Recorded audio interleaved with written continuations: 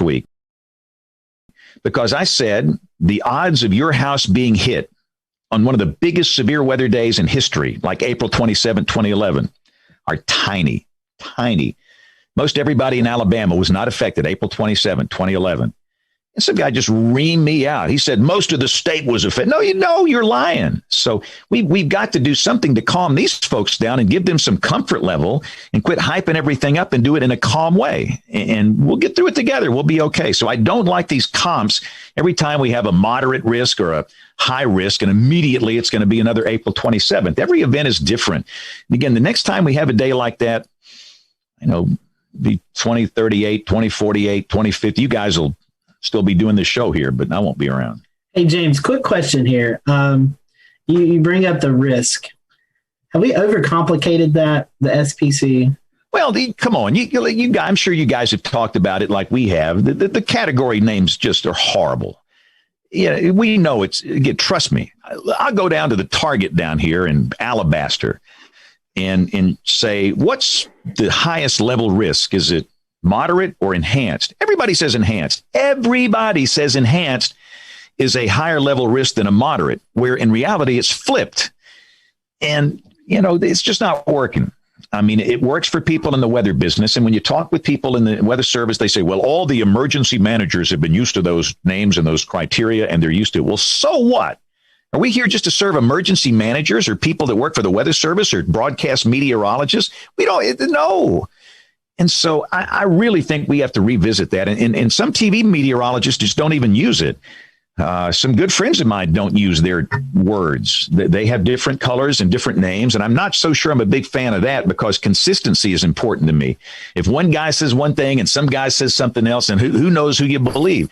I think we should be messaging the same thing, but I think we have to work together to fix that. And we need to bring in some of the SPC guys and have a long talk. And really, it's Rich Thompson, John Hart. These are my heroes. They got nothing to do with this. It's up there at NOAA headquarters where this kind of stuff is made. But the 5 levels don't bother me. And I mostly use numbers now. That's what I use. 1 out of 5, 2 out of 5, 3 out of 5. I'm kind of getting away from even using those words because it's just not working. Thank you, James. We appreciate your time tonight. Go follow James on social media. I'm sure you probably already are if you're watching our show. And just great to get around and hang out with James. And I promise you, we'll have him back. We've got a whole list of questions we didn't even get to tonight. So stick around. We'll make sure that James repays us another visit here real soon. So for the rest of everyone here on the panel, we hope you enjoyed the show. And we will see you back here next Wednesday night for another episode of the Carolina Weather Group.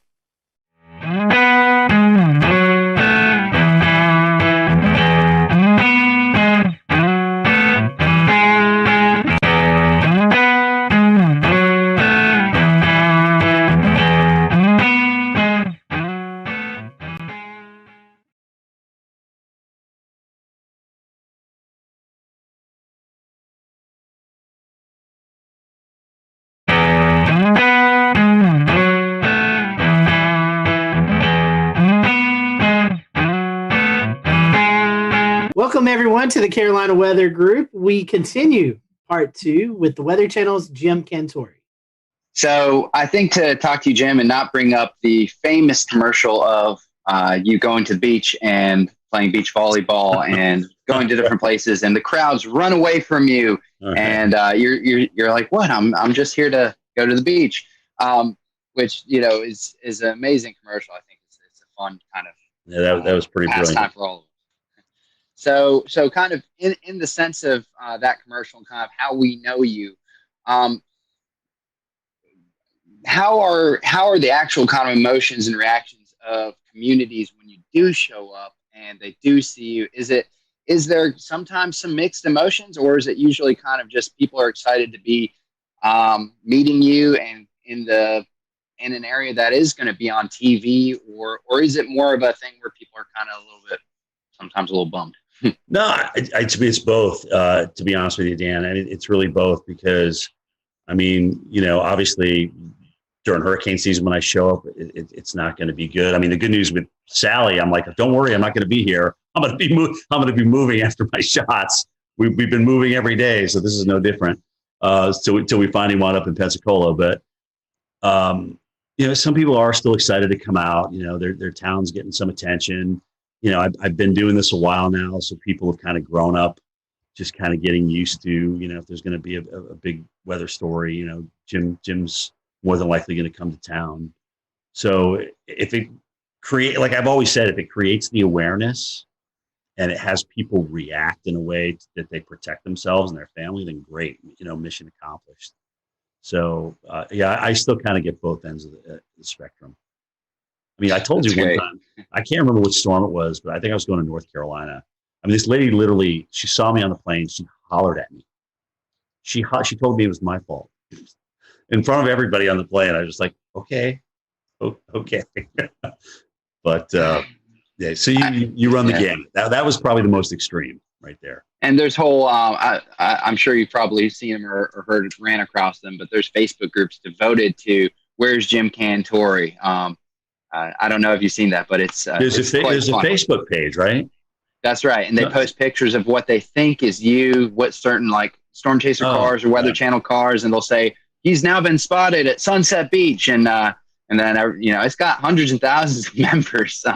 So for the record, guys, do you know how many bald, short Italian men exist in this world? A lot. And I'm just one of them.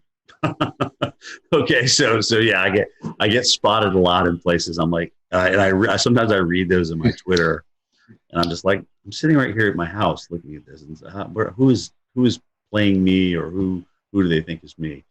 So it's cool. I mean, in a way, it's kind of cool, because I never in my wildest dreams thought that a guy that just wanted to get the forecast right would be, somebody who developed a Facebook page for. So, I mean, it's kind of fun when I can play along, I will. But, like I said, at the end of the day, if it helps people get ready and creates an awareness, then mission accomplished. Mission accomplished. All the memes that come out of that, I'll read you one. I sent Oh, dude, the memes. Oh, my God. Oh, man. The one that I thought was kind of funny, I sent this directly to you because it was right in the middle, right when the COVID was just, the fear was so high at one point. And I said, if Southerners don't seem too worried about this coronavirus still, it's because we have been conditioned to believe that we likely don't need to be concerned unless or until this man shows up, and it has a picture of you. So.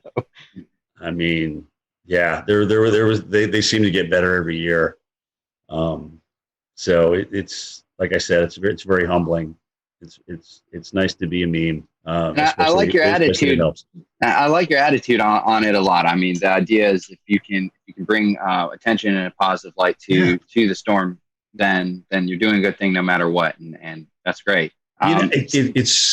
It's really weird. Bobby Labonte is a friend of mine, and I remember when he was telling me a story about the ESPYs, where he was in the back room with Tiger Woods, and he was, they were both just kind of like, "Are you here for this?" "Yeah, we're here for this." I mean, when you don't really want to be in the limelight. Sometimes when you're in the limelight, you don't really want to be in the limelight. It's not what you strive for. It's not.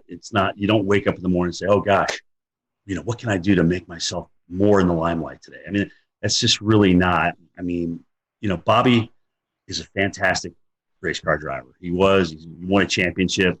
That's all he wanted to do. Tiger is a phenomenal golfer. All he wants to do is play excellent golf. And now, as you saw from this weekend, his son can play pretty good as well. It's just, I think that the true professionals, the notoriety that comes along with them is just kind of an after effect. But I do think you also have to embrace it. You can't ignore it. You have to embrace it, because I'll never forget the time as a kid I got a chance to meet Reggie Jackson. As you guys know, I'm a huge Yankees fan. And I got a chance to get an autograph from him. I stood in line just like everybody else. They used to have this big thing in Atlanta called the Super Show, which was everything and anything to do with sports. And I was like, oh my gosh, Reggie's signing for Upper Deck. I got to go get Reggie. So I had my baseball, and I stood in line just like everybody else. So when I finally got up there, which was, probably 45 minutes, I was like, oh my gosh, I handed my baseball. I said, Mr. Jackson, what a pleasure to meet you. I mean, you've been you've just been my hero. You took the Yankees to a world championship. And he turns around and looks at his publicist or whatever. He goes, hey, how much time we got left here? 15 minutes. All right, here you go. And he handed the ball to me. It was just kind of, I don't know. It just kind of left a sour taste in my mouth. I just never forgot it. And I'm not Reggie Jackson, but the people that want to meet you and want to come out and talk to you, I think you owe them a little bit of your time, because you've been given this gift and it's there to share. And that's really how I feel about it. But I'll never forget that experience, and I always go back to it. And look at, I can't say that Reggie didn't have another thing to do. I can't blame him for that, but I just never forgot that reaction, how disappointed I was. Now, if I'm out to dinner with my girlfriend, or if I'm with my kids and we're talking and having a good time, and if you want to come up and talk about climate change or what we should do about NextRad, I'm like, hey, can we save this for another time? Pick your times of when you approach people. That would be my best advice to other folks out there. But I'm happy to talk to you. I am a true weather geek. I love talking about it. I'll give you my opinion. Sometimes it's going to be good. Sometimes it's going to be bad. Sometimes it's going to be right. Sometimes it's going to be wrong. But that's me in a nutshell. Speaking of NextRad, could you talk to those folks in Washington and get us a radar in Charlotte? Yeah, I mean, I look at, if we wait around for phased array, we're gonna have more tornadoes missed. We're gonna have more gaps. They told us not to really talk about this, but now that I'm on with you guys, yeah, let's fill the holes. Let's fill the gaps. Long overdue. I mean, we got a nice system down now, and I know this data needs a lot of maintenance, and it's very, very expensive. And if that's the case, then come up with a great, new phased array, and let's roll that out. Let's just roll out phased array. But until we get there, let's fix the stuff that we got. Maybe add a few mobile radars here and there to fill in the gaps, especially when you're talking about large metropolitan areas and cities. I mean, at this point, the NWS radar, the guys that are operating the radar and monitoring the radar, they know where the gaps are. They've been doing it for years. I mean, it's not like they're just coming out with this out of nowhere. So, yeah, I'm pro filling the gaps all the way. Do it. It's long overdue, guys. It's long overdue. So I have just one follow-up question here about how you deliver your message and the best way you can kind of connect with your viewers and stuff. So really, in a perfect world of your day-to-day, big storm comes around or whatnot, would you rather spend more time actually kind of doing on-camera storm action coverage where you're in the heart of the storm, or would you rather spend more time kind of in some instances being from a safe location where you can spend better time broadcasting, have clearer messages, and work more on the communication side? So studio versus non-studio, I think that's what you're asking me, right? I like a mix. I've got to have a blend, because I still need, like when I was told I was going to go out to the snow the other day, I was elated, because A, it wasn't a hurricane, and B, it was just, I just love getting out in it, because here you are, you spend all this time looking at model data and this, that, and the other thing, and reading this and reading that, but you to go out and experience it, and then to kind of bring it home to the viewers, that's the win. That's the home run. I don't want to live in the field, and I don't want to live in the studio. I got to have a blend of both, and hopefully I'll be able to carry that to the end of the career. But it is getting exhausting out there. I won't lie. When you go through an eye wall, guys, and then you got to get up the next morning and do, kind of tell everybody what happened.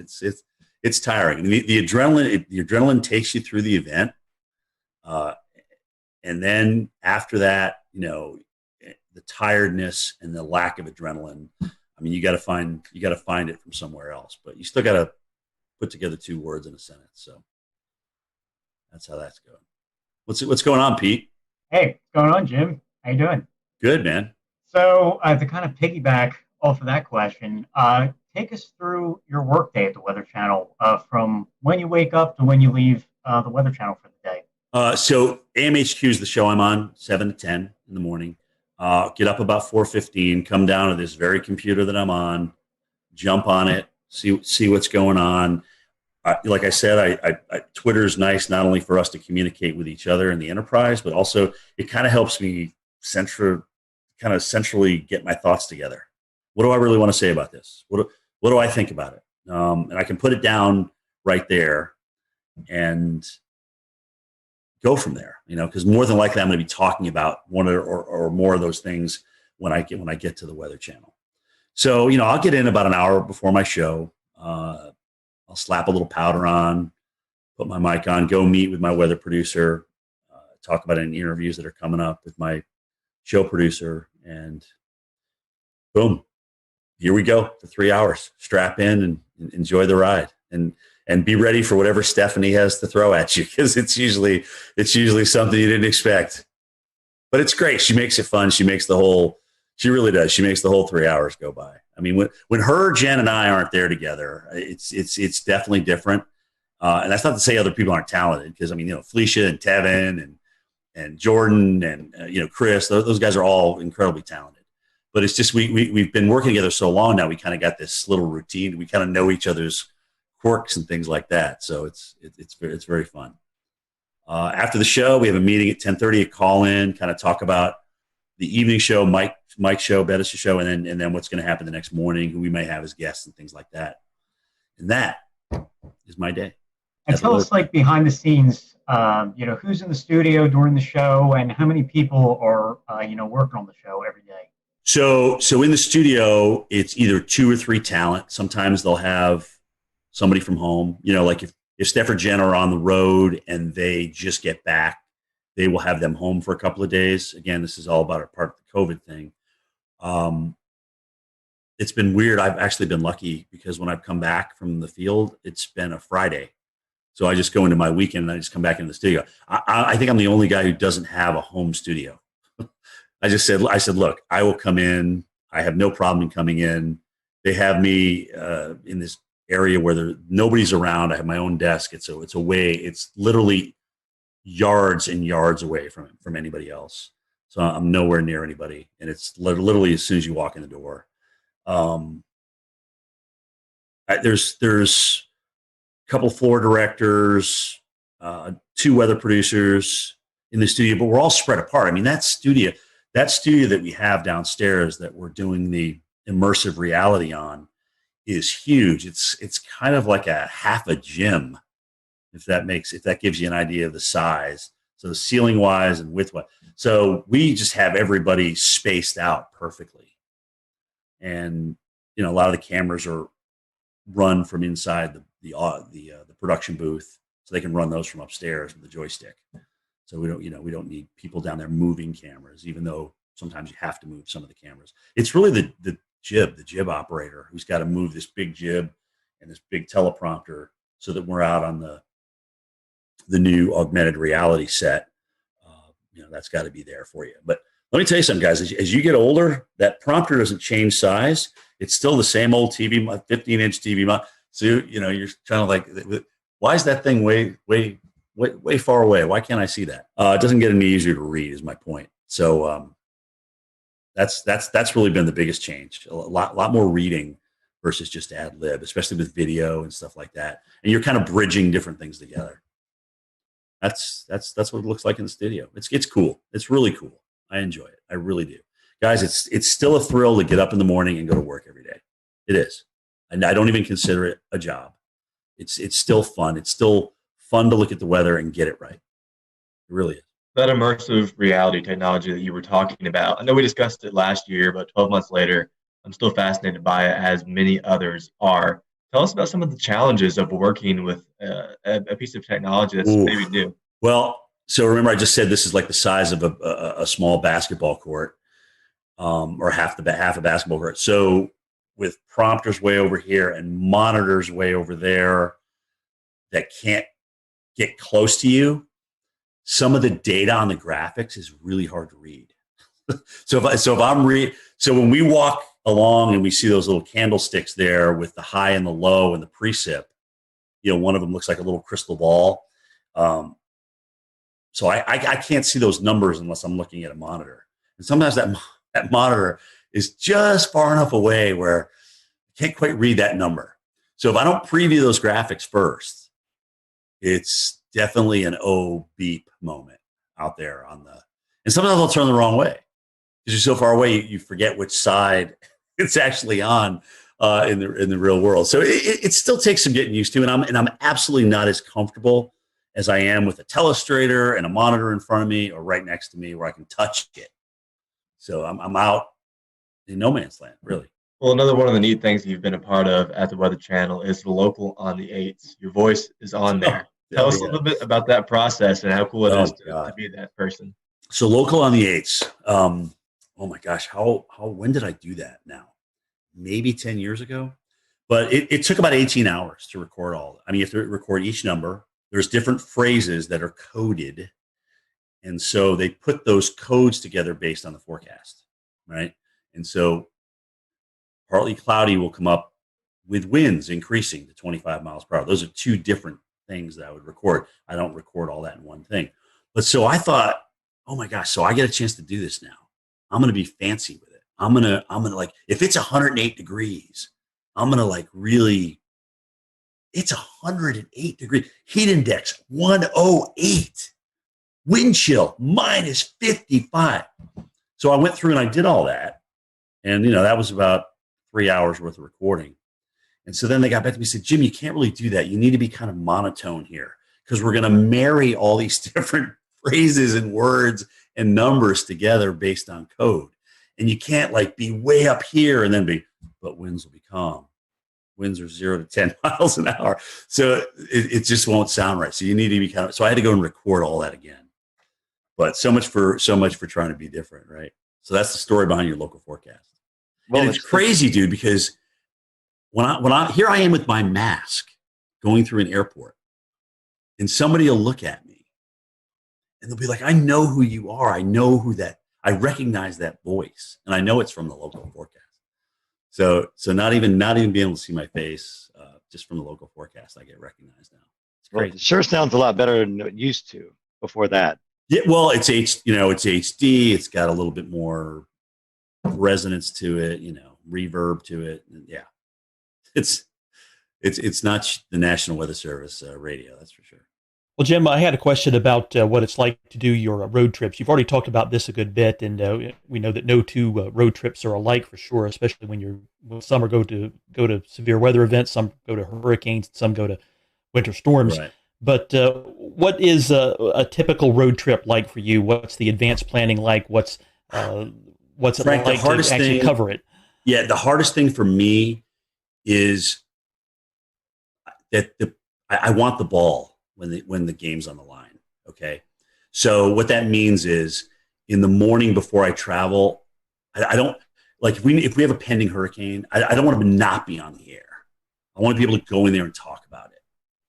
But that becomes a very long day, okay? Because you're up early, you're in doing your thing, and then you've got to go home. You either have to pack if you hadn't the night before, and then travel to the airport and go through that whole rigmarole, and then get to your location. Like I told you guys earlier about the logistics, you got to make sure all those logistics line up. I mean, if that's going to be your spot that you're going to broadcast from, is your cameraman going to be dry? Are you going to be able to be out in the worst of it without drowning yourself and your vehicles and things like that? All those things come into play. And so now here we are at 6 o'clock at night after starting at 4:15 in the morning without stopping. And it just becomes an incredibly long day. So when it's just a travel day, which is rare, it's like getting ready for the game. You got to pack, you got to have the equipment, you got to execute when you get out there. So you just kind of gradually ramp up and get to your location. And there is kind of between all of our teams out there, like, okay, who's going to get the best location? Who's going to be able to get the best shot? And so there's a little bit of that sportsmanship going on out there between us meteorologists. And I mean, we all want the best shot. We all want, the best TV for people. We don't want to have something happen to anybody or happen to us. That's not what I'm saying. But we want to have the best looking shot out there. But you just don't show up and that happens. There's a lot of logistics that go involved in that. You got to talk to the hotel managers. You got to make sure that you can actually broadcast here. Can we open this door during the storm? Can we get this AC power plugged in? We'll return to Best of the Carolina Weather Group in a moment. Now your Carolina weather forecast. Here are today's forecast high temperatures for North Carolina. Here are the forecast lows for tonight for North Carolina. Here are tomorrow's forecast high temperatures. And here's forecast rainfall across North Carolina tomorrow. Here are the forecast highs for the day after tomorrow.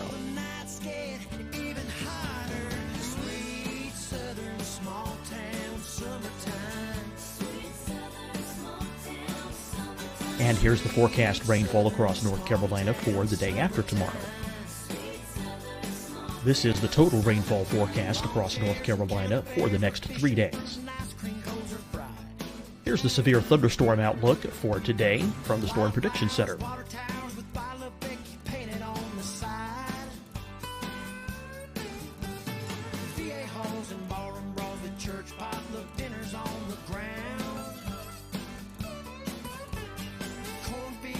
Here are the forecast high temperatures for today for South Carolina.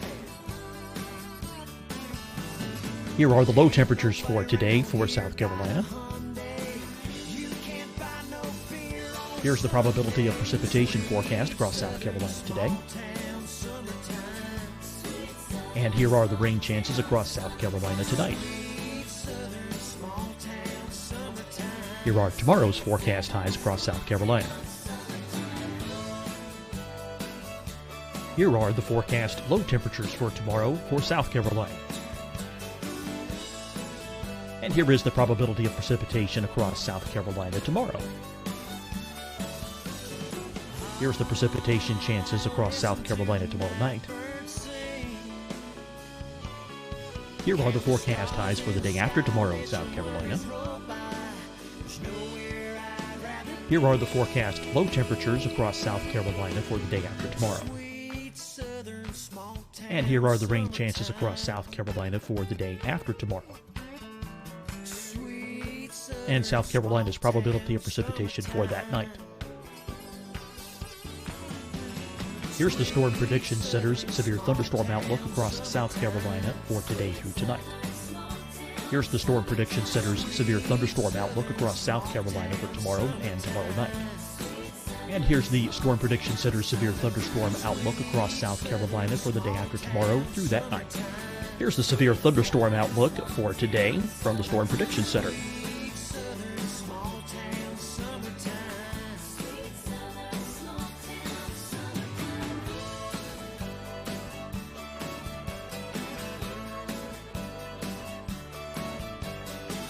And now here's a live look at weather radar across the southeast. Fight the spread and take a stand against coronavirus. Wear a mask in public. Stay at least 6 feet apart from others. And get tested. Join us and fight the spread. Visit scdhec.gov/COVID-19. Getting tested for COVID-19 helps you to take the steps needed to protect yourself, your loved ones, and your community. Find a testing location at scdhec.gov/COVID-19 testing. Deciding when to wear a mask isn't about who you know or how well you know them. Just ask yourself, will I be with anyone I don't live with? If the answer is yes, get behind the mask. Help slow the spread of COVID-19. Get behind the mask. Learn more at covid19.ncdhhs.gov. Hi, everyone. I'm Dr. Mandy Cohen, Secretary of the North Carolina Department of Health and Human Services. And when you follow the 3 W's, you protect your family and your neighbors from COVID-19. When you leave your home, practice your W's. Wear a cloth face covering, wait 6 feet apart, wash your hands often. Wear, wait, wash. We're in this together. Stay strong, North Carolina. You'll see your Carolina weather forecast at 25 and 55 past. And now back to the Best of the Carolina Weather Group on the all-new Carolina Weather Net.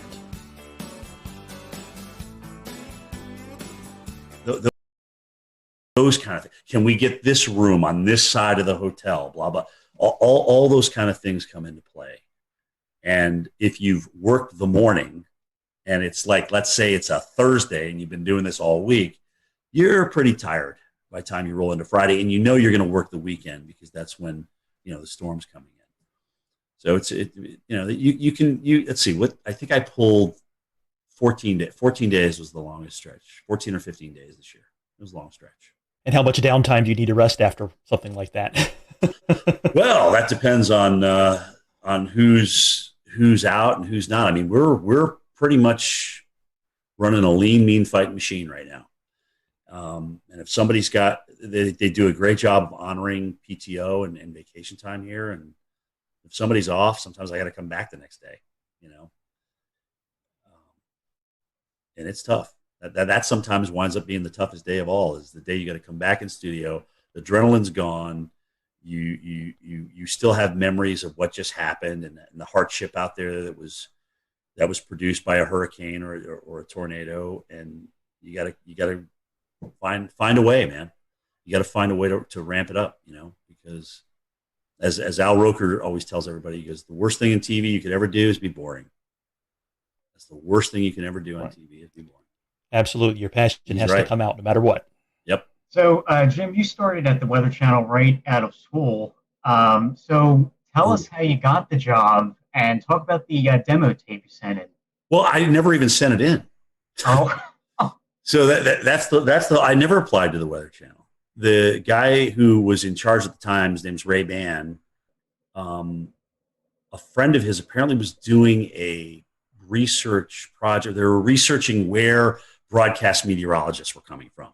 So there was a whole bunch of schools with this big reel of all these different broadcast meteorologists. So Linden and Penn State and Florida State and Mississippi State.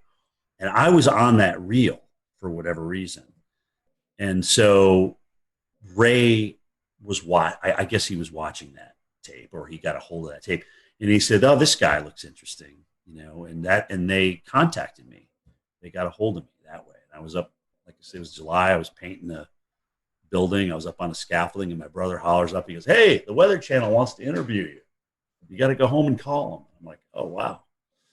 That's cool." Because we had just gotten them on cable in White River Junction, Vermont, back in '86. So I remember seeing Gay Dawson and Bill Schubert and Bill Keneally and Mark Mancuso and John Hope and Will Annan and all those guys and Bruce Edwards.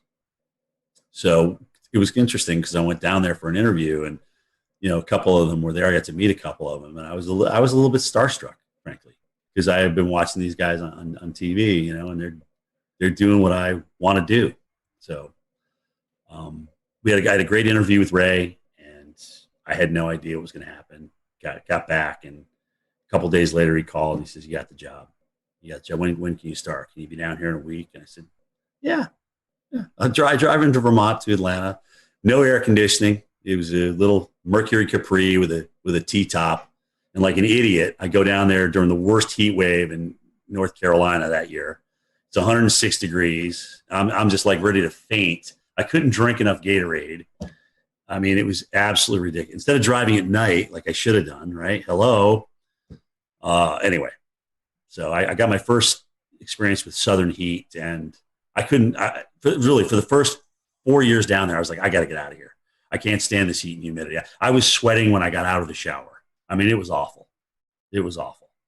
So finally, I got acclimated. About 7 years in, playing softball, just the honeysuckle of the southern nights, the humidity. So I really started falling in love with it. Now at 56, I'm too cold. It's too cold outside for me in Georgia right now. So I'm ready for Florida, South Florida. Speaking of that, what's left? Well, I mean, what's left for you to do or you want to do before you retire? I mean, it's been a great weather career at the Weather Channel, but anything left on the bucket list that you've not been able to get to yet? Yes, there is. I've never done a blizzard in North Dakota. I've got to do one. That's the only state I haven't been in for something for the Weather Channel. So I've got to do a blizzard in North Dakota. I would love to do a Westpac typhoon. Okay, I really would. I would love to do one. maybe do what was a hurricane in the Atlantic ramming into the UK or or Ireland or something like that. I mean, that would be just to kind of experience weather in different parts of the world. Antarctica, this iceberg that's supposed to crash into that island down there. How cool would that be to broadcast live on that iceberg? Right? It's the size of Puerto Rico and it's shaped like Jamaica or something. I mean, it's crazy. Just those kind of things. I like voicing over storm stories, but I liked doing Cantore stories better. I mean, this is really I've been blessed, man. I got to see a lot of the world. I got to work with NBC Sports during the Olympics. I got to work out with Al Michaels, who also always called me Dr. Doom. I mean, it was just really cool. I've just had some really cool experiences. But honestly, I'd like my goal, God willing, is I can get 40 years in broadcasting, and that's okay. Maybe I'll be done after that. So that date would be July 15th, 2026. So approaching that, we're almost 5 years. We had a colleague of yours on, Tom Nizzle. He has a mountain. Yeah, he has a cabin up here on Rome Mountain. So we talked to Tom a lot. So what does retirement look like for you? You going to move into the mountains? You said South Florida just a little bit ago. What's it look like after TV life? Yeah, I mean, I love the lake. I love the mountains. It's really an extension of the area I grew up. Think about, right? It's Southern Appalachia versus Northern Appalachia. So I certainly see myself, and I'm a small town kid, guys. I'm not a big city kid by any stretch of the imagination, but maybe split where I live between Florida and North Georgia. I don't know. Maybe open a nursery. Maybe open some kind of small business. I love doing landscaping. I really do. I enjoy yard work. Maybe I won't in 5, 6, 10 years from now, but who knows? Honestly, I really don't know where it's going to take me. But I'm going to be getting up at the hours I get up and doing that 5 days a week, and sometimes, going through the weekends and working 13, 14 straight. It takes its toll on you. It really does. I'm blessed with a lot of days off as a broadcaster, more than I would think a local market has. So I'm blessed with that, but it still takes its toll on you, man. It really does. So we'll see. Nothing's in pen right now. Well, as we near the end of this podcast episode, we always kind of want to ask a few little silly questions to finish things up and to keep it light before we call it a night. So first and foremost, we'll try some information out of you. I know that you guys probably have some fancy weather models and weather model providers at the Weather Channel, but do you have a favorite mainstream weather model site to use? Oh, gosh. I mean, first of all, Maui's a genius, sometimes to his own detriment. I mean, but I love the two websites he's designed. Levi does a fantastic job with Tropical Tidbits. I don't know the guys that are in charge of Pivotal Weather, but I think they've done a great job. Weather Nerds, there's just so many. I mean, Weather Tap, I still go back to Weather Tap, look at the radar, especially now that they changed the radar site. But anyway, I mean, it's still, WSI Energy Cast is still one that we can access too. So dude, it's endless. I have literally 60 tabs open. 60 tabs. It's ridiculous. It's absolutely ridiculous. I totally get that. I think, I think I have probably somewhere around there, 60 to 80 bookmarks. Just So I'm not alone here. Good. Oh, thank God. No. You're not alone by any means, and especially when you have hurricane updates. When we all know the madness of how often those models update, so which site you're going to is really important. So yeah, they're lined up across the top. They're just lined up, endless. I guess I'll take the second one here. And favorite weather apps. Do you have any favorites? I mean, I know all of us use Radar Scope. Yeah, I mean, that's it. But is that your favorite one? That's my go-to. Yeah. I mean, when everything's on the line, or if you want to see a storm that's gone tornado warned for yourself and make your own opinion on it, it's definitely Radar Scope. I actually wish I bought that company back when it was for sale because I mean, oh my gosh, they're just doing great things. It's just consistent. It's always there for you. They're always upgrading it, always doing tweaks to it. There's different levels that you can obviously purchase, different subscriptions and things like that. So that is my absolute go-to. I love Storm.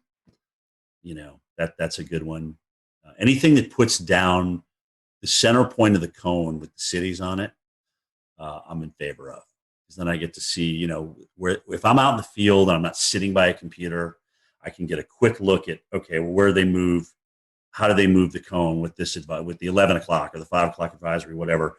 And I can get an idea of where I may need to position myself down the road in the eye wall. What about weather movies?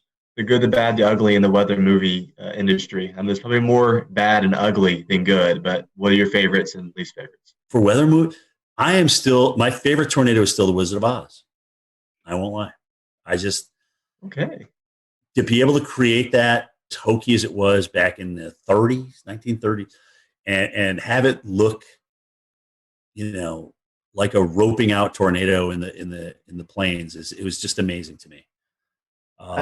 I feel the same way about that. I mean, it seemed like you look back and you're talking 1930s, film industry, and you're like, man, they actually did a pretty good job on that. Right. I mean, if they did one thing really that kind of, gave you some goosebumps, right? When you were a kid watching that. I mean, that was pretty intense. I remember I met Bill Paxton when he did the first Twister because they premiered it in Atlanta. And I remember seeing him again at a Kentucky Derby that I was doing for NBC Sports. And he was telling me that they were talking about a Twister 2. Now, granted, he's not around to do it, which is incredibly sad. And he was the movie in my opinion, but that's just me. Would I like to see another Twister out there? Sure. Because when you think of how many young people it influenced to get into our enterprise and maybe have a better understanding for what we do or look into what we do, I don't think you can lose from that. So I'd love to see another Twister. I agree. I don't think Sharknado cuts that. No, I didn't bring that up. I'm always a glass half full kind of guy. I didn't want to bash anybody, but that was a little ridiculous. Well, this last question, and promise it's not loaded. Do you listen to podcasts? I'm not gonna put my career in jeopardy on this answer. Right. Exactly. Good. Do you listen to podcasts? And if you do you have a weather podcast that you enjoy listening to? Marshall does some good stuff with our Weather Geeks podcast, and occasionally I'll listen to his stuff. Of course, you guys, come on, you're killing it right now. Jennifer Watson, and occasionally she'll jump into a weather podcast as well. Weather Brains has always been great, and I know it's nice when you know the people that you're talking to a little bit, so you kind of know what to expect. Guys, honestly, anytime that we can educate people that are either interested in meteorology or even our own people that people probably didn't know the Reggie Jackson story before I brought it up tonight, and whether that furthers your weather education or not, no, but it's just something, if you've been watching me for a good chunk of my years, you know what is behind me when people come up to me in the field, kind of how I react now. So yeah, I mean, and I think it's good for the enterprise. It's just all good. It's good to talk about things. You know what? Sometimes subjects aren't great. The radar things is a touchy subject, right? I mean, but we got to talk about it because radar save lives. Early warning save lives. We know that. So yeah. It is. It's definitely another fun topic just because I think I can only speak to Evan and Peter, at least on our panel right here. We are avid TikTok followers, and I've seen you appear in a few TikToks with Stephanie. That's all Stephanie. That's all Stephanie. Trust me. That's it's funny. She goes, Cantore, just do this with me. Come on, just do it. And Steph just has a way to kind of beg you to do what she asks you to do, what she wants you to do. So you did, and I'm like, you know what? Why not? I mean, it's just like, what the hell? I don't want to be a total bore. So I'll jump in and usually make a fool out of myself. But you know what? I'm okay with that. Yeah. I'm okay. I can still sleep at night, and it's all good. So. All right. Well, my last question for you, and let's take weather out of it because I know you've made many trips to North and South Carolina. Yeah. Top 5 destinations to visit in the Carolinas. I mean, I know you've been in the Carolinas covering winter weather, tropical weather, but if you're just coming on vacation to North and South Carolina, what'd be your top 5 spots to visit? Oh man. Well, I love, first of all, Greenville. Greenville is my number one. I mean, it's a hidden gem. Nobody knows about it. If I had to retire in Greenville, I would do it. Yes. Okay. Greenville, South Carolina. Love it. Absolutely love everything about that city. I got a lot of good friends up there too. So their Euphoria Festival they do every year is second to none. But behind that is Charleston. I love Charleston. It's the charm of that city, just being down in there, being in the thick of it, the history, the weather history. I mean, everything. It's just absolutely beautiful. Wilmington. I've seen them get the crap kicked out of them and come back and be this wonderful, wonderful town. I love Asheville. The Grove Park Inn. I've been there for the gingerbread contest. I mean, that is just unbelievable. It's just a beautiful historic place. The Biltmore, obviously, up there. I mean, holy cow. Gosh, where else have I been in the Carolina? I think it was Winston-Salem. Maybe, or was it Hickory? I can't remember. I got a friend that I went. They had just like refurbished the downtown. I can't remember which one it was in, which one I was in, but I thought that was a pretty cool place. I live close to Hickory, and it's recently been redone. So there was Hickory. Yeah, I was about to say, you're kind of like, what? Where did this come from?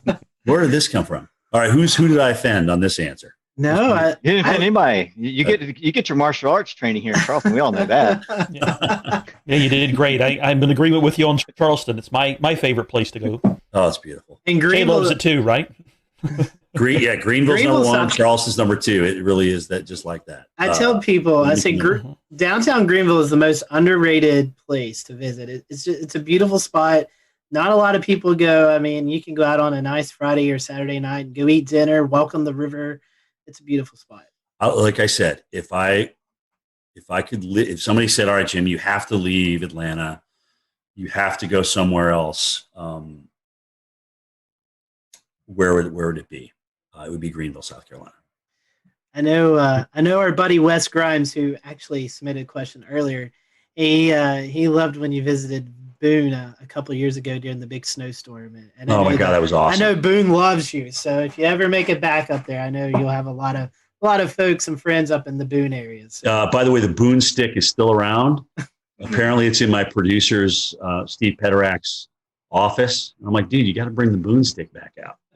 I've never pushed so many cars out of the snow in my entire life than in Boone, North Carolina. Well, I will tell you this, from a guy, Evan and myself, living in Western North Carolina, we definitely hope we can copy that sometime soon because we're in our snow drought. That was the last time we had measurable snow here outside of the mountains, was that storm a couple of years ago. It's going to be tough with La Nina, but we'll see. Especially strong, if we get a strong La Nina. But it's an active pattern, dude, and we got the negative NAO, so you may get a little bonus out of that. We'll see. I'm afraid more ice than anything. That's my concern this year. Yeah, that's the models keep head faking though. They keep wanting to bringing the AO back positive again, but it keeps not happening. And again, well, we all know how those forecasts go sometimes. Right. we've all been disappointed a few times. Look at that NAO. It's going to go so negative. Anyway, we'll see. We'll see what happens. Well, Jim, we certainly appreciate your time. We want to wish you a very Merry Christmas and a Happy New Year. And for those who are listening to the podcast, I'm sure they're probably following you on Twitter or on social media, but if they can't, or if they're not, how can they do that? So at Jim Cantore is my Twitter. I don't do Facebook, but my tweets go to Facebook. At Instagram, at Jim Cantore on Instagram. That's more of my personal life than sometimes I'll throw some weather on there. I have been lately, but that's personal's Instagram and weather is mostly Twitter. And that's me, man. We appreciate your time, and thank you guys for watching tonight. We hope you have a great evening, and we'll see you back soon here on the Carolina Weather Group. Merry Christmas, guys. Thanks for having me.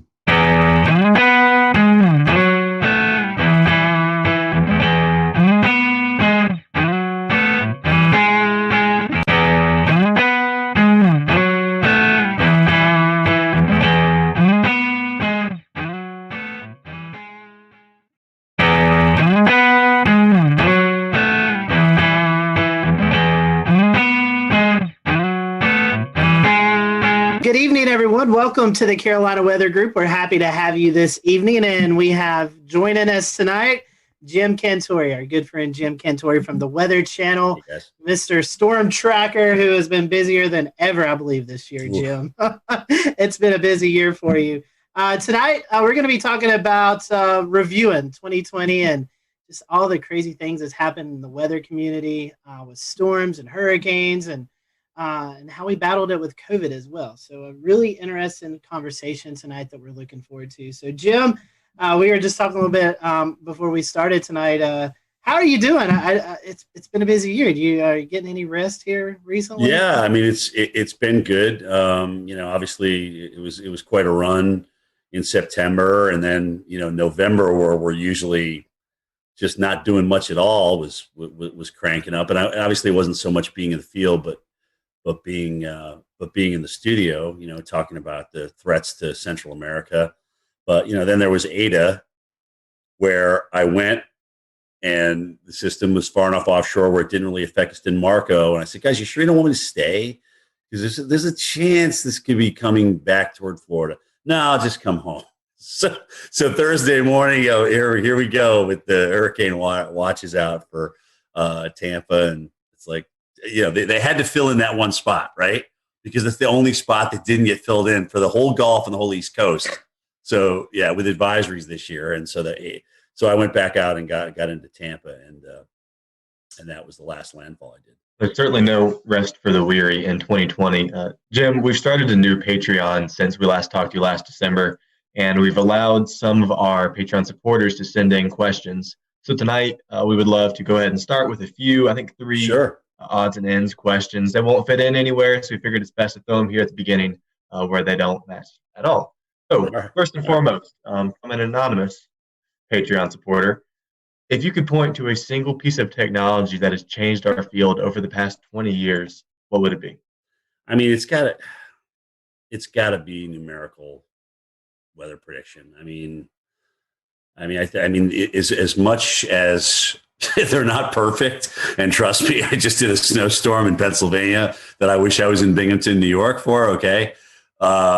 Anyway, as much as they're not perfect, I do think that they've helped us, and they've gotten us a much better idea of what we can do with. But the list is close. I mean, you look at the upgrade to NexRad and having radars available to us, and unless they get blown out like Lake Charles did during Laura, they're obviously very, very valuable. I mean, we can see tornado signatures, and we can see the winds. I came in for the Mississippi tornadoes, the twin EF4s there, and I mean, just to see the width. Here's the width of this thing. You're like scratching your head. It's like, is that right? Is that really like 1.5 miles wide or whatever? So the radar is certainly a close second. The new GOES and what we can do with GOES. There's just so many things that are available to us. And honestly, guys, social media wise, I think a lot of us are communicating with each other. A lot of us are getting to know each other better on Twitter and Facebook, especially Twitter. I really like Twitter for us because it's quick, it's to the point, and you kind of know now, if you follow certain people, where they stand and where they're going to go with what they're thinking. And I will say, for me, certainly being a veteran, to learn from you guys, from the younger generation, of stuff that I didn't go to school for, but yet I'm going to school through you. I mean, I never even heard of PV streamers before Philip Pepin talked about them many, many moons ago. So it's like, wow, that's pretty cool, and it makes sense to me. So those would be my top 4 without question. All right, 2 more. Both of these coming from Wes Grimes, and the first one's kind of an interesting one. So is it possible, and he said he's heard this before as maybe a wives' tale, is it possible? We'll return to Best of the Carolina Weather Group in a moment. Now your Carolina weather forecast. Here are today's forecast high temperatures for North Carolina. Here are the forecast lows for tonight for North Carolina. Here are tomorrow's forecast high temperatures. And here's forecast rainfall across North Carolina tomorrow.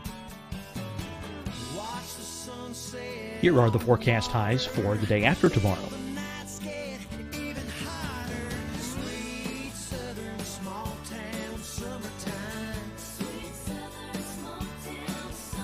And here's the forecast rainfall across North Carolina for the day after tomorrow. This is the total rainfall forecast across North Carolina for the next 3 days.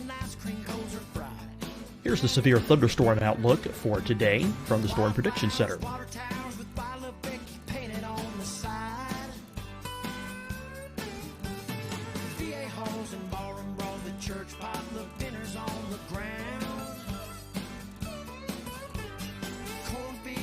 Here are the forecast high temperatures for today for South Carolina.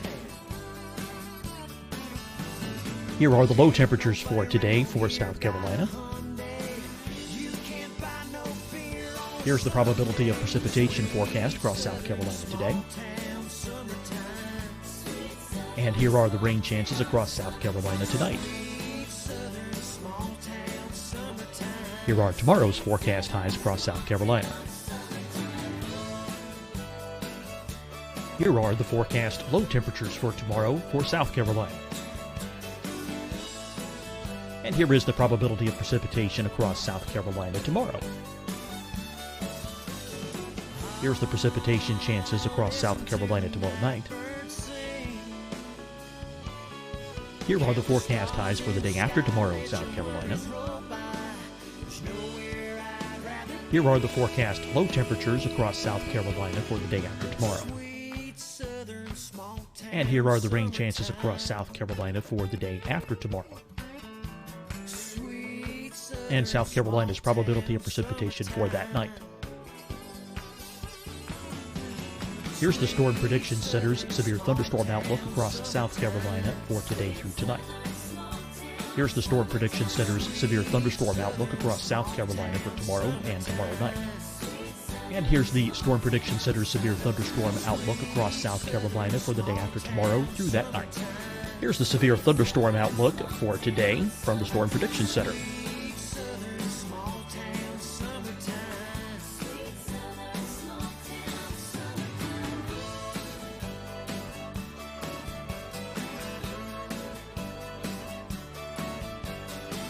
And now here's a live look at weather radar across the southeast. Fight the spread and take a stand against coronavirus. Wear a mask in public. Stay at least 6 feet apart from others. And get tested. Join us and fight the spread. Visit scdhec.gov/COVID-19.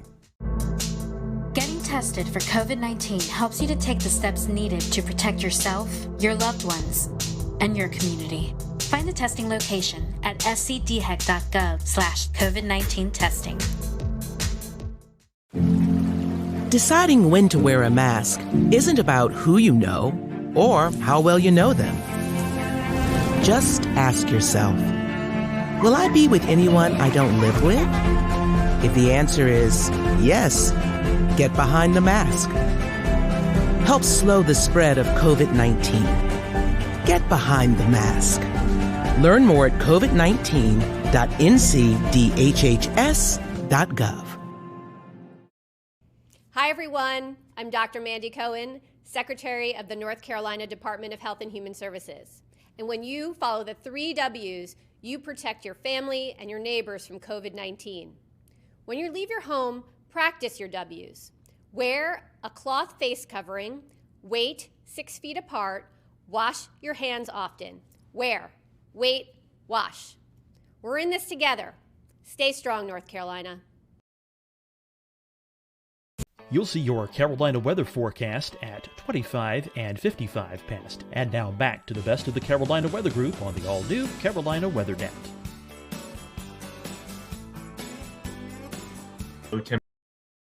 Temperatures overnight using the dew point in the evening if it's relatively tranquil weather. Yeah, that's what I did in college. That's what I did at Linden, because I would get, look at the dew point and what it was going to be like the night before, and I'd be like, okay, well, we're going to kind of settle back down toward that, all things being equal, and it was usually within about 10 degrees of what that dew point was. So it's part of the equation. It's not all of it, but I thought it was part of the equation.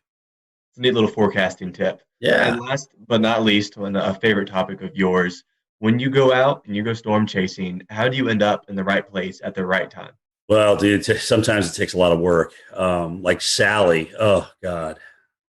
So I'm like, you want me in New Orleans, but the models are trending east. I'm like, we're flying into Gulfport. We could really stay right there. So we went all the way to New Orleans because that's where they wanted me. I'm like, all right, whatever. I just do what I'm told, And then we made our way back to Gulfport the next day, and I'm like, okay, well, you realize though we'll go back to Gulfport, but it's probably going to go even farther east than that.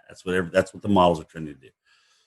So the next day after Gulfport, we went over to Pensacola and finally kind of found a home there on the eastern side of that thing with the storm surge.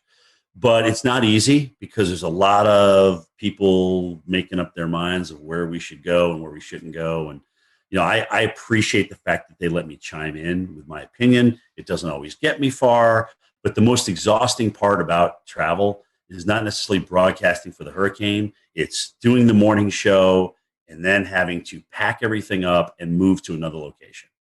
Because once you get to that location, it's not just, okay, we're here, let's do our live shots. It's, okay, where are we logistically going to be? What's going to make the best shot? Is there going to be storm surge here? Are we safe here?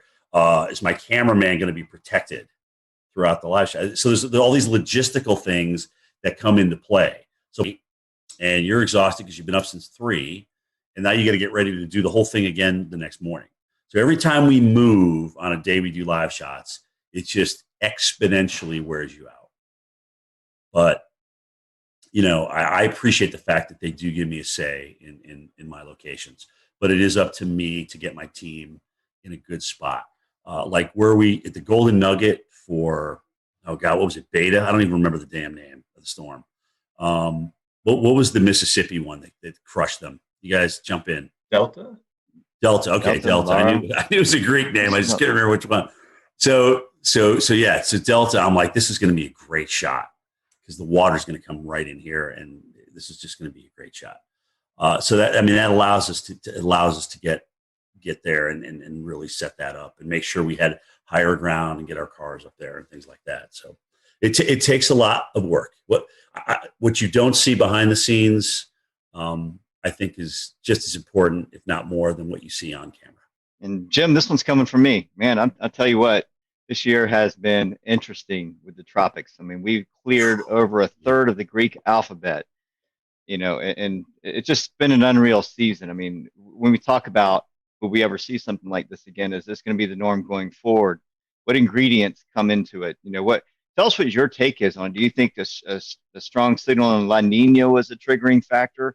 Do you think our warm pool in the Atlantic has a lot to do with it? I mean, kind of give us some ideas of why you think we had such a hyperactive season. I mean, it was off the charts. If somebody would have told me we were going to have 30 storms this year, I would have been like, no. I mean, we're going to have an above average season, but that's a pretty bold forecast. I think you hit the nail on the head. I mean, La Nina, certainly coming in and when it did, getting into the mid to strong range. So what that tends to do is just, cut the shear, and the whole basin was warm. There was plenty of warm water. But the weirdest thing was all these rapid developers.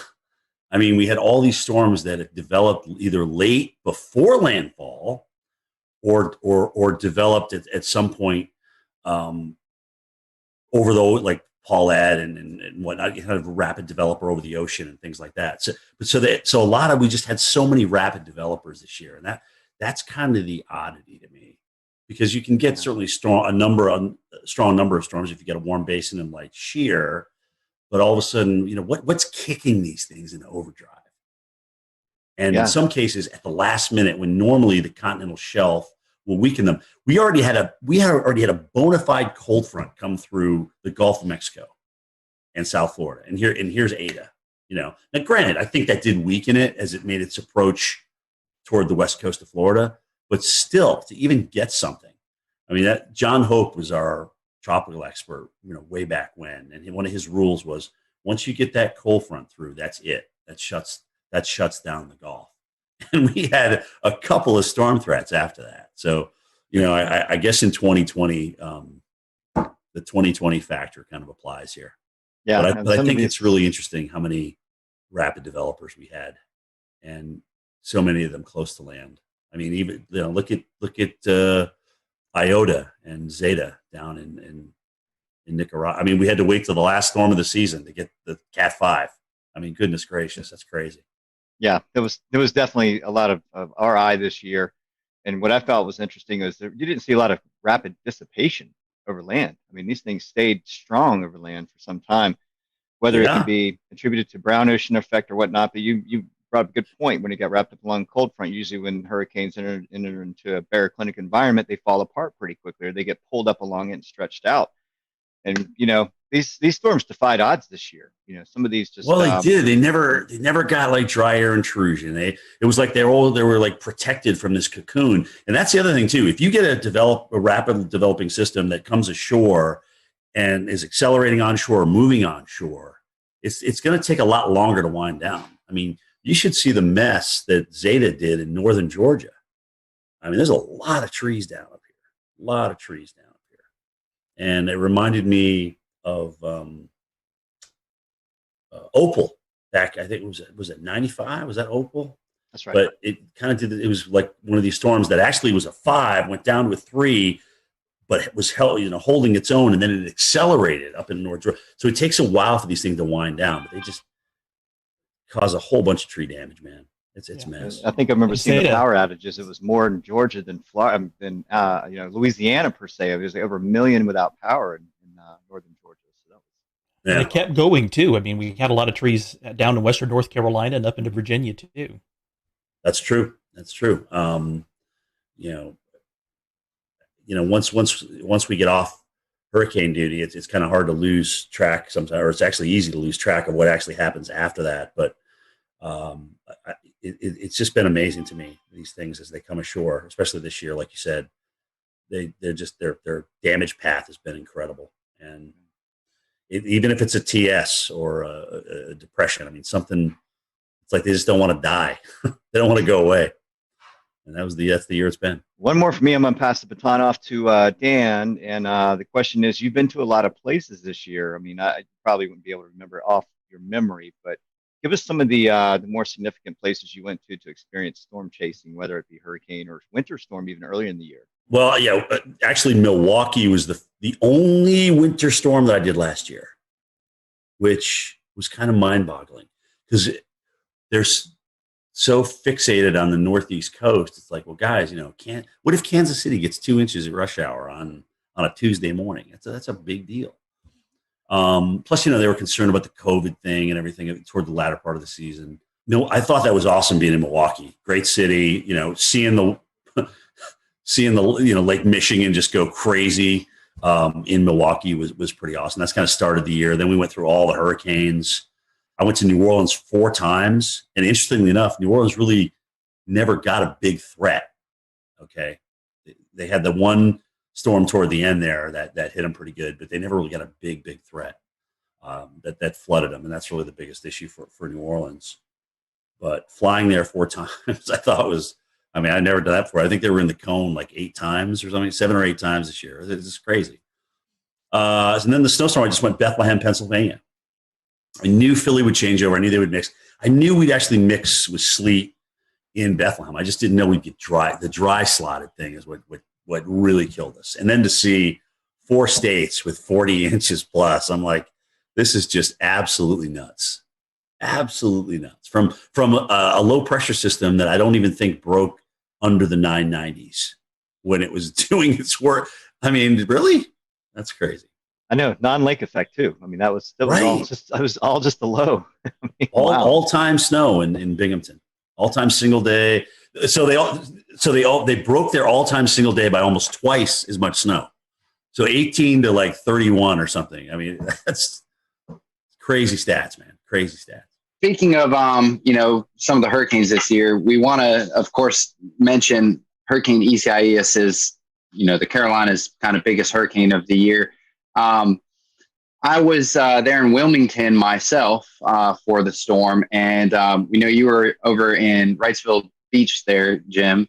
Yep. So we have a video that we want to play, and kind of the best way to describe what happened there with you. Video says 1,000 words, so we're gonna play the video and kind of just if you could kind of tell us what happened over there in Wrightsville and kind of what you experienced.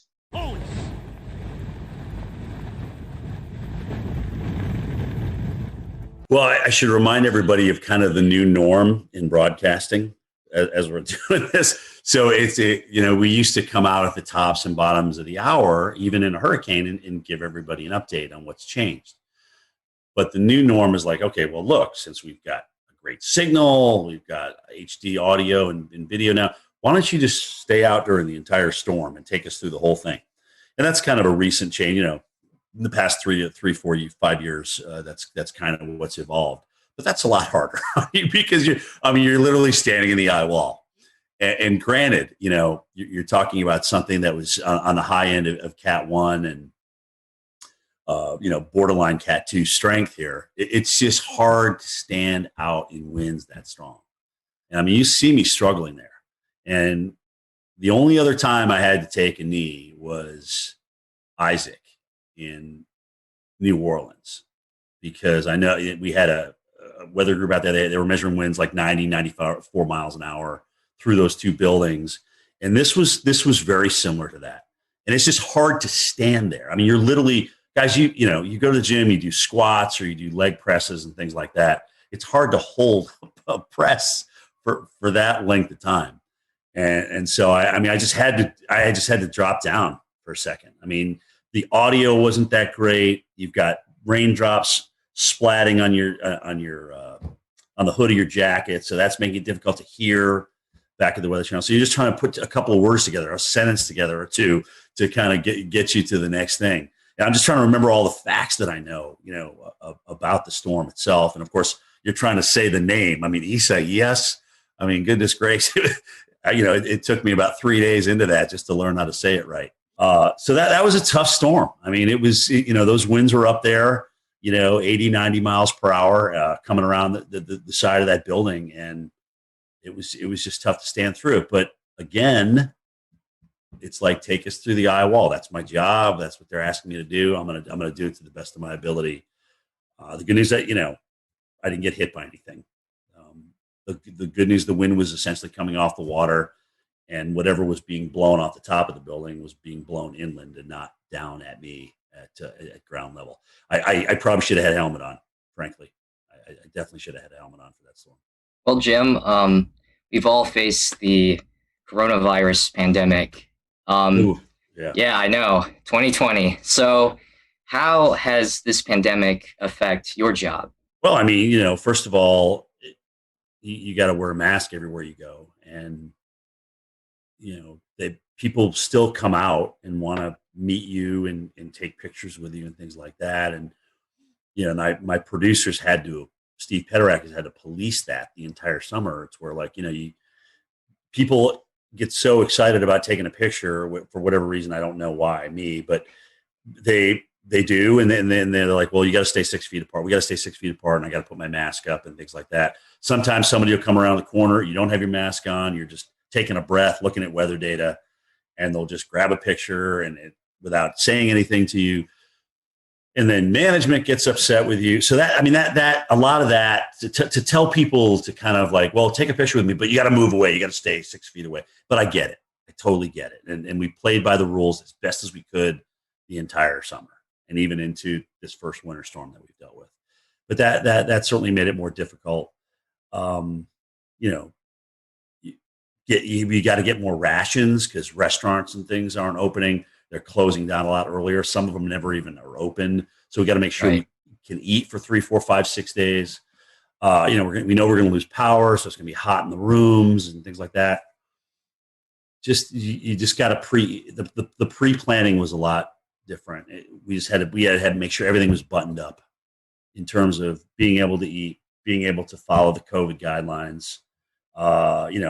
Remind people that, look, at the shelter that you went to last time may not be the one that you go to this time because they're only taking half the people.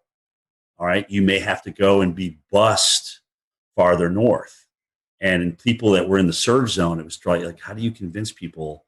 Oh gosh. Okay. Look, it's one thing asking me to evacuate. I know this shelter. I've been there before. It's okay. But now I don't really feel like going on a bus and being shipped to northern Mississippi or northern Louisiana to get out of harm's way. So that took some convincing for folks. But I think the fact that if there was one good thing, if you can call this good, the fact that Louisiana and Mississippi were kind of in the bullseye and were dealing with this so many times, they kind of had the system down.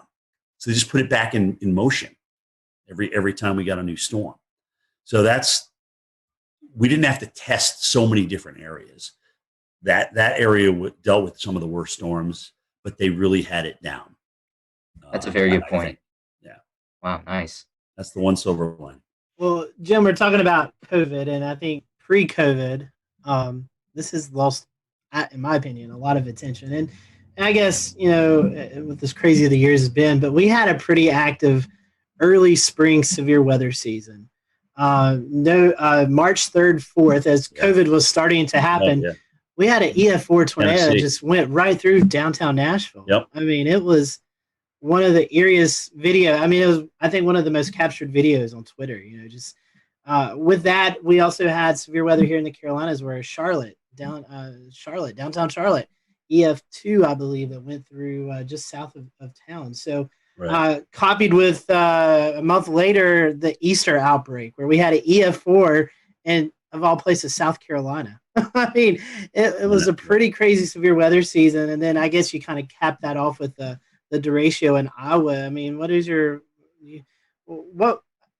thoughts on any of those events that kind of stood out to you? I mean, the record for billion-dollar disasters stands at 16. But that's going to be broken this year. Okay.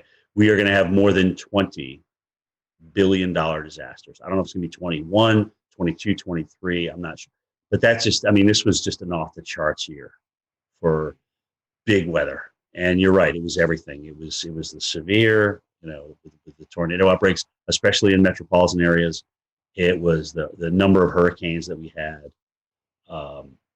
It's just the fires, we haven't even touched on the fires out west. I mean, goodness gracious, just again, and there was no stopping it. It literally started at the beginning of the year and just kept on going. And, La Nina, as you guys know, especially in the Southwest, does not favor big rainfall. So, you wonder what next year brings once we get into spring and spring bloom, and that starts to dry out, right? So yeah, it's crazy. And I mean, look at the drought growing right now. If you take a look at the drought monitor, it's almost kind of scary seeing it kind of creep out of the Southwest into the central United States and the northern, Omaha. You're not really thinking about Omaha being dry, but they're starting to dry out a little bit. So drought's going to come into play big time as we get into 2021. That's going to be a big player, I think, for a lot of people. But yeah, it was just nonstop, man. I mean, and it would be easy to just say, okay, well, because of COVID, everything was exacerbated. No, no, we had 30 hurricanes. Okay. We had tornadoes hitting big cities. And I mean, it just literally lined up right with each other. And we just had an epic nor'easter. Like I said, that dumped 40 plus inches of snow over 4 states, which wasn't one of these things. We saw it early. We knew there was going to be something. But in terms of nailing it down as to just how big this was going to be over the interior of New York and Pennsylvania and New Hampshire and Vermont, we didn't know that until it was really day of. And I guess it's a sore topic for some, but it's something that really needs to be addressed. Is I think we can contribute the climate change, global warming, to some of these bigger events that's taken place. I mean, they're only getting worse, and Right. the climate the climate continues to warm. So I mean, it seems like they're going hand in hand. I mean, what's your Yeah, I mean, it's time to accept it. It's time to accept we have a warmer planet. We have warmer water as a result of that, which helped us obviously crank out 30 hurricane, 30 named storms this year. Um, and honestly, just like we like to operate at 98.6, the planet likes to operate at a comfy temperature. And when you thrust something that's uncomfortable to it into it, then it's going to react. Extremes breed extremes, and I think we're seeing that. So,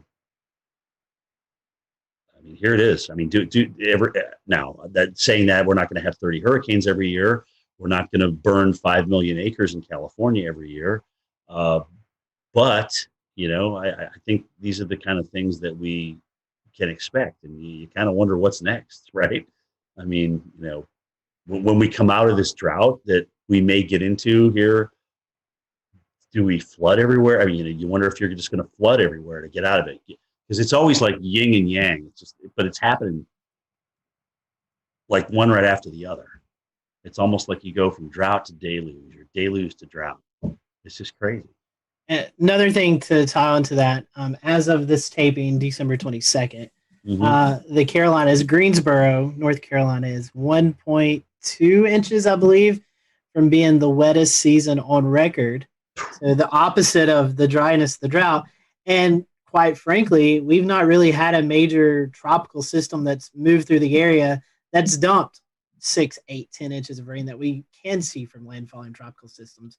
So think about that. As dry as it is over a huge chunk of the West and now building into the central U.S., the Southeast and Florida has been absolutely soaked. And, the Northeast is probably going to come out of drought before we end 2020. When you count the snow and the rain they're about to have with this next system on Christmas Eve and Christmas Day, I mean, they're probably going to come out of drought. And that was getting to exceptional. You start depleting reservoirs in the Northeast with that population concentration, and that's a really big deal.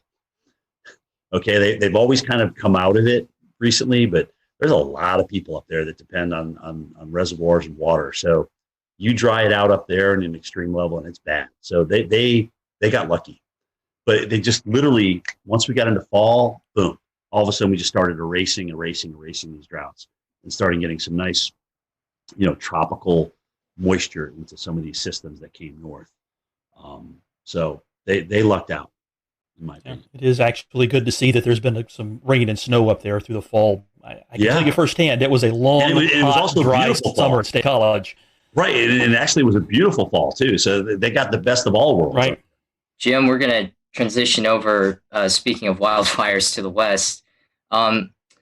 So, again, another crazy year with the 2020 wildfire season. What are your thoughts on the wildfires going along the northwest Pacific coast, like Oregon and Northern California? Yeah, I'm glad you actually asked that question, because a lot of times it's easy to just focus on California because they had so many acres burned, right? But it was Oregon. Was it Oregon, Washington, and Colorado had like their biggest fires in each of their states? Yeah, I think you're right. This year, in addition to what happened in California. So yeah, really, really, really severe season. Really dry, really hot. There was, again, monsoon didn't seem to show up in the Southwest at all. So that was certainly a player in that. But yeah, man, it's crazy. I mean, not only do you get dry and hot, but these normal seasonal rains like that, like the monsoon flow that comes in, just didn't even show up again this year. And that's just crazy. A lot of us haven't experienced that. Has it happened before? I don't know. They say that California used to have, really, really long droughts. And you can see that in the tree rings and things like that. But, the fact is a lot of people have moved into the wildland interface. And there's a lot of structures in there, people's livelihoods and things like that. But but here's the deal. Knowing that we know that, we have to build to our natural disaster. We have to do a much better job of building to our natural disaster. And frankly, in some places like Barrier Islands and maybe the deep woods of the West, we don't need to move. We'll return to Best of the Carolina Weather Group in a moment. Now your Carolina weather forecast. Here are today's forecast high temperatures for North Carolina. Here are the forecast lows for tonight for North Carolina. Here are tomorrow's forecast high temperatures. And here's forecast rainfall across North Carolina tomorrow. Here are the forecast highs for the day after tomorrow.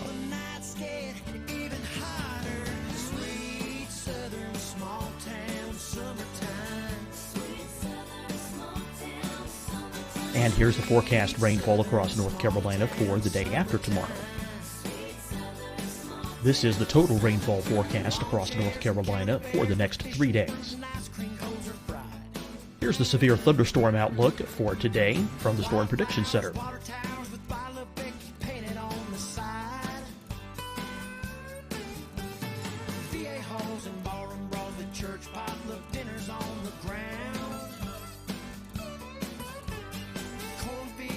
Here are the forecast high temperatures for today for South Carolina.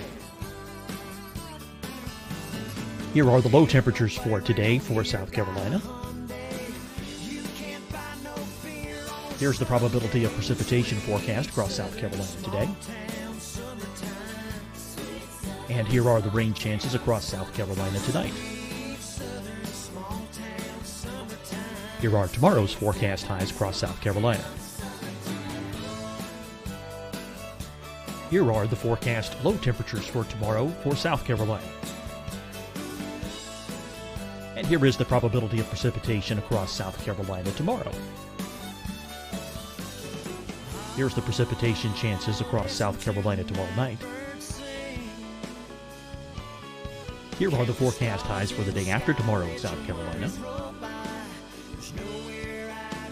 Here are the forecast low temperatures across South Carolina for the day after tomorrow. And here are the rain chances across South Carolina for the day after tomorrow. And South Carolina's probability of precipitation for that night. Here's the Storm Prediction Center's severe thunderstorm outlook across South Carolina for today through tonight.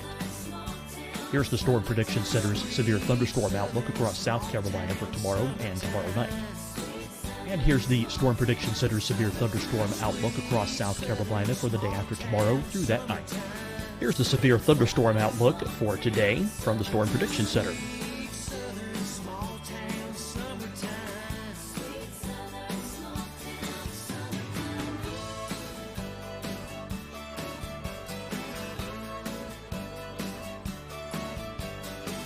And now here's a live look at weather radar across the southeast.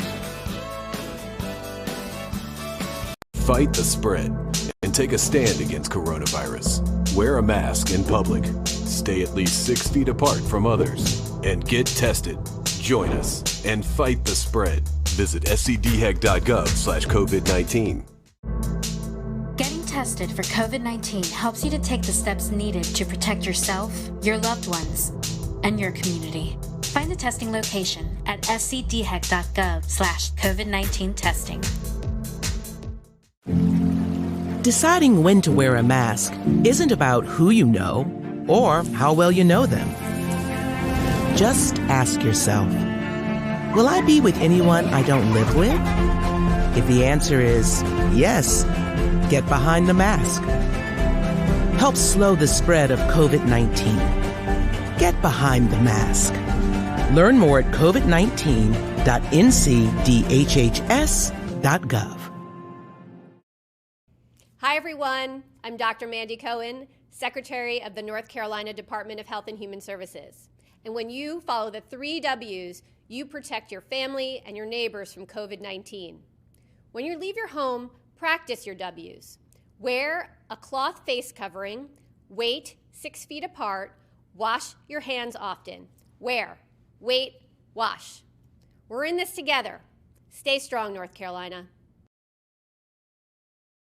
You'll see your Carolina weather forecast at 25 and 55 past. And now back to the best of the Carolina Weather Group on the all-new Carolina Weather Net.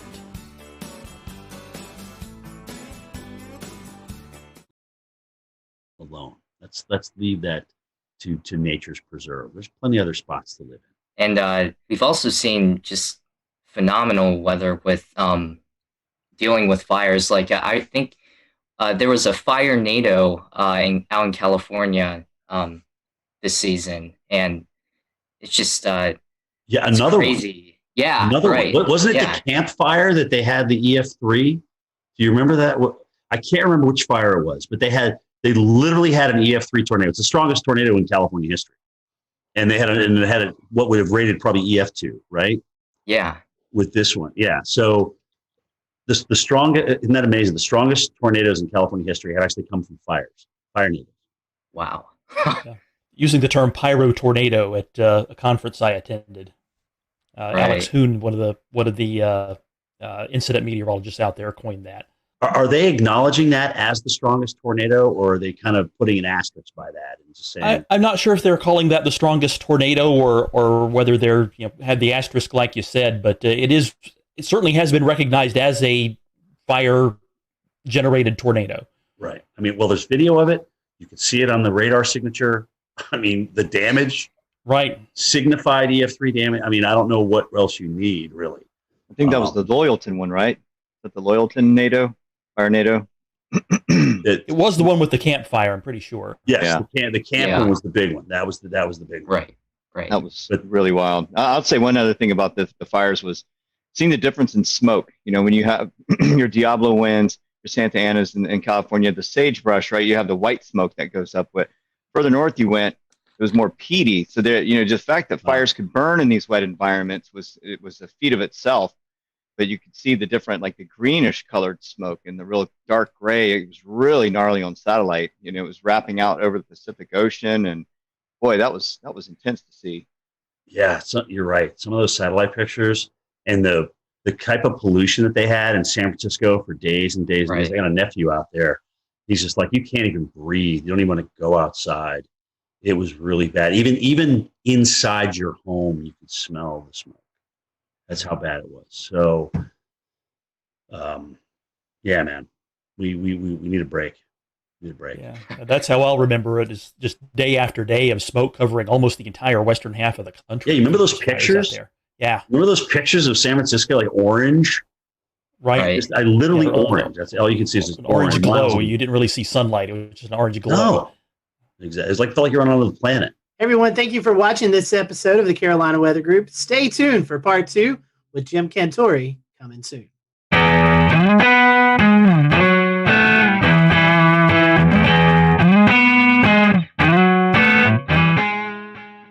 Good evening and welcome to an all-new Carolina Weather Group for this Wednesday, July 28th, 2021. I'm James Brierton here in Charlotte. We have a great show for you this week. It's a brand new episode featuring North Carolina state climatologist Dr. Kathy Dello.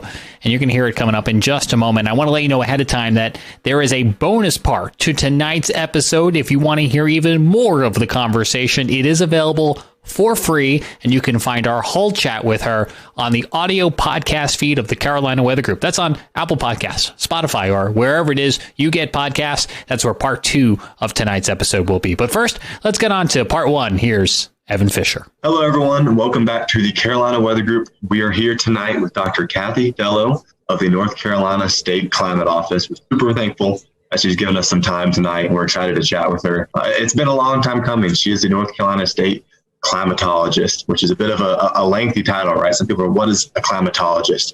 That's a question we're going to cover tonight. We're really excited for this, and we're going to chat more about North Carolina climate and everything that the North Carolina State Climate Office does. Kathy, one thing that we love to do with our first-time guests is ask them about their weather journey. How did you get into all this? Yeah, so I'm from upstate New York, Western New York, as I'm supposed to say as a New Yorker. And lake effect snow just really blew me away, that you could get feet of snow in the course of a day. And I decided that, this was something that I needed to study, but also as a precocious preschooler, I went outside during recess and saw that the clouds were moving. And we had learned that day that we're on a planet that rotates, but you can't feel it. So I thought I had discovered something super big and went up to my teacher and was like, you said we can't feel it or see it, but I see it. And she's like, those are the clouds. So just built up this huge curiosity about kind of what was going on around me and what was going on with the weather. And I was dead set on being a meteorologist. So Kathy, I have to ask you, we have a few of our folks who grew up in your area up there. What was the biggest lake effect snow event that you remember? So I remember so I'm going to age myself here, the storms in the early 90s. One was an ice storm in 1991 and then the 93 snowstorm. And we were out of school for about a week, which is unheard of kind of in Western New York. You get to school when it's snowing, but we were sledding and building igloos. It was fantastic. So it's the one time that New Yorkers can't doubt us Southerners about closing everything during snow. Nope. Except I'm guessing y'all had about 3 feet of snow while it only takes about 3/4 of an inch down here. Yeah. When we were building igloos, it was basically just tunneling through like what the plow had built up. Maybe one day we'll get to experience that. Maybe just in the mountains. We won't wish that on the Piedmont. That might be too much. No. So tell us what a state climatologist does. What do you do over there at the NCSCO? Yeah, so we are the state's climate and weather kind of knowledge repository. We keep the climate data for the state. And I like to tell people the state climate offices have evolved over time. They started in the 70s and it was truly a man in a filing cabinet who would kind of write down records and file them away. Clearly, we've evolved beyond that. I'm not putting anything in a filing cabinet these days, but what we do is we're the nerve center, the knowledge center for anybody who wants to understand North Carolina's climate and weather. So people come to us for research. People come to us for outreach and extension. We work with K-12 students. We work with North Carolina Cooperative Extension, and they're all in all 100 counties.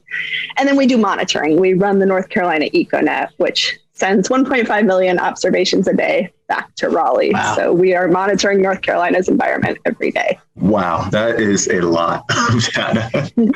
Anyone who knows the podcast knows that I'm a huge fan of the EcoNet. Kathy and the crew does a great job at the State Climate Office. They've got stations everywhere from, the furthest west one, Frying Pan, perhaps? I think so. Okay, Frying Pan is the furthest west. Now that I've gotten myself into geography, I might as well go ahead and pitch the question. There's a new furthest east station coming. Can you chat about that? Yeah, so we are putting up a station in Nags Head this summer. It's been a hole in our network. If you look at a map, we don't have any stations on the Outer Banks.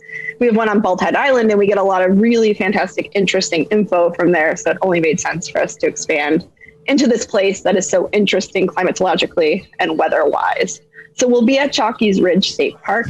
And that gives us an opportunity both on the education side, because we have people that will be visiting the park and learning a little bit more about North Carolina's weather and climate through the EcoNet. And then from a monitoring standpoint, we have stakeholders who have requested a site, especially ahead of hurricane season, to understand a little bit more about their local weather. Kathy, we call this like a Mesonet program, and several states have those, but tell us what goes into put one of those weather stations there. I mean, what are all instruments? What all are you observing, taking in data? What does that look like? Yeah, so it is a 10-meter tower. So they're not small. So when we were thinking about the Outer Banks, it had to be in a place where it wasn't going to be next to a $1 million beach house, obviously. And we're putting all sorts of sensors on these towers. We measure soil moisture, we measure temperature at different levels, we measure wind at different levels, which is good for understanding inversions and fire weather, which they are interested in Nags Head as well. We're measuring solar radiation, precipitation through an impact sensor and a rain gauge.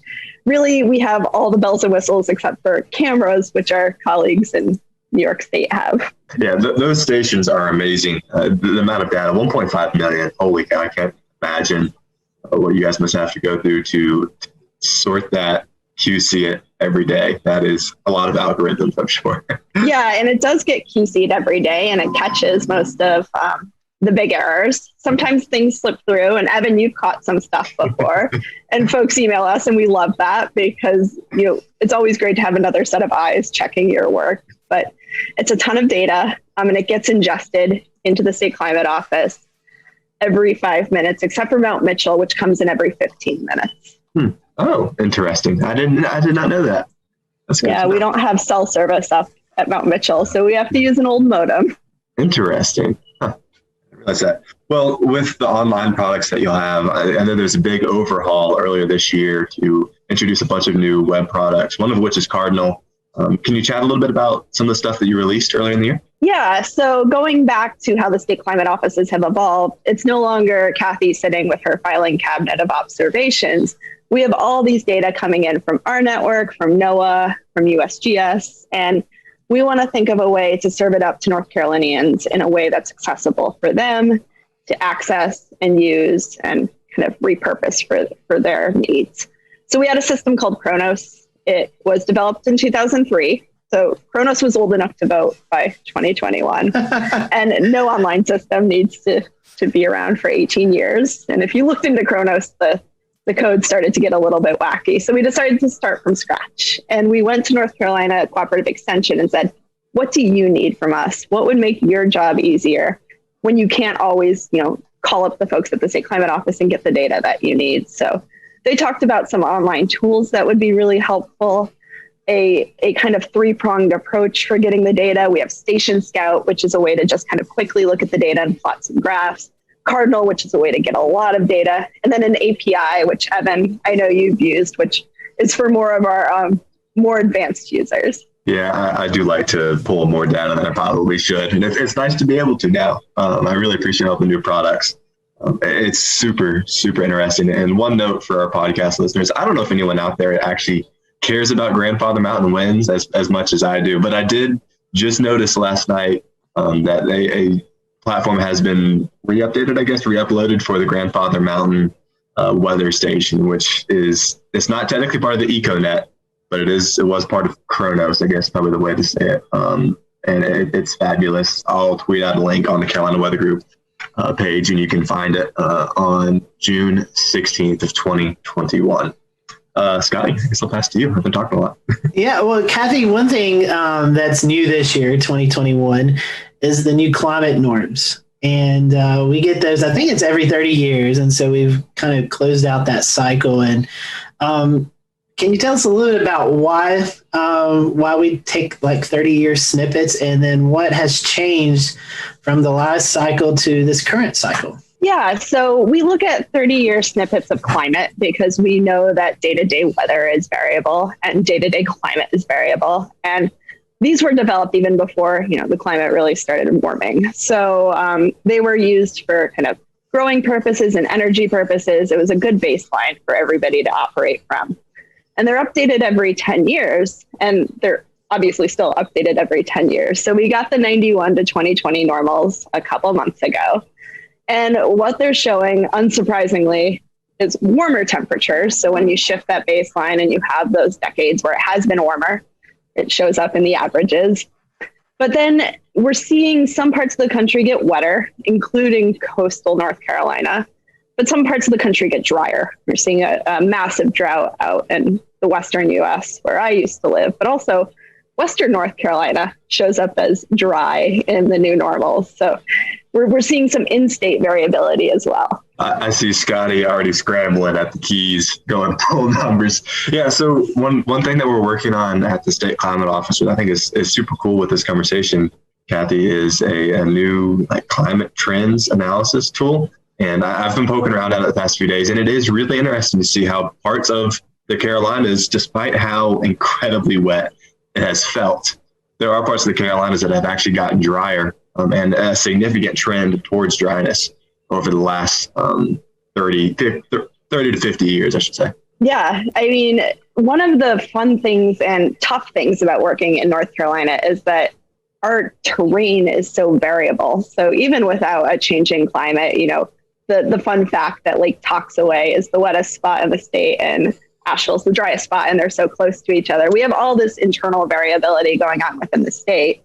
And then obviously we've got our tropical systems. We get the direct hits on the coast in the east, but then we get these remnants that creep up from the Gulf hits in Western North Carolina. And we saw it last year kind of come at us from both ways. Yeah, I think many parts of West North Carolina are still recovering in a way from 2018. And that was an incredibly wet year.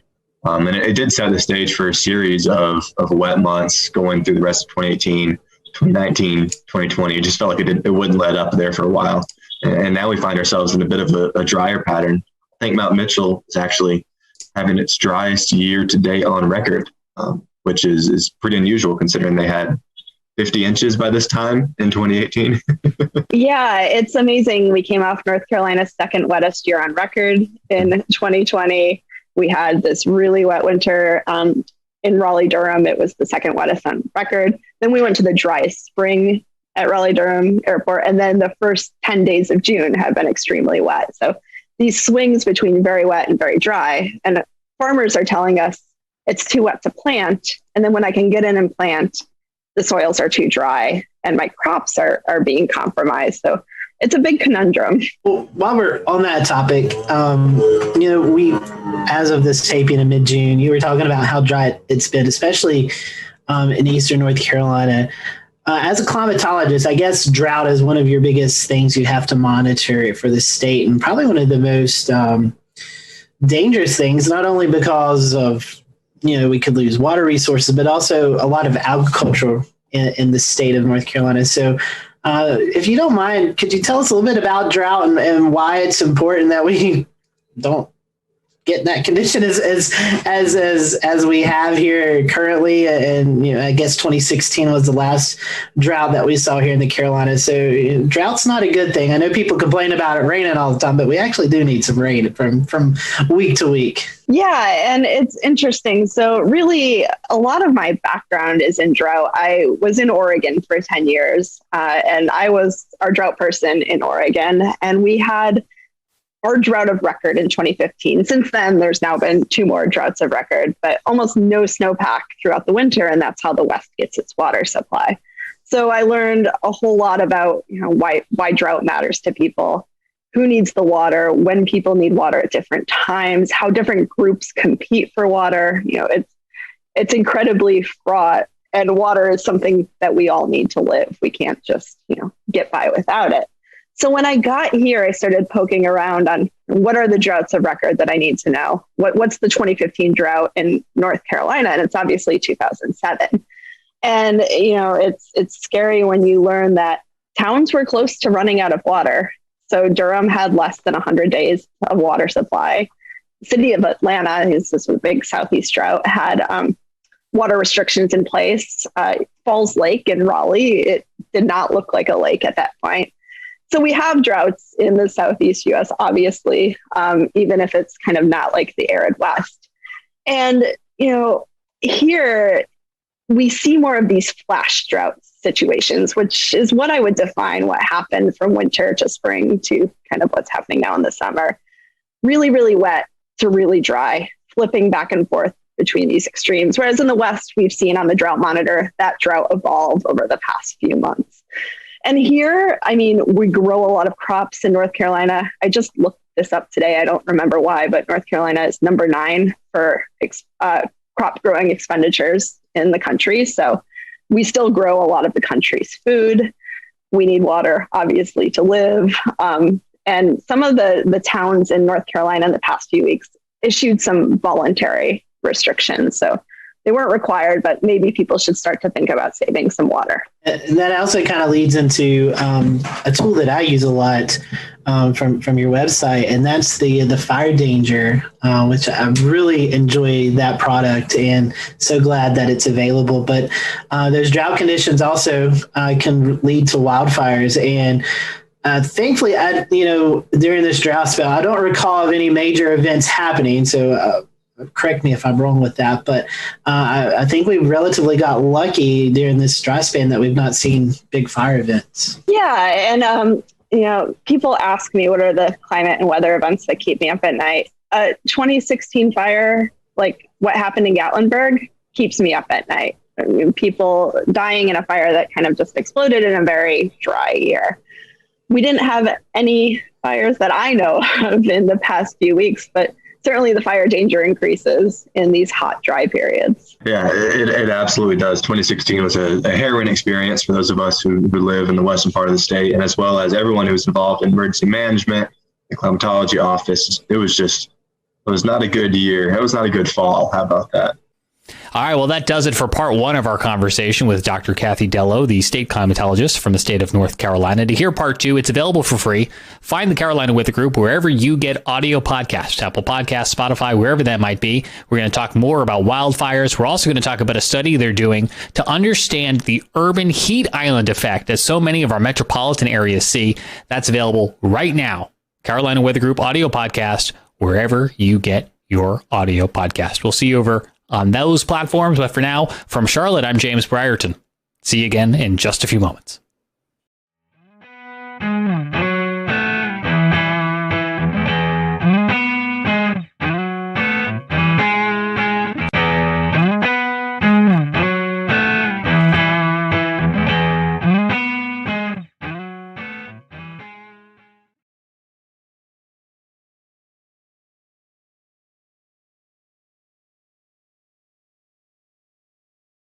I'm James Brierton. A special edition of the Carolina Weather Group starts right now.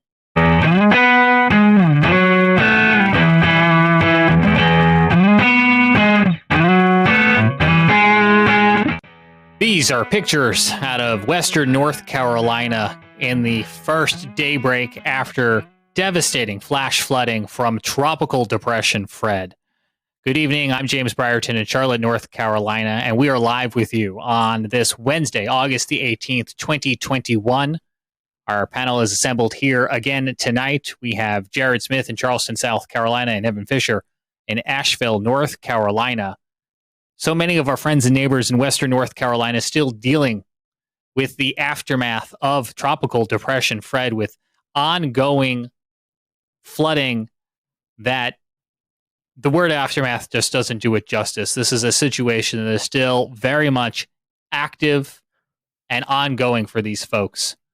And states of emergency remain in effect tonight because of the devastation that is being felt in some of these places, including reports tonight that we're learning out of Haywood County in North Carolina, where some 35 people remain unaccounted for. If you were with us last night during our live coverage, you'll remember that the National Weather Service and Emergency Management had issued a flash flood emergency, the highest and most severe of the flash flood bulletin tier, as the Pigeon River overflowed its banks, cresting at nearly 20 feet. And some incredible imagery that we'll show you in just a moment of what the town of Canton looks tonight. Let's start on that note and bring in Evan Fisher, who is in Asheville, the closest to the epicenter where this devastation, this flooding was seen in countless places across the mountains. Evan. Yeah, absolutely, James. This damage was widespread. Just about every community in the mountains and into the foothills saw swollen creeks and in many instances flooded roads, washed out bridges, and damage to homes and businesses. It was a very scary day across the region yesterday afternoon. As we got towards the mid to late afternoon hours, we saw the rain rates really pick up and go through the roof, and rivers swole and became unmanageable, and all these roads became suddenly impassable. Like you said, James, Haywood County, Canton, Clyde area, they were the hardest hit. That was truly the epicenter of this event, where nearly 10 inches of rain fell up on the mountain. And here you're looking at a photo from Canton, North Carolina. This is drone footage showing earlier, actually, I believe yesterday evening in Canton. I think they were taken today in the aftermath. These are some of the first daylight photos, I believe. Wow, that's incredible. The water was still that high. Yeah, I mean, you can see the water into buildings and businesses there in downtown Canton. Wow, that is an incredible shot right there. I hadn't even seen this one myself. So exactly, like you mentioned, James, the water all came rushing down off of the mountains to the west of Asheville into Canton and Clyde. That's what prompted the flash flood emergency and the evacuations in low-lying areas. Unfortunately, like you mentioned, we have 35 people still unaccounted for. We certainly hope that number plummets down to zero and everyone checks in and is found safe. But it's a concerning look 24 hours after the event wrapped up. Yeah, the best case scenario is those 35 people sought higher grounds and just have yet to check in with family, friends, or officials. But that number is now up at this 9 o'clock hour from 30 earlier in the day. And so if you happen to leave town and have not yet checked in, they are looking to account for all of the residents here of the town of Canton. And we do thank the photographers at A Shot Above for allowing us to show you these pictures tonight, because pictures... We'll return to Best of the Carolina Weather Group in a moment. Now your Carolina weather forecast. Here are today's forecast high temperatures for North Carolina. Here are the forecast lows for tonight for North Carolina. Here are tomorrow's forecast high temperatures. And here's forecast rainfall across North Carolina tomorrow. Here are the forecast highs for the day after tomorrow.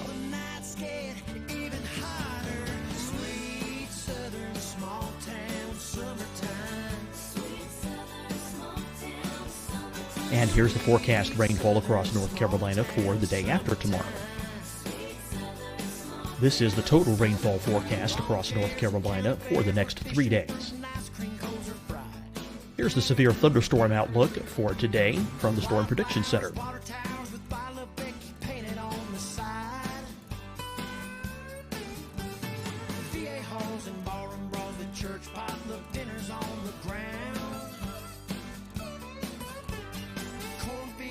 Here are the forecast high temperatures for today for South Carolina. Here are the low temperatures for today for South Carolina. Here's the probability of precipitation forecast across South Carolina today.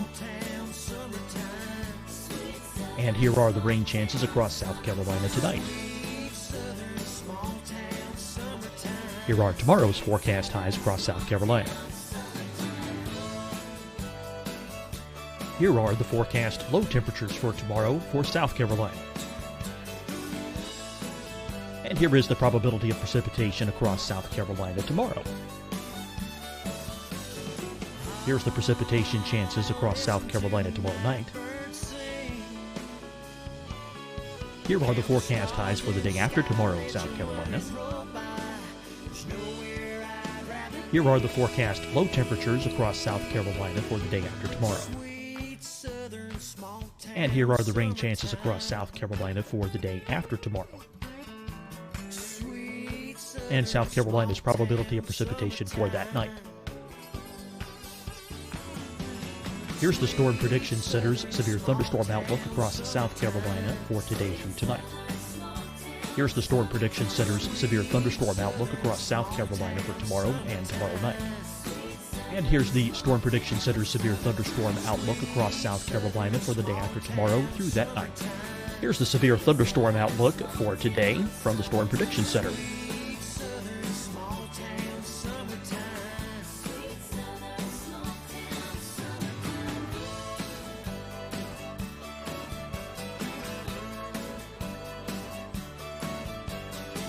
And now here's a live look at weather radar across the southeast.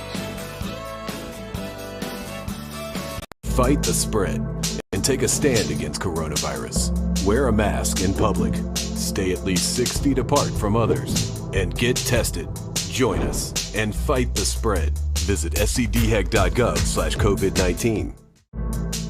Getting tested for COVID-19 helps you to take the steps needed to protect yourself, your loved ones, and your community. Find the testing location at scdhec.gov/COVID-19 testing. Deciding when to wear a mask isn't about who you know or how well you know them. Just ask yourself, will I be with anyone I don't live with? If the answer is yes, get behind the mask. Help slow the spread of COVID-19. Get behind the mask.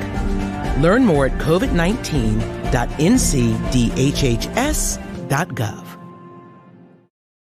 Hi, everyone. I'm Dr. Mandy Cohen, Secretary of the North Carolina Department of Health and Human Services. And when you follow the 3 W's, you protect your family and your neighbors from COVID-19. When you leave your home, practice your W's. Wear a cloth face covering, wait 6 feet apart, wash your hands often. Wear, wait, wash. We're in this together. Stay strong, North Carolina. You'll see your Carolina weather forecast at 25 and 55 past. And now back to the best of the Carolina Weather Group on the all-new Carolina Weather Net. Worth 1,000 words, and telling you that a river overflows banks is one thing, but to show you what that means for a town like Canton and other communities in Haywood County along the Pigeon River is absolutely breathtaking. And I think we saw that firsthand, Evan, with your viewing of some of these pictures for the first time. We did, absolutely. There were multiple swiftwater rescues throughout Haywood and Buncombe County and down towards Transylvania as well. We are quite thankful to not have heard of any official fatalities yet.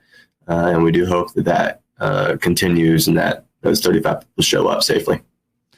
We have been monitoring information from Haywood County, who are, as Evan mentioned, continuing to do the search and the rescue and the securing of their town tonight. And as soon as we get information from them on some verified ways that you at home can help these neighbors and others across Western North Carolina through donations and charities, we're to pass that along.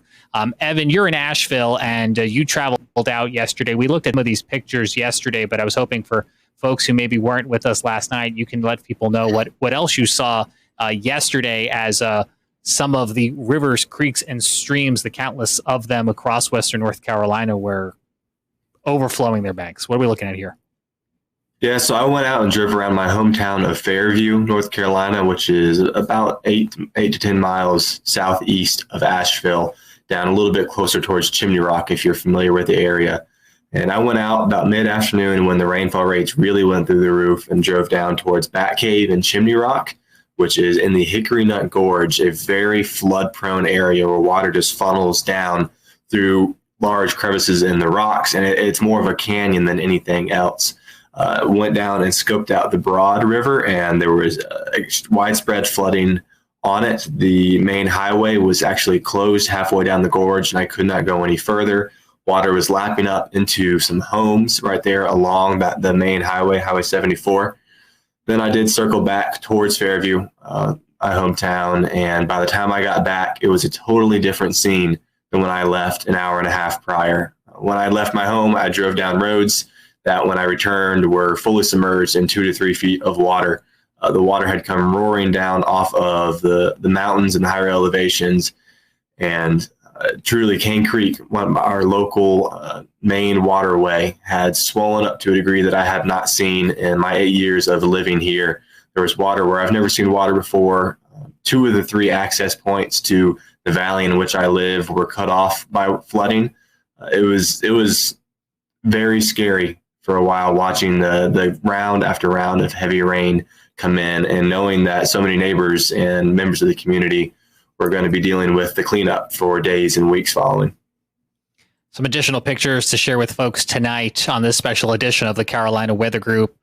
This video shot by Austin Taylor in the city of Boone in Watauga County, where you can see water spilling into the streets and parking lots. This photo showing what looks to be a single car in a parking lot, now covered by water instead of pavement. Another vehicle with looks to be a pickup, water up to its bed. And you can see some of the rapid movement of a lot of this water and that flash flooding in a nutshell. Quick moving water spilling into places where it's not supposed to be. And now in the hours afterwards, the conversation turns to, well, where did all this water go? Let's bring in Jared Smith. He's looking at river flood gauges at this hour. And Jared, this water is going to be running off through the water basin for the next couple of days. It sure is. I think one bit of good news that we can take away from this is that we do not have any more gauges in major flood stage. That is some good news. Another bit of good news is that this is not going to go east. A lot of this rain fell away from the escarpment, and it is going to drain out west a little bit, maybe a little bit, more capacity for that. We still have some rivers in flood. That's going to be certainly an issue here. The French Broad River at Blantyre, I hope I got that right, it looks like its crest around 20.44 feet. And is continuing to fall here, but still in moderate flood stage for the next little bit. Should fall below flood stage by Friday. So that's some good news there. Again, this is it's going to go, and it's going to dissipate down. But the French Broad still is obviously very problematic here. We still have a minor flood stage now at Fletcher. We have a minor flood stage at Asheville, but this is almost the good news is that this is almost below flood stage at Asheville, so that's some really good news. And then when looking at some of the other gauges, the French Broad near Marshall, so you can see it's kind of draining down. We'll keep an eye on this as time goes on, but that is a little bit of good news there that we are seeing some of these more severe instances down. So here's the French Broad River near Hot Springs. It got in a minor flood stage last night, is leveled out here as well. And let me see here. It was much easier to find. Let me grab the Pigeon River real quick, because that's what we're looking for. Let's see here. So here's the Pigeon River near Hepco. You can see that huge jump there. They don't have flood forecasts there, but they do here at Canton. And again, this was the major event here, and you can see it crest just shy of 20 feet and is now back down to normal. I mean, it's remarkable how quickly it got back down to normal. But we saw from the images in the opener just how devastating that this major flood event was. Absolutely, Jared. And I think you're right. I mean, some of these communities, we won't know for a couple days what lies beneath some of those floodwaters, and other communities downstream will have to watch for the swelling of local rivers as the water basin works to run off all of this excess. At the height of things yesterday, or I should say at the culmination of things yesterday, this is a look at the day's final tally. Every flash flood warning and advisory, every tornado warning issued, every local storm report. Hats off to the men and women at the National Weather Service who had a relentless day followed by storm surveying today. We'll talk about that more in a moment, but just you can see on your screen right now, every one of these little green beacons is some sort of flood-related event. That's a river, that's a creek, that's a stream, that's a road, that's a mudslide. Those are low-lying areas that are impassable because of the torrential rain that fell upwards of 8 inches in some places. We'll get you some of those storm totals here in just a moment. Matter of fact, what I can show you on the screen is from our own Evan Fisher. Evan, you were graphing and calculating some of these rainfall totals today. What were some of the highest? Sure, James. Yeah. So the highest 3-day rainfall total that I have seen through the CocoRoss system actually was 17 let me get the numbers on this, 17.36 inches of rain from Lake Toxaway. Fallen rain? Fallen 17 rain. inches? Over the past 3 days, you said. 3 days. So that could be yesterday plus severe thunderstorm warning kind of related stuff from days earlier. Right. So that's going to be a combination of the stalled front that we had. That area was under a flash flood warning the day prior to Fred for another flooding event. And then they also tacked on likely another 7 to 9 inches of rain that day. I have seen widespread reports in the very flood-prone areas in the higher elevations of 7 to 9 inches. So those certainly verified, those forecasts verified.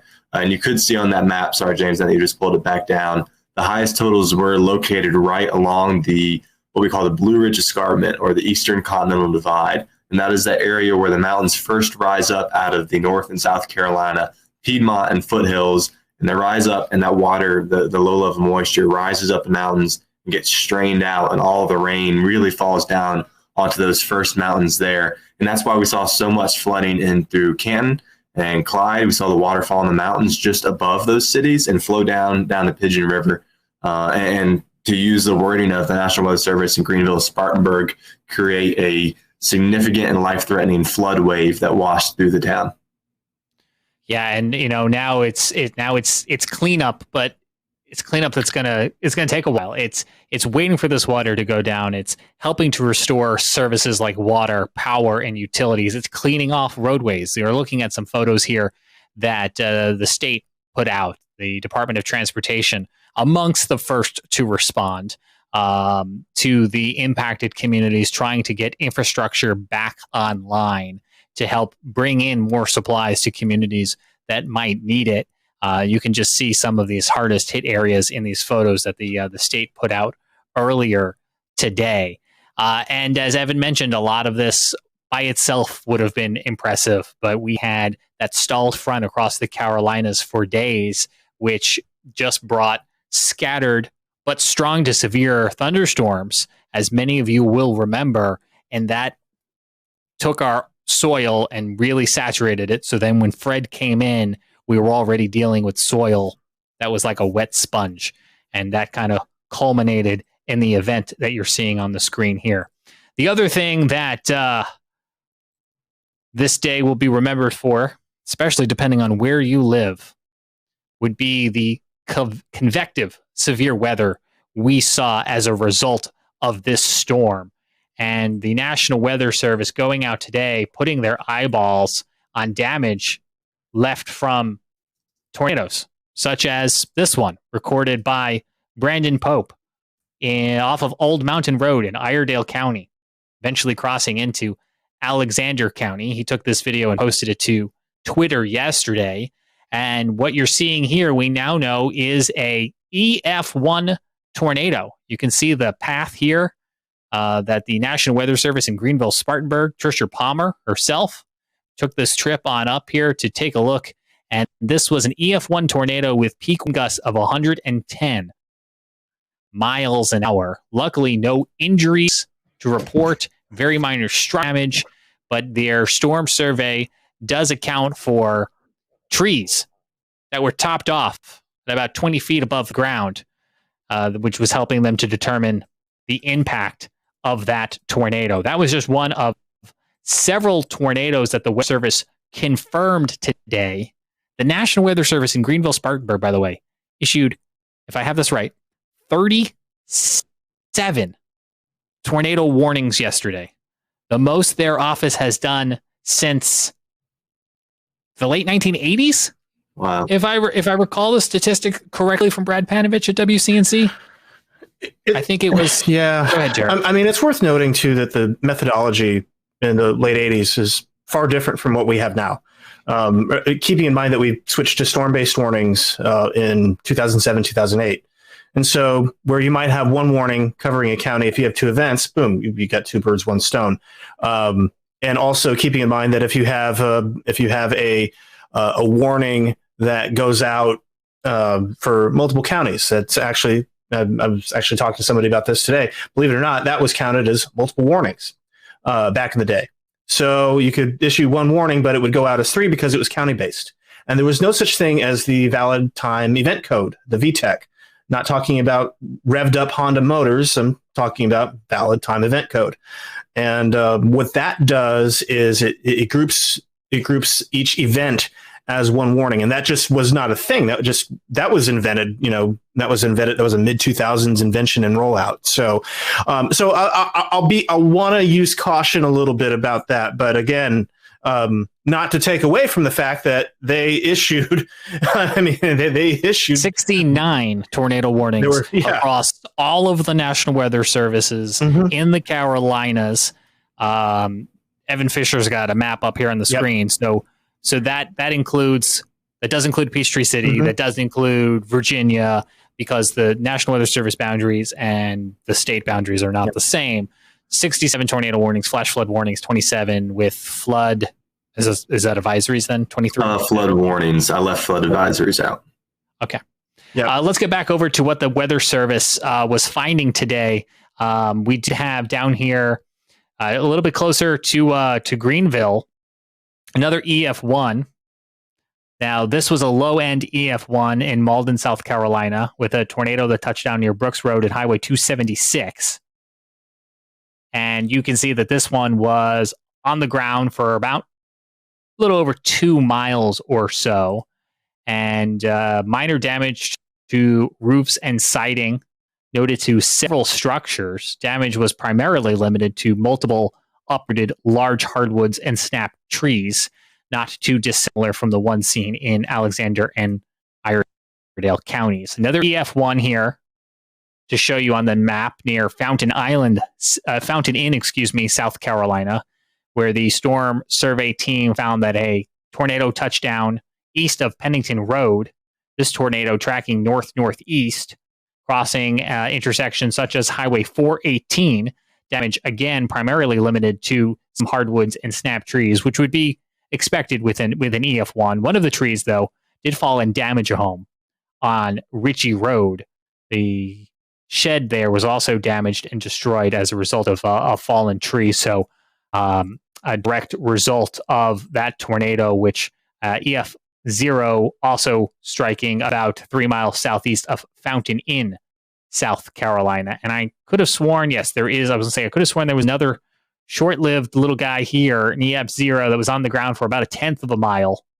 And this one near Sandy Springs, South Carolina. And I almost missed this one as well here near 6 Mile, South Carolina, also on the ground for about 1/10 of a mile, where multiple trees were uprooted. Some of these shorter paths are not surprising, considering the tropical nature of the setup yesterday. And if you joined us for live coverage or your local television broadcasters, they were talking a lot about these cells that were training across areas. But the nature of tornadoes associated with a tropical system like this, they spin up very quickly and they spin down very quickly. So it makes warning on them very tricky. You got to move very quickly, and then they don't live very long, which couldn't be good news. But it comes down to pulling that trigger, getting the effective communication, and then on your end at home, making sure you move to safety as quickly as possible. Because you're not going to have a lot of lead time that you might have with certain other tornado warnings we get here in the Carolinas. Certainly, you always want to try to move to safety as quickly as possible. Again, you can find information about how to help Western North Carolina forthcoming on our Facebook page. We're looking for the county to tell us exactly where and when they need help. I know they did say earlier, thanks but no thanks to volunteers for search for rescue, leaving that first and foremost to the professional first responders. And they said that they would be issuing some additional information about how the community can get involved and helped as soon as they get to that phase of their recovery. Jared, let's shift gears here now. As folks, we are in mid to late August and the tropical season is well underway. With Tropical Depression Fred now gone, what's next? So yeah, that's an interesting question. So and that's a question that is kind of shifting on us a little bit as we've gone through the day. First, Hurricane Grace, second hurricane of the season, is going to make a couple hops in Mexico, dissipate there. Not a concern for the Carolinas, certainly a concern for Mexico with heavy rain and potentially some strong winds. Right now, does not expect to become a major hurricane, thank goodness, but still a very rough go for the Yucatan Peninsula and then getting into mainland Mexico here. So there's your path for Grace. Again, well, very far south from the Carolinas, not a weather concern for us. Where it gets interesting is with Tropical Storm Henri. So last night, you may remember that we've been talking about Henri a little bit and how it was thinking about, it was going to curve out to sea. Guidance picked up on an interesting trend today, and there's a lot of guidance members that are starting to come around to this idea, so much so that the Hurricane Center is starting to come around to this idea that as Henri it's going to get picked up by cutoff low, and it's going to head north and parallel the coast. Again, this is going to be more of a wave and rip current maker for us along the Carolina coast. We'll need to see how far west it ends up. So, we'll continue to keep an eye on that. I'll show you all another graphic in a second. Talking about tropical storm force wind probabilities there. But if you notice, the key difference in the track today versus yesterday is that Henri is taking aim on New England. A ridge of high pressure is going to build just to the northeast of Henri, basically cutting off its escape route. And so if you have plans, if you've got plans or business, I know that, Charlotte in particular, a lot of banking business, Charlotte to New York, that's a pretty common commute. You may be dealing with tropical storm Henri by this time, by next Monday. We'll see how this turns out. Again, there's a long way to go. There's certainly uncertainty around this. We have some guidance that's really strictly on board with it. We have some guidance that has not yet gotten on board with it. It's going to be an interesting situation for the Hurricane Center forecasters, to put it mildly. So again, and there's that reasonable arrival of tropical storm force winds. I'm going to put the probabilities up as well. So let me grab the probabilities real quick, and we'll look at this. So the tropical storm force wind speed probabilities here, taking a look at that, you've already got up to 50% along Cape Cod and out there on the coast of Massachusetts here. So certainly increasing confidence in the short term for potential tropical storm force impacts all the way there. But you will notice that there is a slight chance of tropical storm force winds possibly extending out to the Outer Banks as we get into later this weekend. So that'll be something to watch. Again, a lot is going to depend on the track. Still a lot of uncertainty as far as how west it gets. But that is, if you're on the Outer Banks, this is something that you're going to want to keep an eye on. Yeah, definitely. As we're coming into what is traditionally the peak of hurricane season, early to mid-September, we're going to be keeping a close eye on those outlooks from the National Hurricane Center to let us know what we should be expecting. So Outer Banks, we can't rule out the chance of some gusty winds and some rip currents along the Carolina coast. You're going to want to keep an eye on that. I did just get this number that I wanted to share with folks tonight. If you are in Haywood County and need assistance, the county has set up a hotline. This is for residents, business owners of Haywood County. They're not looking for you to call this number to ask about other people, but if you are in need of assistance from the county following the flooding there in Haywood County, that number, 828-356-2022. That's 828-356-2022. That's a Haywood County hotline for residents and business owners who do need assistance in that area after the flooding that we saw play out. This has been a very tiring last couple days, not just for people who are communicating the weather, but the people who are out there with boots on the ground, the first responders, those coming in afterwards, the National Weather Service. And it really just goes to show that the impact from a storm cannot always be judged by its category. This was a tropical depression,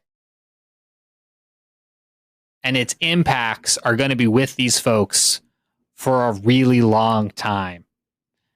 There are a lot of factors that go into forecasting weather, and purely categorizing them into neat little buckets, well, there's a lot more to it than that. When you factor in things like saturated grounds, stalled fronts, and I think that's a lesson for all of us. Not a critique, but a lesson for all of us to remember. There's no such thing as just a tropical depression. Because all of the pictures and all of the stories and all the damage we told you about tonight are a culmination of factors that get triggered by a tropical depression. And I hope that we remember that in the future.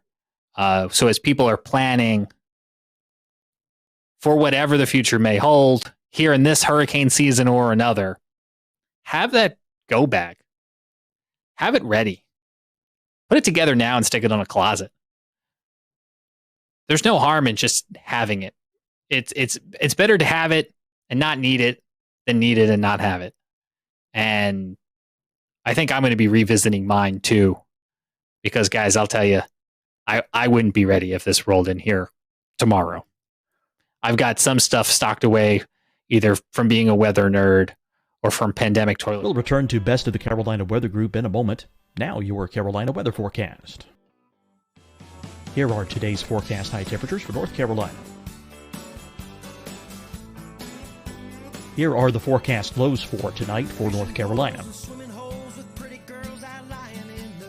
Here are tomorrow's forecast high temperatures.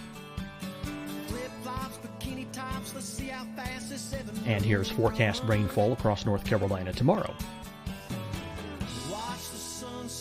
Here are the forecast highs for the day after tomorrow.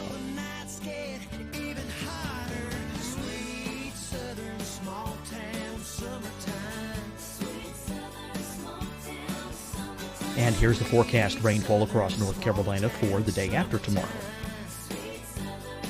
This is the total rainfall forecast across North Carolina for the next 3 days. Here's the severe thunderstorm outlook for today from the Storm Prediction Center.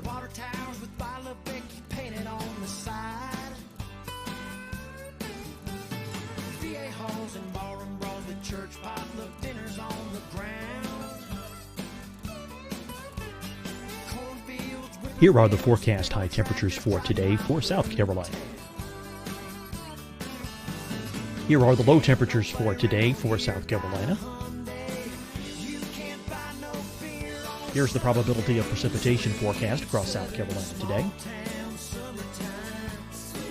And here are the rain chances across South Carolina tonight. Here are tomorrow's forecast highs across South Carolina. Here are the forecast low temperatures for tomorrow for South Carolina. And here is the probability of precipitation across South Carolina tomorrow. Here's the precipitation chances across South Carolina tomorrow night. Here are the forecast highs for the day after tomorrow in South Carolina. Here are the forecast low temperatures across South Carolina for the day after tomorrow. And here are the rain chances across South Carolina for the day after tomorrow. And South Carolina's probability of precipitation for that night. Here's the Storm Prediction Center's severe thunderstorm outlook across South Carolina for today through tonight. Here's the Storm Prediction Center's severe thunderstorm outlook across South Carolina for tomorrow and tomorrow night. And here's the Storm Prediction Center's severe thunderstorm outlook across South Carolina for the day after tomorrow through that night. Here's the severe thunderstorm outlook for today from the Storm Prediction Center.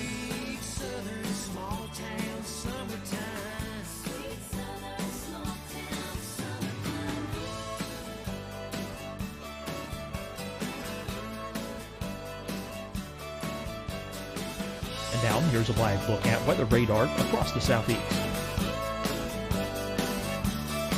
Fight the spread and take a stand against coronavirus. Wear a mask in public. Stay at least 6 feet apart from others. And get tested. Join us and fight the spread. Visit scdhec.gov/COVID-19. Getting tested for COVID-19 helps you to take the steps needed to protect yourself, your loved ones, and your community. Find the testing location at scdhec.gov/COVID-19 testing. Deciding when to wear a mask isn't about who you know or how well you know them. Just ask yourself, will I be with anyone I don't live with? If the answer is yes, get behind the mask. Help slow the spread of COVID-19. Get behind the mask. Learn more at covid19.ncdhhs.gov. Hi, everyone. I'm Dr. Mandy Cohen, Secretary of the North Carolina Department of Health and Human Services. And when you follow the 3 W's, you protect your family and your neighbors from COVID-19. When you leave your home, practice your W's. Wear a cloth face covering, wait 6 feet apart, wash your hands often. Wear, wait, wash. We're in this together. Stay strong, North Carolina. You'll see your Carolina weather forecast at 25 and 55 past. And now back to the best of the Carolina Weather Group on the all-new Carolina Weather Net.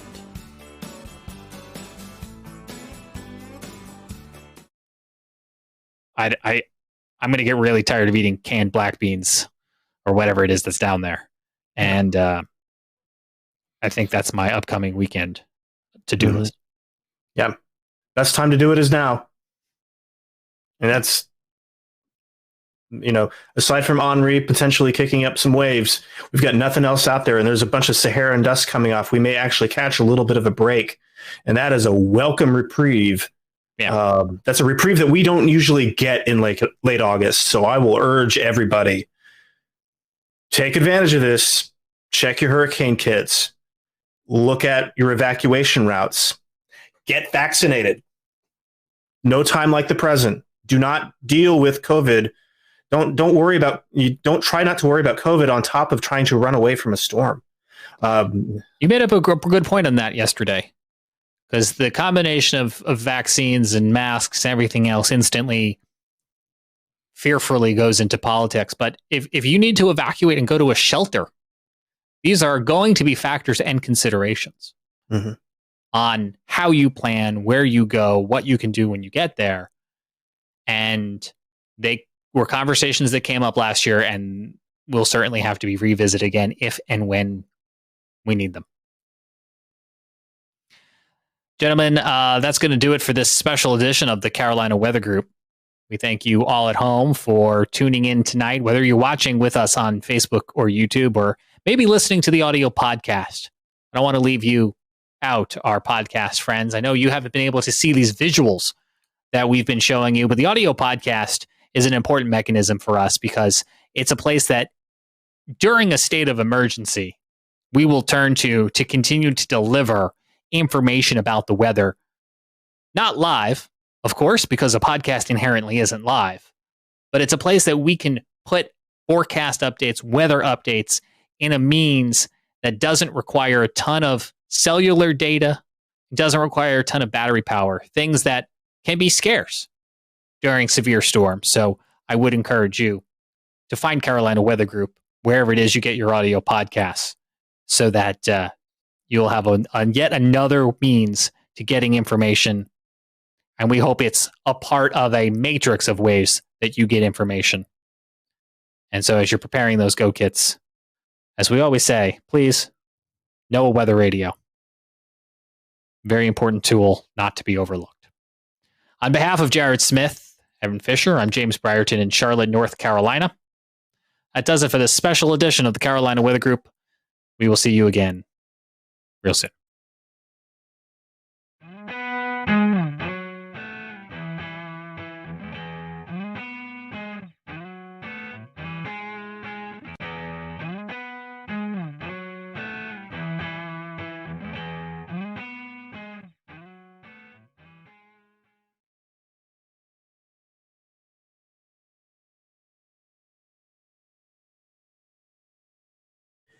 So we just finished up with James Spann and his count of April 27, 2011. And if you did, maybe you didn't know, but our own panelist, Dan Whitaker, was out in the field. I think this is before any of us knew you, Dan, but he was actually out chasing this big event. So I guess, first of all, let's kind of talk about what you were doing. How did you know to target this area? What was the game plan? Maybe a couple of days leading into this high impact event. Right. So we had been looking at this storm system quite a ways out. It was showing up on long range data I think a couple weeks prior, and then it just kept on slowly, seemingly everything was coming together the closer we got to that April 27th date. So I was prepared pretty far in advance to get out there to Alabama was where I was loosely targeting. And a couple days ahead of time, I packed up the car and I left town the night before and stayed in the Eastern Tennessee mountains. It's Western for us if we're heading that way,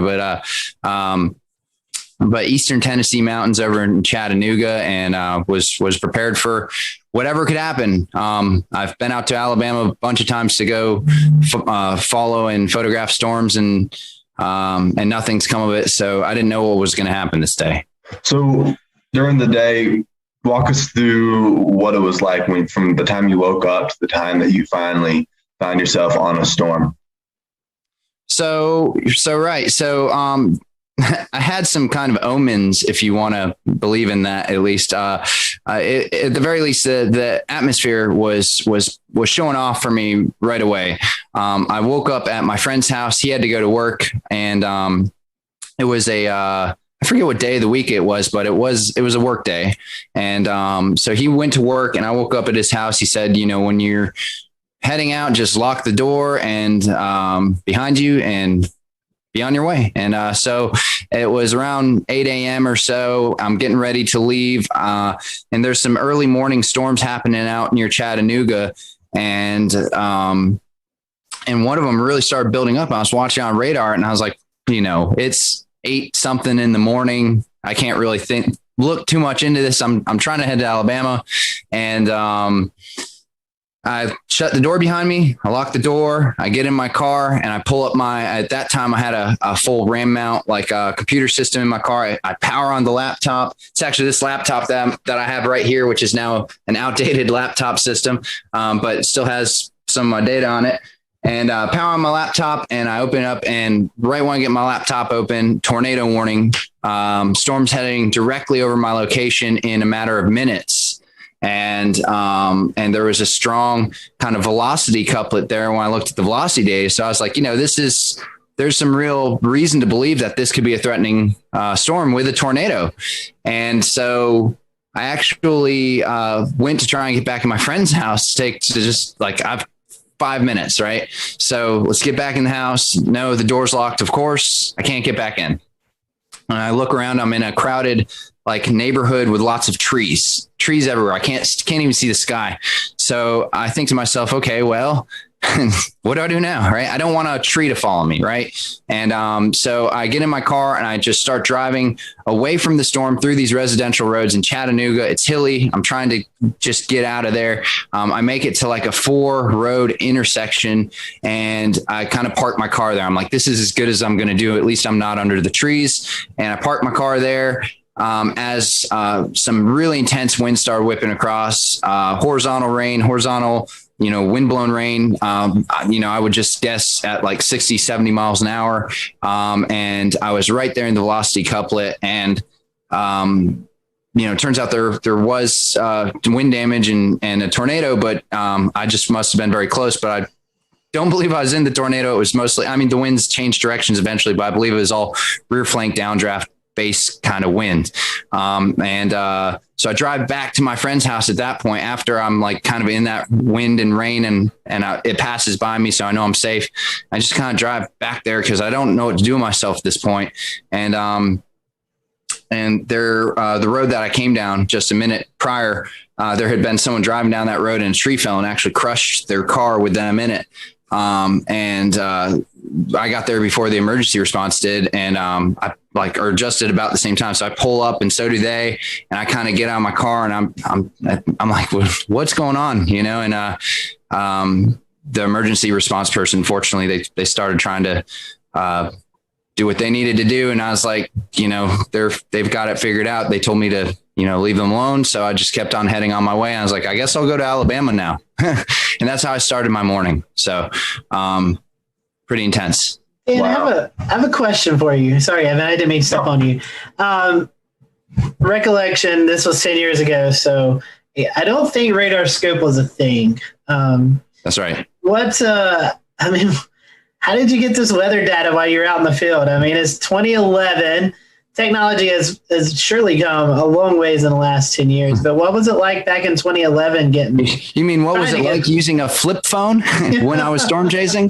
Yeah. So that's what I was doing. I had a GZ1 waterproof flip phone, and for data, fortunately, things were fairly advanced for the laptop systems, as long as you had a laptop system and internet and a few other things. So I had a GPS puck that logged my GPS data into the system I was using. At that time, it was I can't even remember the name of the system actually, but it was like definitely an older PC radar system that integrated with Delorme Maps was what I used to log my GPS data, and it integrated the data in. It was the only thing.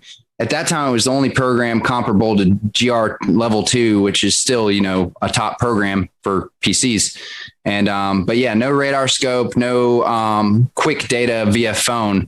Like I said in the story, I had to power up the laptop to even see what was really going on. So had that hooked up to a internet puck at that time. There was no hotspots via cell phone, so you had to have a dedicated internet puck.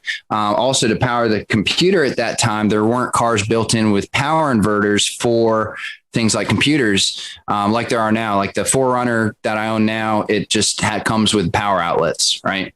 But at that time, there wasn't anything like that. So I actually had to have custom fuses and custom switches and custom wiring for power inverters to run my laptop system. And so it was a lot of electric based stuff, and the best technology at that time just to even get online and see what was going on. Later in the day, Dan, with all of this equipment that you had, you managed to get yourself on the Coleman, Alabama storm. The storm was severe. It produced an EF4 tornado. Can you tell us a little bit about the experience you had chasing that in the afternoon? Right. So I made it to Alabama after my intense morning, and I'm kind of trying to figure out where to target for storms. They start kind of popping off immediately early in the afternoon. I think around 1 or 2 was the first supercell that I got on, and these storms were classic supercells popping up in every square foot of Alabama that you can put your eyes on radar. So it's just these storms are popping up all over the place, and a lot of little kind of storms, but among the mix, a lot of major strong supercells were developing that were immediately severe warned, putting down things like hail, and a lot of them were starting to go tornado warned even early on in the day. So I chased 4 different supercells, which I believe all 4 of them or 3 of them were tornado warned before I even made it to Coleman. So I had this long, for those of you who aren't as familiar with how a storm chase would work, you see a storm kind of growing either visually or on radar. The ingredients are there for that storm. Then once it grows to become a significant storm. And so you start targeting, you want to target the storm early and get to it before it basically becomes maybe, outdated, so to speak, where it's just overtaken by rain, the visuals are gone, maybe the tornado is gone too. So you want to, if you can be there at the birth of a storm and follow it through, that's ideal. Granted, these storms this day in Alabama were averaging speeds of 40 to 60 miles an hour. So it's kind of hard to stay with them, but that's why you hop around a little bit. So you'd start at a storm. Here's the birth of a storm. Great. Let's see what it's going to do. It either outruns you or starts dissipating, and then you pop to the next one. So like I said, I was on, about 4 or 5 of these before I made it to Coleman. And that was a couple hours worth of chasing and driving. I'm starting to kind of almost wear down a little bit, because after you've seen 1 storm, 2 storm, 3 storm, you're like, are any of these going to produce visible tornadoes, or am I just driving under, low hanging clouds and rain and hail? And so I'm driving towards, I guess this is where the story really starts, right? So I'm driving towards Coleman, and into town because I saw a really nice hooked supercell that was heading towards Coleman, and it looked great on radar. It was starting to form a really nice hook, really nice velocity couplet. By nice, I mean strong and visually, from a radar standpoint, a strong and kind of pronounced feature that tends to, mean that the storm's going to at least go tornado warned, if not produce a tornado. And like I said, the ingredients were there. This was a day that had been forecasted for a while. We knew that this was a significant day. It was a high risk by the Storm Prediction Center. They were predicting a tornado outbreak. And so we knew it was going to happen, or at least that's what we thought was going to happen. And anyways, the storm, as it's heading towards Coleman, I drive closer, and it's the weirdest thing because typically when I'm chasing storms, I kind of get in a position where I'm looking at the rotation part of the storm and the part of the wall cloud that is rotating and maybe going to put down a tornado. So I'm trying to be in that area, stay with that area. In this particular storm, I kind of just, as I'm driving into Coleman, I knew what storm I was going for, but I kind of look off to the side, and there in the far distance over a field is a tornado, and it's pretty far out. But I noticed it right away, and I'm like, all right, well, there you go. After 4 storms or so, and here it is, and it's there. I did it. I'm seeing a tornado right now, and this is what all my efforts been funneled to get here. And it wasn't just seeing a tornado. I need to kind of preface this. I'm a trained storm spotter at this time. I've got a couple years, 3 years of experience under my belt. I was very involved in wanting to try and collect data for historic reasons. I had 2 anemometers on my car. I was connected in to try and relay data back to the National Weather Service. And I was tracking all my movements. I was documenting everything with multiple cameras. So the idea was put myself in the close proximity of these storms, get as much data as possible, and then see how I can use that and funnel that in for any sort of storm damage or research purposes. And as well as relay storm reports to help with the public, which is it's a cutesy thing to say. A lot of storm chasers say it, whatever. But in reality, for a day like April 27, 2011, it turns out that was absolutely necessary. Not only was that something that sounds good on paper, but the people like me who are out there relaying this information and broadcasting it live actually did save lives. It was that significant footage of these storms coming and hitting towns is what actually made people get into their storm shelters and go to safe places. So anyways, I'm driving into town. I see the tornado out above a field. I had been live streaming for a little bit at that point, but I had a live stream setup going on with a HD webcam streaming to the site at that time called Chaser TV, which was in the 2010 to 2014 period. It was the hottest thing out there. The public knew to tune to Chaser TV, and the Storm Chaser show was hot, and people were thinking about storms and thinking about storm chasing. And so it had thousands and thousands of viewers that you could get access to if you streamed. And the cool thing about Chaser TV at the time too is they would pay per viewer, pay for pronounced amount of time and stuff like that. So you could actually, come out with a little bit of a paycheck at the end of it too. I start streaming this storm, and immediately I start getting over 1,000 viewers on Chaser TV.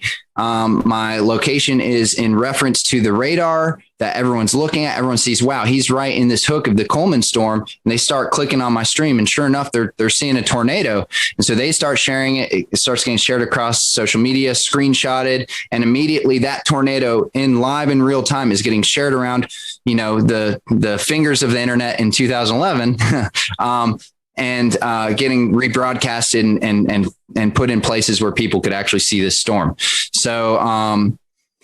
So I was live streaming it. I was filming it with another camera. We'll play kind of the video of what that ended up looking like with my other camera. And then I was taking DSLR pictures as well as running 2 anemometers and trying to stay in good proximity and location to this storm.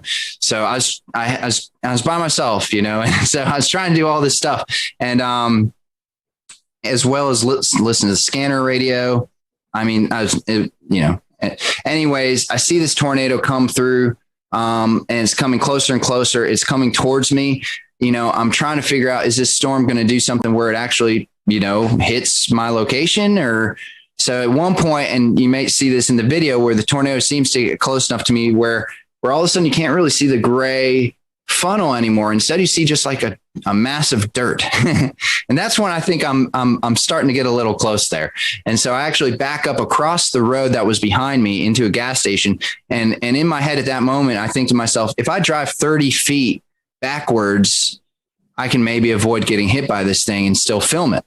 So that was my thinking. And I don't think I was that close, but I was in stone's throw. I mean, I was very close. And then it kind of continues going at an angle in front and away from me. And that's when it touches down fully. You can see it, the funnel reach the ground, and the tornado becomes very pronounced, very kind of like a very defined elephant trunk. And it's kind of, not this big, wide, massive, weird wedge that we would think about when we think about EF4s and very strong, violent tornadoes.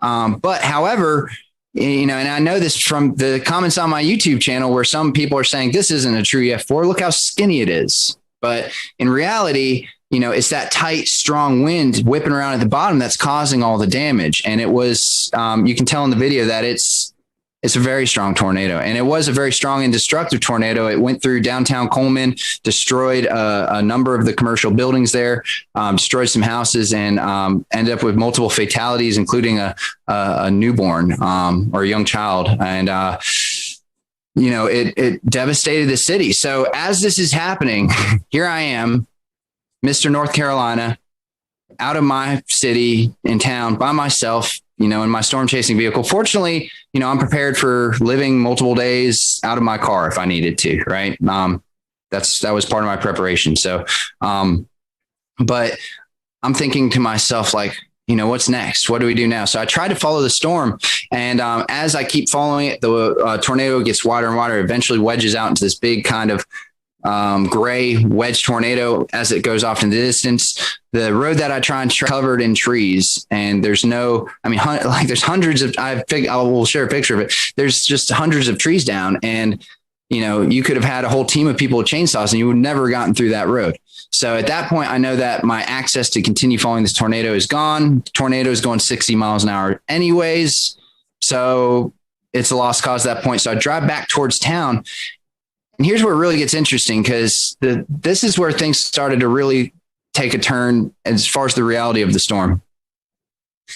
All I could smell was trees and fresh wood. And as I look around through the woods as I'm driving back towards Coleman, the trees are stripped of their bark. They're just bare. It's just bare wood, forests of bare wood, and twisted trees and just devastation. And I'm driving back towards Coleman to try and figure out what's my next move. And I look at the radar on my computer, and there's another storm that's tornado warned and heading right towards Coleman. That is going to be there in 20 minutes, right? But what has just happened is a tornado just devastated Coleman, and at the same time, tornadoes were devastating Tuscaloosa and that's a well-known one, but there are, I think, 5 or 6 tornadoes on the ground at this very moment, and Alabama was in a mess. So Coleman was in a mess, and everybody got in their cars and drove out to the middle of the roads to try and get to their family members. Cell service was completely down at this point. I don't know if it's because cell towers were hit or if everyone was trying to use their cell phones at the same time, but there was zero cell service. You could not use it for anything. The only thing left was internet through my internet puck. So I was able to access radar data and message through some sort of messenger app I was using at that time. And I think email is what it is called. I was emailing people. So I drive back into town. The roads are crowded with people. People are kind of walking around confused. Everyone has their cell phone in their hand. Like, what is this? It's not doing anything. And they see that I'm a storm chaser. I have stormsquad.net on the side of my vehicle and stuff. They start coming up to my car and they're saying, what happened? We're trying to get in touch with our family members. We can't do it. We heard the town was hit. And I was able to actually give as many people as I could the information that I had, which was, there was a tornado. It hit part of town. There's another storm coming. You're going to want to find a place to take refuge. I had a CB radio in my car at that time with a speaker. I got on my CB radio and started driving around and saying, there's another tornado warning coming, because nobody knew. And I drove around the town and yelled at people to find safe shelter.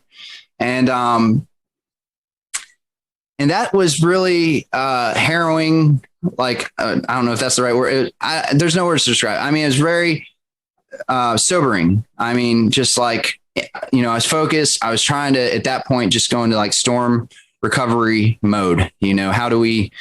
I'm now part of this Coleman community, right? So how do I help them? And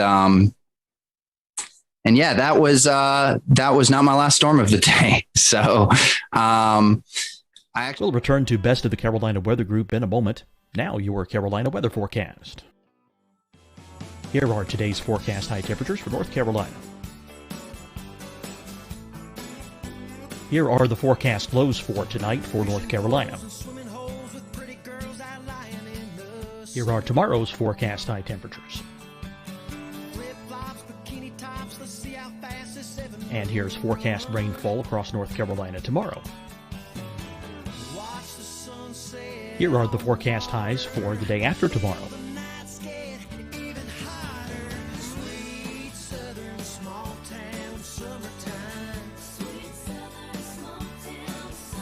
And here's the forecast rainfall across North Carolina for the day after tomorrow. This is the total rainfall forecast across North Carolina for the next 3 days. Here's the severe thunderstorm outlook for today from the Storm Prediction Center.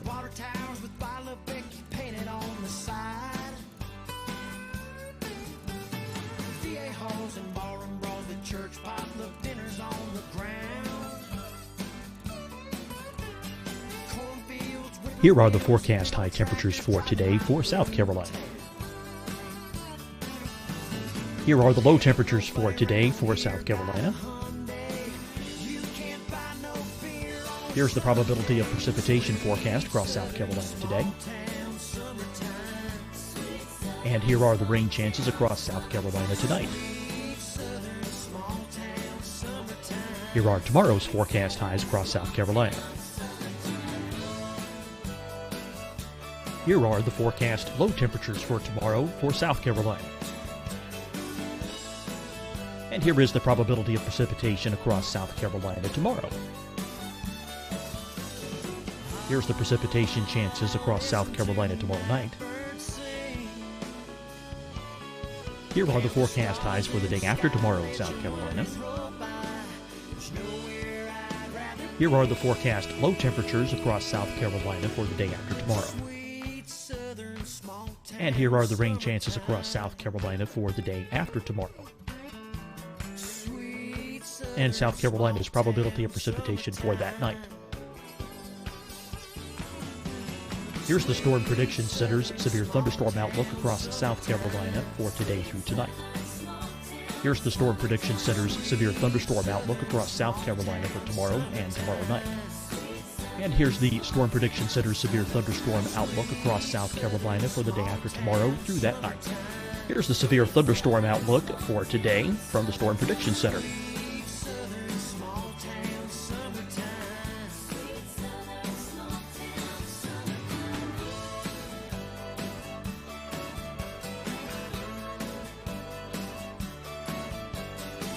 And now here's a live look at weather radar across the southeast. Fight the spread and take a stand against coronavirus. Wear a mask in public. Stay at least 6 feet apart from others. And get tested. Join us and fight the spread. Visit scdhec.gov/COVID-19. Getting tested for COVID-19 helps you to take the steps needed to protect yourself, your loved ones, and your community. Find the testing location at scdhec.gov/COVID-19 testing. Deciding when to wear a mask isn't about who you know or how well you know them. Just ask yourself, will I be with anyone I don't live with? If the answer is yes, get behind the mask. Help slow the spread of COVID-19. Get behind the mask. Learn more at covid19.ncdhhs.gov. Hi, everyone. I'm Dr. Mandy Cohen, Secretary of the North Carolina Department of Health and Human Services. And when you follow the 3 W's, you protect your family and your neighbors from COVID-19. When you leave your home, practice your W's. Wear a cloth face covering, wait 6 feet apart, wash your hands often.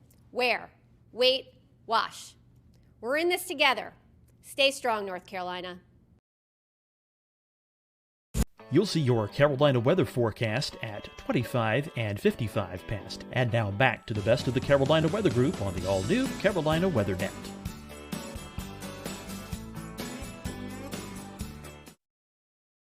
And went and got on another supercell at that point, because there's nothing else I could do in Coleman that, short of, I warned everyone I could. The storm didn't hit there, so I left. I went out to go get to another storm and chased 2 more tornado warned supercells. Nothing really produced from those. And then the sun started going down, and still no cell service. But I have my radio police scanner and fire EMS scanner, and I'm hearing that reports that there are no gas stations and no gas available to the first responders. And I look at my gas tank at that moment. The sun was just starting to set. I look at my gas tank, and I'm on less than a quarter of a tank. Hadn't anticipated on there not being any gas in the state of Alabama, right? And so with very little gas and a lot more storms, all tornado warned, heading my direction, and now it's dark out, I had to do what I now refer to as a kind of a intense game of avoid the tornado for the next few hours. And I did it on zero gas. So what I had to do is I would drive out to somewhere where I thought was in between 2 supercells heading my way, because there was just groups of supercells just over and over and over again, all tornado warned. So I'd drive where I thought I was going to be in between the 2. No cell phone service and limited radar at this point because internet was dicey out where I was. And then I'd turn off my car and I'd just sit there in the pitch black and just watch the lightning, both the storms pass on either side of me. I'd turn back on the car, get the laptop back up, see the next radar run, and figure out my next spot to go to try and be safe. And I did that for a few hours until eventually it seemed clear enough for me to actually get to a city on my zero gas.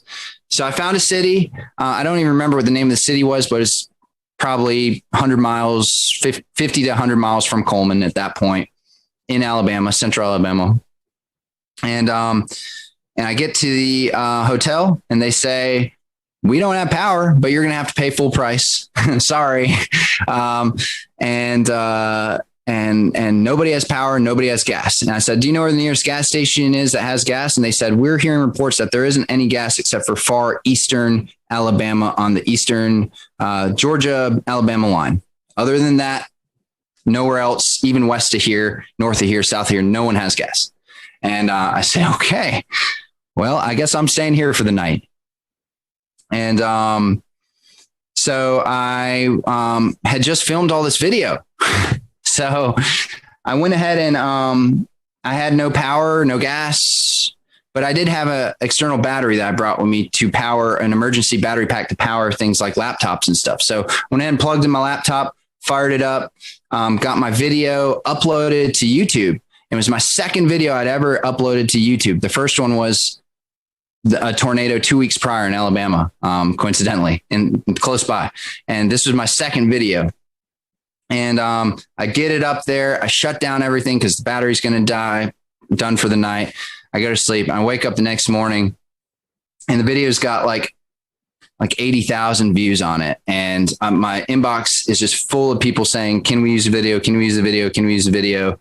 Just my email's blown up, and And I'm like, wow, I guess that's, and this was in 2011 before viral videos was really a thing. YouTube's kind of new at this point. And I created, like, at that time, a newsy viral video, and I didn't even know what to think of it. I'd never really seen viral videos at that time. So I was like, well, that's interesting, and whatever. I mean, it's a historic day. So I knew that, my footage was, I'm glad people are seeing it, please share it, and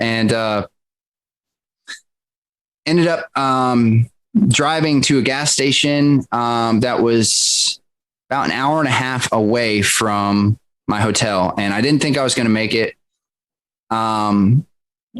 But that was the closest gas station. I, called around. I did everything I could to source a gas station. That was it. It was like on the border. So I just drove that direction on no gas. I was on fumes the whole time. And I got to the gas station, and I'm literally like, you can hear the gas running out and the car sputtering and stuff. So I cut the car off in the line. There was a humongous line going out around the road, circling all around. Fire trucks are coming in, skirting in front of the public to get all the gas. EMS, they're coming in. It's the only gas station that had gas. And so I sit in the back of the line. There's maybe 50 cars in front of me.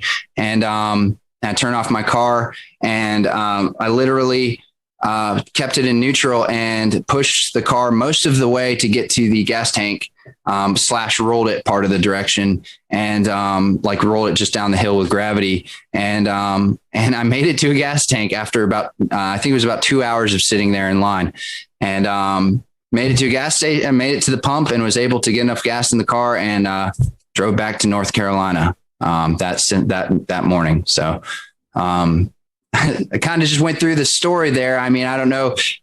There's of course more to be said, but that's kind of my experience being there right in central Alabama. I mean, the in and the out, at least the basic summary. So Dan, I'm curious. I've been storm chasing once, and the adrenaline rush you get as you see a tornado obviously peaks up, and then you kind of go into recovery mode, hoping that everyone's okay. Did you experience that adrenaline rush when you were witnessing this? Yeah. Definitely. During the Coleman tornado, it was when I first saw it. And for those first few minutes, especially, I couldn't believe what I was seeing. And that adrenaline really kicked in. Here I am. It's real. I'm on a tornado. This is a high risk day. These storms are explosive. And I knew that something bad could really happen. And so yeah, the adrenaline popped in at that moment. But it's the weirdest thing. One of the comments on my YouTube video is, well, why is there no screaming? Where's all the screaming? Where's all the yelling? This is like the calmest tornado video I've ever seen, besides Pico's Hank. And and it was just my adrenaline turned into straight focus. So after I kind of had an initial I was just 100% zoned in on my task. I mean, you could call it focused. You could also call it busy. I mean, navigating the anemometers, the laptop, the cameras, the live stream, and driving and parking and whatever, running, in my raw video of the tornado, there's me like zooming back and forth in front of the dash cam, because I'm like, who knows what I'm doing? I'm probably setting a GoPro here and turning this thing that way. And it's, I was very busy and very focused. So it just all turned into that. And then eventually, right near the end of the day, a lot of adrenaline and focus kind of wears down to just like, now I'm playing dodge the tornadoes at night. And that part was a little, I wish I could have been back in North Carolina at that point. Dan, real quick before we wrap, can you talk a little bit about the gravitas of watching the storm, the tornado as it came through Coleman, and afterwards understanding that while you were watching it, it killed 6 people? So, I've been at some devastating tornadoes before, but I think the thing that made this more real, and I've been at some killer tornadoes before. I think the thing that made this so real in this particular one is because a lot of people died this day in Alabama, and it was the total destruction of the state. Seeing the Coleman tornado, unless I had actually seen it hit the specific buildings and stuff, it was hard to make a direct connection to who died or how they died or where they died. I did end up seeing the commercial destruction downtown, and that was intense. Seeing that, because you're seeing people wandering around picking up bricks and trying to figure out what to do. It's like walking into a house that was just completely destroyed by like a group of toddlers, and I say that as a owner of a toddler. I have a 3-year-old, and sometimes you just walk into a room and you say, what happened? And you just pull your hair and you scratch your head and you say, I can't even figure out where to start. Everything's destroyed. And it was the same way watching these people trying to figure out what to do in downtown Coleman, just walking around devastated. And that was really sobering. But the thing that really affected me the most, honestly, was seeing people looking for their loved ones and not having a way to find out where their loved ones were. No cell phone reception, no communication, and being stuck in traffic, and another tornado warning that's coming. So these people are in a bad predicament, and only I knew what was going on. So I was in this really weird place of, nobody knows, and they're all unsafe, and they're all just trying to help their loved ones out. So that was probably the hardest part to be a part of, but the part that I'm most grateful that I was a part of, because I could help, but also because that's the reality of these big storm events is that's what's happening in these communities. And sometimes you don't see that on the news, or you don't know about that, but there's moments there where we're all just trying to look out for each other. And those are the hardest moments. Well, Dan, we certainly appreciate your time and reflecting back on this very somber event that took place on April 27th, 2011. So we thank you and James Spann for sharing their stories of this tragic day, and our thoughts and prayers are still with those folks who are reliving this 10 years later in the state of Alabama. For everyone here at the Carolina Weather Group, we hope you have a great evening, and we'll see you back here real soon.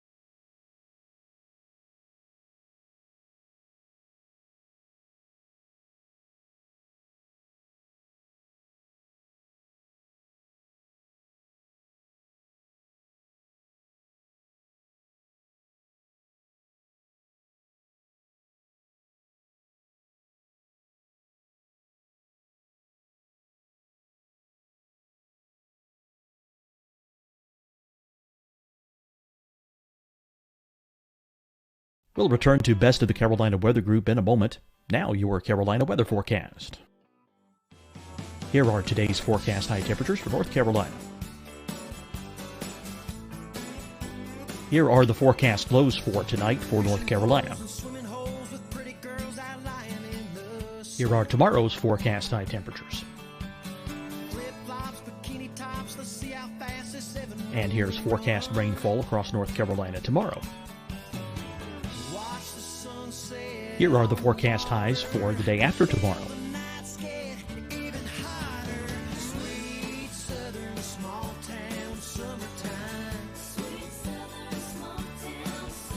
And here's the forecast rainfall across North Carolina for the day after tomorrow.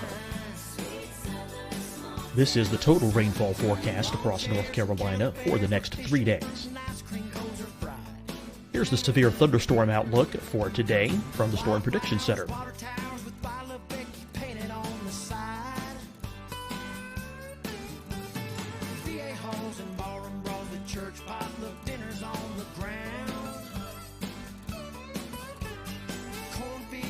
Here are the forecast high temperatures for today for South Carolina.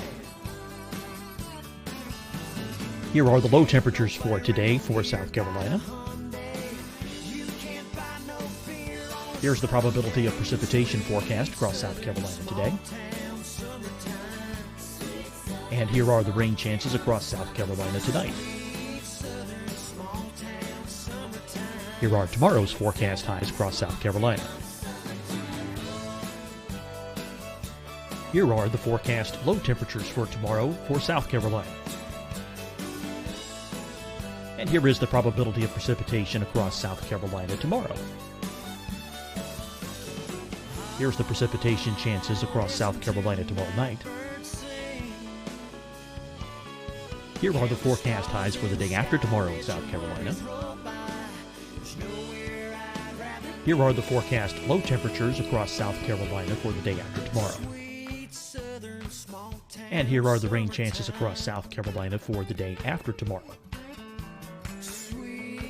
And South Carolina's probability of precipitation for that night.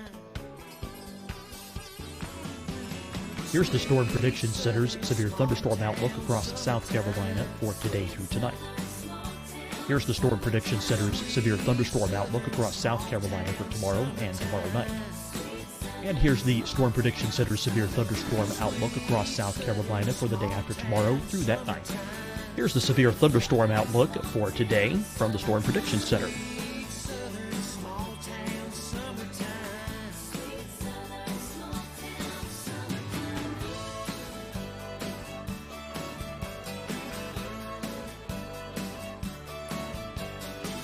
And now here's a live look at weather radar across the southeast. Fight the spread and take a stand against coronavirus. Wear a mask in public. Stay at least 6 feet apart from others. And get tested. Join us and fight the spread. Visit scdhec.gov/COVID-19. Getting tested for COVID-19 helps you to take the steps needed to protect yourself, your loved ones, and your community. Find the testing location at scdhec.gov/COVID-19 testing. Deciding when to wear a mask isn't about who you know or how well you know them. Just ask yourself, will I be with anyone I don't live with? If the answer is yes, get behind the mask. Help slow the spread of COVID-19. Get behind the mask. Learn more at covid19.ncdhhs.gov. Hi, everyone. I'm Dr. Mandy Cohen, Secretary of the North Carolina Department of Health and Human Services. And when you follow the 3 W's, you protect your family and your neighbors from COVID-19. When you leave your home, practice your W's. Wear a cloth face covering, wait 6 feet apart, wash your hands often. Wear, wait, wash. We're in this together. Stay strong, North Carolina. You'll see your Carolina weather forecast at 25 and 55 past. And now back to the best of the Carolina Weather Group on the all-new Carolina Weather Net.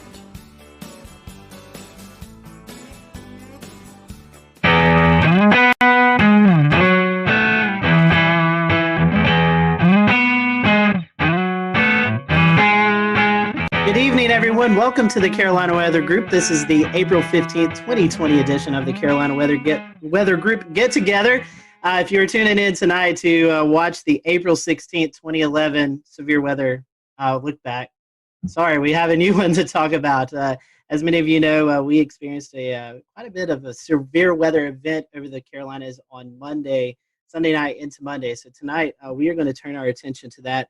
We have a whole host of guests on tonight. We have Rob Fowler on from Charleston, Ed Piotrowski on from Myrtle Beach, Shane Hilton on from New Bern, Brad Panovich on from Charlotte, Tim Buckley in Greensboro, Efren Afonte in Columbia, Kendra Kent in Greenville, South Carolina, and Brendan Goldner, a reporter at WCNC Charlotte. So we really want to say our thank you to them publicly because we put this together at the last minute. So we're very happy for everyone to kind of donate a little bit of time tonight to talk about this.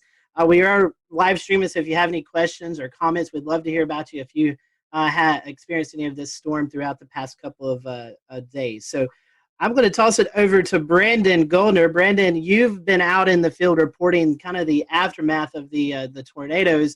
And something we've been talking about here on the Carolina Weather Group is the COVID-19 pandemic. And so we've talked about storm chasing and doing severe weather coverage from home. I know that you ran a little spot about the recovery efforts in COVID-19. I think we're going to dial that up, and then we'll toss it to Brandon and let him kind of give us a few of his remarks from his story.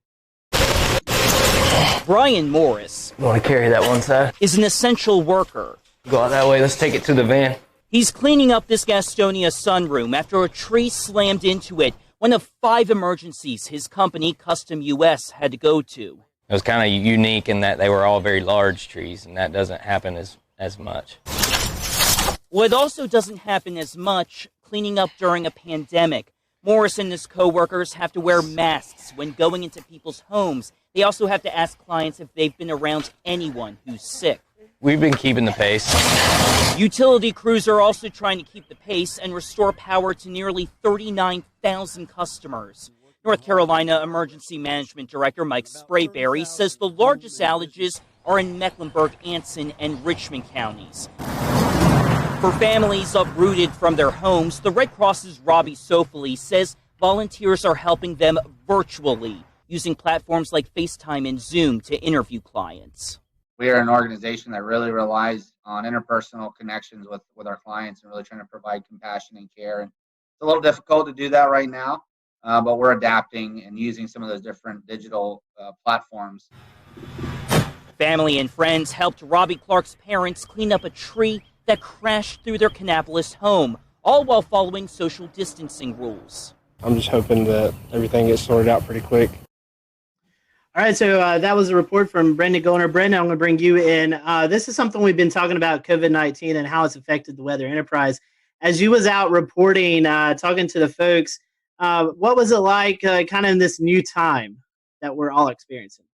It reminds you, we're all talking all the time about reporting during the coronavirus, and yet, Mother Nature, the weather, doesn't care about pandemic. It's going to do its thing. And so, obviously there's the challenges with us as a crew. It was me and photojournalist Kevin Wardlaw. We have the 6-foot stick with the microphone at the end that we have to use to interview everyone, and we have to keep that social distance. But what was really fascinating was talking to some of the disaster recovery crew members, Duke Energy, the Red Cross, how a lot of them have had to change up a lot of what they're doing when it comes to cleaning up during the coronavirus. Duke Energy, they've been trying to do the social distancing, keeping the 6 feet distance, but when they're trying to repair power poles, a lot of times they have to be in close proximity. It's the same way with these disaster recovery people that was said in the beginning of the story. They're wearing the masks. They have to ask everyone before they go into a house whether they were interacting with anyone with coronavirus, and it's the combination of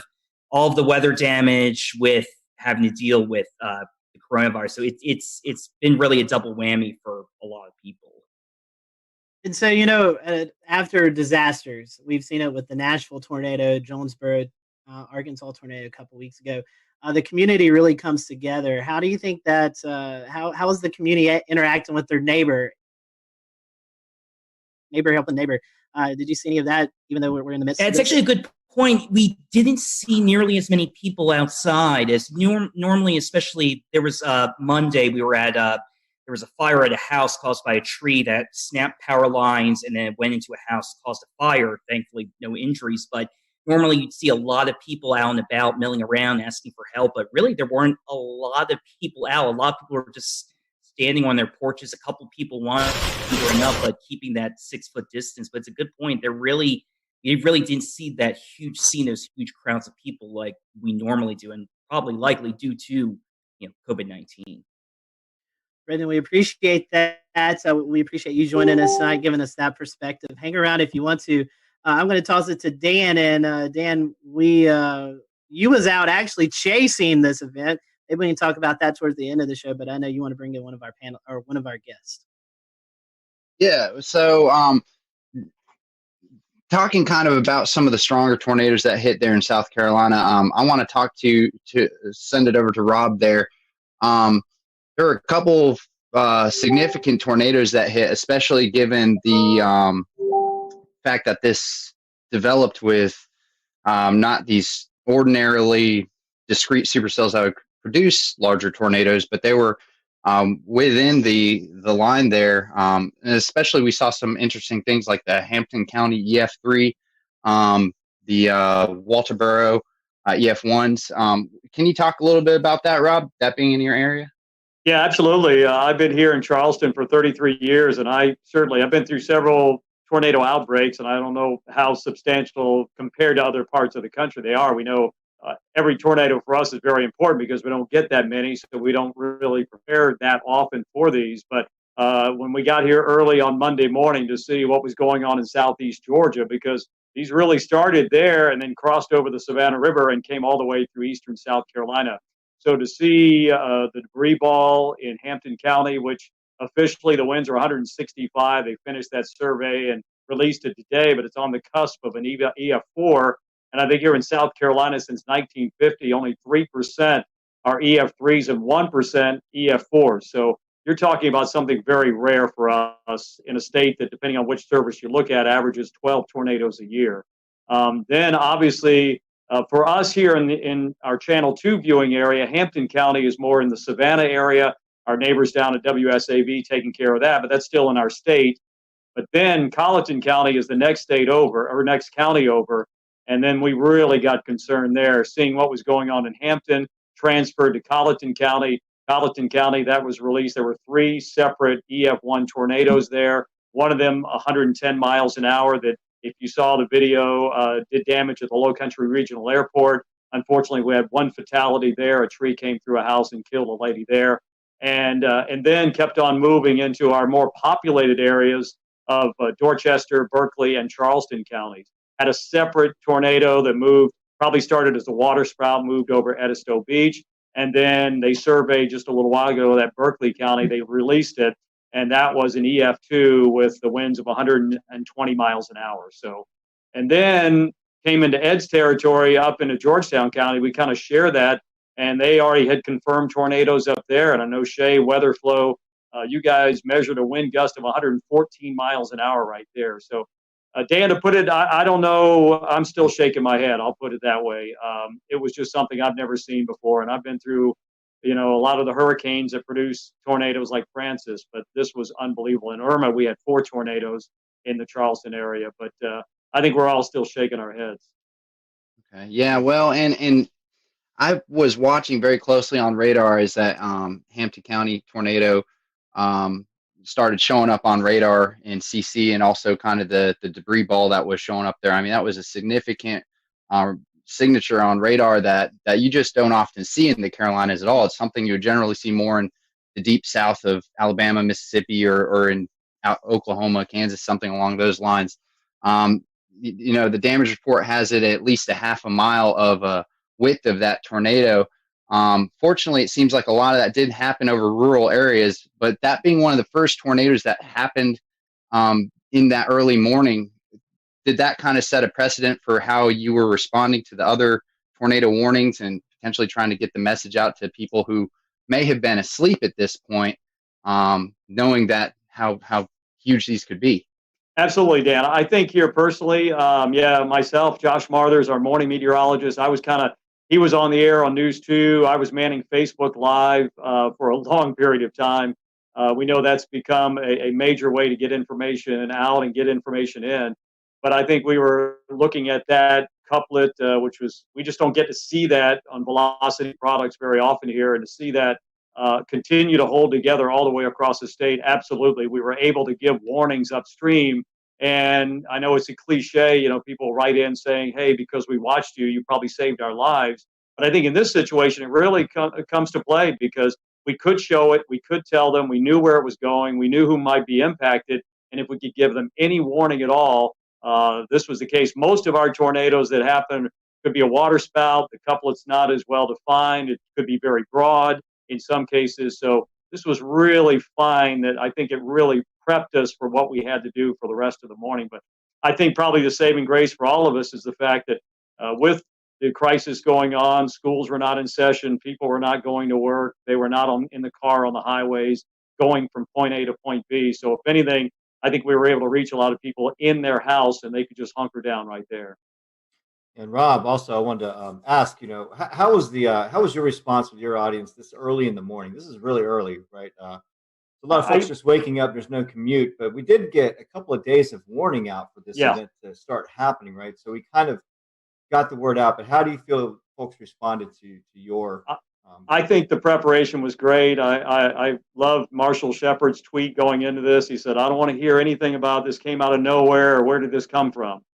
Because I think the warnings were there. SBC did a fantastic job, and we tried to disseminate that information here to our viewers, that we couldn't tell them exactly what was going to happen that Monday morning, but we knew that as time crunched a little bit, we felt more confident that something was going to happen and could potentially be a pretty significant outbreak. So I think our viewers were well prepared, and I haven't heard a single comment like, where did that come from? And I never knew that was coming. So I think they were listening, and hopefully we were getting the information to them as quickly and as succinctly as we possibly could.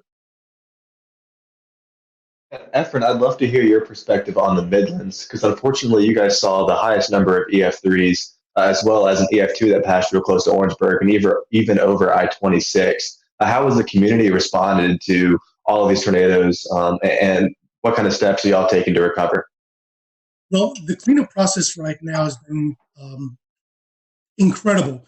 There's been a lot of community help in this, and even with the coronavirus, in which a lot of people are taking heed to that warning, there was a very large presence of people helping out. Now, the EF3 tornadoes that came through part of the CSRA, the Low Country, into eventually our Southern Midlands community, those areas are very rural. And the fortunate thing was that we were already on the air at 4:30 in the morning. And there were a lot of storms that were crossing over the Savannah River into the upstate. But there was already a knowledge of all of our viewers, since we've been talking about it in earnest since Friday, that we're looking at the possibility of strong thunderstorms. That was the message on Friday. The message on Friday was like, there's very likely going to be a severe weather outbreak of some sort in the lower Mississippi River Valley. That message usually is taken with a grain of salt, because it's not us. It's not even near us. And as we got into Saturday, our morning meteorologist, Danielle Miller, started emphasizing that we're looking at the possibility of strong to severe storms in South Carolina.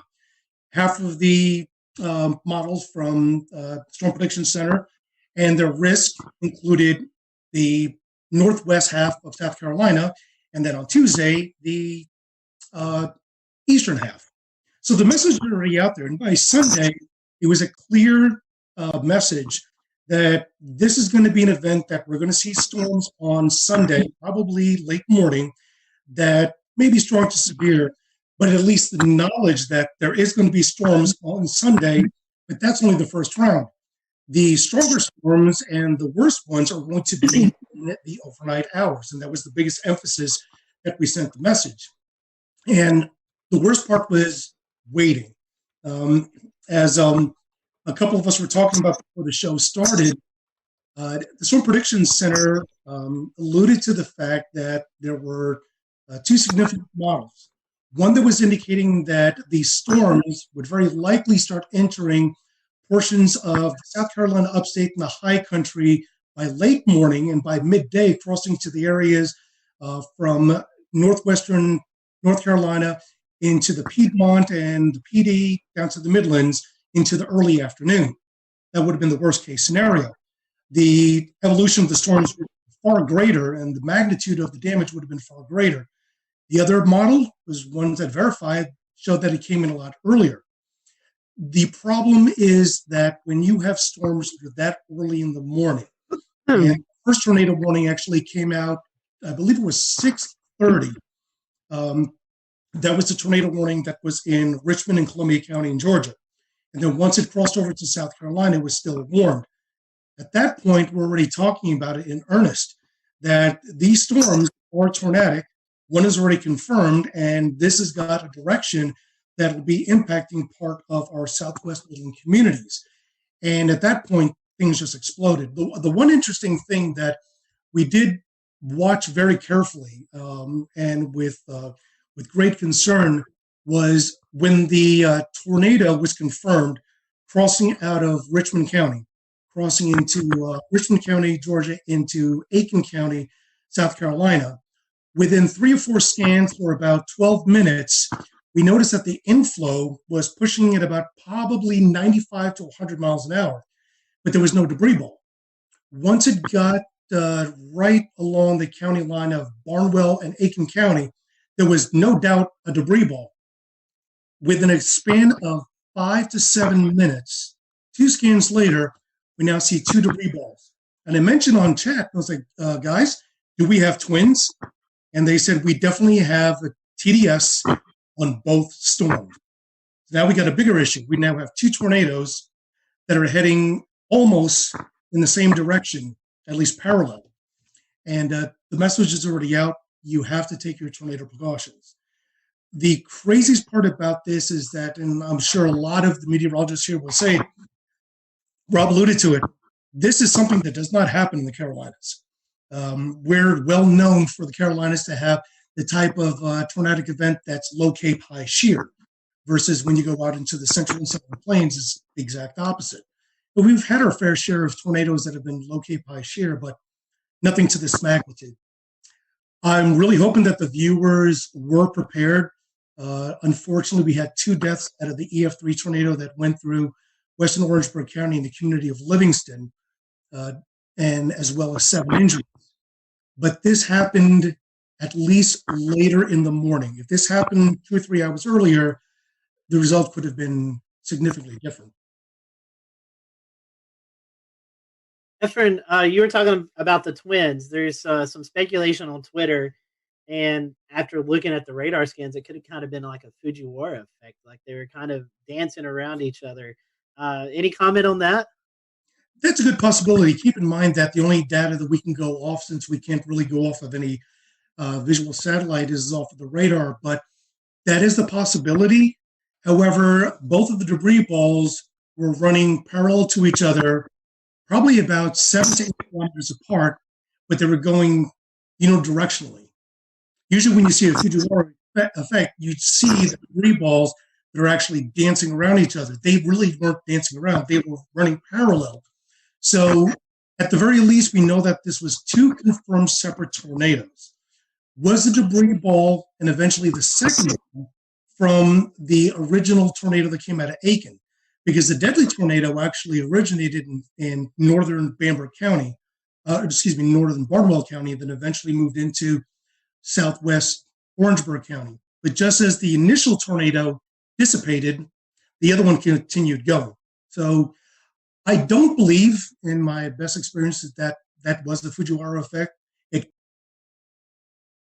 could have been, but I didn't see enough motion between the 2 TDSs to facilitate that idea. Yeah, definitely a busy morning for you guys. I want to bring in Kendra Kent. This is kind of where all as the storm system moved in, it kind of hit her area first. Kendra, first of all, we hope we can see you or hear you. Sorry, Scotty. You're fine. We can hear you now. And I just want to ask you, I know you guys kind of started the live coverage first when these storms first moved in. Mm-hmm. Tell us a little bit about your morning and how things went there in the Greenville area. Well, I feel like I learned a lot from this particular outbreak. And can everybody hear me okay? Yes. Okay, good. Sorry you can't see me. I hooked up to a computer that doesn't have a camera, apparently. Anyway, no, we started the coverage a little after midnight. We had a rogue warning. It was a essentially a shower that just started rotating. You could tell how much dynamically was going on in the atmosphere. I mean, it was just, things were beginning to blow up. So I think I knew from about 12:30 in the morning that we were going to have a very, very long night.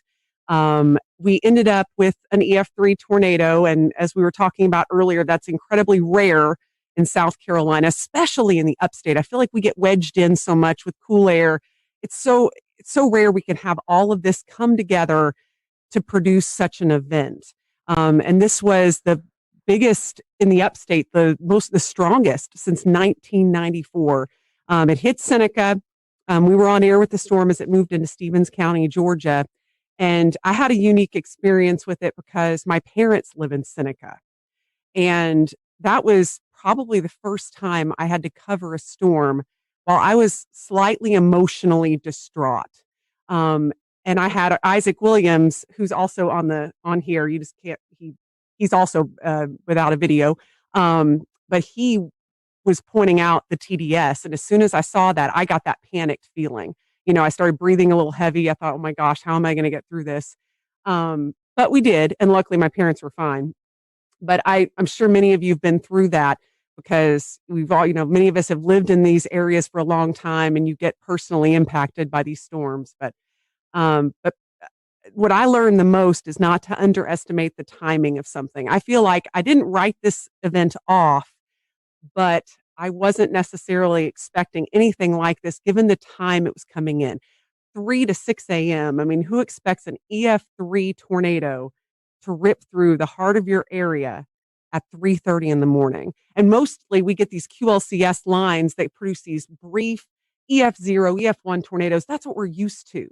And seeing something like that and tracking something like that was a true first for me.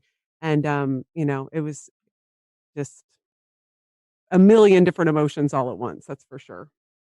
Kendra, since you said Isaac's there, I'll pose this to both of you guys, both of y'all. You had this coming through the rogue cell, and then like the heart of this event was when people were actually asleep, 12, 1, 2 o'clock in the morning. Talk about how you guys were able to message before the event.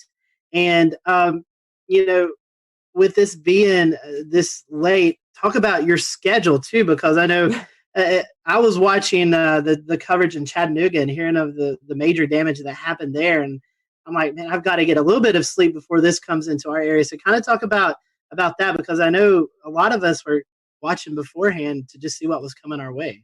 Let's see. Is Isaac's mic up? I think it's muted, but we can. Okay, it's unmuted. It's unmuted. He's good now. Okay. You go ahead, Isaac. Okay.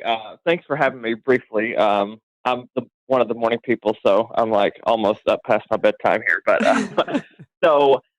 just to kind of with the messaging and any rest. Unfortunately for me, I have plenty of interest in Mississippi and Alabama. That's where I'm from, and for whatever reason, a lot of people still ask me, about the weather there, and they depend on me, and that's great. So I didn't actually sleep going into this event. So that's not uncommon for me because I am a severe weather nut. But that being the case, in terms of messaging, we started talking about it, I think, on Wednesday. Just kind of highlighting the threat for storms. That gave people about 5.5 days, and of course we started ramping up, the wording a little bit more once we got to, Friday and Saturday. And, Kendra always, mentioned, like when I first was hired here, we do get a lot of wedge events, and we started that day in the 50s. And I'm like, back in my head, I thought, what if the wedge holds and, we're going to be seen as like hype people, and that's not what we want, but we don't want severe weather either. I think our message was pretty stern by Sunday morning when we got up and saw they had pulled that enhanced risk over a little bit into the upstate, which I've been here 3 years, not nearly as long as Kendra, but I think that's only my personal third enhanced risk here. So I knew that I see parameters, and parameters mean nothing unless you have a storm. We'll return to Best of the Carolina Weather Group in a moment. Now your Carolina weather forecast. Here are today's forecast high temperatures for North Carolina. Here are the forecast lows for tonight for North Carolina. Here are tomorrow's forecast high temperatures. And here's forecast rainfall across North Carolina tomorrow. Here are the forecast highs for the day after tomorrow.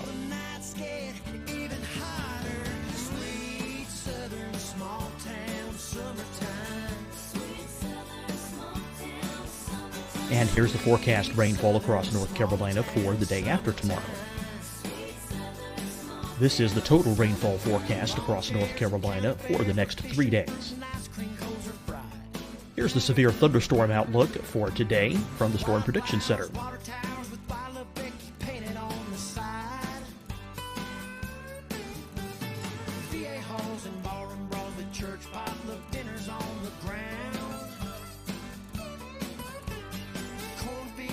Here are the forecast high temperatures for today for South Carolina. Here are the low temperatures for today for South Carolina. Here's the probability of precipitation forecast across South Carolina today. And here are the rain chances across South Carolina tonight. Here are tomorrow's forecast highs across South Carolina. Here are the forecast low temperatures for tomorrow for South Carolina. And here is the probability of precipitation across South Carolina tomorrow. Here's the precipitation chances across South Carolina tomorrow night. Here are the forecast highs for the day after tomorrow in South Carolina. Here are the forecast low temperatures across South Carolina for the day after tomorrow. And here are the rain chances across South Carolina for the day after tomorrow. And South Carolina's probability of precipitation for that night. Here's the Storm Prediction Center's severe thunderstorm outlook across South Carolina for today through tonight. Here's the Storm Prediction Center's severe thunderstorm outlook across South Carolina for tomorrow and tomorrow night. And here's the Storm Prediction Center's severe thunderstorm outlook across South Carolina for the day after tomorrow through that night. Here's the severe thunderstorm outlook for today from the Storm Prediction Center.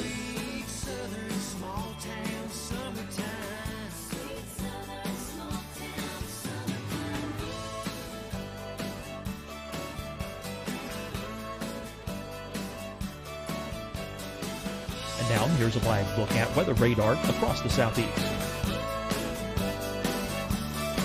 Fight the spread and take a stand against coronavirus. Wear a mask in public. Stay at least 6 feet apart from others. And get tested. Join us and fight the spread. Visit scdhec.gov/COVID-19. Getting tested for COVID-19 helps you to take the steps needed to protect yourself, your loved ones, and your community. Find a testing location at scdhec.gov/COVID-19 testing. Deciding when to wear a mask isn't about who you know or how well you know them. Just ask yourself, will I be with anyone I don't live with? If the answer is yes, get behind the mask. Help slow the spread of COVID-19. Get behind the mask. Learn more at covid19.ncdhhs.gov. Hi, everyone. I'm Dr. Mandy Cohen, Secretary of the North Carolina Department of Health and Human Services. And when you follow the 3 W's, you protect your family and your neighbors from COVID-19. When you leave your home, practice your W's. Wear a cloth face covering, wait 6 feet apart, wash your hands often. Wear, wait, wash. We're in this together. Stay strong, North Carolina. You'll see your Carolina weather forecast at 25 and 55 past. And now back to the best of the Carolina Weather Group on the all-new Carolina Weather Net. I knew with those parameters that we had the potential to have something, fairly unusual happen. But I wouldn't have had I don't work weekends, so I don't even know if I would have said something about a strong tornado even the night before, just because it's just so rare to get them here. Yeah, and I think just given how late it was at night, and we knew this was likely going to be taking at least some linear form. Yeah, I wasn't expecting that either, and it really it caught us off guard. But to see a TDS like that move through our area, and I know the rest of you all saw that too as South Carolina meteorologists. I mean, just something you don't see every day, and it kind of takes your breath away. They're used to that in Alabama and Mississippi. We just don't get that stuff here. Yeah, and then right after that, right after the Seneca one had briefly lifted right over Clemson, we had the EF2, what ended up being an EF2, another TDS outside of Slater, which that's almost in the 3,000 feet elevation, in the extreme northern part of Greenville County. That debunks the whole tornadoes can't happen in the mountains thing, Definitely. So we were watching that, Evan and I, because Evan doesn't live too far from the line there. One last question, and we'll come back to you guys later on in the show. But at the time, we didn't know how long the tornadoes were on the ground. But I think one of the tornadoes there in the Greenville, Pickens County area was on the ground for around 8 miles. So these were not also big tornadoes, but they're also long track tornadoes, something that we're not too accustomed to as well. Yeah, again, that was a huge shocker. But when you saw the signatures on radar, there was no doubt that was going to be a large tornado. And they even put that in the wording of the warning, which I was very happy about. I feel like that really brought people's attention up. And the thing you mentioned earlier too, these were happening at 3:30 in the morning, probably the worst time a tornado could hit.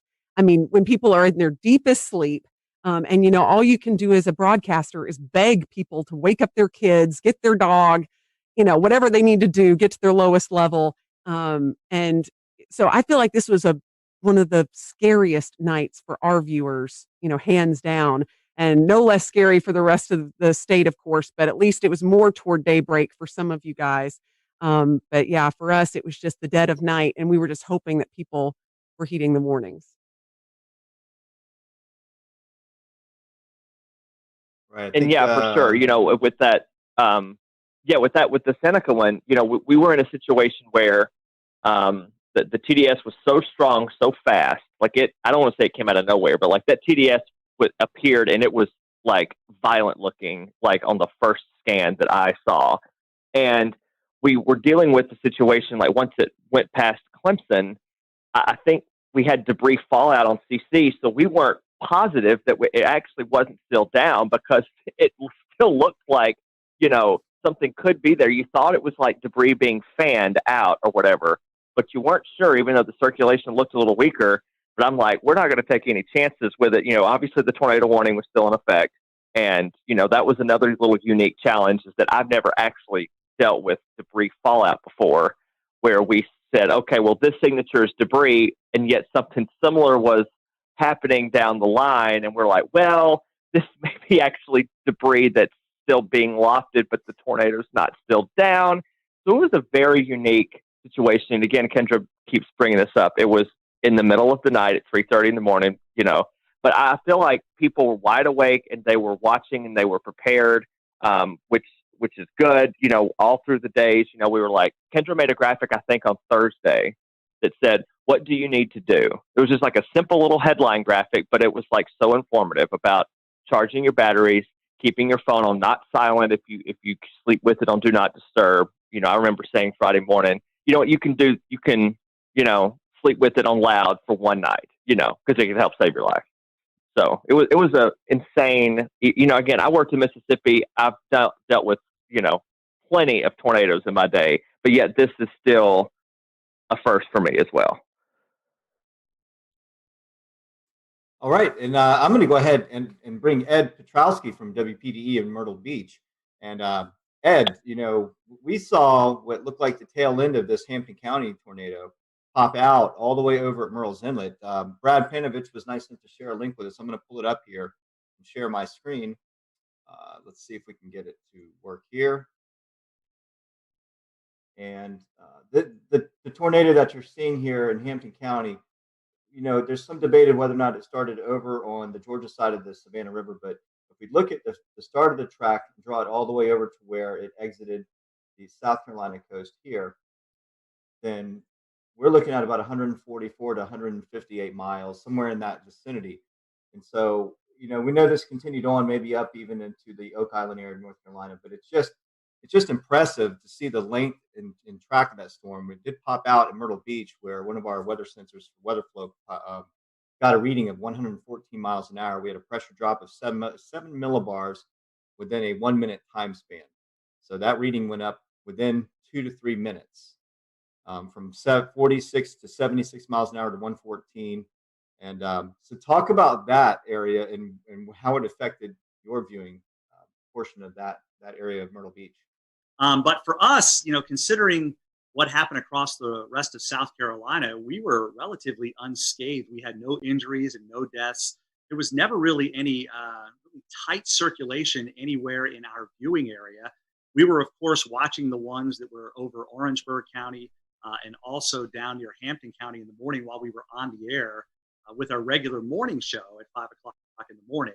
And those were the two big storms, the two supercells that we were watching very carefully, knowing that they were heading generally in our direction. The one in Orangeburg County faded away before it ever got to our viewing area.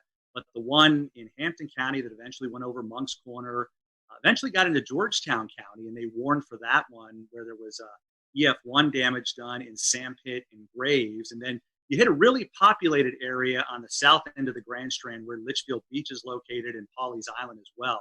And they both took a hit on EF0, EF1 tornado. There was substantial damage done to trees and even some homes in Litchfield Beach and also in Willbrook. In fact, one of the things about a lot of people being home is a lot of people took videos. We were able to get pretty good video of at least damage and high wind knocking over trees, but not necessarily a tornado touching down.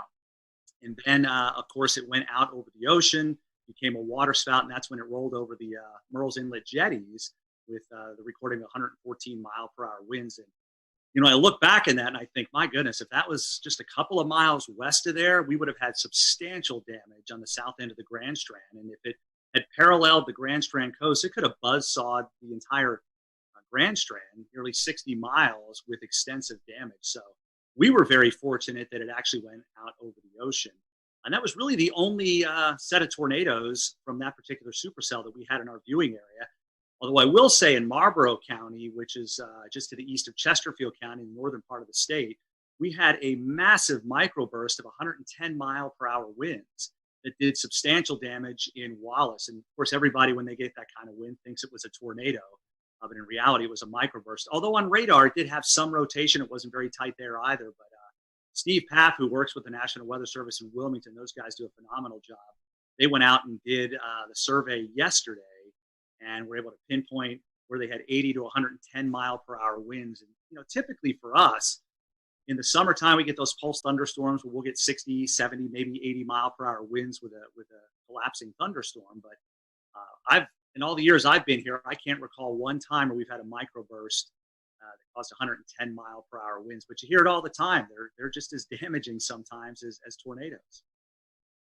Wow, that's pretty impressive. Yeah, just looking at that, the one at Litchfield, they classified as an EF2. Do you think the Waccamaw River Basin had something to do with reforming of that, or do you think the mechanical features, right, when it came to land, maybe helped with strengthening or re-intensifying that system? Yeah, there's a lot of, I don't know if you want to call it debate, but there's a lot of speculation out there that there could have been some sort of a influence of the ocean, the wind coming in off the ocean at that time, perhaps creating some sort of a boundary to help intensify the storm itself. But yeah, it was an EF0 over Litchfield Beach, and then it blew up to an EF2 when it went over the Murrells Inlet jetty. So it got pretty strong fairly quickly. And again, we were lucky that was over the ocean. Literally, the jetties are only a couple of 100 yards away from very populated areas of Garden City. And we had two different people that have homes there who have their home weather units, and they both registered 71 and 72 mile per hour winds respectively. So literally within a couple of 100 yards of where your unit is, we had those measurements. So you can see how tight the wind gradient was between Garden City and the actual jetties themselves. Hey, Ed, there was something, you always try to find something that will make you laugh in these sad times. And unfortunately, we had some sad times in the Carolinas, but there was a tweet going around of you doing your broadcast. I don't know. I've asked James about it if we can play it. But, Here it comes. all right, I'm going to let it play, and then I want you to talk about it. Your rain is located, and we'll zoom that out just a bit. And whoa! Oh!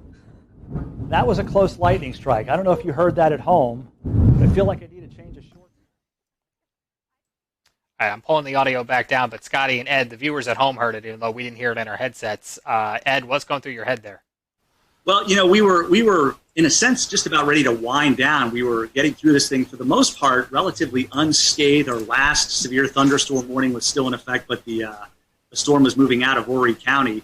And then there must have been a lightning strike within a couple hundred yards of the station because it was this loud explosion that you knew what it was, but you're a human being. It freaked me out. And as you saw, I kind of ducked thinking something was going on, and then just used one of my classic lines, I need to change the shorts. Just one of those things. And that kind of went around the viewers. A lot of them had recorded it and were sending it to me, letting me know that they thought it was kind of funny. And it's something that, that they needed after a morning like that, being so stressed, and of course being stressed with COVID-19. It was a little light moment toward the end of the severe weather when we knew we didn't have any injuries, which was a good thing. And of course, nobody was killed either. Always good to have a funny moment there. So I want to bring it up to Shane. Shane lives just north of the Myrtle Beach, Wilmington area. Shane, you guys kind of got in on the tail end as well, as the sun was already up. Talk to us about the New Bern, Greenville, North Carolina area and what you guys experienced. Yeah, we were kind of late to the party, I guess, compared to everyone else in regards to receiving the storms, but very much like Ed's situation, very thankful and blessed really to not have any injuries or fatalities with any of our systems. We did end up having 6 confirmed tornadoes, and thankfully for us, the strongest was the EF1 that we had in the Hawes Run area. I believe I've been taking notes here just to make sure it was anywhere from roughly 100 to 110 mile per hour sustained winds. So for us, it was basically like that waiting game where you see the line coming. I was actually filling in for our morning meteorologist. He had a vacation day, but he got reeled back in right towards the end of it.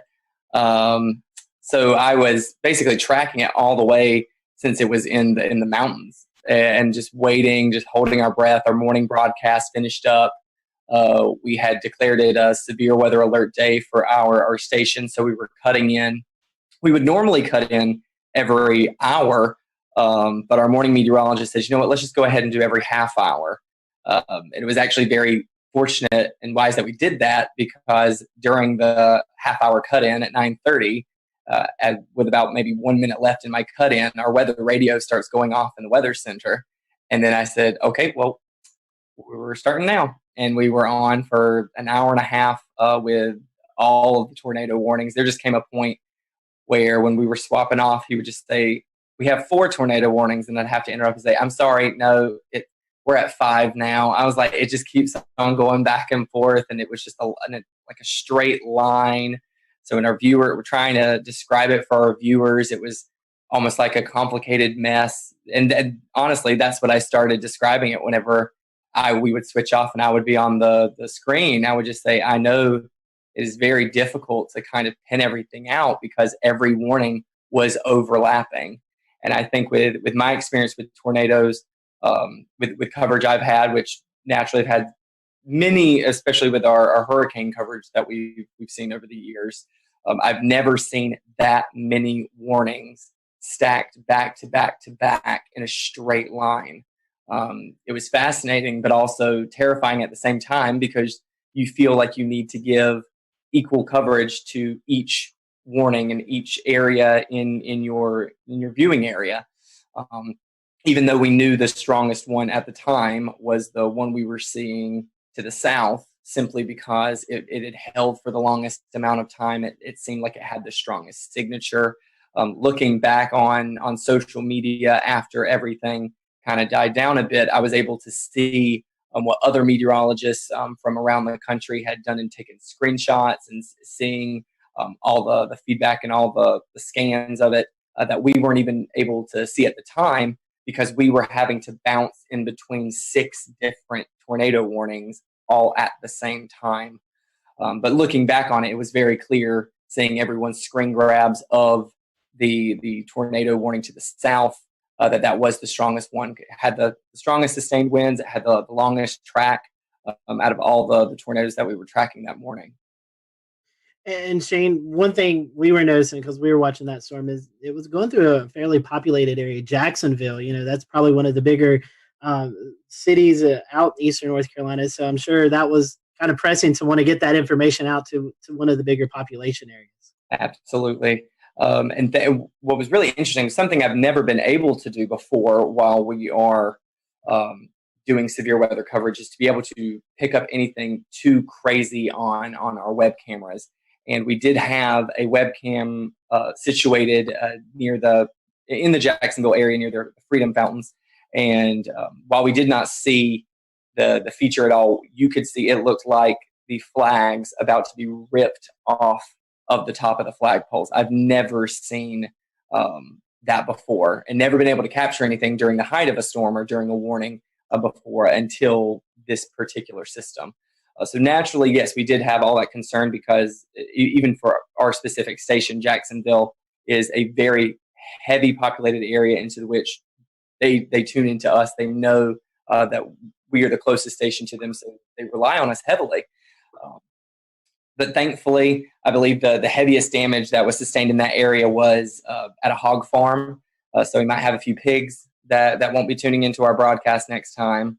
But like I said, just very thankful and blessed that we had 0 fatalities, 0 injuries throughout the entire morning. Shane, I got a good chuckle out of that. Thank you. Tim, we still have 2 areas to cover, Charlotte and Greensboro. So Tim, I want to start off with you. I know you're just dying to talk. We've had you waiting for 40 some odd minutes now, but you guys did have 1 tornado in Alamance County. Can you kind of tell us a little bit about that and maybe some of the relief that you felt that there was only 1 and things weren't quite as bad as they could have been? Yeah, sure. Thanks, guys.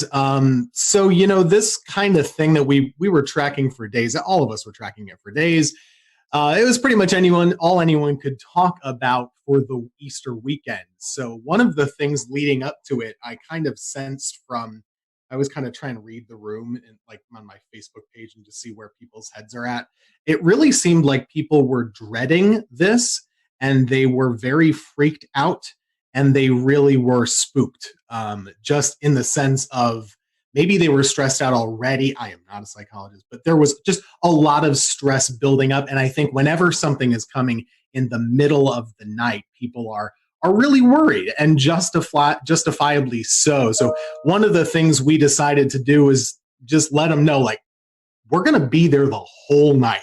Because even with, we had the warm front coming through in the afternoon. I'm always worried about those little warm fronts too. You can kind of get little spin ups. So I was there starting at 8, 9 o'clock, and I just stayed till the morning. We had the rest of the morning Mets come in as well to help out. And good thing that we did, because, one of the things, we just kind of walked people through the night. We would just do Facebook Lives and they would chime in and we would say, everything's still okay. You can go to bed, but make sure you have the phone. And you got to wake up if the warnings are issued. And people really did that, and I think it helped out. But you mentioned we had 1 confirmed tornado in our area. We had 9 tornado warnings, and I had no problem with any of the tornado warnings. And a lot of times I'm complaining in the back of my head about some of them, right? None of them were light tornado warnings at all. There was so much rotation in almost every storm that was pushing across our area. Everyone in this chat knows this. We have a radar issue here. The radar beam is so high. So, of course, when we're showing these warnings, it's showing more mid-level rotation. It's not at the ground. So all we can do is say, hey, this storm is spinning like crazy. Our first tornado warning came in at 4:20 in the morning, and we had continuous tornado warnings until 7 in the morning. So we were on for a while with all of those different storms. And it turned out that the last one in Alamance was the one that, in fact, was confirmed. And we confirmed it on air, too. We were watching it, Taran Kirksey and myself, and there was a clear as day debris ball just a few scans after the first couplet showed up. So I believe they talked about this in South Carolina too. Some of these, they formed, they came right down, and they did the damage right away. And it was very quick. And thank goodness, the Weather Service did a bang up job. They had a warning on it right away. And we were just bouncing around. It was a very busy morning. But I think people were very appreciative that we were there the whole time with them, just kind of holding their hand. There's this storm. Here's what you do. Grab the kids, grab the dog, put a helmet on, put shoes on, get ready to go. And, we made through it. Thankfully, there weren't there were no injuries or fatalities in that one tornado. On the same token, in the squall line itself, we did have a tree, unfortunately, kill somebody in their home. And one of the things with this line that we also tried to do, you have to give the highlight coverage to the tornado warnings. But this whole squall line, we knew it was capable of putting down 80 plus mile per hour gusts. Just with all the wind fields. So we did try and bounce around and say, hey, you're not in a tornado warning in Guilford here right now, but this line is nasty. So you should probably be in your safe spot too. So it was a very busy morning, but we anticipated it. Everybody in the weather enterprise talked about it for days. People knew about it. And I actually think it's a big success story that in the middle of the night, people were still well prepared and took good action. And the fatalities really, I think, were minimized, at least in the Carolinas, as far as I can. Ted, you're already kind of making my transition easy, because the second question I wanted to ask was about, there was some information going around on Facebook before the storm that was a little bit unsettling for a lot of viewers, and it was definitely not accurate information, but I know that you were definitely a part of reassuring your audience that the storm, while yes, it's definitely going to be dangerous, this is not something that they couldn't handle.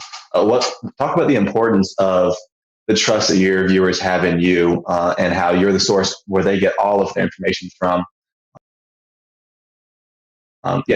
Social media is a blessing and it's a curse, right? Like it gives good information and it gives bad. There was some post floating around out there that was advertising potential for EF5 tornadoes in North Carolina, even though we've not had one before on record. But people were freaked out initially.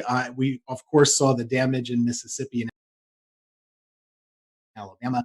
That can freak people out here when they know it's coming our way. So, one of the things I tried to do in the days up leading to the event is, everyone's freaked out right now just in life. I don't get freaked out by weather. I'd get freaked out a little bit about this pandemic, if I'm being honest. So one of the things I told them was just saying, hey, we're living in crazy times. We don't know exactly what's going to happen with daily life with this virus and stuff, but we know how to handle severe weather. We have the technology. We do this every year. We got this. It could be bad, but we know what to do. And if it is bad, we're going to let you know about it. We're not going to go crazy. We're just going to let you know where the storm is, where it's going, what you should do, and what to do next time. Because there's always a next time with weather. This is not abnormal, really. We had a lot of tornadoes, but 1 year ago, basically in April, North Carolina had 12 tornadoes also. So this is not really that different. We do know what to do, and I think that was reassuring to folks, just to let them know, hey, okay, well, they're used to this. They're going to keep us covered, and that's really the whole reason why we're here. We're not here for the sunny days like today. I could not show up, and it would be fine. But Monday, we're pretty important to keep folks calm and hopefully encourage them to make the right choices. And I think a lot of people did. Absolutely, yeah, Scotty. And so, Tim, talking about radar coverage, that brings me to Mr. Brad Panovich. And Brad, unfortunately, we had a tornado kind of go under the radar, like that little pun there, in the Charlotte area. So we had one in Anson County. But, you've been on the show several times talking about our radar gaps. And this one kind of bit us in the behind because we didn't catch this one. Yeah, and I'll give a little bit of a pass to the Weather Service on this one, because I think Tim brought up a good point. Something we were doing on the air Monday morning was we were telling everybody to treat the severe thunderstorm warnings like tornado warnings on Monday morning, because every severe thunderstorm warning had a tornado tag in it, and we knew the environment that these storms had. I didn't want people near a window or near the outside walls with straight line winds on Monday morning. So we actually, for the first time in a long time, I basically treated every severe thunderstorm warning like a tornado warning. But you're right, there was no warning with the two tornadoes we had touched down in Anson County, even though in hindsight, looking back even at the Raleigh radar, there were signs of rotation. But I mean, we were all looking at radar Monday. I could have issued 100 different tornado warnings on some of these. It was just. We'll return to Best of the Carolina Weather Group in a moment. Now your Carolina weather forecast. Here are today's forecast high temperatures for North Carolina. Here are the forecast lows for tonight for North Carolina. Here are tomorrow's forecast high temperatures. And here's forecast rainfall across North Carolina tomorrow. Here are the forecast highs for the day after tomorrow.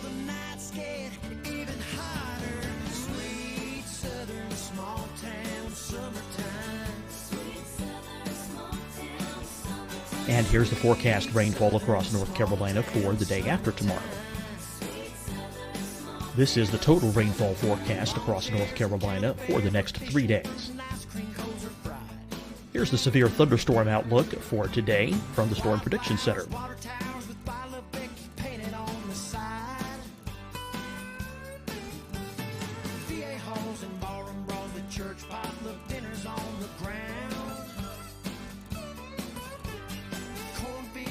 Here are the forecast high temperatures for today for South Carolina.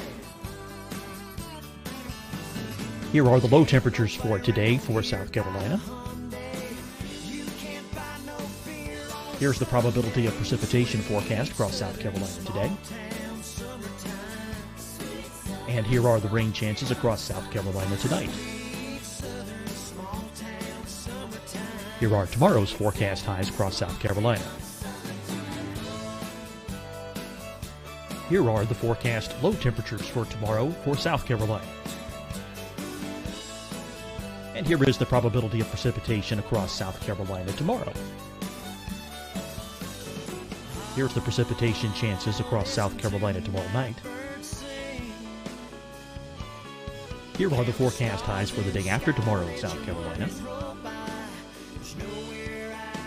Here are the forecast low temperatures across South Carolina for the day after tomorrow. And here are the rain chances across South Carolina for the day after tomorrow. And South Carolina's probability of precipitation for that night. Here's the Storm Prediction Center's severe thunderstorm outlook across South Carolina for today through tonight. Here's the Storm Prediction Center's severe thunderstorm outlook across South Carolina for tomorrow and tomorrow night. And here's the Storm Prediction Center's severe thunderstorm outlook across South Carolina for the day after tomorrow through that night. Here's the severe thunderstorm outlook for today from the Storm Prediction Center.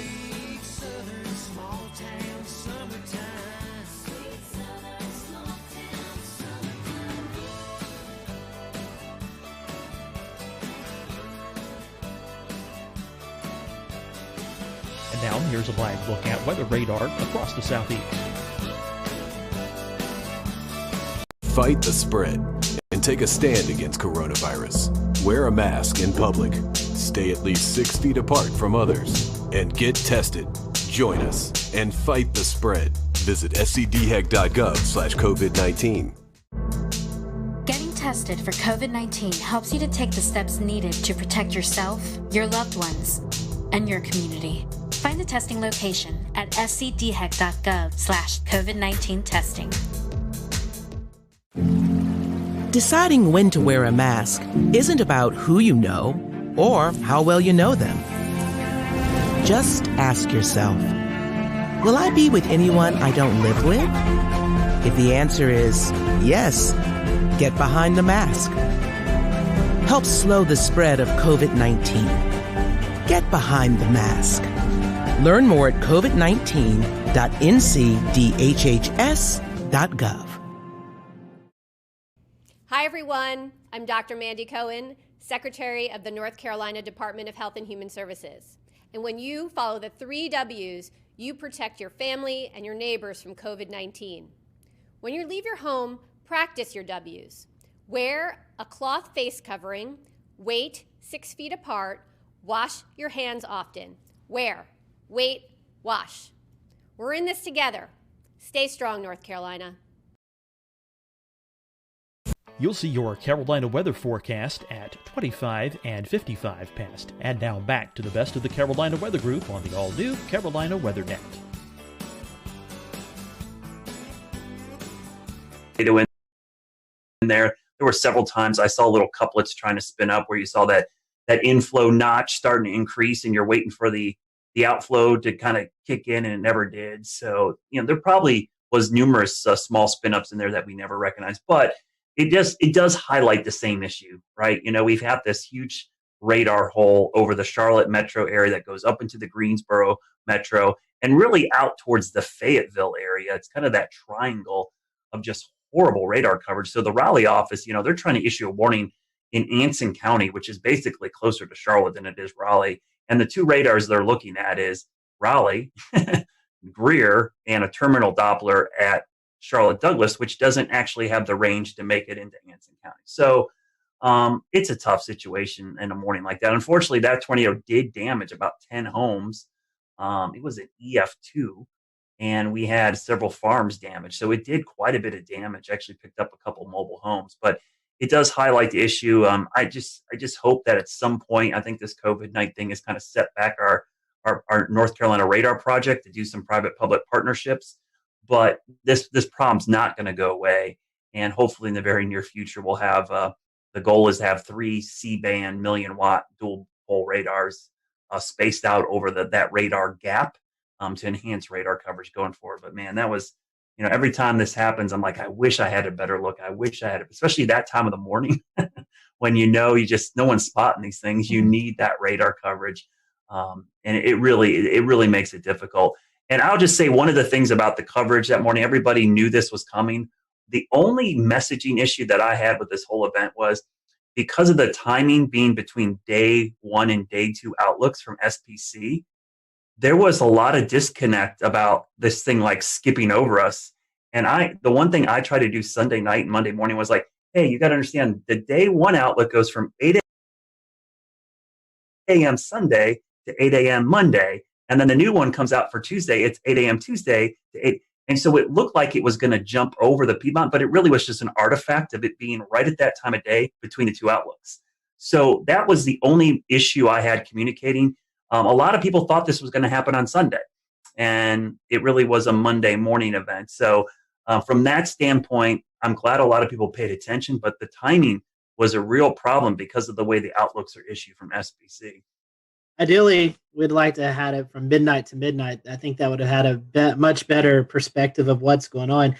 For the viewers, a few asking about radar. For those who may not be familiar with radar, tell us why the Charlotte area, the Greensboro area, Fayetteville area is kind of in that hole. Why does the radar miss those areas? Oh man, it's a lot of politics. I'm not going to lie to you.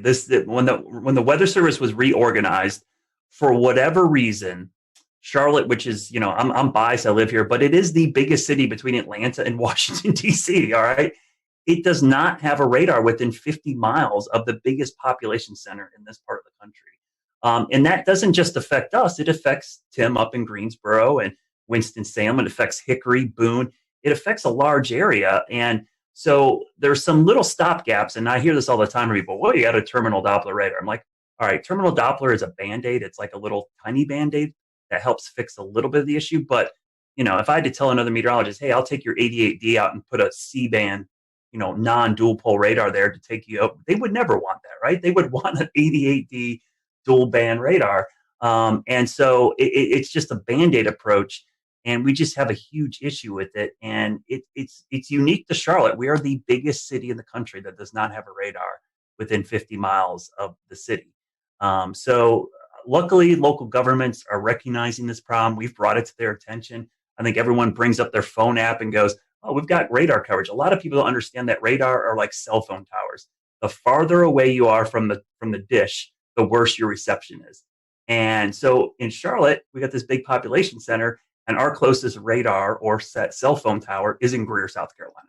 So it makes it incredibly difficult. It's not that we don't have any coverage. I don't want to make it feel like, we're in this giant hole. We just have degraded coverage. We have really poor coverage. We have 1 bar on our cell phone. We want 5 bars. So what we're trying to do is get that radar closer because the radar beam, as you see in the picture right there, Thanks, James. The radar beam goes in a straight line, but the Earth curves. So by the time the radar beam gets to Charlotte, depending on which part of Charlotte you're in, it's at 8,000 to as much as 10,000 feet above our heads. Tornadoes happen down in the lowest 1,000 or lower. So missing a lot of these tornadoes is a problem with the radar gap. And so I hope going forward that this problem will get solved. For years, we tried doing this back 10 years ago, and we went through federal issues, and it's just dealing with the government sometimes incredibly difficult to get things. But now that we have this private-public partnership, it's the closest we've been to solving this problem, because we've got local, state, and even private entities involved, and the data is going to be public and free for everybody.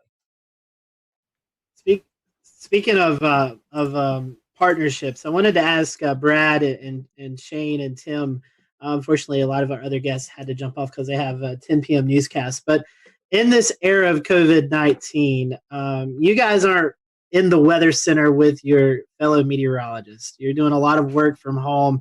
How was the communication preparing for this event? Was it any different? I mean, I know you wasn't personally beside the meteorologist, but was the communication still there? Was there anything that you think maybe it could have went better or not as good? I mean, any comments on that?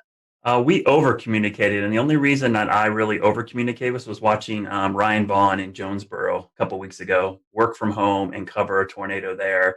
And I thought, it gave me a little sigh of relief saying it could be done, but they still had somebody in studio. So we talked a lot over the weekend. We had probably 2 or 3 Zoom calls over the weekend talking about coverage. And I said, if this was not COVID-19, I would be in the studio right now. And luckily, my general manager and news director said, you know what, we want you in the studio too. So for the first time in a month, I was actually in the studio instead of home. And I worked in the morning show. Normally, I'm an evening shift person.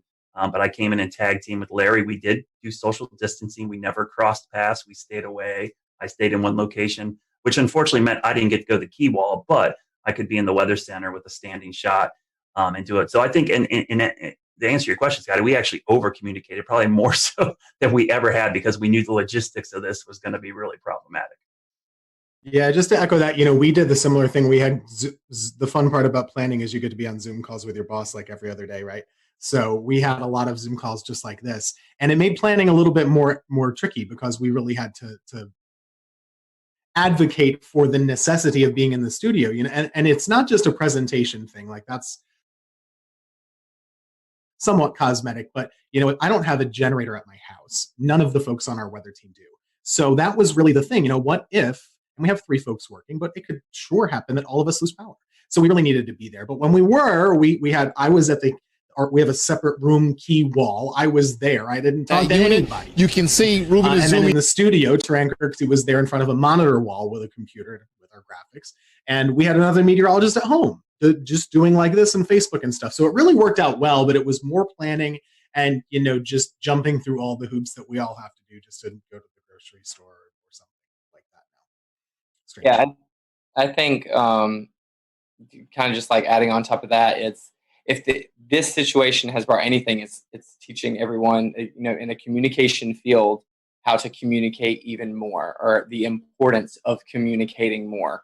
In our case, we are still fully broadcasting from our station. We don't work from home. I typically will do noon shows twice a week, and then I do double shifts on the weekend, all of our morning and all of our evening shows. So I'm usually the only one in the station for the meteorologists on Saturdays and Sundays anyway.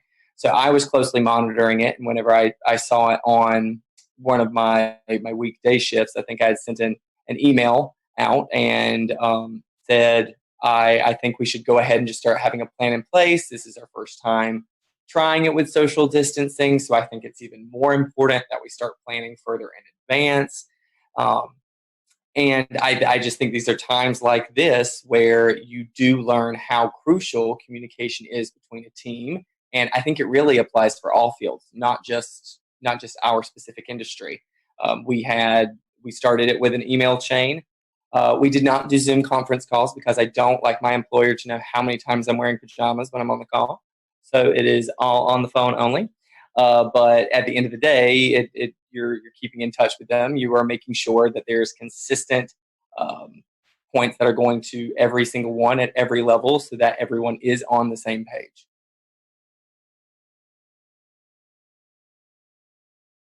Yeah, I was gonna say real quick, Tim, we had that same issue. That was our biggest concern, was the generator issue. You know, I have a great setup here. I'm great, but man, if I lose power, out of luck.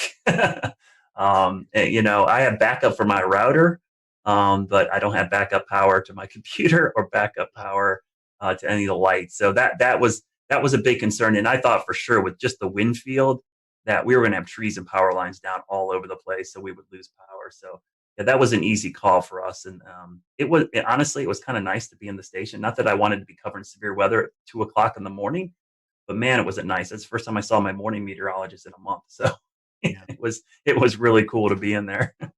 One weather thing, actually, you know, the surprising part, we talk about how many tornadoes there were. We kind of expected a lot of tornadoes. The fact that the wind field didn't materialize as much in regular severe thunderstorms, I thought was surprising. There wasn't a lot of widespread damage in the squall line. There was a lot, but not as much as I thought there maybe could have. Yeah, I agree. Only thing I'll say is that, and I'll give a shout out to Shay and Weatherflow, because I have 2 Weatherflow stations on my roof. I had 30 minutes of continuous gust over 50, which was the highest sustained gust above 50 since probably Hurricane Michael came through here. I mean, I've had those things for 2 hurricanes passing overhead, or at least the remnants, and that was by far the highest. So yeah, it was really impressive. And what happened in our viewing area was we had a lot of wake up calls. People just heard that roaring sound of the wind and the rain hitting their windows, and people were freaking out. They woke up, and so it was easy for me to get people to act because it was so loud. It woke people up from a sound sleep. That sound, and we had a lot of people sheltered in their bathroom for these straight line winds. But yeah, I'm surprised we didn't have more damage, Tim. But I was really impressed with the data from my roof. I looked at it and I'm like, I actually had a camera up there that swung around and broke off, and I had to fix it again because my house got hit by a tornado back in February. So. And I had a 71 mile-an-hour wind gust with that storm. So it's been crazy having all these events at my house and having this data now collecting from my house. My wife's texting me. She's like, the kids are freaking out. Should we go downstairs? I'm like, yes, go downstairs. Well, Brad, what a way to QC those stations with a camera breaking, right? And then the stations are still standing. But I mean, that's pretty impressive if you think about the mechanical features over land. How trees and other homes block wind, and you're still getting gusts like that. You could almost assume that just above homes, right at the treetop level, probably several knots stronger just because of those mechanical features. But yeah, you know, even here along the coast, just like Tim said, I was surprised we didn't see a lot of those, you know, those gust fronts or those really strong convergences right ahead of the storms. It never really materialized here. I mean, we got 30 to 40 knots. And then maybe one little spike upwards, but we didn't see any of these big blasts of wind like we normally do here at the coastline, where the energies just drop out of the storm, and then we get a long line of really strong winds. So that was a good thing because it was less damage over the entire area, even though we did have one tornado along the coastline, immediate coastline, and even one just inland. But you know, a lot of folks just saw a lot of heavy rain, lightning, and just some gusty wind at times. It wasn't terrible. So I mean, there's a little bit of reprieve from that storm, at least here along the immediate South Carolina coast, except for Murrells Inlet area, Litchfield. Yeah, so today's date, I think, is kind of significant too. The initial thing we were going to air today was going to be about the 2011 tornado outbreak that everybody really thinks about when they think about the strongest storm system maybe they've lived through or seen. You know, we chose to do this instead because this was such a significant severe weather outbreak. Going kind of back to you, Brad, and anyone else who wants to talk about it, is there any sort of feedback that you're receiving from the public that this is going to be kind of the new thing in their heads as the biggest severe weather threat that they've seen? Or how do you think this compares as far as response to what we kind of saw on April 16th, 2011? I remember that April well because that is the highlight of that month. But there were 4 separate significant severe weather events back in April. We had a derecho, we had baseball-sized hail, and we had the tail end of the Tuscaloosa tornado outbreak actually affect the Carolinas, and then April 16th, which I remember that night because I stayed up all night long and watched that line of supercells.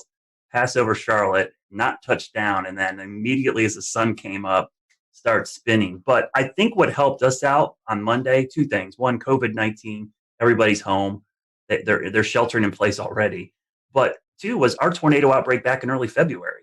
That was still fresh in a lot of people's minds. We had significant tornadoes that morning, and that wasn't too long ago. And that was in Charlotte. That was, we had EF1 damage across a big chunk of South Charlotte, including my backyard. So I think that in the back of people's minds helped. And anybody who's worked in emergency management or done this, the level of preparedness is only as good as your memory of the last disaster. And in this case, having that last disaster kept people prepared. And so they were kind of ready for this. Yeah, for here, this one is not going to be remembered for years for most of the Piedmont area, and at least near the Triad, I wouldn't say, except for the folks who actually were in the tornado path in Alamance County. Just to add to this time of year, it's always very busy. 2 years ago today is the anniversary of the Greensboro tornado, which is still so fresh. We had a reporter do a story today. How is East Greensboro doing? The answer is, still not great, unfortunately. It was a really rough urban tornado, a strong EF2 that came right through the city, stayed on the ground for 30 miles, all the way up basically toward the Virginia border. And that was just 2 years ago. So for a lot of folks, that's still what they remember. Or maybe it's always very personal. So if you're in High Point, you remember the High Point tornado in 2010, right? It just depends on who you are and where you've lived. For me, that April 16th event is still, way up here and everything else is way down. I was working at Wilmington, but that thing was another level. And that year was just another level of severe weather. And I'll just add my own commentary to that. It was a year ago that we had a tornado outbreak here in the Carolinas. I don't even remember the number, but a year later, our thought is already bouncing back to 2011 and not a year ago. Yeah, that was 12, and it was Good Friday. I remember that very clearly. You're right.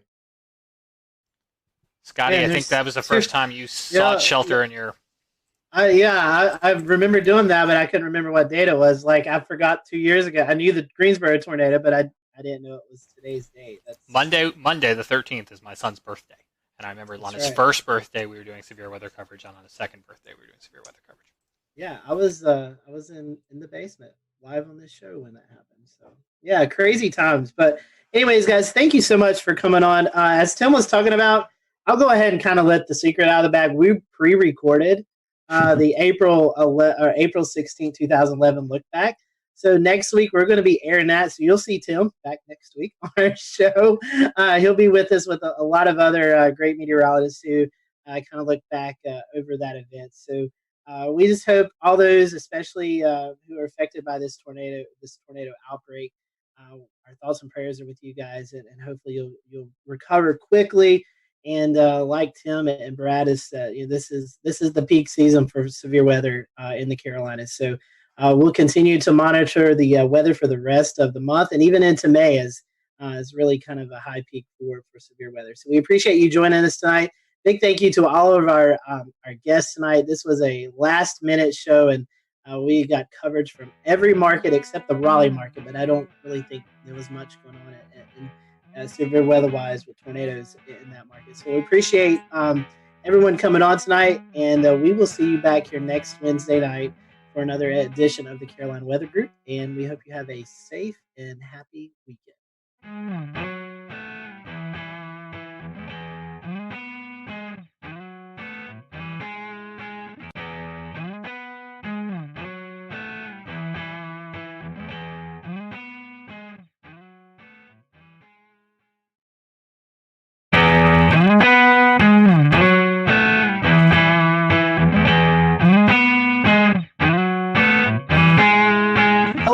Welcome to the Carolina Weather Group. We're happy to have you this evening.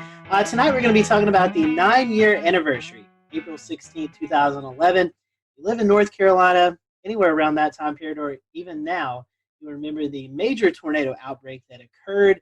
And tonight we're going to be looking back at that event. We have with us tonight Mike Mays, Chief Meteorologist at WRAL. We also have with us Dan Whitaker, Jeremy Gilchrist. They were out in the field chasing these tornadoes, and so we're going to get their perspective.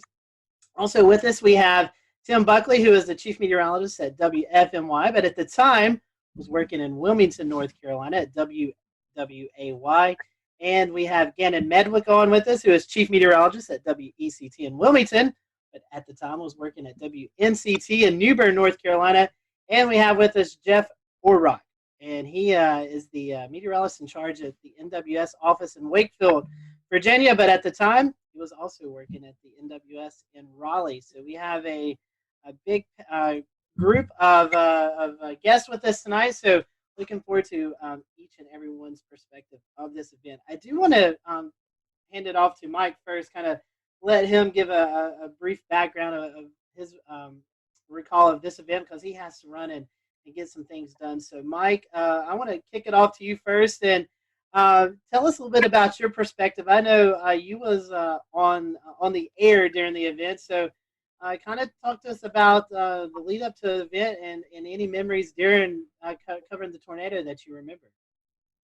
First off, I'll apologize. We got our cleaning crew coming into the studio, so it's probably going to get loud because he's pushing his garbage can around.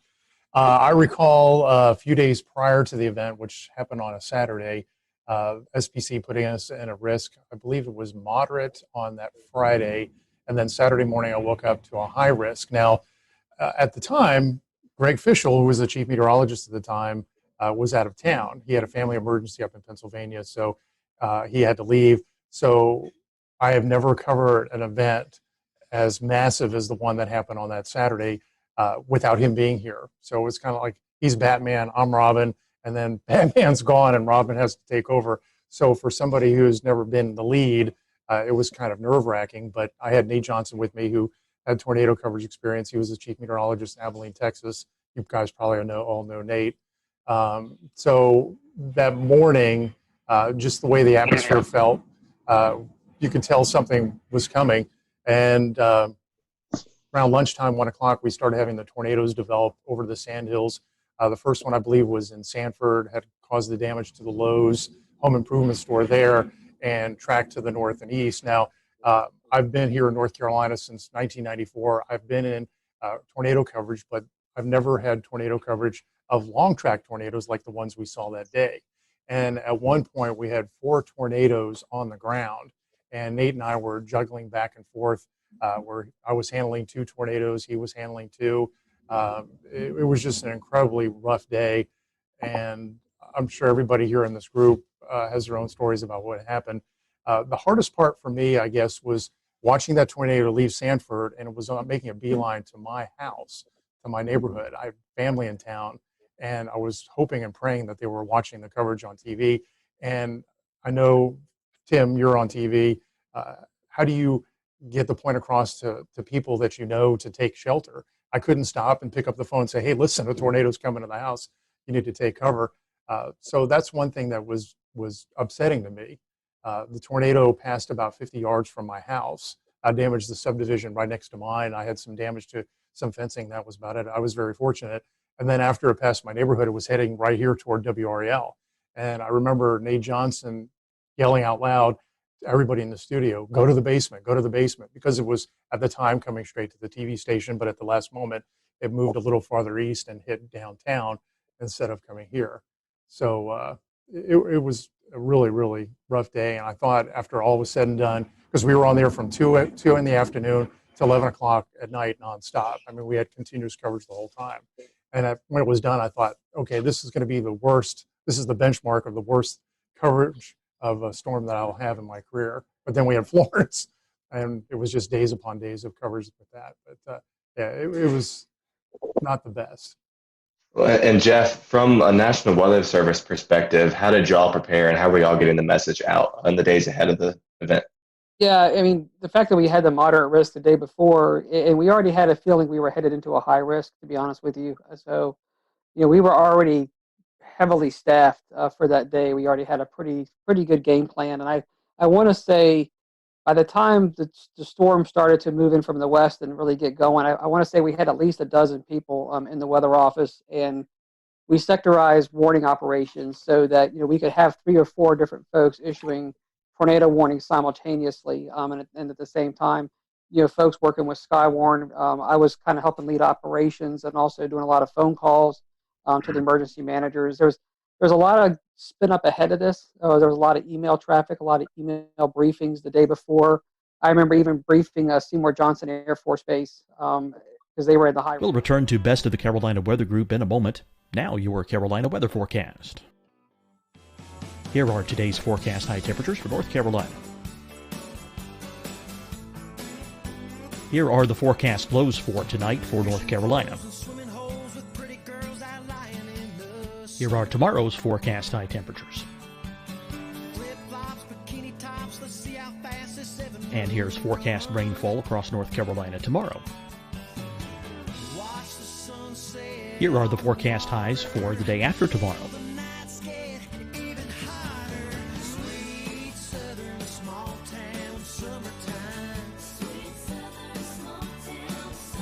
And here's the forecast rainfall across North Carolina for the day after tomorrow. This is the total rainfall forecast across North Carolina for the next 3 days. Here's the severe thunderstorm outlook for today from the Storm Prediction Center.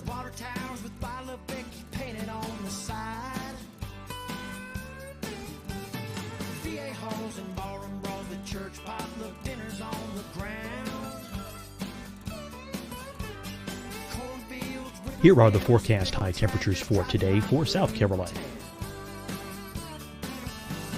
Here are the low temperatures for today for South Carolina. Here's the probability of precipitation forecast across South Carolina today. And here are the rain chances across South Carolina tonight. Here are tomorrow's forecast highs across South Carolina. Here are the forecast low temperatures for tomorrow for South Carolina. And here is the probability of precipitation across South Carolina tomorrow. Here's the precipitation chances across South Carolina tomorrow night. Here are the forecast highs for the day after tomorrow in South Carolina. Here are the forecast low temperatures across South Carolina for the day after tomorrow. And here are the rain chances across South Carolina for the day after tomorrow. And South Carolina's probability of precipitation for that night. Here's the Storm Prediction Center's severe thunderstorm outlook across South Carolina for today through tonight. Here's the Storm Prediction Center's severe thunderstorm outlook across South Carolina for tomorrow and tomorrow night. And here's the Storm Prediction Center's severe thunderstorm outlook across South Carolina for the day after tomorrow through that night. Here's the severe thunderstorm outlook for today from the Storm Prediction Center.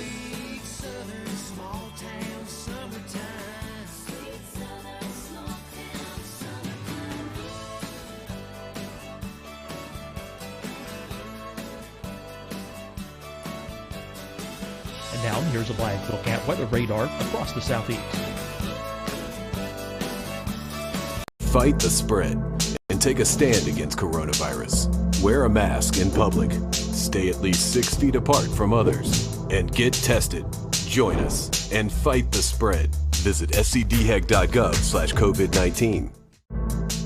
Getting tested for COVID-19 helps you to take the steps needed to protect yourself, your loved ones, and your community. Find the testing location at scdhec.gov/COVID-19 testing.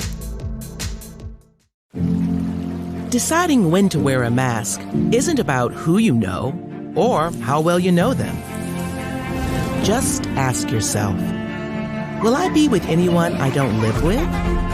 If the answer is yes, get behind the mask.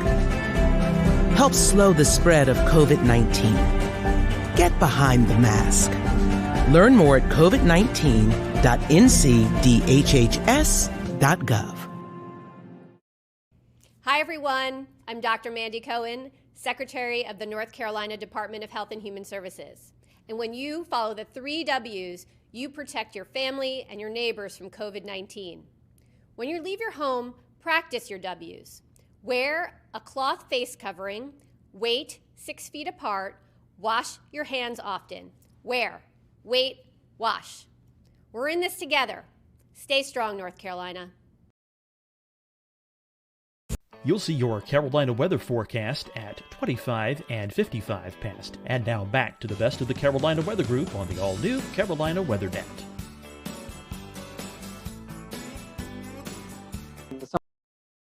Some of the precautions they were taking down there, in the east. So there was a lot of preparation for it. Yeah, it's kind of one of those things where, like Mike was saying, everybody knew something bad was about to unfold. And I had been through Gerald, Texas, in the tornadoes out there, and so, going into this event, that was kind of the back of my mind that, we're headed into something, pretty big. And I do remember talking with Wake County and trying to explain what does a high risk day mean. I mean, the way we taught this in Texas was that, someone's going to die today. I mean, these are going to be big, long track tornadoes, and this is going to be some serious stuff. Jeff, you're talking about Skywarn, the Storm Spotter group, and Jeremy and Dan. I want to bring you in here in just a second.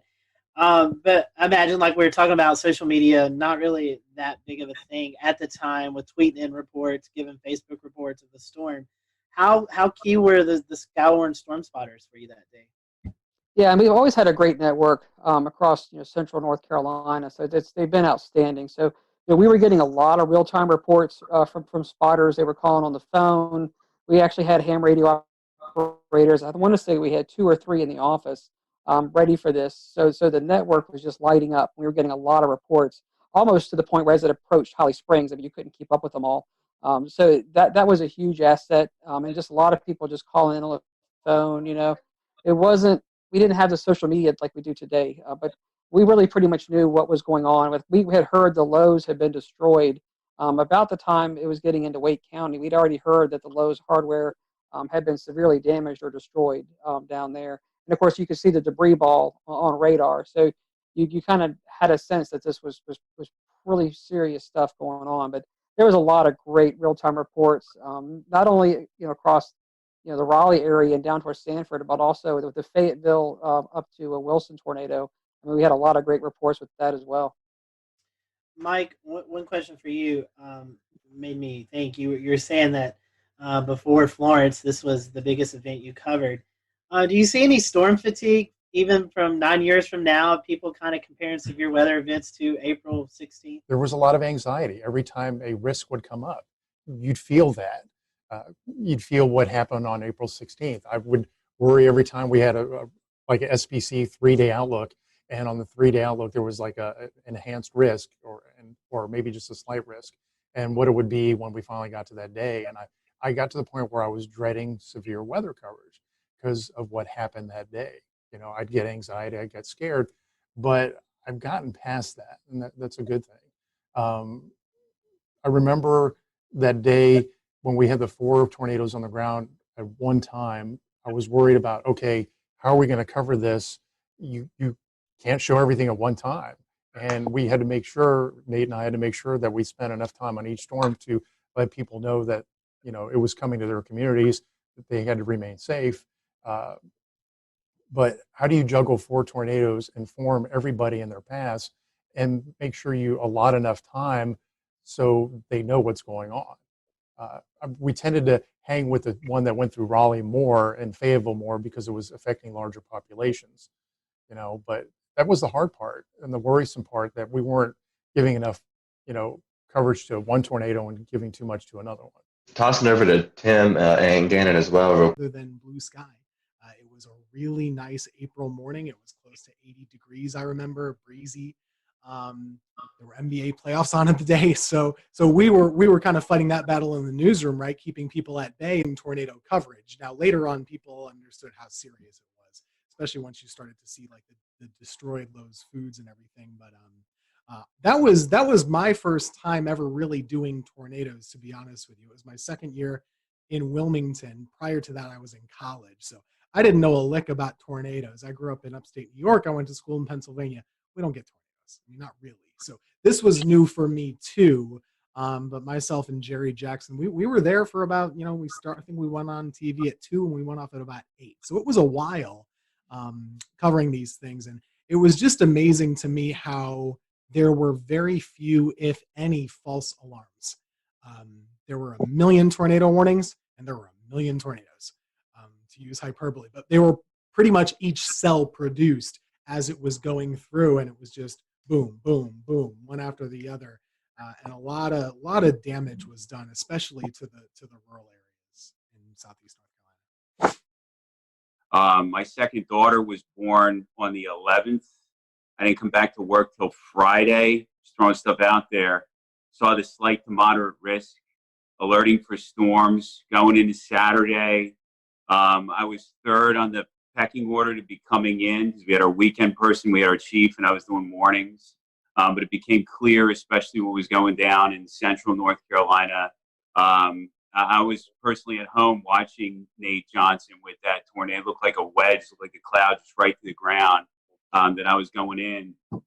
And it's coming back to memories about just making sure you spend time on one storm to identify where the rotation is and give enough lead time before you have to move on to that next storm. And at some points, there were 6, 8 active warnings.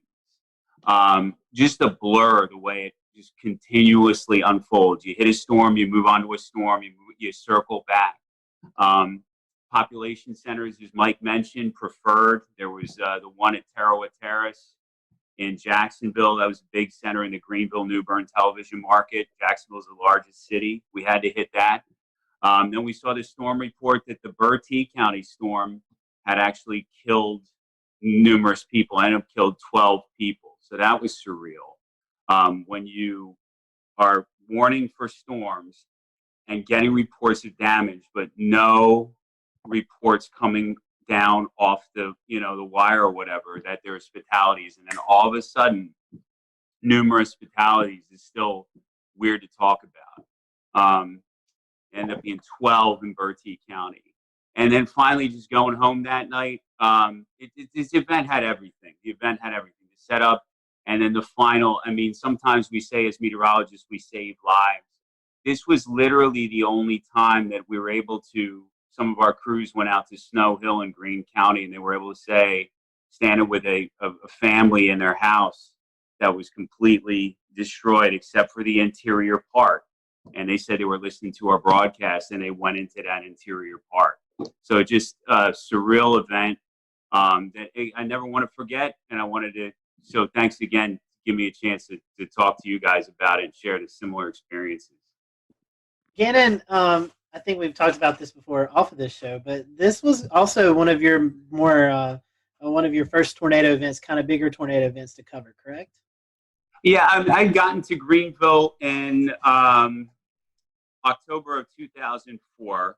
There were a couple of active springs and falls as per usual. 2008 sticks out, but like Mike and Tim said, I mean, they're just usually just a couple tornadoes, and then you move on. And maybe they're in rural areas, and maybe they're not, exceptional damage producers. But then this one just is bold-faced, italicized, and underlined when you look back on it. So yeah, the biggest event, and thank God it's still the biggest tornado event. Dorian was a huge producer, but still nothing compares to April 16, 2011. I've been to a few conferences, and I've heard, Jeff, I'll send this to you. Obviously 2011 remembered for the Tuscaloosa, Alabama, April 27th event. Had that not happened, this would have been the event that a lot of the meteorological community would have looked back on tornado-wise, Jeff. As the Weather Service, I know you guys do a lot of meetings and stuff. Has this event kind of tailored some of your studies or some of your outlooks on stuff that you've, I guess, done case studies on this event to kind of find out the whys of what happened and how to better prepare for maybe the next setup we get like this? Yeah, I mean, there's no doubt this event, I mean, it still stands out, even though, like you're saying, the later event was even larger than this one. For our region, this is still, what our benchmark, storm. And, it even went up, not even just the Carolinas, eventually went up into Virginia and did a lot of damage up there too. So, it's been widely studied. it was before some of the newer technology came out with on the radar, even some of the new impact-based warnings. So we've actually gone back in and rerun cases like this with what we call the impact-based warnings, and we did use tornado emergency, but nowadays we even have more tags we can put into the warnings to kind of say, okay, it's radar confirmed on the ground before we even have spotter reports of anything on the ground. We can confirm it just using radar data. And so we've actually used cases like this and kind of run back through them with some of the new products and new ways that we issue tornado warnings, as well as some of the different dual pole products. So, we do go back in and kind of practice and relive some of these events like this, putting them more into, I'd say, the current time. So this is definitely a benchmark event. We also look at it from a standpoint of, staffing and how do you handle events like this, because they don't come around often.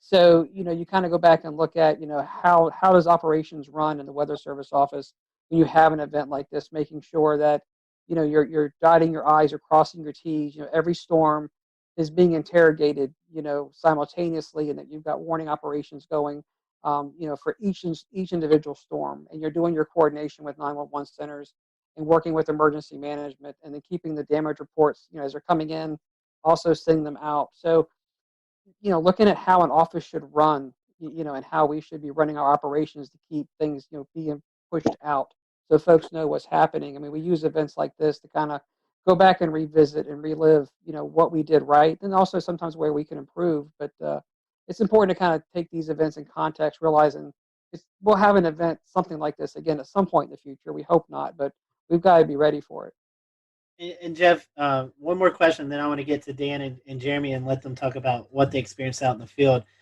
We were talking before this show.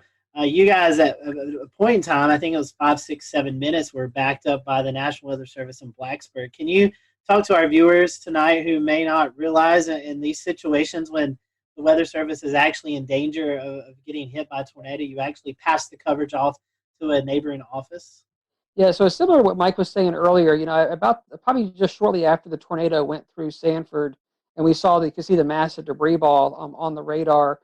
Before it got to Holly Springs, we realized that this thing was coming into most likely Southern Wake, and eventually the south side of Raleigh, where the Weather Service office was. So I remember I picked up the phone and talked to the Blacksburg office. So we're paired so that a neighboring Weather Service office can really kind of basically restart their computer system, and they can come up as if they're, the Raleigh Weather Service office. So we called them probably almost half an hour out and just said, hey, look, we may get to the point where we've got to be backed up if this thing gets too close, so be ready to go, giving them a chance to get the radar up and running, the warning system up and running, things that they would need. And I think we called them back, I want to say about probably 15 to 20 minutes later, and we basically said, okay, this thing may really come get us now. And so I remember saying, if you hear from us again, you've got it. And so then what we started doing is we had 12 people in operation. So as it got closer, we started funneling some folks downstairs into the lower part of the building.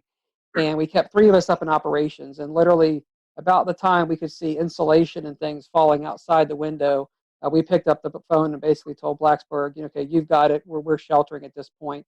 And we had already issued the tornado emergency for Raleigh. So the warnings were already out for Raleigh. And then we sheltered downstairs, like you're saying, for probably about 7 minutes, and then came up. And the tornado passed just to our east, going up South Saunders Street.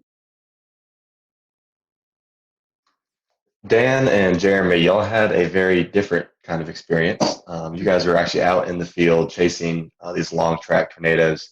I guess, Dan, we'll start with you since you're the first on my screen. Kind of give us the firsthand perspective. What was it like actually being there within a mile of these monsters? One of the things that we had at the time that we still use that was very active was the NC Storm Chasers and Forecasters group on Facebook.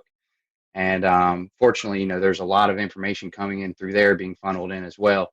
And I remember I was in Alabama, I caught the storm, and all of a sudden there started being people kind of looking at some of the parameters for the next day in North Carolina.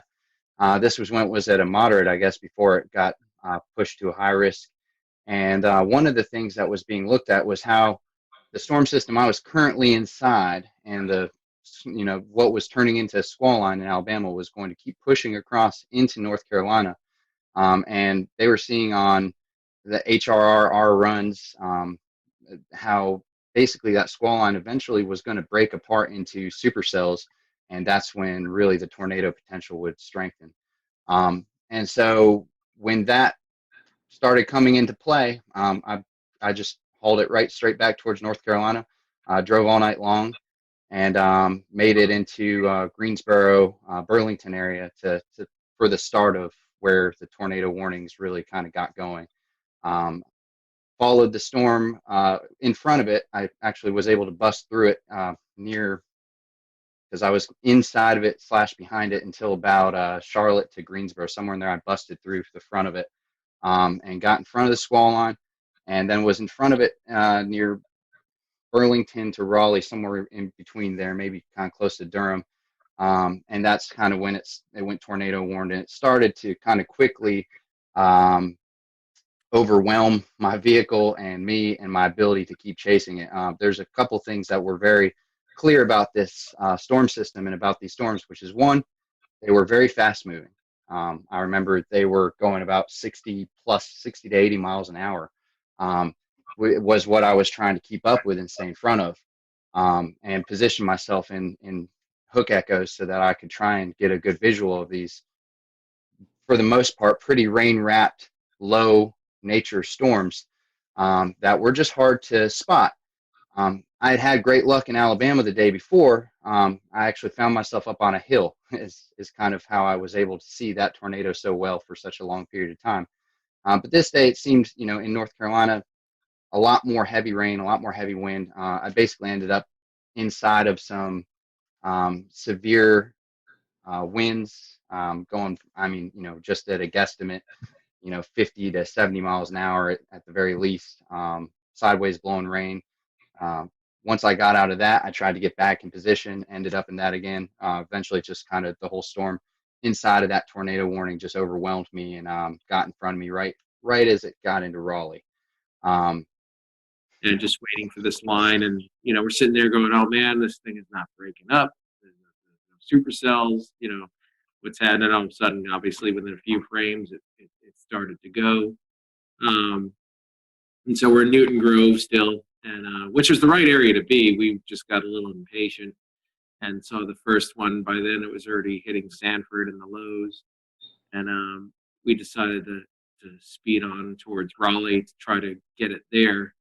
And I do remember, as Mike May said earlier, the broadcast, Kevin had his ham radio with us. He had a ham radio in the car because he was doing the storm spotting. But I do remember that specific broadcast said, "Do not approach Raleigh, stop where you are," and all this stuff. And one thing I do remember about that whole day is just a surreal feeling that I can't even describe in the atmosphere. And the winds, even outside, the thunderstorms are blowing 40 to 50 miles an hour. Lots of inflow into these supercells from a long distance away, blowing dust and all of that. But when we got to Raleigh, as it was said, it went up South Saunders Street. We were not far from there, coming onto the Beltline. And it was, I remember specifically seeing the power flashes just to my left as we were coming in. And we stopped right there because we knew it was rain wrapped. We couldn't see it. And we looked for an exit after that. And then we were trying to decide, do we, for about a couple of minutes, do we try to keep up with this one? We all knew that the storms, as Dan said, were doing, forward speeds of 60 to 80 miles an hour. We're already behind it. We're in a metro area. We're like, no, let's get out of here. Let's go for the next one down the line. That was the Wilson storm. And interestingly enough, that storm hit Fayetteville first, that next cell down the line. And I have a friend there who was in contact with me pretty much before we were chasing the Raleigh one, saying, "Do I need to take shelter? Is this the real deal?" And I looked, and the couplet was almost on top of him, and I'm like, "Yes, get in," And they got into a closet, and the tornado did hit their house. Fortunately, at that point, it was the start of that tornado's path, so it was weaker. They had a few shingles gone, but up the road from them, it turned into EF3 damage. So, but they were, they did take precautions, and they were fine. I didn't find that out till later, but so then I had to beat the forward flank of that next cell, so coming out of Raleigh. So I was speeding, definitely. To beat that forward flank, I didn't want to get cored and then stuck and miss knowing how fast these storms are moving. So I was driving a Volkswagen Beetle at the time. And finally made it to 795 area. I got just a little bit south of it, and because I did want to get a clear view if there was a tornado. And then we were going up 795 northbound, and so we get a straight on look at it. And I looked to my left, and I saw the rotation. I looked to my left, and like, is that what I think it is? Because it was there wasn't that much contrast at that point.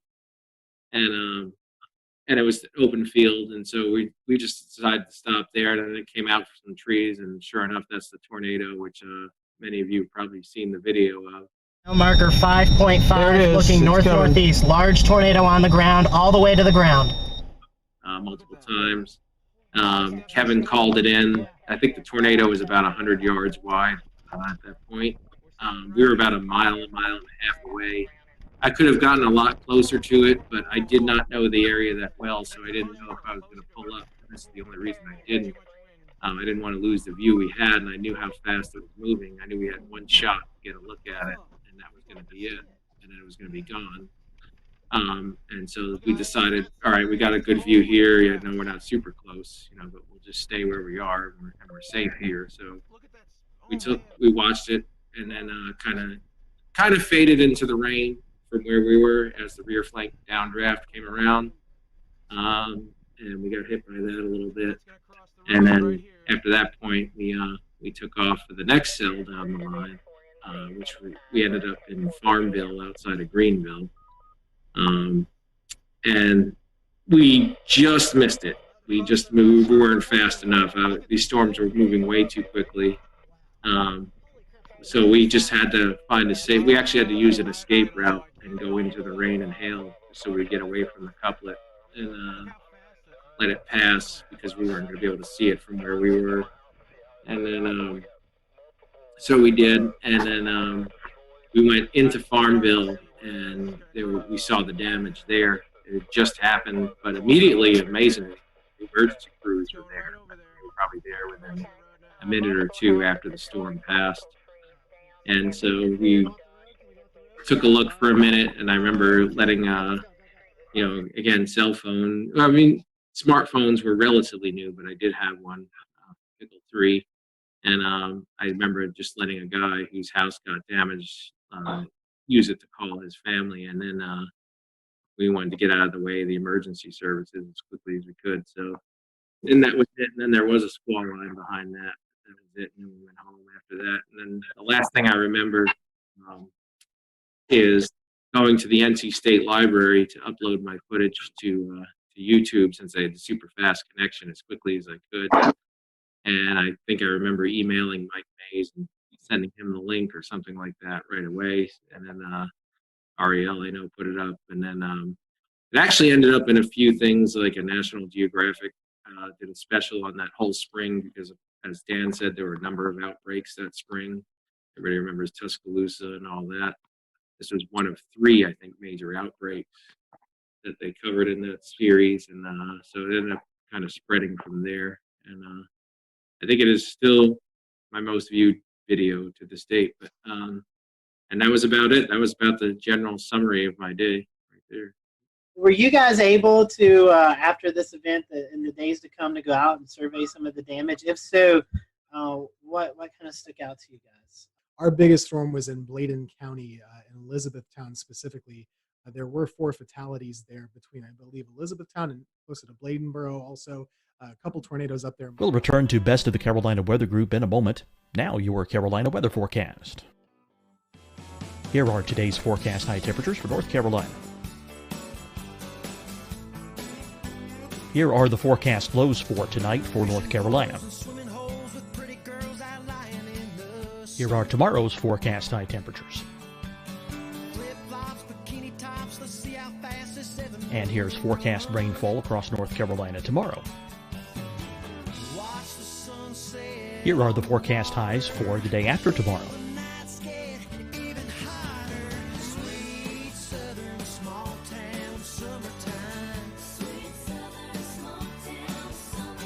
here's the forecast rainfall across North Carolina for the day after tomorrow. This is the total rainfall forecast across North Carolina for the next 3 days. Here's the severe thunderstorm outlook for today from the Storm Prediction Center.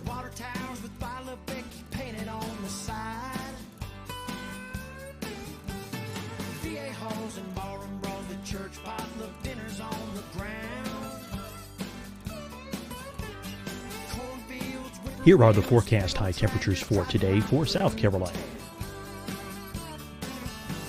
Here are the low temperatures for today for South Carolina. Here's the probability of precipitation forecast across South Carolina today. And here are the rain chances across South Carolina tonight. Here are tomorrow's forecast highs across South Carolina.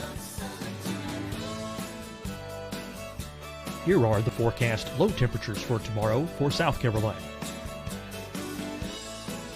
And here is the probability of precipitation across South Carolina tomorrow. Here's the precipitation chances across South Carolina tomorrow night. Here are the forecast highs for the day after tomorrow in South Carolina. Here are the forecast low temperatures across South Carolina for the day after tomorrow. And here are the rain chances across South Carolina for the day after tomorrow. And South Carolina's probability of precipitation for that night. Here's the Storm Prediction Center's severe thunderstorm outlook across South Carolina for today through tonight. Here's the Storm Prediction Center's severe thunderstorm outlook across South Carolina for tomorrow and tomorrow night. And here's the Storm Prediction Center's severe thunderstorm outlook across South Carolina for the day after tomorrow through that night. Here's the severe thunderstorm outlook for today from the Storm Prediction Center.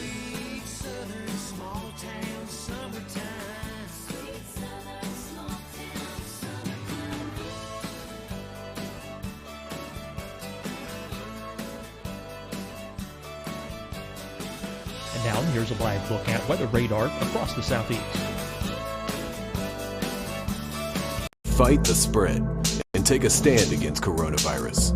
Wear a mask in public. Stay at least 6 feet apart from others. And get tested. Join us and fight the spread. Visit scdhec.gov/COVID-19. Getting tested for COVID-19 helps you to take the steps needed to protect yourself, your loved ones, and your community. Find a testing location at scdhec.gov/COVID-19 testing. Deciding when to wear a mask isn't about who you know or how well you know them. Just ask yourself, will I be with anyone I don't live with? If the answer is yes, get behind the mask. Help slow the spread of COVID-19. Get behind the mask. Learn more at covid19.ncdhhs.gov. Hi, everyone. I'm Dr. Mandy Cohen, Secretary of the North Carolina Department of Health and Human Services. And when you follow the 3 W's, you protect your family and your neighbors from COVID-19. When you leave your home, practice your W's. Wear a cloth face covering, wait 6 feet apart, wash your hands often. Wear, wait, wash. We're in this together. Stay strong, North Carolina. You'll see your Carolina weather forecast at 25 and 55 past. And now back to the best of the Carolina Weather Group on the all-new Carolina Weather Net.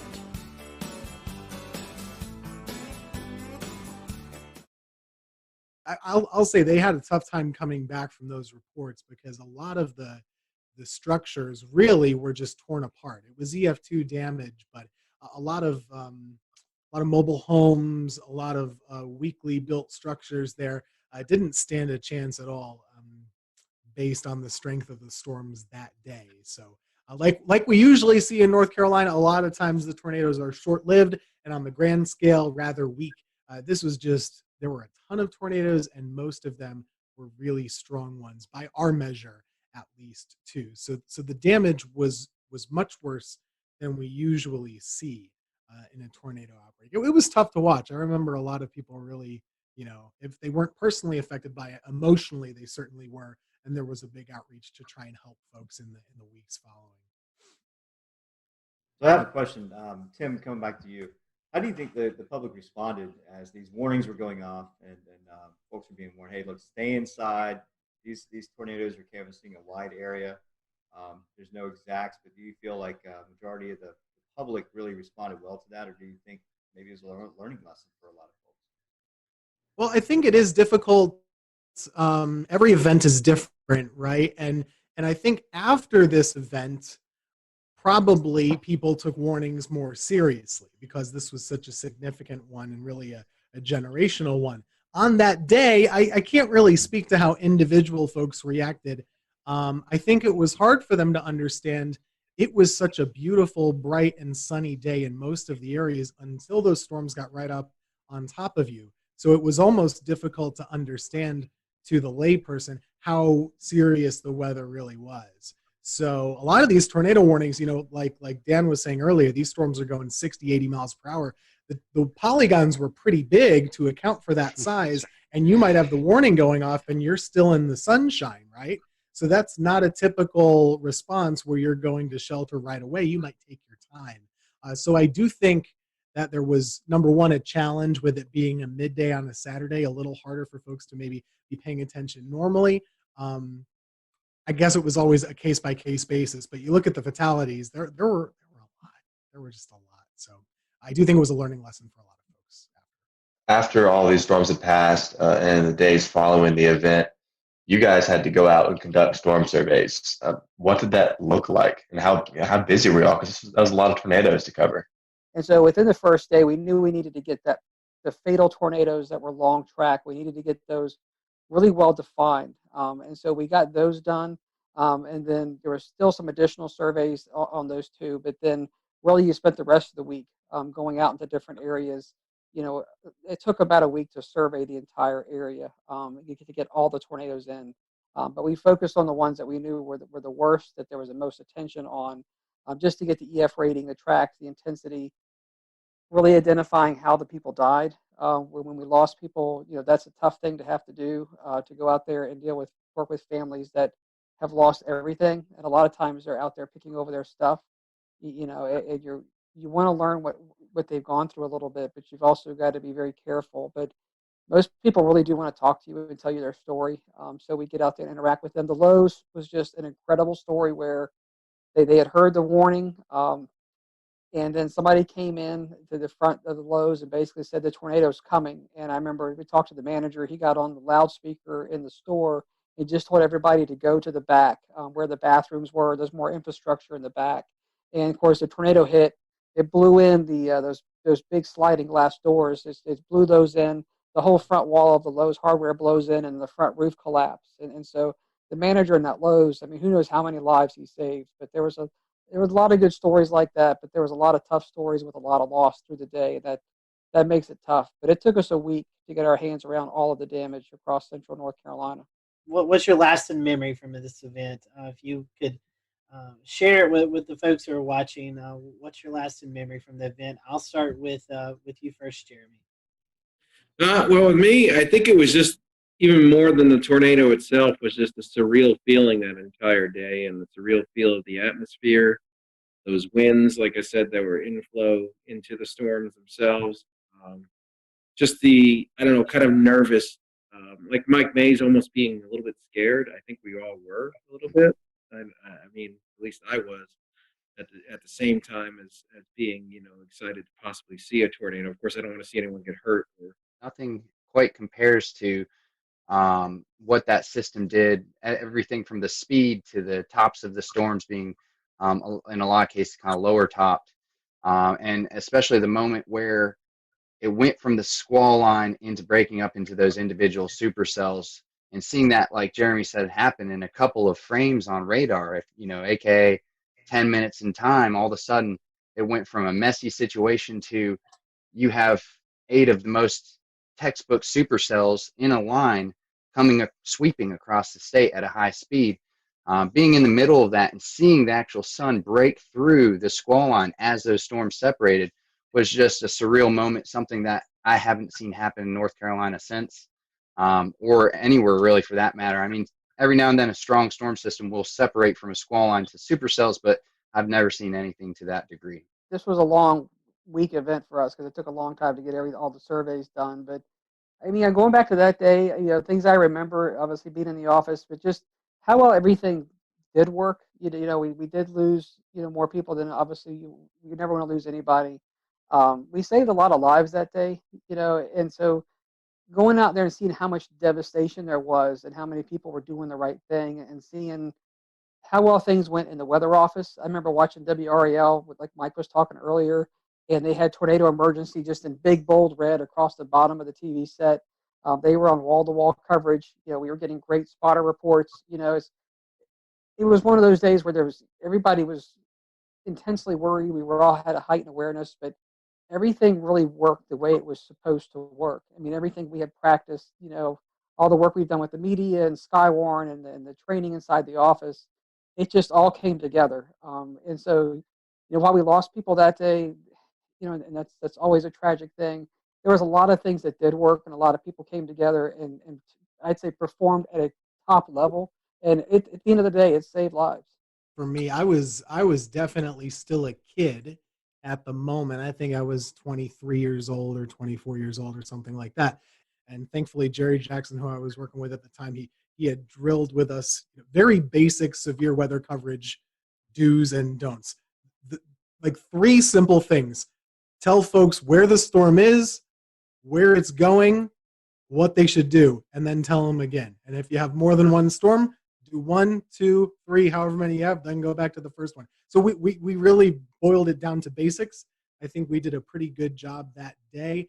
And I think, this event really prepared me for further events down the road to not get too amped up, too nervous or whatever. Just kind of keep it simple, tell folks what they need to know and what they need to do. And that's really the whole reason why we're here, right? So this is a big moment for North Carolina and, just personally for me and kind of seeing what the weather can do and why we're here. I do remember one point, I couldn't tell you what time it was, but it was just, we had a little Viper radar system from Barron in the office. That was our primary drive thing. And I remember we would go out and expand and zoom into like Kansas or Oklahoma when they would be having their events, and we would see what the radar would look like. And I remember just thinking to myself at some point, I should be seeing I-35. I should be seeing like OKC and Wichita as delineators here. Instead, I'm seeing Kinston and Goldsboro. And it was just really crazy to see those kind of returns. Everything, classic supercells all lined up in a row. Gentlemen, we definitely appreciate your time tonight. Thank you for going over this with us. Thank you guys who are watching tonight. Thank you for allowing us to step back in Carolina weather history and talk about this event. Be sure to check out this week. We'll be posting some more updates about this event throughout our social media pages, so be sure to check that as well. So for everyone here at the Carolina Weather Group, we hope you have a great evening, and we'll talk to you next time.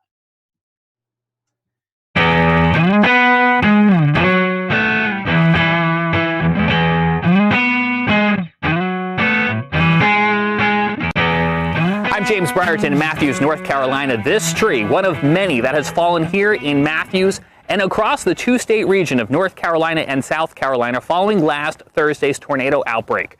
10 tornadoes in all confirmed by the National Weather Service, who then spent Friday going out and surveying damage like this here at the playground of Matthews Elementary School. The school closed on Friday with power still out and trees like this still down. School was closed in Charlotte, Mecklenburg. Now, the National Weather Service happened to be celebrating its 150th anniversary this week. We're going to be talking about that coming up. The important life-saving mission they played today was all created over a century and a half ago. But first, let's talk more about the recovery efforts here in Matthews and across the region. This tree, the EF1 tornado coming through here on Thursday, caused damage across the region. 95-mile-per-hour winds knocking down trees like this, and also, unfortunately, taking down some homes where the roofs were damaged when big trees like this fell. All in all, we had about 2 storm deaths across the region, and that's too many.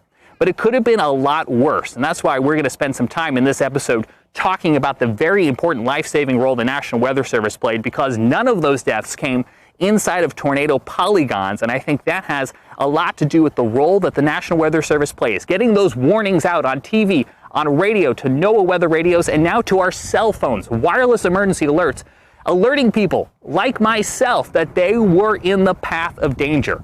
On Thursday, I was trying to make my way to the day job at the TV station when I received one of those wireless emergency alerts on my phone. I happened to be streaming on Periscope at the time. I'm driving here on Interstate 45.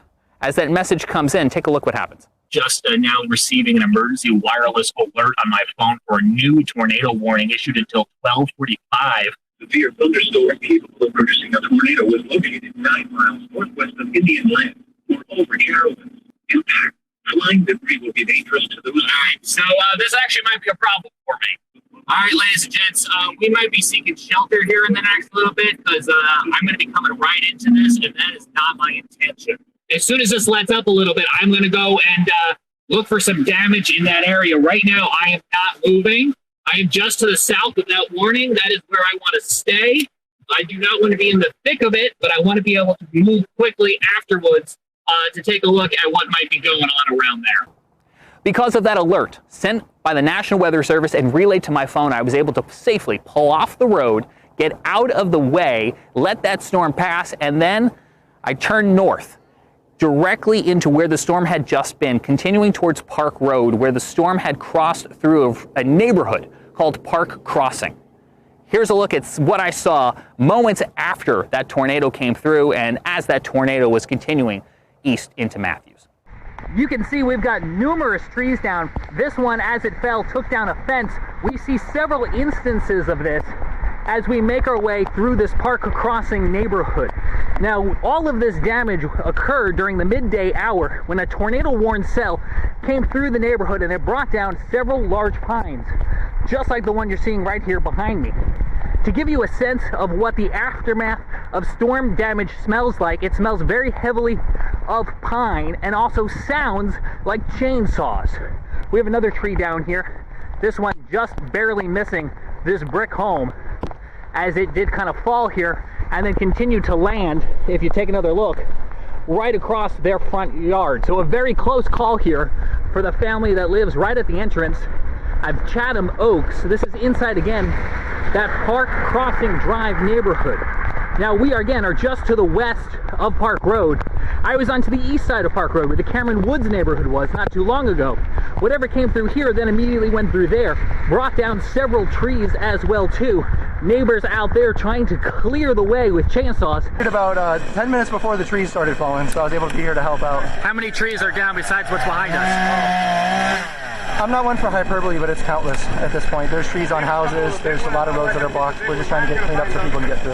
And also clear those storm drains, because as you can see, the rain is continuing to fall here at this hour, and so all of this water is going to need a place to run off. So you can see neighbors trying to also clear those drains as well. Back out here in the Park Crossing neighborhood, you can see this fence was no match for whatever came rolling through here a little bit earlier on, knocking down not only the wood sections of the fence, but also tearing it right from the brick pillar. The National Weather Service will be looking at damage like this and like the tree laying across the road to determine what exactly rolled through here during the height of the severe weather. The EF1 tornado that came through Mecklenburg County, not even the strongest of the storms we saw. This EF2 tornado caused damage in Gaston County near Kings Mountain, where it toppled 4 of those huge metal transmission towers that Duke Energy runs to bring power into the region. It took 150 workers this past weekend to get all of that cleaned up and back up and running. And when they twisted and laid on the ground, I mean, it just, the structures were twisted. If you're going to look at the footing of that, you'll see where it was a twist. It wasn't a break, it wasn't a bend, it just twisted the structures and they came down together. So it was a very severe wind that caused these structures. From Gaston County to back here in Mecklenburg County, those were just 2 of the tornado warnings that were issued here for the greater Charlotte area. Numerous storms across the region, a lot of them in that greater Charlotte area. Joining us now from his home in Morganton, North Carolina, is Scotty Powell with a look at some of the other storms. Scotty. One of the first tornadoes warnings to be issued was for Cleveland and Lincoln County. The National Weather Service was able to confirm an EF1 tornado touchdown 1 mile west of Lawndale in northern Cleveland County. The end location was 3 miles northeast of Fallston, right near the Cleveland and Lincoln County line. One of the stronger tornadoes that we saw occur on Thursday was an EF2 tornado that occurred just outside of the city of Kannapolis, North Carolina, in Cabarrus County. The tornado began just west of Interstate 85 near Lane Street. The awning of a service station was damaged. The strongest damage was found just east along Pless Road, where several homes were damaged from this tornado. This damage suggests wind speeds of 125 miles per hour. The tornado weakened as it moved east, snapping and uprooting trees as it went, and it ended in Rowan County. Again, no fatalities or injuries from this tornado. I'm Carolina Weather Group panelist Scotty Powell. Thank you so much, Scotty. Continuing our coverage now with even more of those storm survey results from the National Weather Service. Here's Evan Fisher. One of the first tornadoes to occur last Thursday happened in Spartanburg, South Carolina. This one touched down pretty early in the day, before noon. It had a path length of 10.26 miles, so the second longest of the day, and a rating of EF1. This tornado did the most damage near the mall, just to the west, Westgate Mall in Spartanburg. As you can see here, there's a bunch of EF1 damage indicators near the mall area. However, as it tracked closer to Spartanburg, it did weaken a bit, and as it passed through downtown, there was minimal tree damage with just EF0. We had a pair of tornadoes in Stanley County, North Carolina, the first of which was pretty short-lived, only 0.4 miles long, the maximum width of 100 yards, peak winds around 100 miles an hour, only did some minimal tree damage. However, the other one was a little bit longer with a path length of 7.3 miles, albeit discontinuous damage. But you can see here that there was damage indicators on the eastern side. And then again over here where there was a little bit more civilization. This tornado occurred just to the west of Albemarle, out in kind of a rural area. But nonetheless, this one did damage a child care center, ripping off some roofing, as well as damaging some manufactured homes with trees that fell onto these homes. This one actually had a maximum width of a quarter mile, 400 yards, which is one of the more impressive widths of any of the tornadoes on Thursday. Moving a little bit further east, I guess all the way to the east, we actually had one tornado up in northeastern North Carolina in Gates County. As you can see, compared to all the others, if we zoom out, the rest of the tornadoes were down here near Greenville and Charlotte and Greensboro and Raleigh. However, there was one up here in Gates County, rated an EF0. Kind of flip over to the damage survey here. Tracked about 3 miles with peak winds of 85 miles an hour. Touched down near Taylor Mill Road and Askew Road, and crossed Turner before doing some tree damage, as well as a few homes suffered damage, mainly from falling branches. From Evan Fisher now to Tim Pounds, who joins us with a look outside a storm that crossed from Georgia into South Carolina. Well, thanks, James. The storm team out of the Columbia, South Carolina office of the National Weather Service confirmed that an EF1 tornado touched down in southwestern Aiken County. This occurred near Vaucluse in the Springfield Church Road area near Stableview Farm. Luckily, there were no injuries or fatalities indicated with this storm. And it was a pretty short-lived storm with maximum wind speeds of 105 mile an hour. The tornado only had a path length of about 1.15 miles and a maximum width of 75 yards. Another area of concern in the Augusta area was the Savannah River. The U.S. Army Corps of Engineers indicated that there was going to be a lot of extra flow from all the rain that occurred in the area, and they had opened the floodgates on the Strom-Thurmond Dam, releasing almost 30,000 cubic feet of water per second. So it was going to be a lot of water going down below the dam in the next few days. But other than that, that's about the extent of the storm report here in Augusta. James? So had a lot of water that fell. A lot of water that fell from the sky, making it possible for big trees like this to fall in very spongy soil, but also challenging the water systems, the watersheds, the rivers, the creeks that now have to take all of that water that fell and eventually funnel it out to the Atlantic Ocean. We're watching rising waters along rivers and creeks and waterways that are now having to try to cope with all of that water. When you take a look at the debris that remains days after the tornado outbreak of last week, you have to pause and think for a moment and realize that it could have been a lot worse.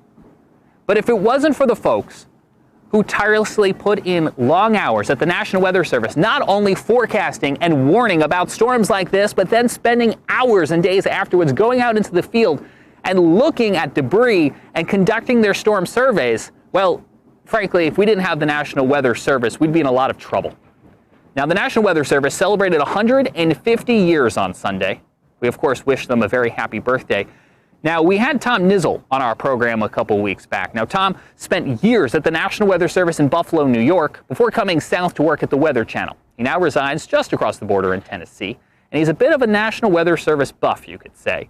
And he was very happy to spend some time with us to enlighten us on the history and the important role that the National Weather Service has played in its first 150 years and counting. Tom, you got to know the National Weather Service from the inside. What does this 150th anniversary mean?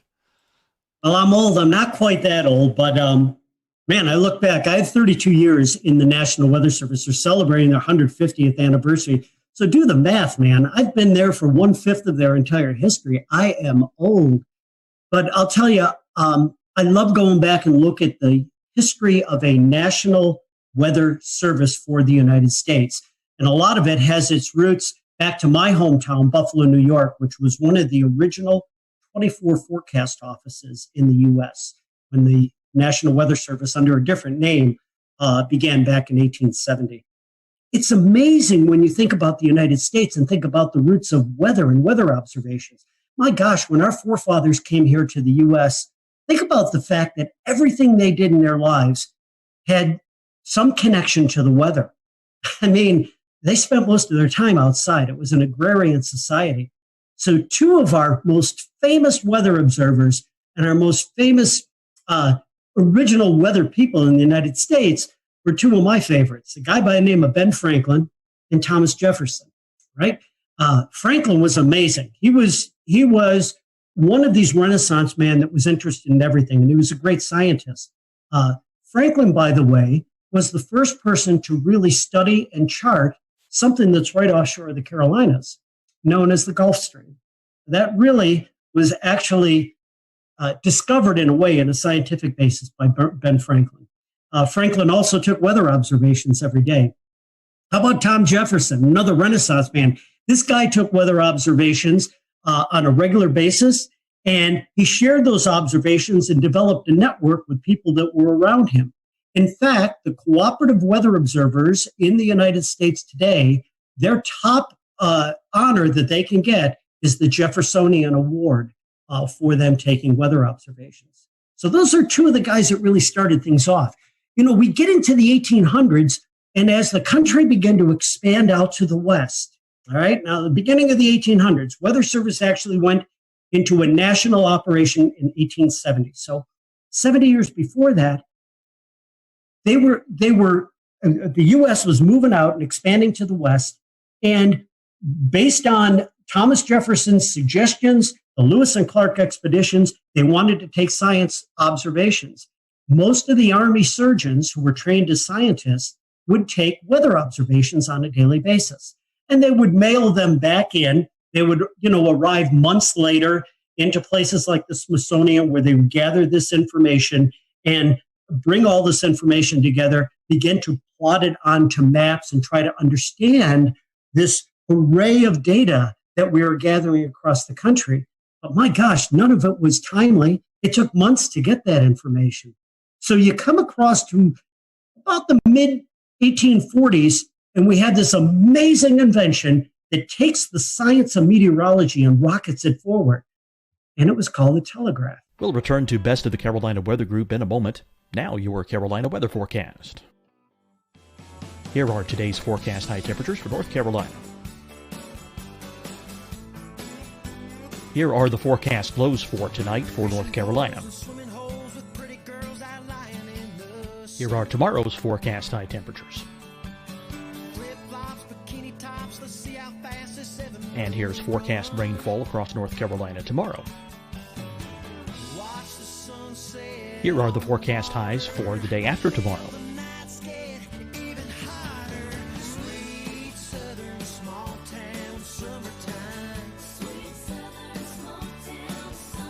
And here's the forecast rainfall across North Carolina for the day after tomorrow. This is the total rainfall forecast across North Carolina for the next 3 days. Here's the severe thunderstorm outlook for today from the Storm Prediction Center.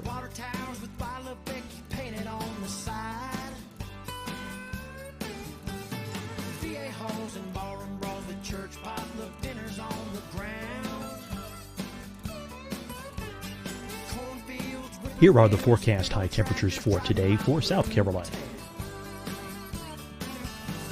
Here are the low temperatures for today for South Carolina. Here's the probability of precipitation forecast across South Carolina today. And here are the rain chances across South Carolina tonight. Here are tomorrow's forecast highs across South Carolina. Here are the forecast low temperatures for tomorrow for South Carolina. And here is the probability of precipitation across South Carolina tomorrow. Here's the precipitation chances across South Carolina tomorrow night. Here are the forecast highs for the day after tomorrow in South Carolina. Here are the forecast low temperatures across South Carolina for the day after tomorrow. And here are the rain chances across South Carolina for the day after tomorrow. And South Carolina's probability of precipitation for that night. Here's the Storm Prediction Center's severe thunderstorm outlook across South Carolina for today through tonight. Here's the Storm Prediction Center's severe thunderstorm outlook across South Carolina for tomorrow and tomorrow night. And here's the Storm Prediction Center's severe thunderstorm outlook across South Carolina for the day after tomorrow through that night. Here's the severe thunderstorm outlook for today from the Storm Prediction Center.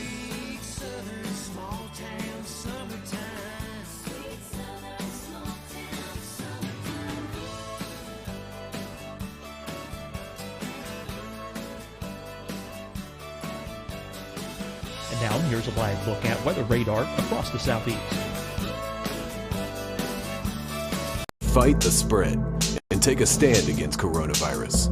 Wear a mask in public. Stay at least 6 feet apart from others. And get tested. Join us and fight the spread. Visit scdhec.gov/COVID-19.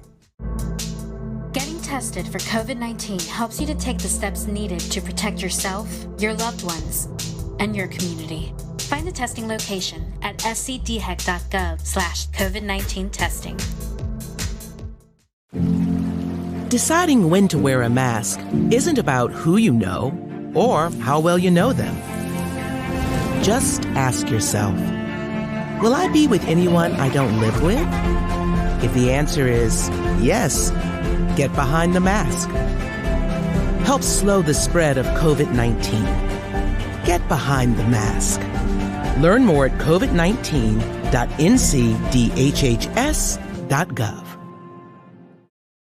Hi, everyone. I'm Dr. Mandy Cohen, Secretary of the North Carolina Department of Health and Human Services. And when you follow the 3 W's, you protect your family and your neighbors from COVID-19. When you leave your home, practice your W's.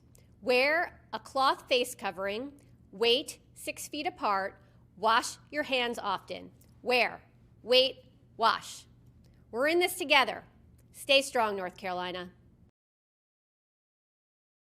You'll see your Carolina weather forecast at 25 and 55 past. And now back to the best of the Carolina Weather Group on the all-new Carolina Weather Net. The Telegraph, you could get this data from around the country that these surgeons were taking, and in almost real time, you could get it to one central area where that data could be compiled. You'd have the data quickly, you could analyze it, and then understand what was going on a more real-time basis. And this was all done at a place called the Smithsonian Institution.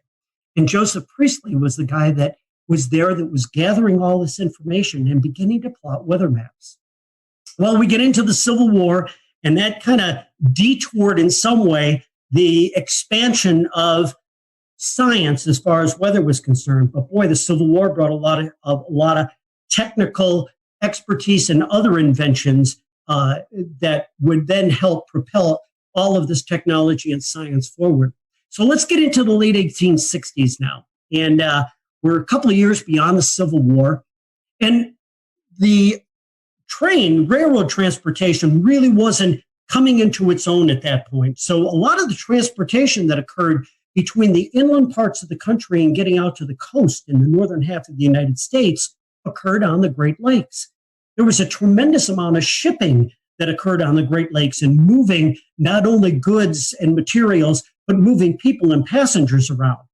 And in 1868 and 1869, in 2 consecutive years, there were over 1,100 shipwrecks on the Great Lakes. Think about that, 1,100 shipwrecks and hundreds of fatalities on the lakes.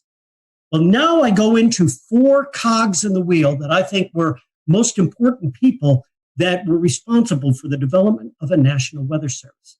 Because of all the fatalities that were occurring on the Great Lakes, due to weather, by the way, due to severe weather, there was an amazing guy by the name of Increase Lapham, Lapham.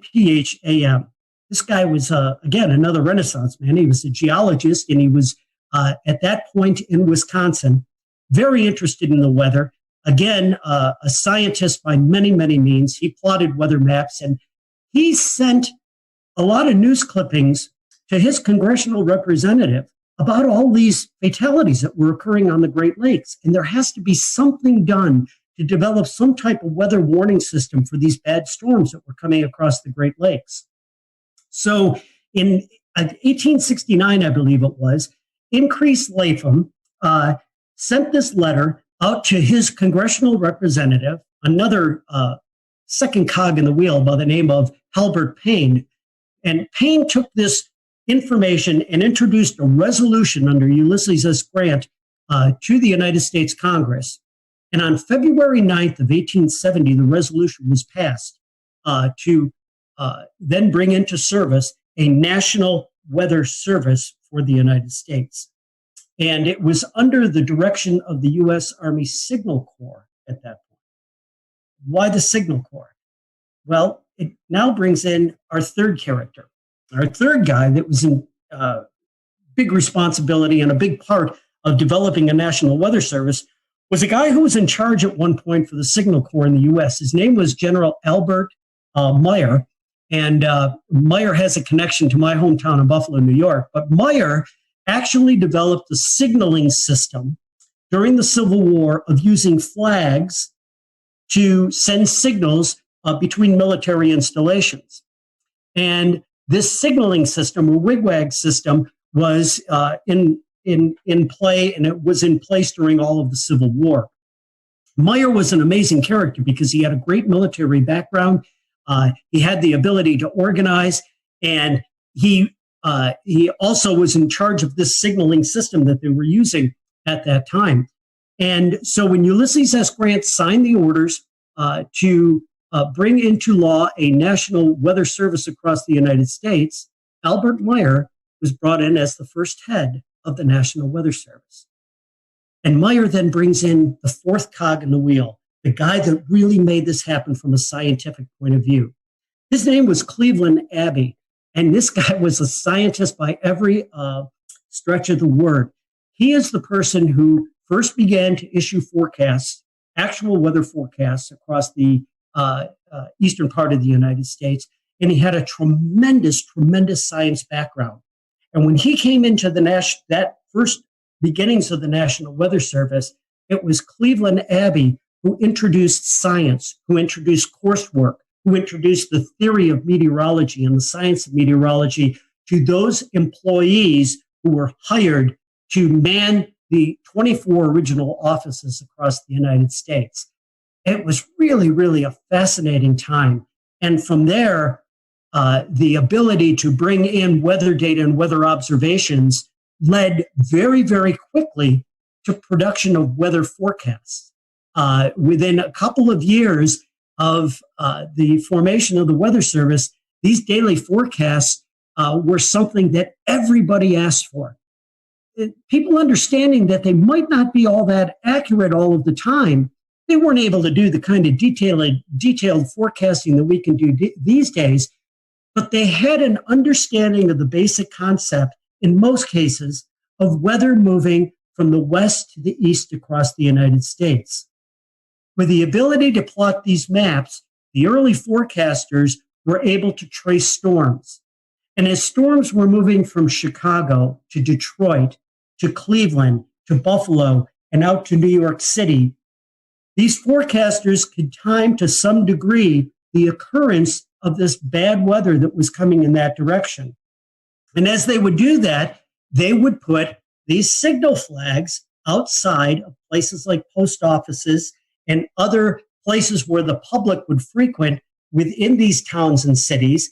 And so a quick walk down the street, someone would look at the flag and they would understand that the red flag with the black on it, okay, again, if you were in a coastal area, could mean a hurricane warning that was out. There were other types of flags that they used to get this information out.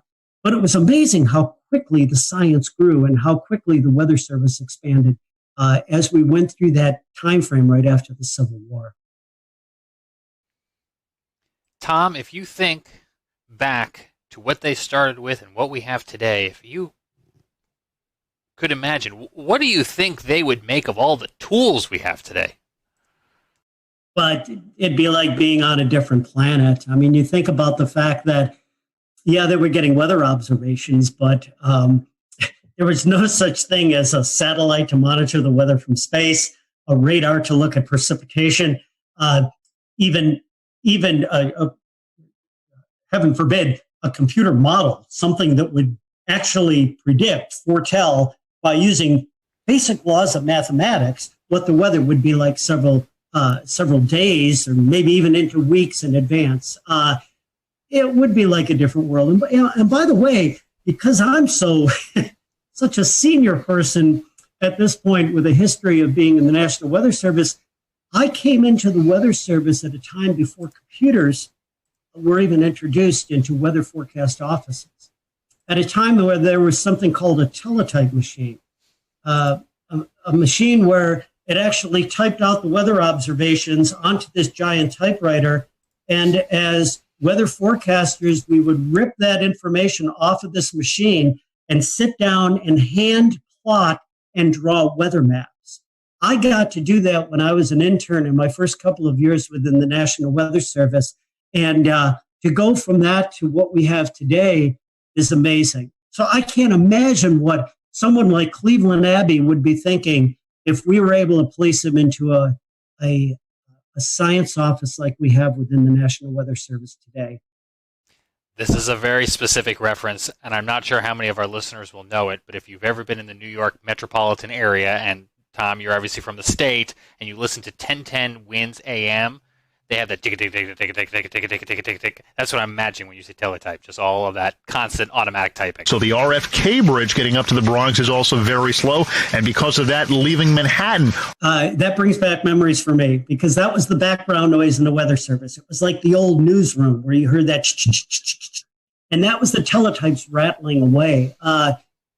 You know, I'm going back to my history only 35, 40 years ago in the National Weather Service. When I first came online, that's when we were first beginning to get satellite pictures, we'll call them, into the National Weather Service office.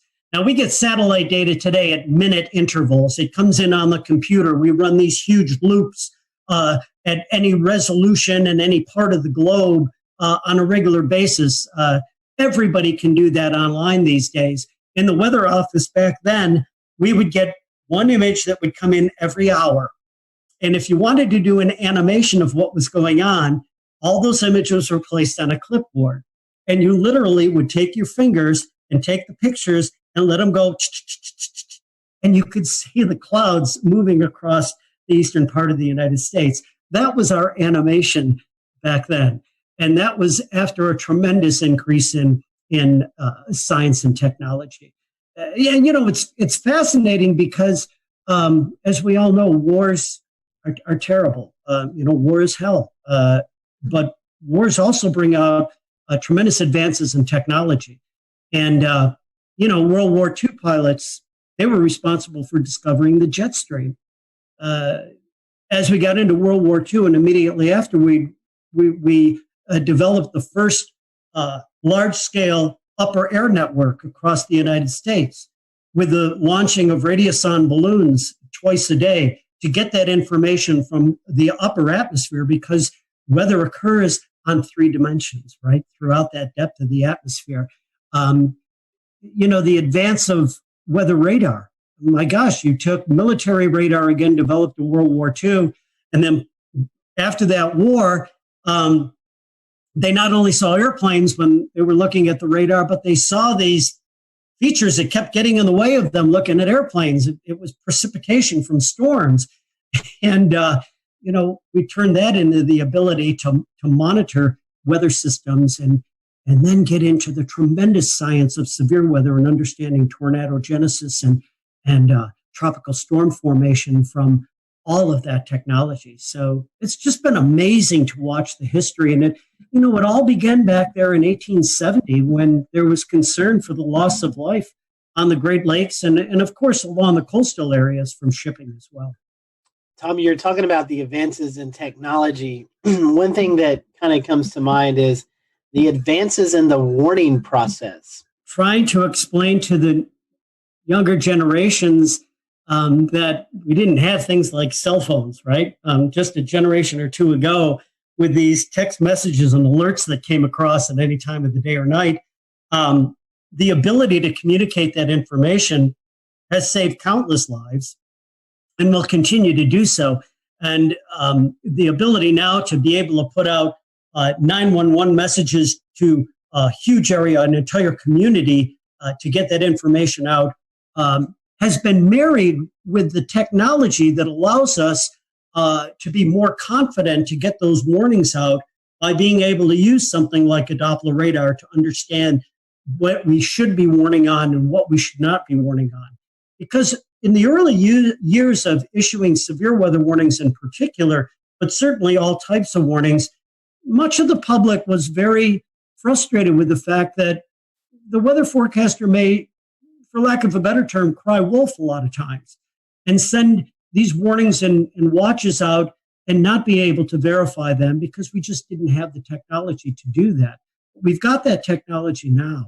And to be able to then marry that to the ability for people to get warnings anywhere at any time, day or night, it has just gone a tremendous way to save lives across this nation. Talking about communication, and then I'll toss it off to someone else. One of the biggest tools that I think we all in this chat utilize is NWS chat, and the ability for the forecasters and the weather office to communicate with TV, radio, storm spotters out in the field. I mean, just the instant communication that we have, I think, is pretty cool, and it's cool to see the advances in the National Weather Service with that. That's a really important point. And what it's done also is it's changed the responsibilities and the type of work that goes on within the National Weather Service offices. A decade, I should say more than that, a generation ago, the main job of the National Weather Service forecaster, the meteorologist, was to issue the forecast. And now we have many, many tools that allow that process to be very, very fast, very efficient, and very smooth. But what the forecasters do now, where they really, really make a difference, is what we refer to as decision support or decision support services. That ability to get that information and get it out and let our special customers know exactly what is happening, when it is happening, contacting emergency managers and working with the emergency management community to have their resources ready to go, to be ready to respond when the weather is coming through. And also, you mentioned this tool that is used on computers called NWS Chat. It's the ability for the forecast office to chat or to talk or message to many of its users, its media, its emergency management system, those types of individuals, to get the most reliable and timely information back and forth from those communities and sending out their thoughts from the National Weather Service offices. I found it fascinating when I worked at the Weather Channel that we, within a matter, and I mean this, within a matter of less than a minute in many instances, a damage report, say somebody had a half-inch hail that came down in their neighborhood outside of Charleston, South Carolina, and they sent a report in on their phone to the National Weather Service saying, we got hail here. Within a matter of a minute or so, the Weather Service gets the report, pops it into a computer that goes into this system, and at the Weather Channel, our graphics meteorologists were watching that data coming in, and when they picked that data up with the click of two buttons, it ended up on air.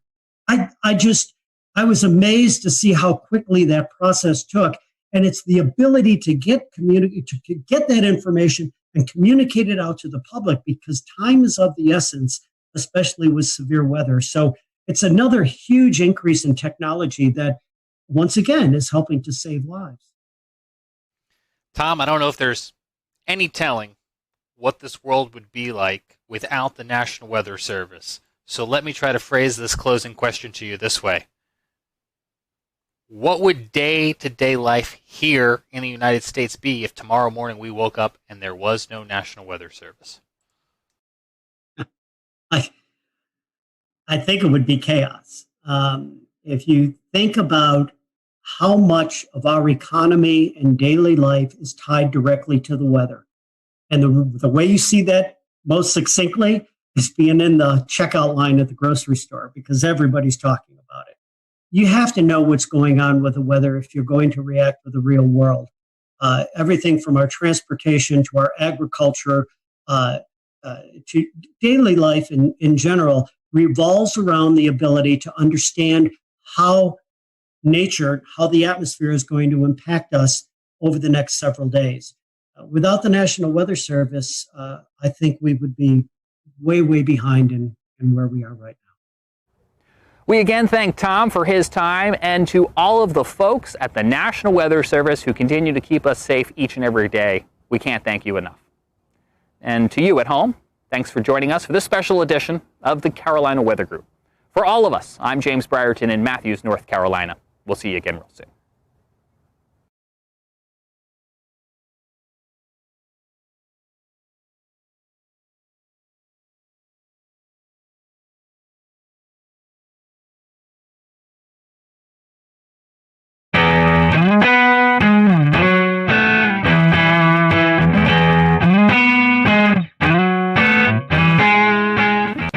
James Brierton in Charlotte. A state of emergency has been declared in Allegheny County, North Carolina, after a historic 5.1 magnitude earthquake earlier this morning here on Sunday, August the 9th. It was the 5th strongest earthquake in Carolina history and the strongest in the Carolinas since 1916. Luckily, no one was injured, but minor damage has been reported at over 100 buildings across the area and near the epicenter in Sparta. That's where our Scotty Powell was earlier today. I'm Scotty Powell here reporting just outside of Sparta, North Carolina, where you've seen a lot of the earthquake damage. Again, a 5.1 magnitude earthquake rocked Sparta, North Carolina earlier this morning, just after 8 a.m. A lot of damage to some roads, to some structures. In fact, some folks have been displaced from their home. I've never witnessed earthquake damage, but it definitely was something that I wasn't surprised to see.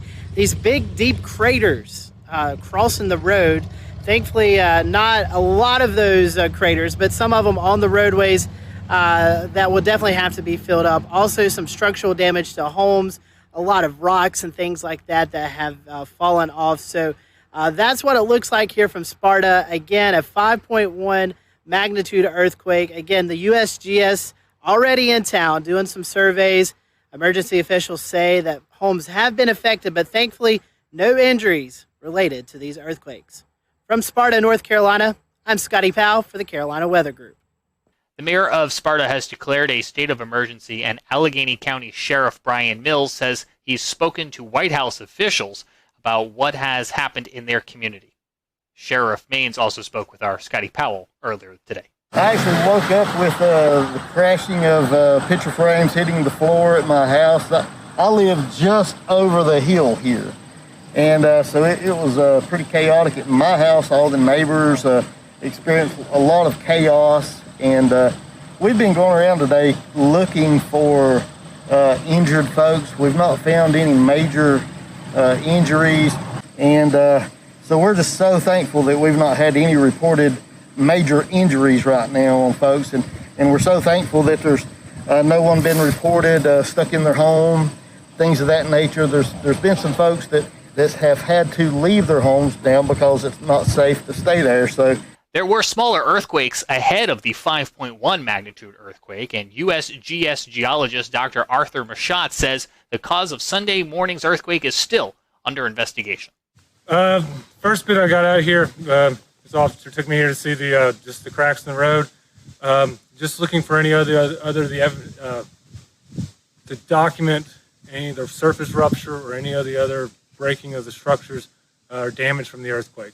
So Western North Carolina, known for smaller earthquakes, 5.1 right now. Pretty big event for North Carolina standards, correct? Yes. We normally see smaller earthquakes. Kind of tell us, is this a fault area? What may have triggered this? It's simply, we don't know. Most of the eastern earthquakes are intraplate seismicity, so they're not tied with the direct fault. There are lots of zones, as you mentioned, there are zones that are known for more seismicity in the east. East Tennessee seismic zone, Charleston, South Carolina, Giles County have all known, and Central Virginia are known for seismicity in the area. Nothing here, so we don't know any recent faults or anything to tie it with.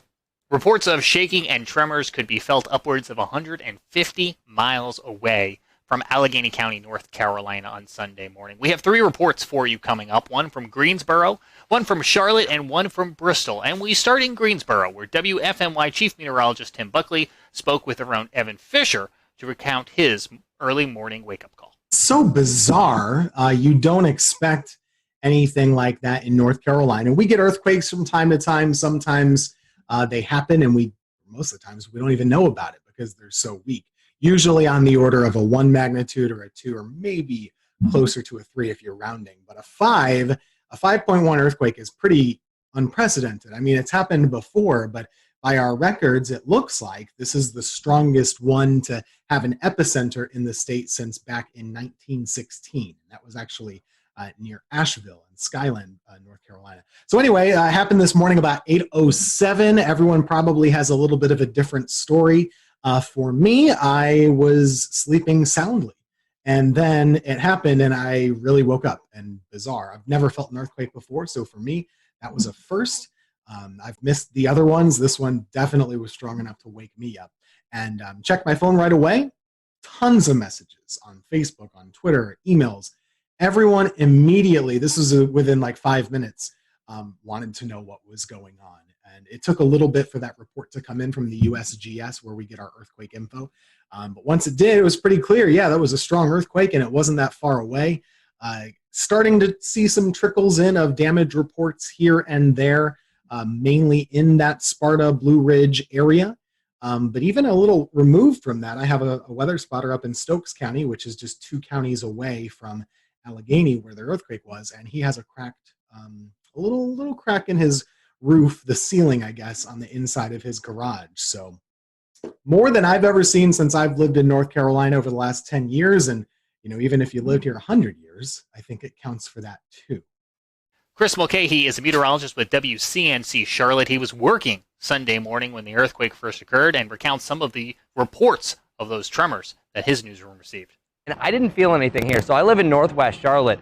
But one thing that was really miraculous when I was out here, that time in the morning, early part of 8 o'clock, a bunch of messages were coming in saying, hey, did you feel that earthquake from Denver, North Carolina? Did you feel that earthquake from TKK? Did you feel that earthquake? We'll return to Best of the Carolina Weather Group in a moment.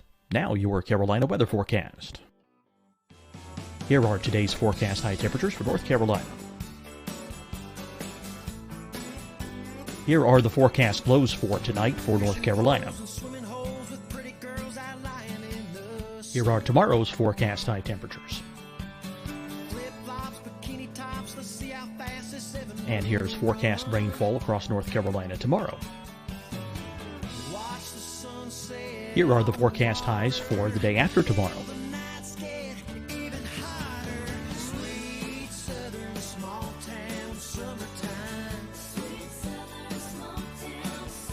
And here's the forecast rainfall across North Carolina for the day after tomorrow. This is the total rainfall forecast across North Carolina for the next 3 days. Here's the severe thunderstorm outlook for today from the Storm Prediction Center.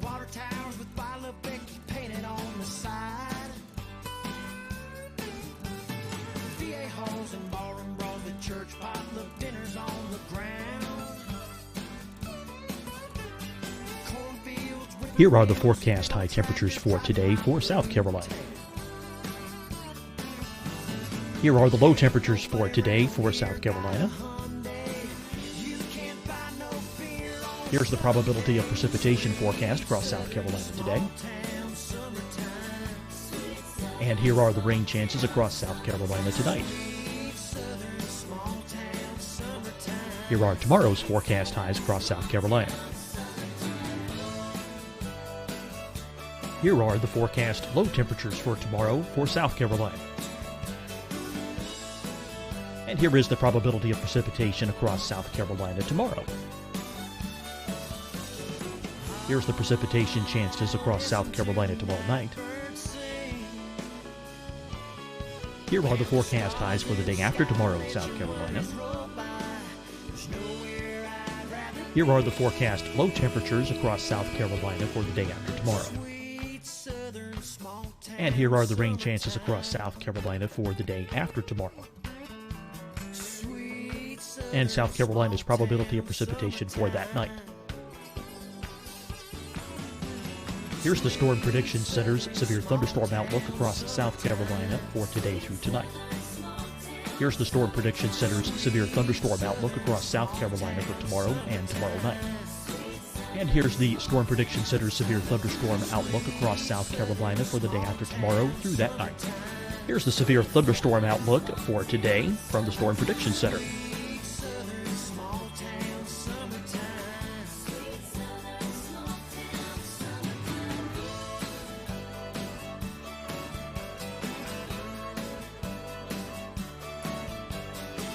And now here's a live look at weather radar across the southeast. Fight the spread and take a stand against coronavirus. Wear a mask in public. Stay at least 6 feet apart from others. And get tested. Join us and fight the spread. Visit scdhec.gov/COVID-19. Getting tested for COVID-19 helps you to take the steps needed to protect yourself, your loved ones, and your community. Find a testing location at scdhec.gov/COVID-19 testing. Deciding when to wear a mask isn't about who you know or how well you know them. Just ask yourself, will I be with anyone I don't live with? If the answer is yes, get behind the mask. Help slow the spread of COVID-19. Get behind the mask. Learn more at covid19.ncdhhs.gov. Hi, everyone. I'm Dr. Mandy Cohen, Secretary of the North Carolina Department of Health and Human Services. And when you follow the 3 W's, you protect your family and your neighbors from COVID-19. When you leave your home, practice your W's. Wear a cloth face covering, wait 6 feet apart, wash your hands often. Wear, wait, wash. We're in this together. Stay strong, North Carolina. You'll see your Carolina weather forecast at 25 and 55 past. And now back to the best of the Carolina Weather Group on the all-new Carolina Weather Net. Of Lancaster County, this was a big deal. No matter what, even though I didn't feel anything, I gotta admit I'm a little bit disappointed, but seeing this unfold live time as we were doing our cut-ins for the Today Show. This is a historic event.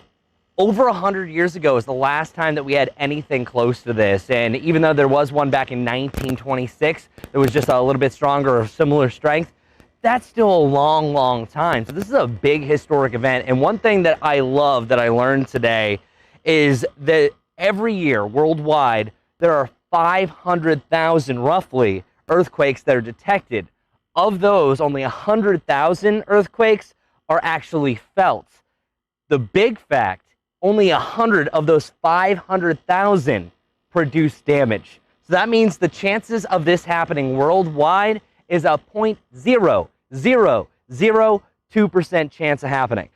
Our own Ricky Matthews works in Bristol, Tennessee, and here's what they saw in their community. Here in the Tri-Cities, where we felt the quake over the mountain chain, even though we're about 80 miles or so from where the epicenter was. If you kind of go from Kingsport, Tennessee, or kind of Johnson City, Tennessee, a lot of people in our area still reported feeling the shaking this morning. Right after 8 o'clock, I started to get reports of people saying they felt something, and my Twitter feed lit up of all the reports from people saying that we felt an earthquake, or we think we felt an earthquake, and suddenly we were in a we were kind of trying to gather information. But a lot of reports of people experiencing shaking for a few seconds in our area. No reports of any type of damage in our area, but certainly something that kind of caught a lot of people by surprise early Sunday morning when they were just trying to sit down and enjoy their coffee.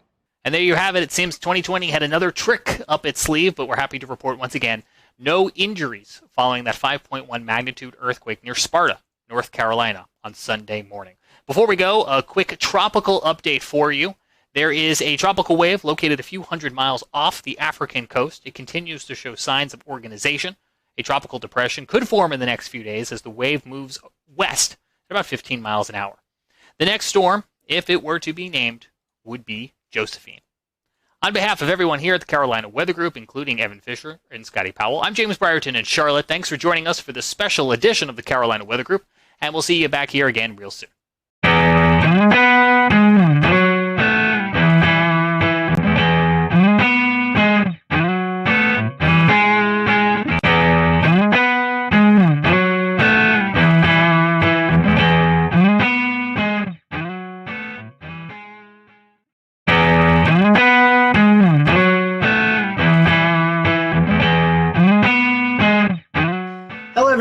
Welcome. We are here with the WFMY weather team. We have on with us Tim Buckley, Christian Morgan, and Teran Kirksey, and we're going to be getting to know them over the next few minutes. This is a new segment that we are rolling out and hope to do, but we're going to spend a little time just getting to know our local meteorologist, and everyone has been kind enough to donate some time. So we're just going to do a few quick hitting questions. These are just you guys can elaborate if you want, or you can just give a quick answer. So our first one is Twitter or Facebook? Which do you prefer more, Twitter or Facebook? I'll start with Tim. Twitter, as long as it's not bad Twitter. But I like weather Twitter. Okay. Christian? Definitely Twitter. Facebook has the ability to take something you posted 3 days ago and highlight it 3 days later, which makes the information very much out of date. So I feel like Twitter, if you can't say it in 140 characters, then you're saying too much. All right, here's one. I don't know if you guys have dabbled in these as much. TikTok or Snapchat? Oh, boy. I'm old. I can't have a TikTok. I don't even think that's allowed. So I do have a Snapchat, but it's not something I post weather stuff on. Yeah, I have Snapchat too, and I can't dance, so I'm not even going to adventure into the world of TikTok because it will be horrible. And I'll just let everybody else share the TikTok videos on Twitter, and then I'll watch them that way. You don't want to be lip syncing? No. They both confuse me. I think I'm like, I'm older. I have an older spirit. So usually I just put my phone down when I get home. I don't want to know what's going on. I watch TV, and then when I wake up the next morning, people tell me what I missed, and I'm cool with it. I'm fine with it. Keeping on the theme of technology and stuff, what about weather model websites? There's tons of them out there, and you guys may have some special software, so you don't have to go to all these websites that us normal people have to use. But do you have one?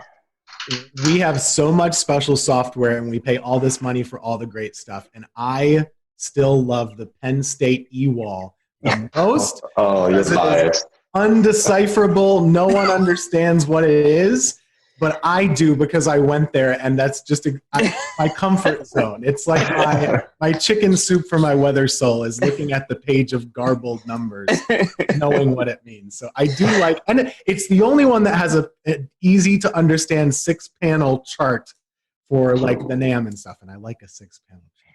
Okay.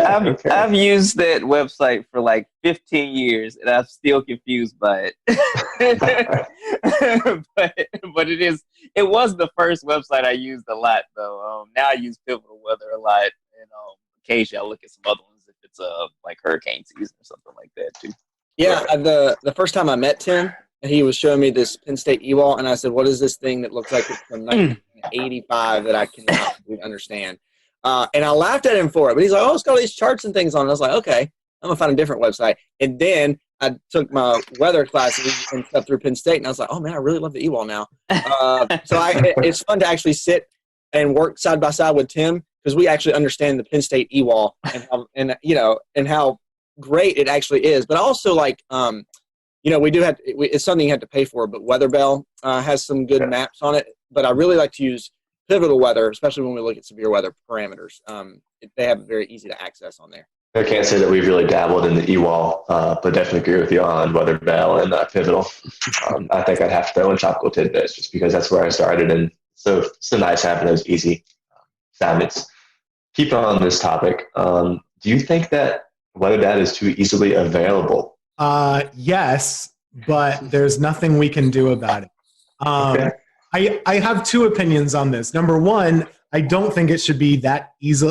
I don't think it should be easily available to people that aren't seeking it out. So what I mean is, like, if you want to like really be able to look at a weather model, of course I agree that's a good thing to be able to do. But I don't like that it gets out there to people that aren't wanting to see it. So it gets posted to Facebook, and then my grandma gets it and says, "Oh gosh, this is really bad."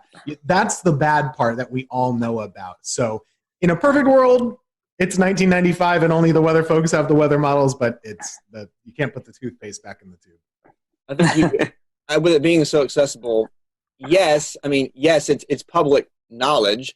It's out there, so why can't you access it? But at the same time, you get a lot of these hype weather sites and, people who think they're weather gurus and don't really understand it. And they like to, screenshot things and then post hype weather stories based on looking at one model.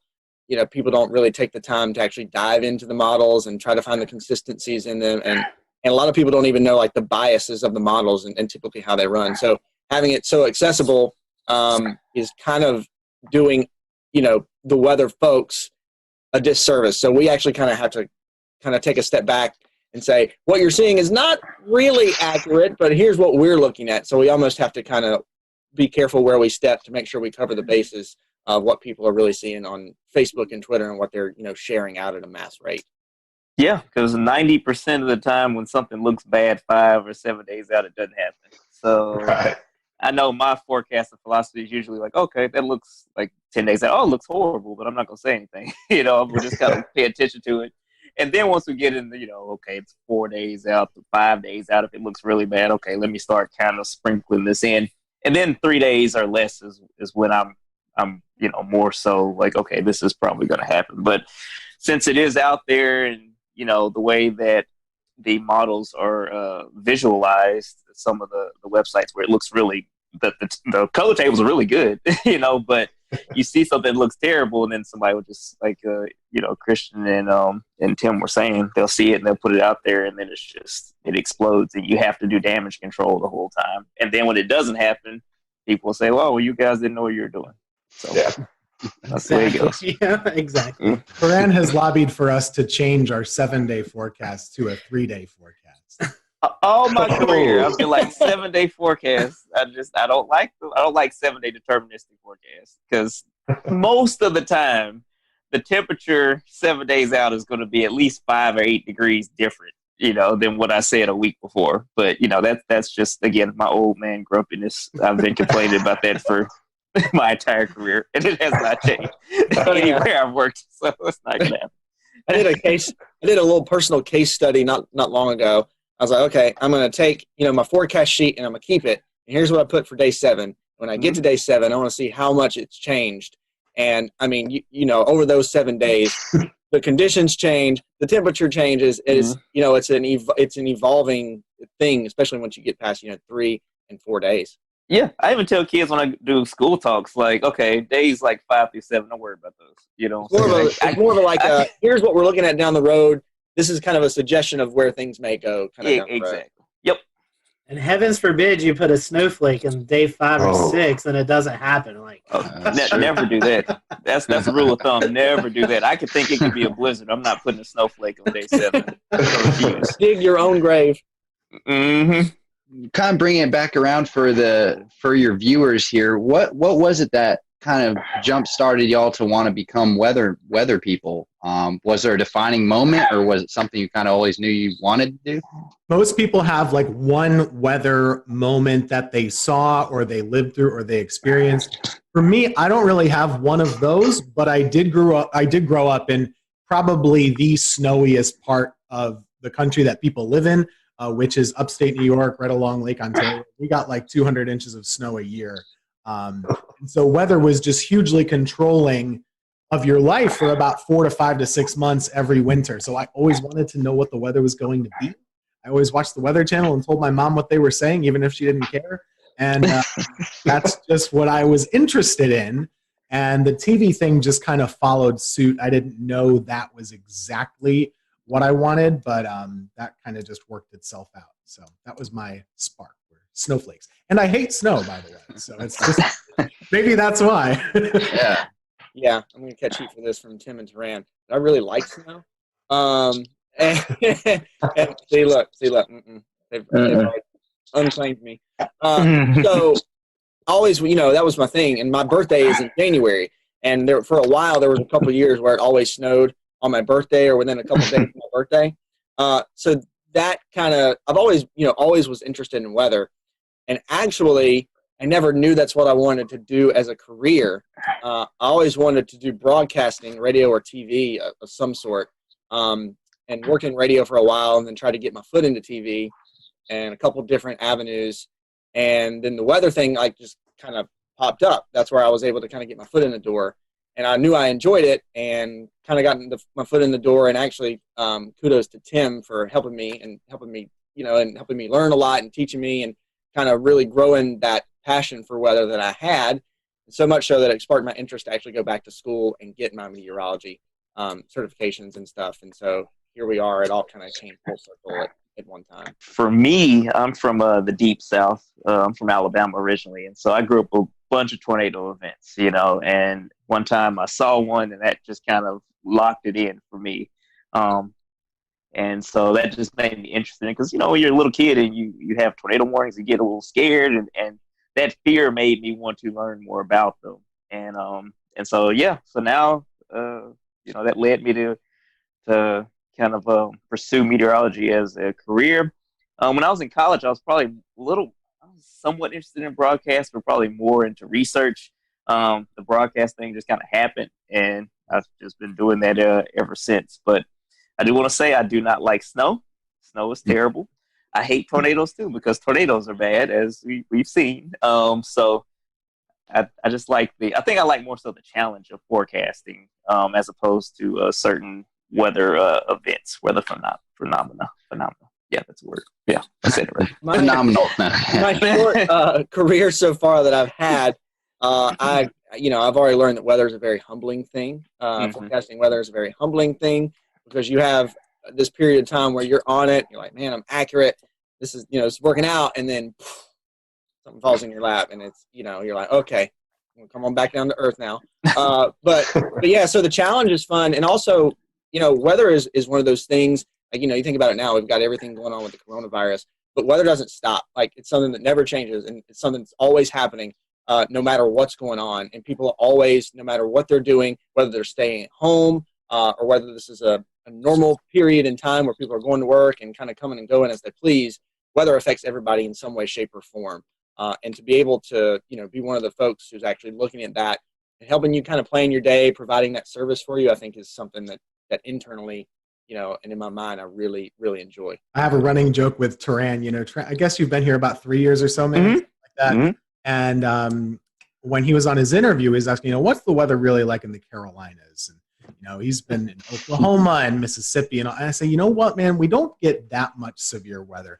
Every now and then we get a tornado. Every now and then we get some hurricanes, but they're mainly at the coast. We're in the Piedmont. And every once a year or so we get some snow, and sometimes it's big, but it's not much. And then weather just happened all the time, and we had lots of tornadoes. We had a Greensboro tornado. We had all these hurricanes that came right into the Piedmont, all this crazy snow. So it's transformed. So it is. Is it following you, Turan? Clearly, it must be. I'm sorry. I apologize to everyone. So now I'm connecting the dots, because first we blamed it on Grant Gilmore when he left. And so now it's actually Tim's fault, because he said we don't really get, and ever since then, all heck's broken. Jinxed us. Yeah. That's right. Everything was quiet when Grant was here. When he left, it just went crazy. Note to self, no claims about North Carolina weather at all. A quick follow up there, Turan. The tornado that you saw. You were younger and you had a clear kind of visible of that. What kind of happened in that experience? There was I remember the day. I was in Huntsville, Alabama at the time, in North Alabama, and there was a tornado warning, and the meteorologist was saying, hey, it's headed towards this part of Madison County, which is maybe about 5 or so miles north of where we are. Then the power kind of flickered or went out, and of course, we looked outside, so you're not supposed to do that. And we were looking north, and you can barely see it, in the distance, but I could see it, and I was like, oh my gosh, that's wow. This is it. I was scared, but I was also kind of mesmerized. My parents knew that it wasn't going to hit us, so they were okay with me, like, looking outside, like, okay, it's up there, it's fine. But just watching it kind of, just solidified my interest, because I've always been somewhat interested in weather, even when I was younger than that. But there was a meteorologist in town that would do such a great job kind of teaching the meteorology. I know some people don't like that, but for me, I would always sit in front of the TV and watch the severe weather coverage, and I would learn so much about how to look at radar. What are you looking for? These are different, variables that, you can look at using the radar. And again, this is in the 90s, and so there's been a huge explosion of different things now, but it made me more and more interested. And then, obviously, I reached out when I got in high school, and he was gracious enough to let me, intern from when I got in college, but to let me shadow him when I was in high school, and it just kind of went from there. Give us a name. Come on. It was Dan Satterfield. Okay. I know that's a name that, some people had different opinions, but he was awesome. And even to this day, he's just so gracious. If I ever have a question or anything, or he has always been one of those people that I could, like, hey, I don't understand this, I don't understand that, and he's one of the big reasons I ended up going to Oklahoma. He started telling me, oh yeah, a lot of tornadoes out there, you can learn a lot. I'm like, okay, sure, I'll try it. So yeah. Well, that's great. I think you're reading right off our question sheet. One of the next ones I was going to ask is, do you guys have a weather role model? So, Grant, we just got your answer. Tim, Christian, a weather role model?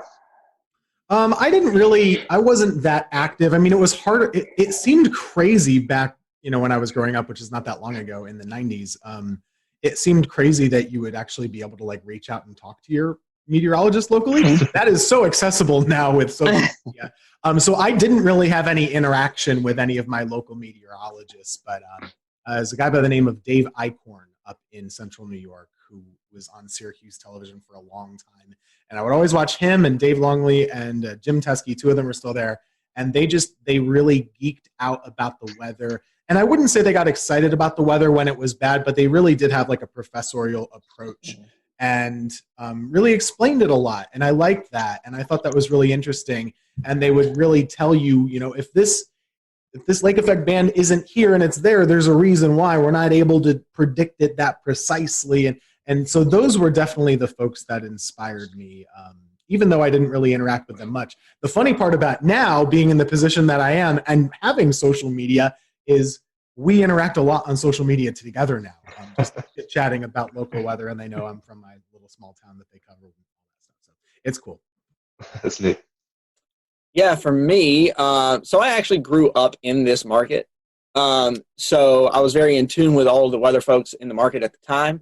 And so there was one person that I won't name because we're with, a competing station right now, but I watched them all the time. And that's just kind of, I would always, that would always be the thing. And when they were calling for snow, that's what I wanted to know about. That's who I wanted to see. And I wanted to learn, why it was happening, and also more so to know how much we were going to get. But at that point, like Tim said, I never really thought that, when I was in middle school, that you could actually reach out to those folks and actually, have a conversation with them. And, some folks, that I've learned over the years, some folks are more gracious of giving their time than others are. But I will say, and again, Taran and Tim can probably speak to this because they've been in it longer than I have, of course, but maybe the way that social media has kind of groomed us over the last, in this age that we're in, I think that the connectivity, being able, whether you're competing stations or not, but kind of the network of meteorologists and kind of being able to toss ideas back and forth and discuss those things. There's a more of an open line of communication, I think, than there used to be, which is definitely a good thing for not only the folks who are in it now, but the people who are aspiring to be meteorologists as well. We're here right now. That's a testament to having more access to your local meteorologists than perhaps there was back in the 90s, like you said, Tim. Everything has changed so much. I didn't even know what a computer model was or that they existed until I got to college. Like, I didn't know any of that, really. And I don't know that I was unique in that either. Once you got to school, you're like, oh, there are these tools that I didn't know that existed. Here's how we use them. And then I kind of, learned it very quickly. But before that, I mean, the amount of information that 12-year-olds know now that are weather enthusiasts is about the same as like what I had like as a sophomore in college. It's amazing. It really is. Oh yeah, same for me. I mean, the first time I saw a forecast model was when I shadowed that time. They had the DIFAX maps or whatever. It's like, oh, okay, this is printing out. So this is how you all figure out the forecast weather. Oh, okay, cool. Before that, I had no idea. I actually have some of those DIFAX. Eric Thomas. I went to visit Eric Thomas in Charlotte, and I have them somewhere in the basement. I need to pull them out and see if I can find them. But I have a question. It's going to kind of tie 3 or 4 questions that we have together.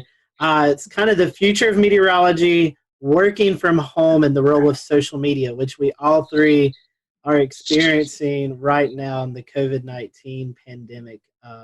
So what are your thoughts on the future? Do you see working at home maybe more of a thing to come and doing a lot more via social media? I think that, obviously, kind of hate the reasons why, we've gotten to this point, where a lot of people are working from home, hate that there's, the virus is kind of causing all this disruption. But with that said, a lot of friends I've been talking to over the past, somewhat talking to, I'm kind of introverted. Occasionally I'll ask them a question. I got to have one conversation a week with friends. But basically we were talking about, hey, it's 2020. The idea of going into an office every day in many industries is antiquated. If you're in sales or something like that, why do you have to go into an office building when you can just make your calls from home, or you can go and, drive to your different sales spots from home and work out of your home office and maybe go to the office once a week. I think a lot of employers are seeing that their employees can be just as productive or even more productive at home, depending on how they work or, what works best for different people. I know everybody's different though. So for extroverts, it's probably important that they, go into the office regularly to get that social interaction. For introverts, they might work better in solitude. So I think that as meteorologists, when you look at it, most weather days are fairly benign, fairly quiet. And I feel like on those days, working from home should be more of an option for all meteorologists. But you also have days where there's We'll return to Best of the Carolina Weather Group in a moment. Now your Carolina weather forecast. Here are today's forecast high temperatures for North Carolina. Here are the forecast lows for tonight for North Carolina. Here are tomorrow's forecast high temperatures.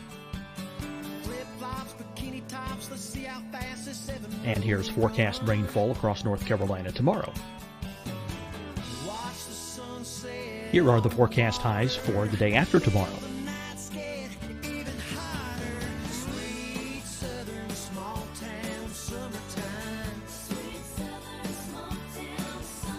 And here's the forecast rainfall across North Carolina for the day after tomorrow.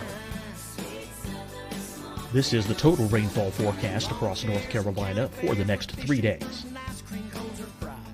Here's the severe thunderstorm outlook for today from the Storm Prediction Center.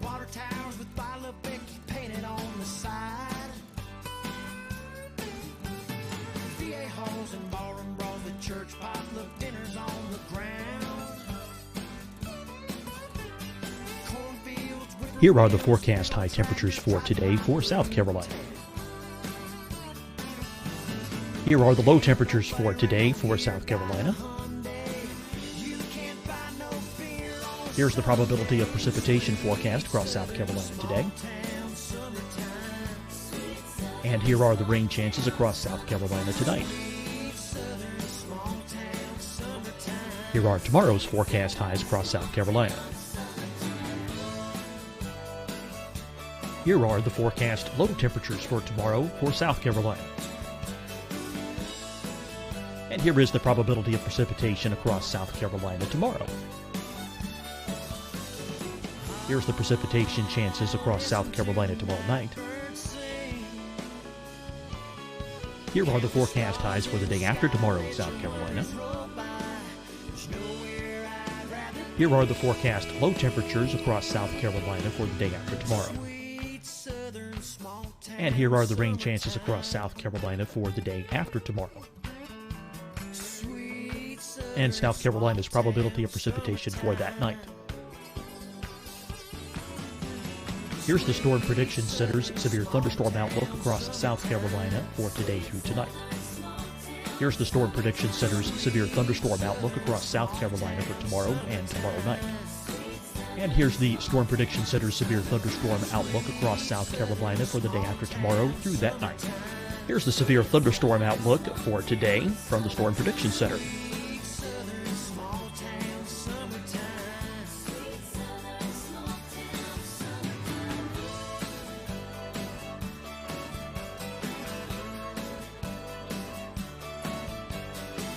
And now here's a live look at weather radar across the southeast.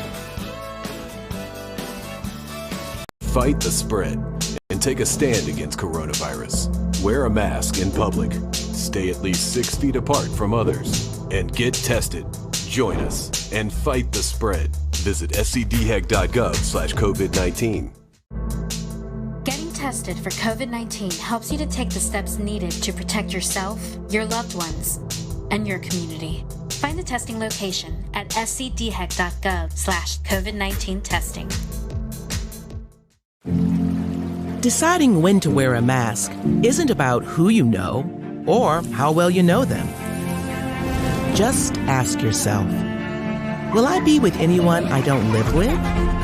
If the answer is yes, get behind the mask. Help slow the spread of COVID-19. Get behind the mask. Learn more at covid19.ncdhhs.gov. Hi, everyone. I'm Dr. Mandy Cohen, Secretary of the North Carolina Department of Health and Human Services. And when you follow the 3 W's, you protect your family and your neighbors from COVID-19. When you leave your home, practice your W's. Wear a cloth face covering, wait 6 feet apart, wash your hands often. Wear, wait, wash. We're in this together. Stay strong, North Carolina.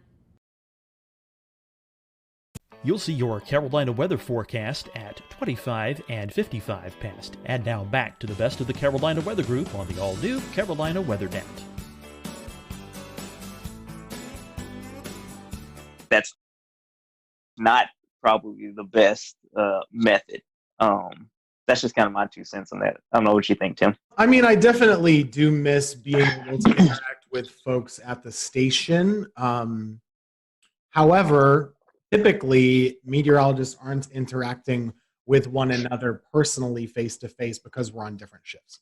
So it doesn't change that much between us working together. Christian and I do have a lot of overlap at the station just because of our schedules. But aside from that, the main difference is just being able to show things in front of a wall and explain things by pointing them out, and maybe some interaction with other anchors and stuff like that. I don't think that I'm surprised at how much we've been able to do at home, and I do think that this might continue, to be an option in the future on quiet days.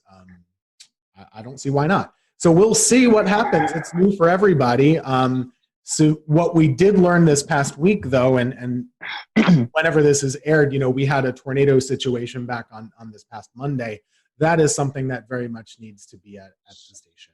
Mm-hmm. And just the reason for that is, we don't have backup power at home. The building does, and we can explain it. And I think there's a comfort to folks at home who are able to actually see us at work. On top of it, we got it covered. Don't worry. Agreed. Yeah, I'll real quick. I'll echo off what Tim said about our severe weather event this past Monday, and I was actually working from home, and Tim and Taran were in the studio, of course, very much separated because of social distancing guidelines right now. But the other thing, and I know that this is again the quality that we're able to put out, even working from home, video quality, audio quality, is pretty mesmerizing, honestly, because we never thought that we'd be at this point. But the other thing, there's also still a lot of downfalls with it. And one of those being the fact that when you remote into whatever weather software you have, there's going to be some sort of latency at whatever rate, which does, I noticed this working from home on Monday. When you have that, it does make storm tracking, especially in like a severe weather event, it makes it more difficult because, you're trying to move the map around, and because of the latency you may have in some, like if you're remoting into a computer, well, you might have moved past it too much, and then you got to kind of scoot it back a little bit. There's just so many extra steps, and even extra seconds can be crucial in a severe weather event. But taking an overall approach to it, working from home is interesting. I've always been one of those folks who, all right, I have to get up and get ready and then go out the door to kind of get my, get my mind in the right place to do work. So working from home has been a challenge for me to kind of get into that groove. It's not so much a challenge anymore just because we've been doing it now, for a month at least. But having that interaction with folks in the building, even though, here's the weather center over here and here's the news people over here, and we come together at the newscast, just kind of having that interaction. The lines of communication are, of course, a whole lot better. Tim and Taran, and if you've been in a newsroom, like this, like you can just scoot the chair back and you yell something across the room or say something across the room. Now, working from home, okay, got to send this email, or did I check this on the wall chat, or did I send somebody a text message? So the communication line kind of is something you have to kind of double check yourself on. But I think there's something about, if the weather's nice, of course, we can forecast from anywhere. Yes, we have some tools at the station, but we can do a forecast from anywhere as long as we have internet. We can even look up stuff on our phone, if we need to do that. But working from home and putting the forecast together, is easy. But I think when things return to normal, if we are seeing more work from home situations, I think just being in the station, being in the studio, at least for the shows, has a value to it that you can't replace.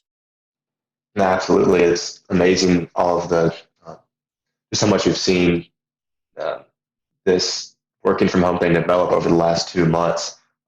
Who would have thought that just about every single meteorologist in the nation would be broadcasting from their office with their cat in April. So it's just unreal. So we only have a few minutes left, y'all. So we're each going to ask you one kind of silly, lighthearted, fun question.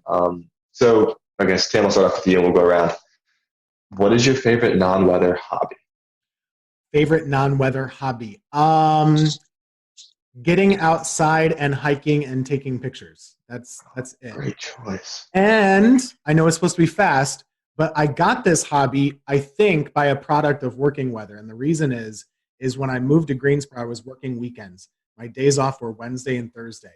No one in the world, let alone in our building, has days off on Wednesday, Thursday. So I had nothing to do. So I got in my car and I would drive to pretty places like Hanging Rock or the Blue Ridge Parkway or something like that. I would drive a long way and get to know the area. And then I got to know hiking. And at the time, I was just taking pictures on my iPhone. And then I kind of, started getting a better camera. I don't take as good pictures as Dan, but I try. He's my inspiration for good photos as well. So that's my hobby. Christian, Turan? Music for me. I'm a drummer in a 10-piece party and dance band that plays across the Southeast quite a bit. So music is my outlet. And then I love being outdoors. So even though I'm not that great at it, I love going golfing. And that's a nice thing from working from home. Like, even on these days, if I don't go in until the afternoon, the days working from home, I can just, walk out or go to the golf course and walk a couple holes, kind of get my fresh air for the day. And so, yeah, but music is my main hobby. Golf would be the second one. I like to spend time outside as well. Just kind of sitting outside is always nice. And I like the barbecue, which is a verb and a noun. Okay. It's a verb and a noun. Contrary to popular belief. Read the dictionary, it's a verb and noun. Sorry, anyway. That's true. But Southern thing. It is, yeah. It's a verb and a noun in Alabama, and it's a verb and a noun in North Carolina too. Do people up north not think that it's a verb? Well, there's they use it much differently. Yeah. I can run out the clock on this if you want to. Go for it. The actual thing that you cook with, the barbecue instead of the grill. So this is the whole, and the cookout up north is called a barbecue as well. Yes. I'm telling you, that's the way it is up there. Yeah, once all this social distancing stuff clears up, I'm waiting for some Turan ribs. Every Saturday I see a post of Turan cooking. I've had extra time on my hands. So, maybe our next lightning round will be in person. There you go. Turan, I got to ask you, vinegar or tomato-based sauce? Well, I mean, that's the big debate here in North Carolina. Man, she about to get me in trouble, man. All right, so again, I'm from Alabama, but I spent most of my life in North Alabama. So Memphis-style barbecue is what I'm used to. And then when I lived in Oklahoma, Texas-style barbecue is kind of, one of my big things too. I like more tomato-based barbecue sauce. Like, you have to put, for me, I do put some apple cider vinegar as I'm cooking it, but I don't just douse it in it. Like, I just want a little bit of tang and then more sweetness. That's just what I prefer. Very nice. Very nice. We'll give that to you. And on that, I'm with Turan on that. Even though I'm from North Carolina, I don't want to eat barbecue and have my throat burn. A good mix, a good middle of the road barbecue. Well, Christian, I didn't because we need the viewers to still like us after that. Disparaging barbecue or whatever. And these are the fun questions. Christian, I didn't know you golf, so next time I'm in the air. We'll have to go hit the course. We'll do it, absolutely. All right, so one last, question before we wrap. Do you have a favorite weather or disaster themed movie? And if you all three say Twister, Yahtzee. Yeah, that was what I was gonna say. It's so bad, but it was so entertaining. And growing up, I was like, oh man, this is awesome. So, yeah. There was a volcano movie too that was really bad. What was the name of it? It was Volcano? Dante's Peak? Yeah, in the 90s.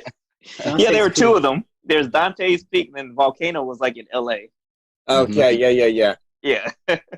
They're all really bad. Yeah. The worst one is The Day After Tomorrow. Oh, gosh. Are you telling me that's not accurate? It is horrific. And I was in New York in January, and I went to the New York Public Library, which is a great free place to go. You should go sometime and check it out. It's beautiful. I took a picture in there and said, oh, it's a great place to visit. And everybody posted, this is where they filmed Day After Tomorrow. Jake Gyllenhaal is all over these places. I was like, oh, no, I'm reliving this horrible movie. Well, guys, I have one question. I know you're talking about places to visit. we want to give a little love to the Triad areas. So what's your favorite place to visit? If you have visitors coming to the Greensboro, High Point, Winston-Salem area, where's your favorite place to go visit? What would you, where would you recommend to people? Could I guess, vote for Hanging Rock, or is that too far away? I really No, like that's great. No, that's really right. I really like the parks. Hanging Rock is amazing. And I love just hiking up and stuff. And that's probably one of the cooler, I guess, public parks I've been to in the state. Pilot Mountain's a great hike too. It's in the Triad, and it's probably, if we're talking Triad specific, that's probably my favorite. But if somebody's visiting the Triad, a couple, it's a quick shot up to the mountains and the Blue Ridge Parkway too. So we have a lot. We have a lot in our backyard. That's the nice thing about being in the Triad. We got a lot of great places here, but also a quick drive in a car, and you can take a quick day trip, whether beach, mountains, whatever it is. All those places are great. I will be like the ambassador. If you guys have any questions about where to eat, where to drink, where to go, outside, there are so many good parks here. Seriously, and just having lived in multiple states and multiple places, most places don't have as many parks as we do and as many good parks as we do. And I really appreciate the dedication to saving outdoor spaces. City of Greensboro, every lake, there's a trail around it at all points. That's crazy. And there's really great opportunity to get outside. We don't have traffic. Good food, good stuff. So come on down whenever you're allowed to, and we'll give you a good recommendation. I'm sold, Tim. Dan likes it here. Okay, good. We certainly appreciate your time today. We talked about social media, so I'd feel bad if I didn't say, hey, give your guys a plug. How can they follow you guys on social media? Sure, Twitter or Facebook. Of course, mine is Tim Buckley WX. Just search Tim Buckley Meteorologist on Facebook. You can find me there. Instagram too, but I don't post much weather there. And mine is just TK Weather, like weather spelled out. So TK and then weather spelled out on the internet. So I'm on there. I'm the Google machine. Just Google it. Just Google it. Yeah, Twitter, Facebook, Instagram for me too. C Morgan WX on Twitter, and then you can just search Christian Morgan WFNY on Facebook, and then C Morgan WX on Instagram as well. Awesome. Well, we appreciate your time. Thank you guys for watching. Hope you enjoyed it. We'll do another one of these soon. Thanks, guys. Yeah, thanks, y'all.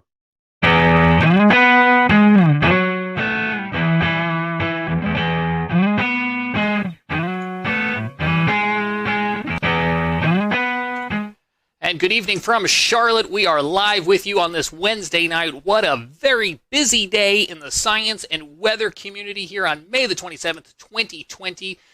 We have a great show for you. It wasn't exactly the celebration that we were hoping for, as you probably know by now.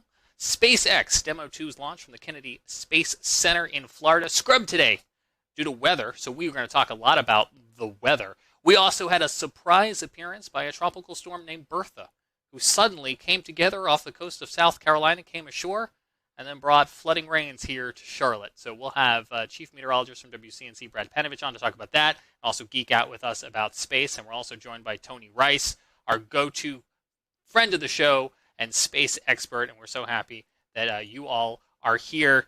Let's get right on into it. If you're joining us live tonight on Facebook, on Twitch, on YouTube, or Periscope, you can comment along with our show. If you're listening to the audio podcast or you're happy to catch this replay on the new Looping Carolina WeatherNet, hello to you as well, too. Tony, let's just start with the elephant in the room. Not the day we were necessarily hoping for.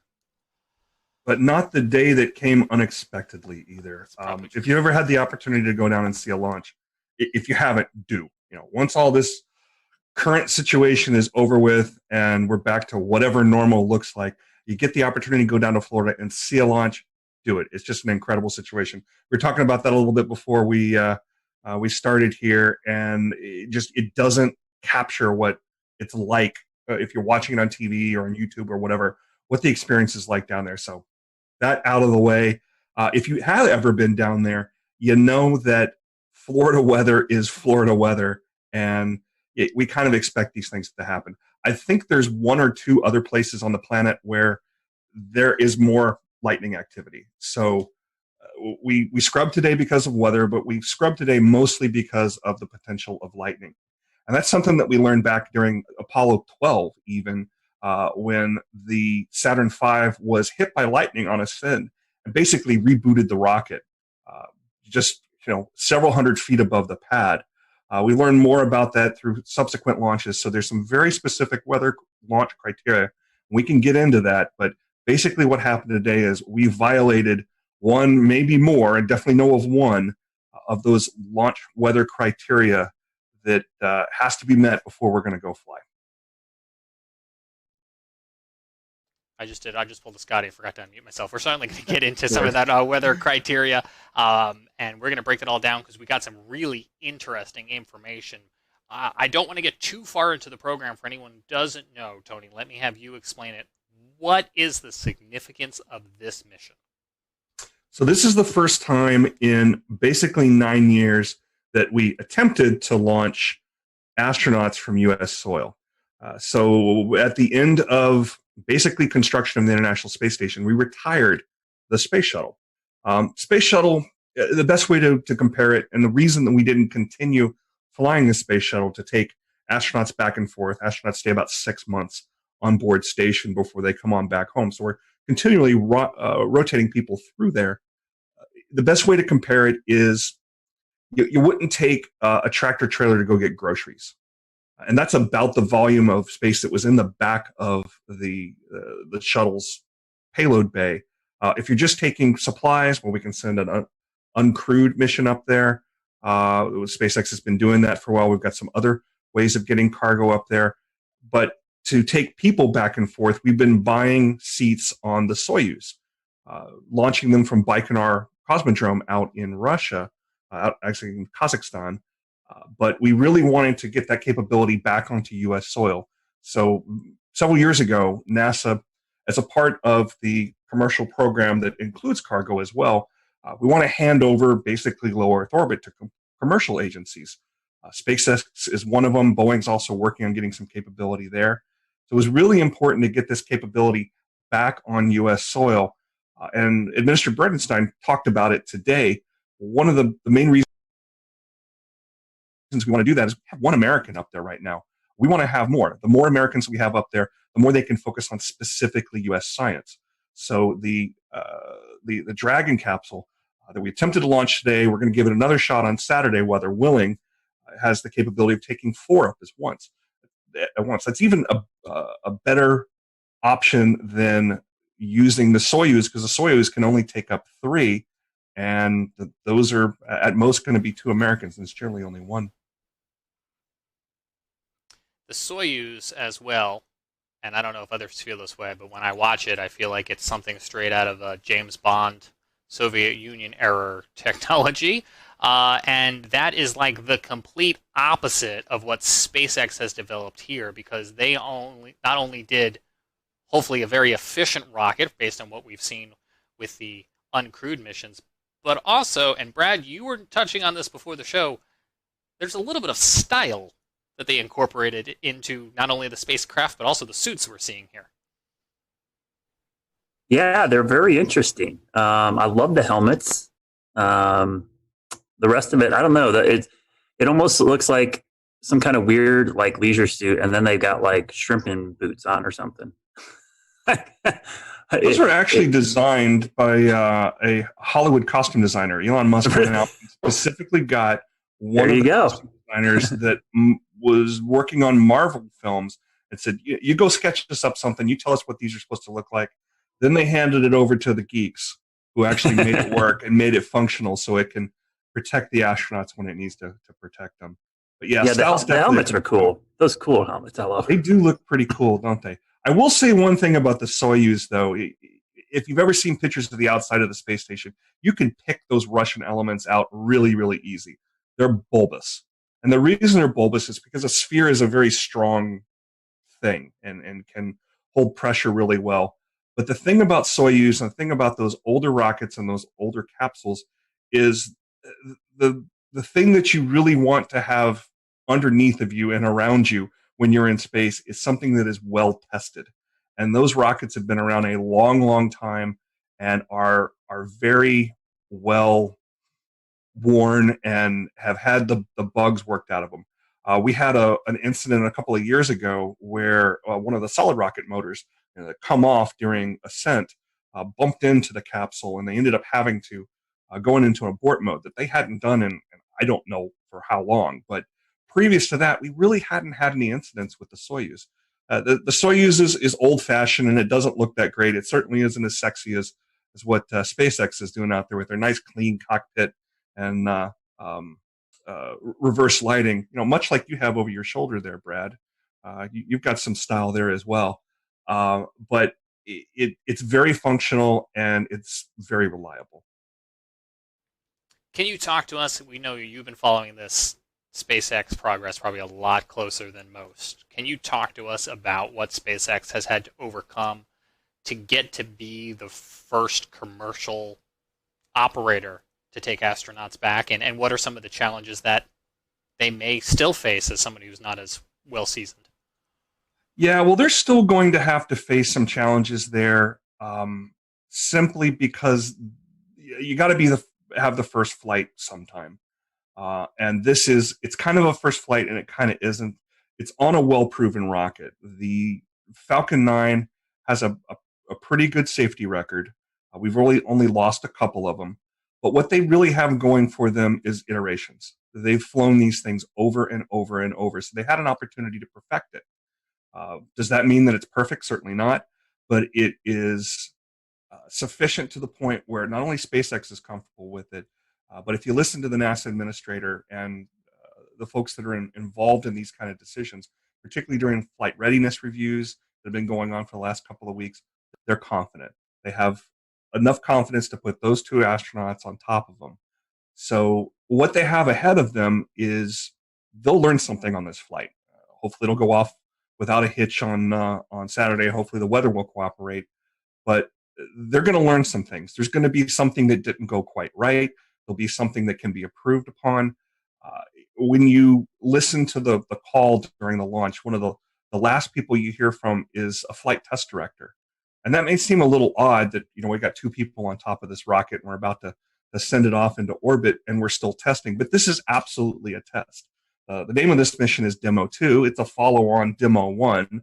Demo 1 was pretty much what you're going to see on Saturday, but without the astronauts. Every one of these things is a test, and it's a way to gather more data and to improve on things. The setback that SpaceX had, I don't even remember how long ago, it was sometime last year or maybe even the year before that, where they lost one of the Crew Dragon capsules on the pad because of some of the hypergolic fuels that are used on orbit. They're fuels that basically, if you put part A and part B together, you create an explosion. You point that explosion in the right direction, you got thrust. There was, I believe it was a leak that they basically lost that capsule. That capsule was all but pulverized. So that was a bit of a setback to them because they didn't get as much data as they would have hoped from something like that. You learn more from your failures than you do from your successes. So this is some of the most instrumented spacecraft ever. They're gathering tons and tons of data from it. So once we do get this launch off, they're going to be gathering lots of information and improving things. So, Tony, what's the relationship between NASA and SpaceX? Who's kind of responsible for what? NASA is the customer. They put out the requirements, and SpaceX is the contractor fulfilling those requirements. It's kind of a similar relationship as the DoD would have with any of their contractors, if you're familiar with that world at all. That being said, though, there's a fair amount of oversight that NASA still has in this, particularly because of the human spaceflight aspect here. There are people on board this thing. There are former astronauts that are involved in all of those reviews. And somebody asked during one of the press conferences this week, who in NASA, if anybody, can raise their hand and say, no, something's not right, something's not safe. And the answer that was given by the administrator was anybody involved in the review panels. And SpaceX reiterated that they have a culture that they're trying to promote there where anybody that's involved in building something can and should raise concerns as well. How much that actually happens, that remains to be seen. Don't know of any specific reports of it, but that's at least. We'll return to Best of the Carolina Weather Group in a moment. Now your Carolina weather forecast. Here are today's forecast high temperatures for North Carolina. Here are the forecast lows for tonight for North Carolina. Here are tomorrow's forecast high temperatures. And here's forecast rainfall across North Carolina tomorrow. Here are the forecast highs for the day after tomorrow.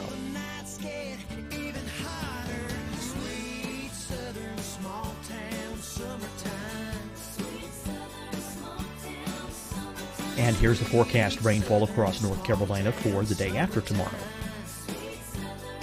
This is the total rainfall forecast across North Carolina for the next 3 days. Here's the severe thunderstorm outlook for today from the Storm Prediction Center.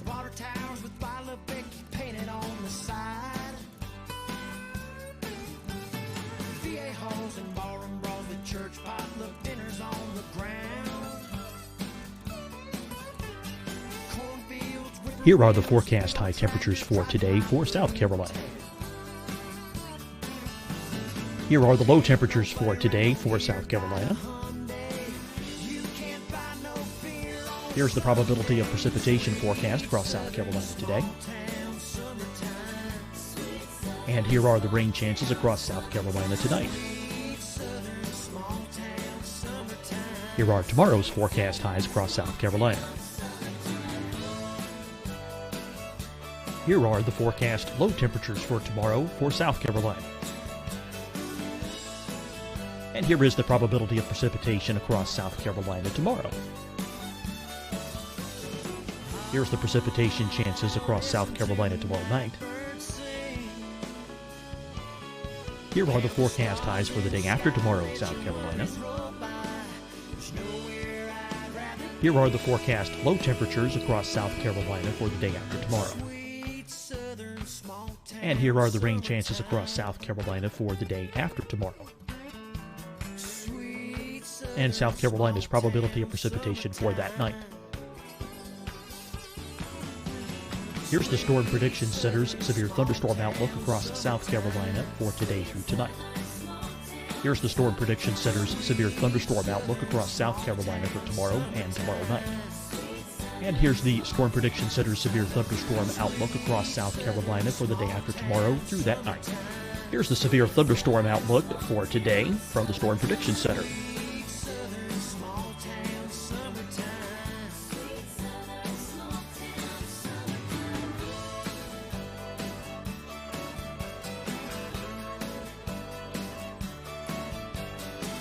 And now here's a live look at weather radar across the southeast. Fight the spread and take a stand against coronavirus. Wear a mask in public. Stay at least 6 feet apart from others. And get tested. Join us and fight the spread. Visit scdhec.gov/COVID-19. Getting tested for COVID-19 helps you to take the steps needed to protect yourself, your loved ones, and your community. Find the testing location at scdhec.gov/COVID-19 testing. Deciding when to wear a mask isn't about who you know or how well you know them. Just ask yourself, will I be with anyone I don't live with? If the answer is yes, get behind the mask. Help slow the spread of COVID-19. Get behind the mask. Learn more at covid19.ncdhhs.gov. Hi, everyone. I'm Dr. Mandy Cohen, Secretary of the North Carolina Department of Health and Human Services. And when you follow the 3 W's, you protect your family and your neighbors from COVID-19. When you leave your home, practice your W's. Wear a cloth face covering, wait 6 feet apart, wash your hands often. Wear, wait, wash. We're in this together. Stay strong, North Carolina. You'll see your Carolina weather forecast at 25 and 55 past. And now back to the best of the Carolina Weather Group on the all-new Carolina Weather Net.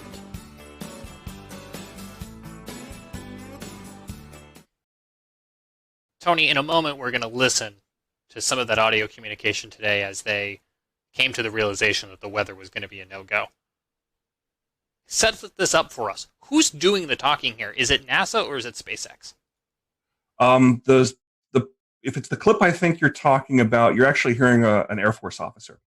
So there is a wing of a part of the 45th Space Wing down at the Cape Canaveral Air Force Station that is responsible for forecasting weather all along the Cape Canaveral Air Force Station, where there's additional launch pads. SpaceX is using one of the launch pads there in addition to the one that was in use today, the historic 39A launch pad. That's actually on the Kennedy Space Center side of things. They're responsible for forecasting weather involved in launches. They also provide weather forecast for the station itself whenever they're moving around equipment and want to know about things like winds and rain and that sort of thing. The person you were hearing there was called the launch weather officer, and they are on equal footing with anybody else that is giving the go, no go call during that final pull before they decide to actually light it or scrub and wait until the next opportunity. But they are someone who is speaking for a larger team of experts, and many of those experts are very focused on looking at things like lightning, and that's kind of how things shook out today. There was a lightning concern that we can get into. Yeah, let's listen to the audio here, and then we'll talk about that exact lightning concern. Unless you can give us another 10 minutes, I don't think we're going to get there with any of the rules today. I'm going to give you 10 minutes. I mean, another 10 minutes past T0. Oh, 16:45 local. I think we'll probably be clear on all the rules, but not quite going to make it for this. Okay. We're going to check back in with you in about 2 minutes, and then I'll call it up at about T-minus 17 minutes. Okay. Yeah, there's some of them are starting to count down, but we still have one above 2,000. So if that gets below. So Tony was talking there a little bit as we came back about some of the liquid oxygen. You can explain that to us as well too. But Tony, what we were hearing there was about 20 minutes left in countdown, and they were so close, we think, to getting the weather rules all in agreement, and it just didn't come together. Yeah, it just didn't line up quite right. They were keeping an eye on some cells out towards Orlando, and very excitedly noticing that the cells were starting to break up. I was watching them, live there as well. There's a rule that says several of the rules mention 10 nautical miles, which, if you've ever been down in that area, runs out not quite to Titusville and I-95. So you watch any of that weather between the Space Coast and Orlando to see if those cells are going to continue moving forward, going to continue building intensity, or are going to break up. And the positives were that it looked like they were breaking up, and they certainly were, but that's not the only consideration that they're making there. What they were mentioning was field mill generators, and they dot all around not just Air Force property and NASA property. As you're driving out along the beeline heading back towards Orlando, you might notice some very tall towers out in what look like swamps or farmers' field or something like that. These are more weather towers that exist further out towards Orlando, because as you can see, all the weather moves from the west to the east. So they're monitoring that as that goes along. These field mills, they're about the size of a large coffee can, and they have a spinning disc inside of them. And what they're doing is measuring the electric potential of the atmosphere, and they're measured in volts per meter. So there's everything has some level, some acceptable level, and it's about 1,000 to 1,500 volts per meter. There's that, and you can see all those circles with the plus sign through them. Those are all field mills. I don't know which ones particularly were violating, but there was enough of them violating where they were running up over 2,000 volts per meter. I heard on the weather loop that wasn't sufficient to clear in time. They did see that voltage potential going down, and they did say about, like they said, about 10 minutes after launch, conditions were right where they could have launched. So it's worth pointing out here, too, that this was an instantaneous launch. If that was a shuttle sitting on the pad and it had sufficient fuel, we might have been able to launch today because the shuttle had a wide enough window. It carried extra fuel. It had some additional steering capability that was not designed into the Falcon 9.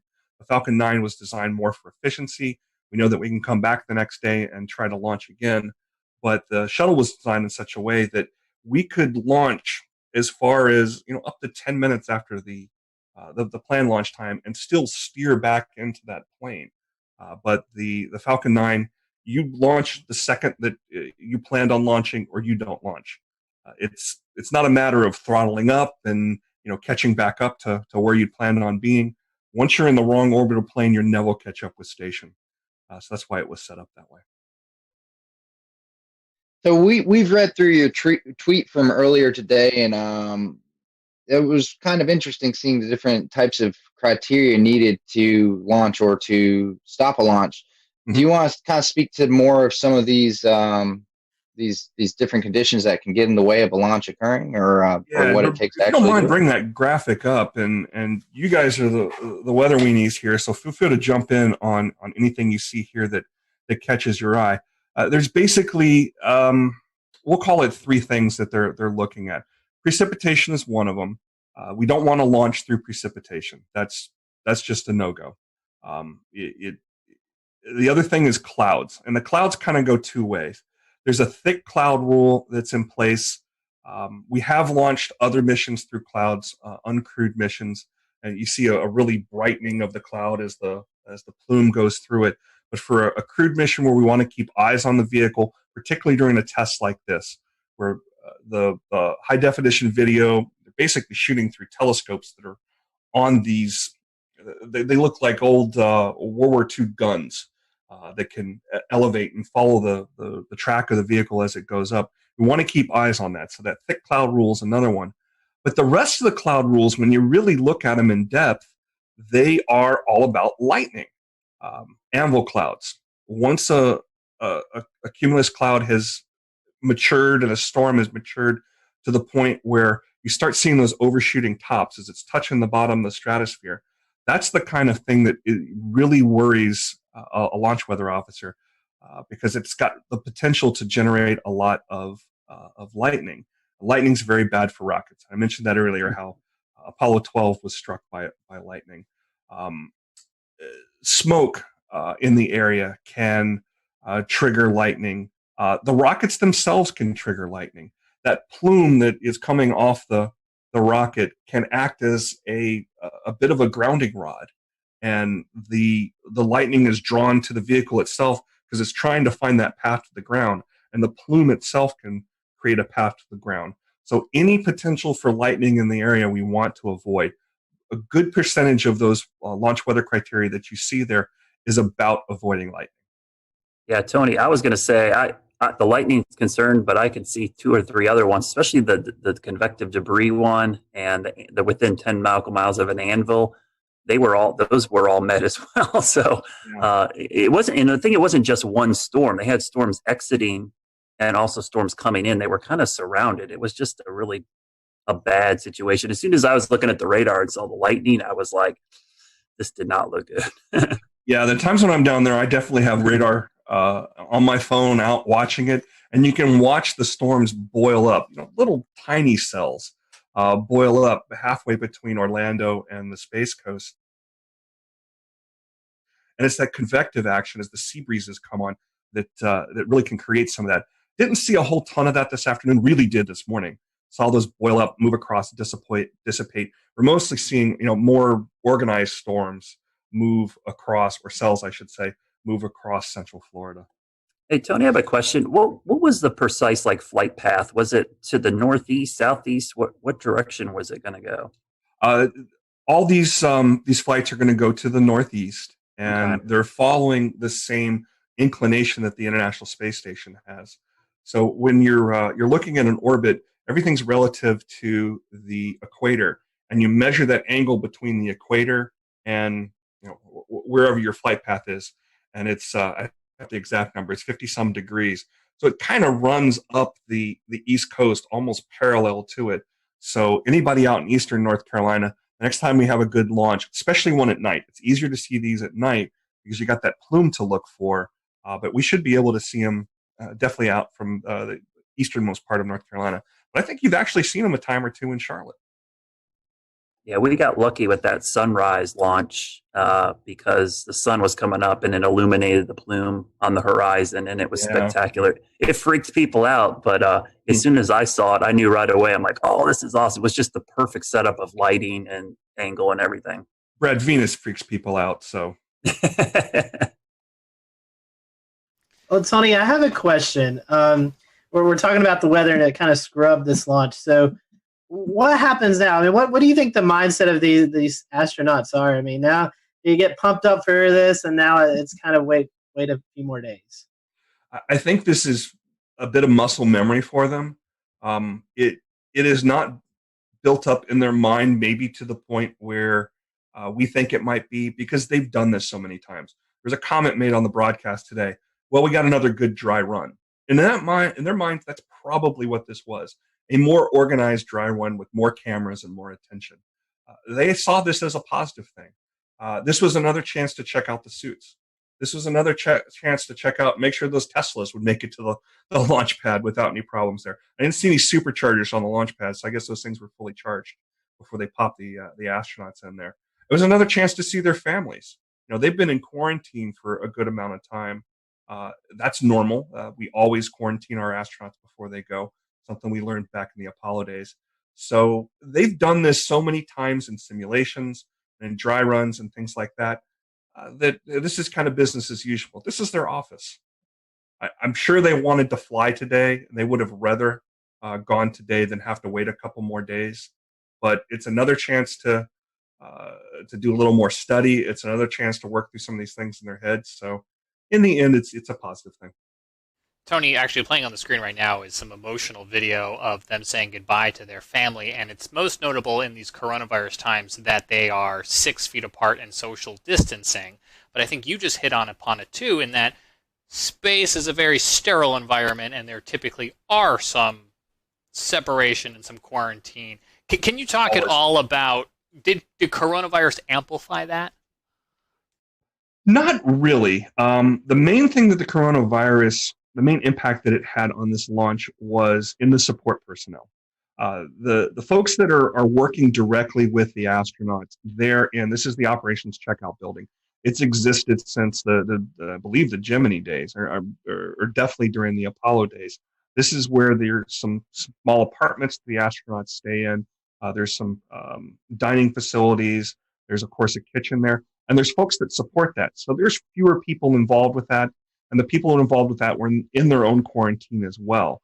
But this, that distancing you saw there used to be when the astronauts would arrive from Houston into the Kennedy Space Center, near that landing strip where their aircraft would come in, there was this drainage ditch, that the families would be on one side and the astronauts would be on the other. And that was where they said their goodbyes. So it's very common for the families to be separated from the astronauts just for their safety. One thing that's worth noting in that great video where you saw the two boys, the similarities with these two astronauts are kind of fun. They both have two boys about the same age. Both the astronauts are about the same age. They joined NASA. They were accepted into the astronaut class of 2000. There's a similarity there. They're both test pilots. One was in the Air Force, one was in the Marine Corps. They both married astronauts as well. And both of their wives have PhDs. One's an oceanographer, and the other is a mechanical engineer. But they're kind of similar in that regard. So it's really cool that they got to see their families here. And the one thing I really like about the Tesla is once those doors are shut and those guys are sealed in, the boys got to go up and wave goodbye to their fathers a little bit closer. You didn't get that in the Astro van. They just hopped on board and headed out there. Kind of brings us right back around to that whole stylistic difference we're seeing now with SpaceX in 2020. Did we think Elon Musk was going to put them on a motorhome and send them out there? No, he's going to send them out there like this. I did like the addition of the worm logo too, the old worm logo type. I was going to ask you that. That was going to be my end question. But is that your preference over what I learned today is otherwise called the meatball? The meatball, NASA has 3 logos. The meatball is what you see on the door there, and each one of those little items on there, the red swoosh represents aeronautics. You see some stars back there. Obviously, that's representing the space aspect of NASA. NASA's covering both aeronautics and space exploration. But the NASA logo, the stylized logo type, the worm logo we call it, I remember that from when I was growing up, so it's kind of nice to see it back. I don't have a preference personally. I think it's great to see them both. Tony, is there anything maybe we didn't ask you about that was on your mind today that you think would be important to include in tonight's conversation? Something to look for in the future. Well, obviously, we will keep an eye on the weather on Saturday and Sunday. The next launch opportunities, Saturday at 3:22 p.m. NASA's TV is going to start about 12:15 with coverage. So there'll be plenty of things to see there. There's a backup opportunity on Sunday at 3 o'clock. So hopefully we'll be able to get this thing off this weekend. But once that's finished, the next set of astronauts that go up on this Crew Dragon, I believe they're going to use all 4 seats. So we'll see this really starting to meet the demands that it was set out there for. And keep in mind that this isn't the only commercial human spaceflight effort that is out there, that NASA is partnering with a commercial entity. Next, we're going to see Boeing. And we don't have dates on when that's going to be, but Boeing has a Starliner, is what they call their capsule. And it's going to be on top of an Atlas rocket, which is put out by United Launch Alliance. SpaceX builds both their capsule and their vehicle, and the launch vehicle, the Falcon 9. But there's an additional partnership with United Launch Alliance, which NASA has a long, long history with. Just about every uncrewed mission, all the robotic missions through the Jet Propulsion Laboratory that are out there studying the sun, studying Mars. We're going to have a launch of the Curiosity rover's twin, Perseverance, here in July. That's going to be on a United Launch Alliance rocket as well. That's a very well-proven rocket, too. It's actually the rocket I've seen launch the most. The times I've gone down there, mostly to see uncrewed launches. So keep an eye out for that as well. Is the plan here to get some commercialized versions of the International Space Station up there orbiting? That's one of the things that's being discussed, and it's certainly not going to be the last station up there. It is the most expensive, most complicated things humans have ever built. So I don't think SpaceX is going to be putting up their own version of this anytime soon. Are there commercial benefits to having an ability to do science and do manufacturing in low Earth orbit, in taking advantage of the microgravity? Absolutely. We're doing things like we're even 3D printing human organs on station, something that you just can't do in the normal gravitational environment of Earth. You have to be up there in microgravity to do it. So there's applications. That's something that's going to happen. Is it going to happen in short order? Probably not. But there's definitely applications in space, and that's the direction things are going. Tony, we appreciate your time. Our fingers are crossed that we can get this off the ground this weekend and return United States astronauts to the space station from U.S. soil. Hopefully the weather cooperates. And I think you've got some TV obligations coming up there in the Raleigh area. And so we'll let folks in that area know they can catch you here in a little bit on TV. And we appreciate you squeezing us into your very busy day. Does anybody want to go on record and make weather predictions for Saturday? Are we gonna launch on Saturday? It's Florida, like you said, Tony. Someone asked me, "What's it look like?" Hey, if you, especially that time of day, mid-afternoon in Florida, basically at the end of May, early June, it's a 30-40% chance you can pretty much write it down. I think it'll be a lot like today. I think they just got to get lucky that they'll be in between storms right at that time. And the weather's very different in Florida than it is here in the Carolinas, in that stuff will spin up and it'll move through. Florida's not a very wide state. So it can move through in just 2 hours time from coast to coast, and it'll be a bright sunny day. Yeah, it's the same reason I always cringe when people have trips to Florida and they look at their app and go, "Oh, looks like it's gonna rain every day," and I'm that's every single day during the summer. And like you said, Tony, it'll pop up. Yeah, it'll pop up and be gone. You just got a 30-minute shower. Our challenge again with these instantaneous launches is the weather's got to be right at that time. So what I tell folks, there's going to be another launch weather forecast that comes out here. The 45th Weather Squadron will put another one out probably on Friday. We'll definitely see one on Saturday. And when you see that go, no go percentage, follow me at RTP Hokie on Twitter. I always tweet these things out because they're a great source of information about what to look for. Don't get too wound up if the no-go percentage, is too high. I've seen things be canceled for weather, again, because of what you described with Florida weather, in the high 90s for go. And I've seen things be canceled for exactly have the ability to launch with absolutely horrid-looking conditions a day before or even the morning before. There is truly a 50-50 chance that we will launch on any given day, and it's either we go or we don't, and it's based on what the conditions are right then and there. Tony mentioned during our broadcast tonight the Air Force 45th Weather Squadron, who was watching the weather very carefully down there and providing not only real-time conditions but forecasts for this and many other launches. We had the opportunity to have them on this show in January of 2018. There's a whole episode where we talked to them about all sorts of things, but we pulled the soundbite about lightning, and Tony showed it earlier, all those different lightning detectors. Let's just roll a little bit of that clip so we can hear straight from some members of the 45th, at least at the time here when this was recorded, about how they go about tracking some of those weather conditions. And with the lightning, tell us about the threats that lightning would pose to a vehicle being struck on the pad, and then this may be something more for the active duty members, but tell us about the new lightning defense systems that are on the pads now. So one of the major threats, again, for the range is lightning. And the reason why this is a threat is it poses a risk to the electrical system of the rocket. And it can actually cause a threat to the steering system.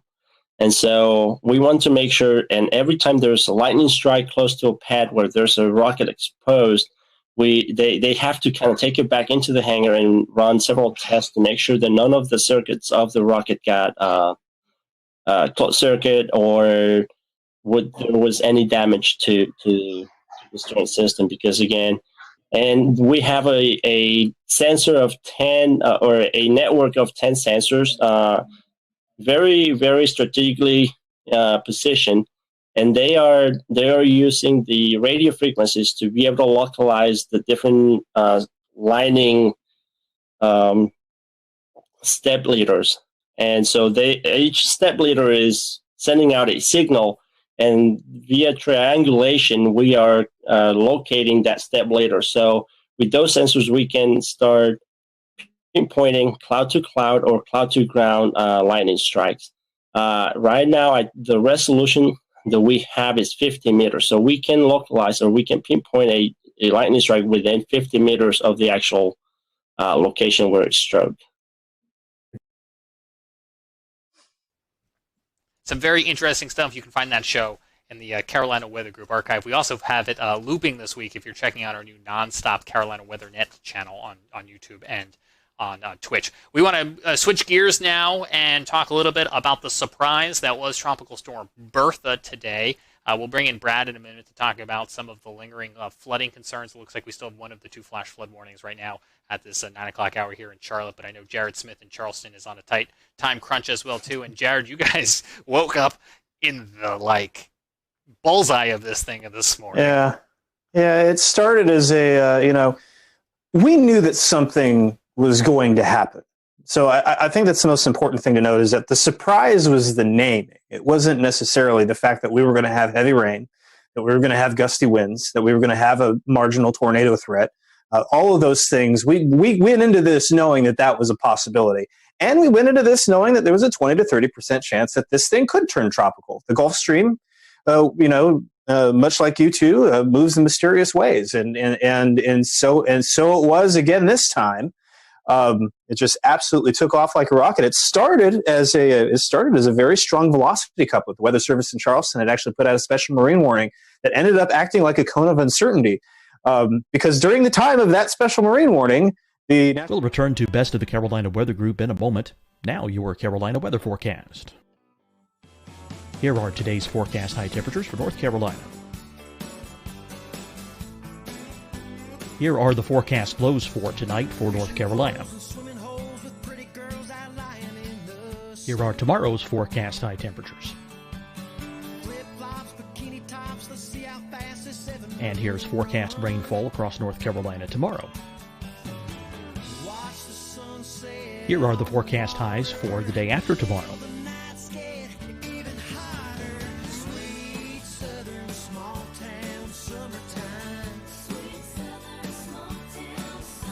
And here's the forecast rainfall across North Carolina for the day after tomorrow. This is the total rainfall forecast across North Carolina for the next 3 days. Here's the severe thunderstorm outlook for today from the Storm Prediction Center.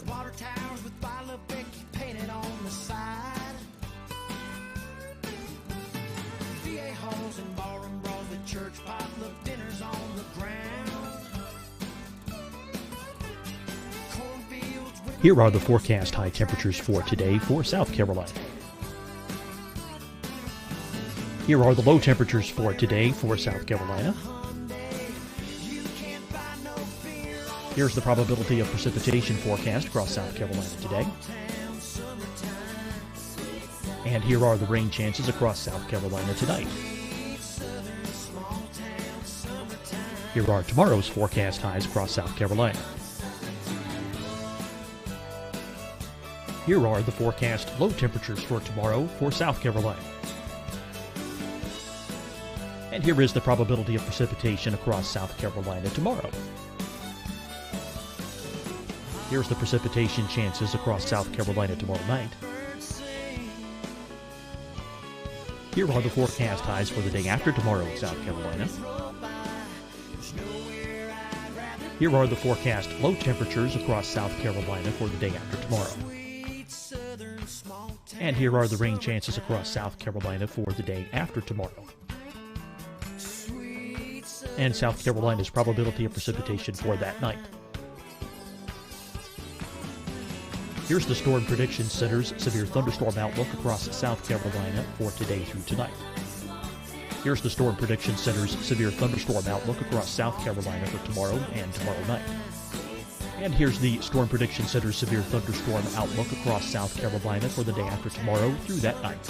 Here's the severe thunderstorm outlook for today from the Storm Prediction Center.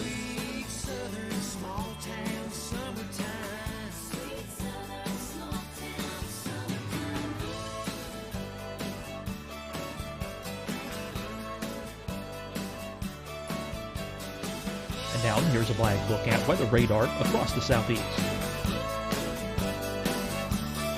Fight the spread and take a stand against coronavirus. Wear a mask in public. Stay at least 6 feet apart from others. And get tested. Join us and fight the spread. Visit scdhec.gov/COVID-19. Getting tested for COVID-19 helps you to take the steps needed to protect yourself, your loved ones, and your community. Find the testing location at scdhec.gov/COVID-19 testing. Deciding when to wear a mask isn't about who you know or how well you know them. Just ask yourself, will I be with anyone I don't live with? If the answer is yes, get behind the mask. Help slow the spread of COVID-19. Get behind the mask. Learn more at covid19.ncdhhs.gov. Hi, everyone. I'm Dr. Mandy Cohen, Secretary of the North Carolina Department of Health and Human Services. And when you follow the 3 W's, you protect your family and your neighbors from COVID-19. When you leave your home, practice your W's. Wear a cloth face covering, wait 6 feet apart, wash your hands often. Wear, wait, wash. We're in this together. Stay strong, North Carolina. You'll see your Carolina weather forecast at 25 and 55 past. And now back to the best of the Carolina Weather Group on the all-new Carolina Weather Net. The probability up to 70%, and then by 8:30 they had classified it as Tropical Storm Bertha, just 30 miles offshore. And so we're like, oh, okay. So this is happening, and yeah, it came ashore. It was had some pretty good wind gusts. The buoy at the Edisto buoy went to 59 miles an hour, which was pretty good. 30, 40 mile an hour wind gusts, some scattered power outages, especially as you got into Myrtle Beach. Wasn't that bad. We've had way worse. We had tornadoes last week, right? And we had even heavier rain. Of course, we had flooding downtown, as we often do, but we had that even worse last week. So, again, we kind of knew that there was going to be something here. The fact that it got named when it did, was kind of like, okay. But you could see it. I mean, you could see it coming together on the radar. And that guy, it started developing a little eyes. Like, wait a second.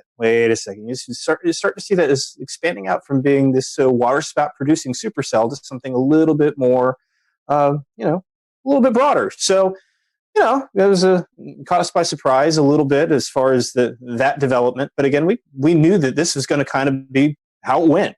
There was nothing really surprising about that part. No major problems here in Charleston aside from the flooding that we're used to. But now it's just going to go up the gut and send a bunch of rain up there. We did set a rainfall record at the airport today, 2.08 inches, new record. Breaks a record set in 1977 of 2 inches straight on the dot. So we got another pretty good deluge of rain after the bone dry start to May. So yeah, it was an interesting day. I'm still getting comments tonight on Twitter and Facebook saying, "Is like, oh wait, there was a tropical storm? What?" It's like I was too busy. My favorite one right here is I was too busy disinfecting everything to know that there was a tropical storm. So to give you a general idea of what kind of event Bertha was here, really wasn't that big. But did you say that we're up the gut? Because that's what I took away from what you just said. Yeah. Well, I mean, it's running. You do a little football analogy here. We're just going right up. It's doing the old Hugo. God, the track parallels to Hugo were kind of fascinating, actually. And yeah. Fortunately, there were no parallels as far as intensity, so that was good. So that got some locals, buzzing a little bit as far as like, ooh, that looks familiar. We've seen that before. But yeah, at landfall, the Hurricane Center said it had 50 mile an hour winds. Now, Shay Gibson, our panelist, he helps maintain a pretty dense mesonet of weather stations here, and really along the southeast and with weather flow, and they didn't see anything like that. So it'll be interesting to see kind of what the postmortem looks like on this. I'm going to be very interested to see how this goes. I know that, and I'll tell you what, it's like the local weather service had everything, nailed down and ready to go. And so to switch to tropical mode just on the fly like that, usually they have some time to prepare for that. Today, they had to just flip-flop into tropical operations, and kudos to the weather service in Charleston for making that just so seamless. They did such a wonderful job keeping everything flowing, keeping everybody informed. So not an easy day for anybody in weather, to put it mildly. Well, Brad, your colleague to the south, Chief Meteorologist Efron Afante at WLTX, had a graphic. I was just looking to see if he tweeted it. I saw it on the air earlier that kind of just did a timeline, and I'm going to paraphrase because I don't have it in front of me, but it was essentially 5:30 advisory, 20% chance, 7:30 advisory, 70% chance, and then somewhere at like 9:30 it was like landfall. Jared mentioned the tornadoes. I think when that 70% came out, it was probably already a tropical system. Probably. They needed to get a little bit closer for all those sensors, I guess. Yeah. It brings up a good point. I think Jared was exactly spot on. It's funny how this just getting a name makes a big deal of it, but literally the forecast and impact, nothing changed. It's like I joked all day. It's like, hey, our rain now has a name. It's like pretty much we were forecasting the flood threat. The timing was exact. I was calling it a tropical low for the last 3 days. I really wasn't referring to it as a tropical wave because it looked like it was going to have some spin to it. All the short range guidance had some rotation. But it is interesting that it gets a name, and it's, the B storm. It's weird. It's the third time in the last 10 years we've had the B storm before June 1st. So that is rare, but it's happened a lot more frequently in the last 10 years. And I looked it up today, and I'm pretty sure, I think it tied for the third or fourth earliest B storm on record, at least formation-wise. But it's probably going to set a record for the shortest duration tropical system because I think it was last year we had the A storm. Was it Andrea? Only like 3/4 of a day did it maintain tropical characteristics. So this will be interesting to see what kind of longevity stats it's going to come up with. But the thing to remember about these is, I think as a communicator with the public, is the name really isn't important. It's the impacts. And I think if people focus on the impacts more, the name is not that big of a deal. For instance, everybody was freaking out about this today, but it honestly did less damage and issues to us than a cutoff no-name low last week, which plagued us with flooding for 4 days, tornadoes, straight line winds. So it's a really good wake-up call about how we communicate weather impacts. I know for insurance purposes, especially on the coast, that the naming is a big deal for deductibles and stuff. But in the grand scheme of things, the overall impacts did not change at all just because we gave it a name today. Can you talk about how last week's weather, and I don't mean to make any assumptions in the question, set us up for the flooding risk today, how it all kind of came together? Oh, I've been fascinated by watching the flooding. We had a lot of flooding in Charlotte, a lot of creeks, and I saw a couple creeks come up with only 1.25 inches of rain. That's almost, I never seen that happen. The problem was everything's saturated. That 1.25 inches of rain went right into the creek. Nothing soaked in. So we had several creeks flood almost instantaneously because of the 4 to 6 inches of rain we had last week. There's just, it's like a wet sponge, trying to clean up a wet table with a wet sponge. You just spreading the water around. You're not really soaking anything up. And so today we actually set a rainfall record as well. I'm glad Jared brought that up because I had to check. In Charlotte, we did set a rainfall record for today as well. 1.55 broke, or 1.64 broke the old record of 1.55 in 1981. So I think that's the 9th or 10th 1 inch or more rainfall in a day this year. I think that's a record for this early in the year as well. So yeah, last week's rain really set the table for the flooding issues today. And we're going to see a lot of the creeks and streams continue to rise in the next 24 hours because this is all running off back into the Catawba, the Rocky River. It's flowing into the PD. I bet you're going to see some pretty substantial and surprising crest on some of these rivers because people don't expect the little bit of rain we got today to cause a quick jump in water levels. And just watch any of the storms that pop up the next 2 days. They'll be more scattered, but any one of those is probably going to produce flash flooding pretty quickly. I've been doing a lot of talking in this episode. I want to just pause for a moment and see if anyone else wants to hop in so I don't steal all the questions.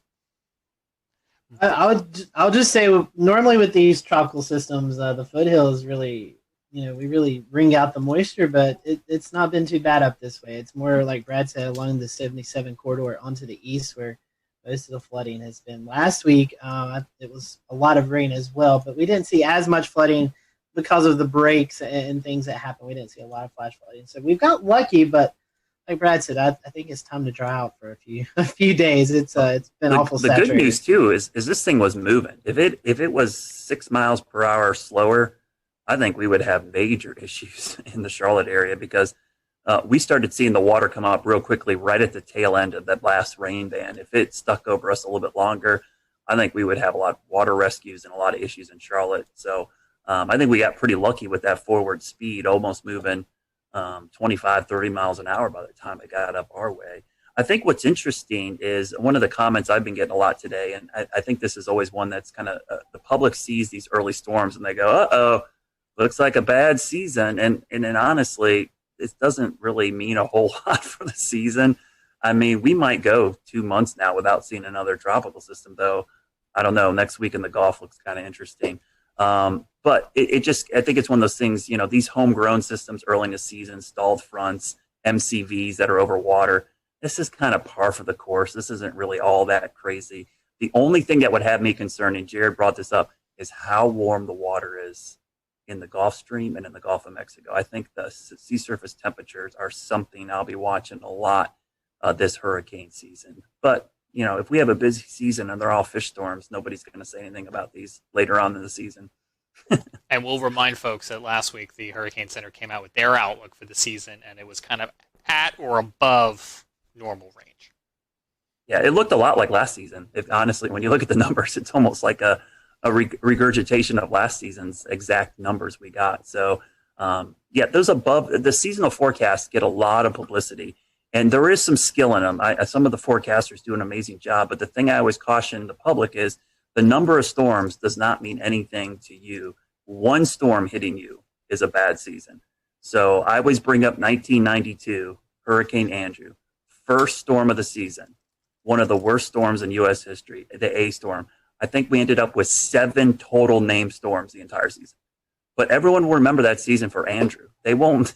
No one's going to go, 1992 was a great hurricane season. We only had 7 storms, So the number isn't always important. It's the 2 or 3 that end up affecting you that really defines the season, in my opinion.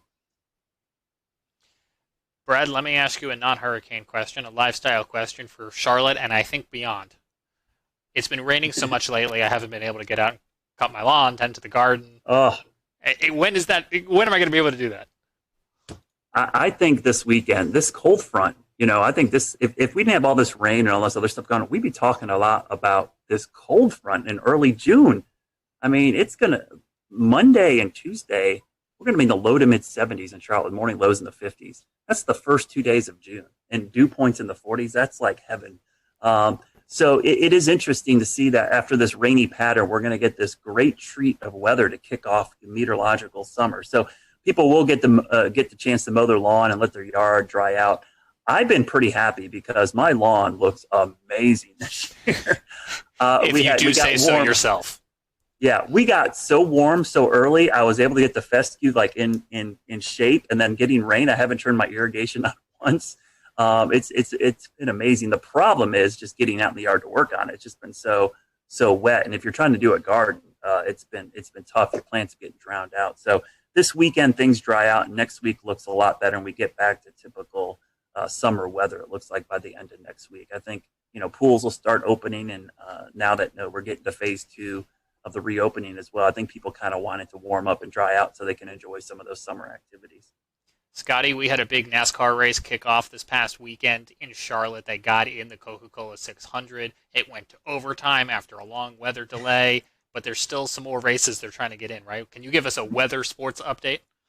Can you see the bags under my eyes? I mean, it's been a long couple of days. We had rain for the Coca-Cola 600, made it the longest race, 607 miles.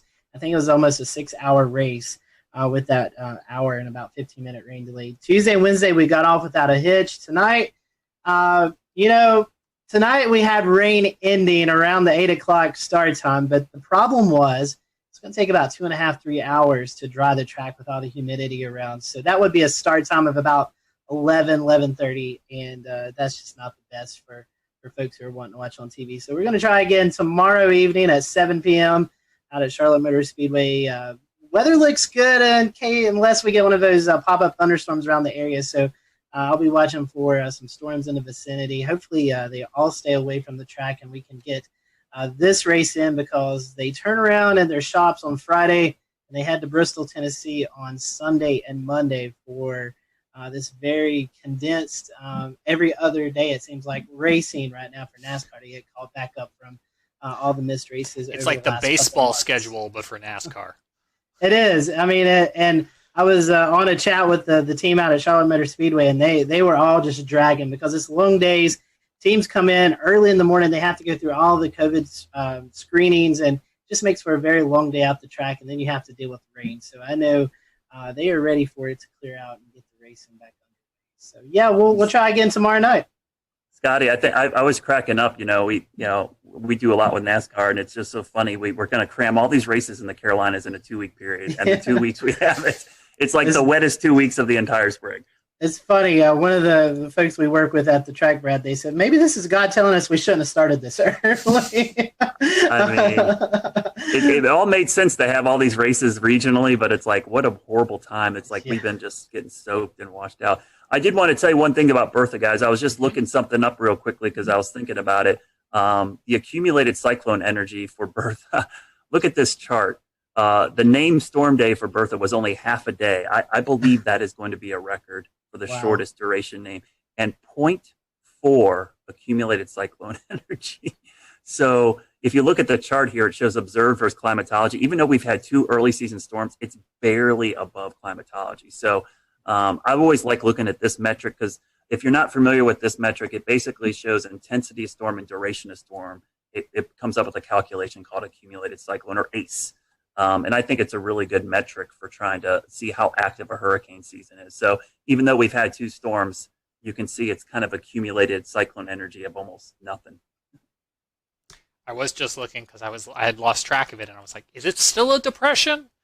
It is still a depression right now, because I was like, I wonder how long it's going to actually hold on to this Bertha name. But I guess yeah, the one of the naming regimes for the Hurricane Center, once a storm is downgraded to a depression, it keeps the name even as a depression until it becomes a remnant low. So it will be Tropical Depression Bertha, and probably till at 2 a.m. I bet the 2 a.m. advisory tonight it'll get dumped, if not earlier, maybe 11. It's still in there. Let's see. Yeah, 2 a.m. Thursday, it's still a tropical cyclone as a depression. And then 2 p.m. Thursday, if we're just looking at the cone mile markers, it's post-tropical depression Bertha somewhere over Pennsylvania, just to keep us on our toes. So we'll see. Brad, thank you for your time. I know your day's been very busy. Your week's been very busy. One last plug for Weather School. You got a couple more days of that left, right? Yeah, 2 more days of Weather School. We will have, I believe if my numbers are correct, without our glitches, I think exactly 60 episodes of Weather School DVD since box the set beginning out. of March. That's pretty impressive that we've been able to do that every single day at 1 o'clock. We've done a weather segment online live and on YouTube. So 2 more days of the school year. I will be happy. I love doing them, but I'll be honest with you, it's made for some long days. Especially when you have to get up and start at 11 o'clock producing this thing and get your day rolling, and then try to teach 2 kids in your house their homeschooling as well. So it's been an interesting. I love it, but I love the fact that it's all online, James. That's the great thing about it, is that archive is there now, and people can go back and use these. They're evergreen. They're going to be able to go back, and that playlist is on the WCNC's YouTube channel, and you can go watch them and use them for lessons in the fall, next spring, whenever. They're always going to be there. So that's the cool thing about it. Absolutely do want to acknowledge you guys have been working real hard on those. You've been doing some long days because you've still got television due until 11:35 at night. But yeah, WCNC.com/weather school will take you over to that playlist, and they'll live there forever. And so a lot of hard work, and now you've got this great archive that folks can utilize at any point. We'll let folks know that, as always, you can check out the Carolina Weather Group podcast, the audio version of the podcast on Spotify or on Apple Podcasts. If you're on Apple Podcasts, we'd love for you to leave us a rating and a review. It certainly does help. You can always watch the show live when we do these roundtable discussions by joining into the conversation on YouTube, Facebook, Periscope, Twitch. And as I mentioned earlier, we're experimenting with a new nonstop channel called the Carolina Weather Net on YouTube. So you may see episodes just like this one repeating at a future time in a wheel. We will be back on all of our streaming platforms this weekend for the launch of SpaceX Demo 2. And we leave you tonight with some sound from astronaut Christina Cook. She spent almost a year aboard that International Space Station starting in 2019, and she is a graduate of NC State, and she had this to say about the mission, and she spoke earlier today with NASA TV. Thank you, Marina. I now have the distinct pleasure of being joined by one of NASA's record-setting astronauts and a recent resident aboard the International Space Station, Christina Cook. Christina, thanks for joining us. Great to be with you, Dan. Christina, we're coming up on 20 years of continuous human presence on the space station, and you were one of those humans. What's it like to see a new milestone like this launch unfold after so much history already? So much history indeed. It is really just such a testament to NASA. Not only are we pushing the boundaries of knowledge and discovery and exploration, but we're pushing the boundaries on how we accomplish that mission. We're bringing in commercial partners. We're fostering a space economy. So we're making sure that we're always pushing forward, always taking that next step. I think it's such a privilege to be part of an organization that recognizes if we're not actually making steps and innovating every single time we do this, then we're not truly answering humanity's call to explore and to push those boundaries. Christina, I know Bob and Doug are veterans themselves, but what advice do you have for Bob and Doug, given your experience as a long-duration station crew member? Well, being able to live on board the International Space Station and work there is just such a privilege. You know, you're a steward of this amazing laboratory that's bringing so many benefits down to Earth and also learning how we can push farther into the universe. So it is quite an honor, and I think that's the main thing about how it feels to be up there for a long duration. You know, in terms of advice, Bob and Doug have been great mentors for me. They've given me advice for so many years. It's strange to be the one who could be in a position to offer them anything. But I would say that as, you know, shuttle flyers, they used to participate in missions that were really, really intense, go, go, go all the time. Long duration space flight is more of a marathon than a sprint. So I would tell them to take that moment, enjoy it, and, you know, really welcome the opportunity to have part of your mission be taking it all in and sharing that with the people that got you there. Thanks again, Christina. Always a pleasure to hear from you and fantastic words. Thank you for sharing. Thank you. My pleasure.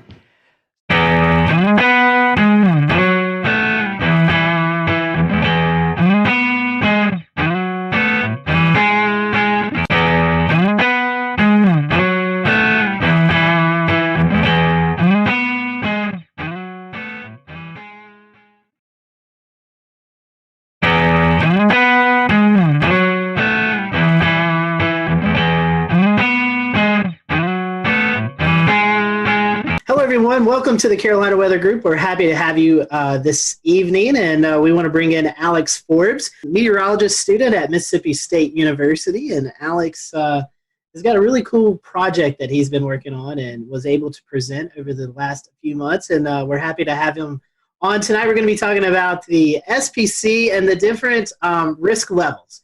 You know, sometimes you hear us talk about marginal, slight, moderate, all that good stuff. Well, Alex was able to interview you all with some assistance from some meteorologists and kind of get a better understanding of when we mention these things, what do you actually learn from it? So tonight we're going to be talking about that, some of his findings.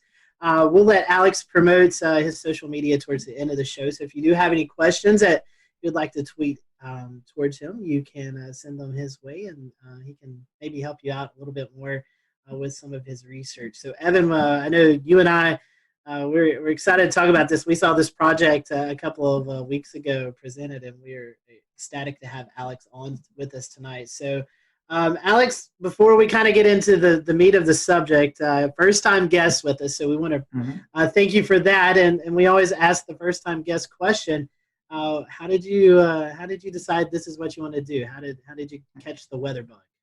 So for me, it was first grade. It was March. There was a line of severe storms that came through Metro Atlanta, and I still don't know to this day whether or not it was a tornado or straight line winds. We were never surveyed, so I don't know. But a tree fell on the corner of my house, right over there, and it fell on the house and it fell on the ground. Woke me up at 4 a.m, and that was what planted the seed. But I didn't really start to get into weather meteorology until about 4th or 5th grade. And it just evolved over time. It started off with, or it continued with me doing the weather for the elementary news. And then, you know, in middle school and high school and so forth, it just kept building and building and building. And lo and behold, I'm a senior now at Mississippi State. So something worked out. So in Georgia, I know Georgia has the meteorology program. What made you decide to go to Mississippi State? Yeah, so I want to do TV.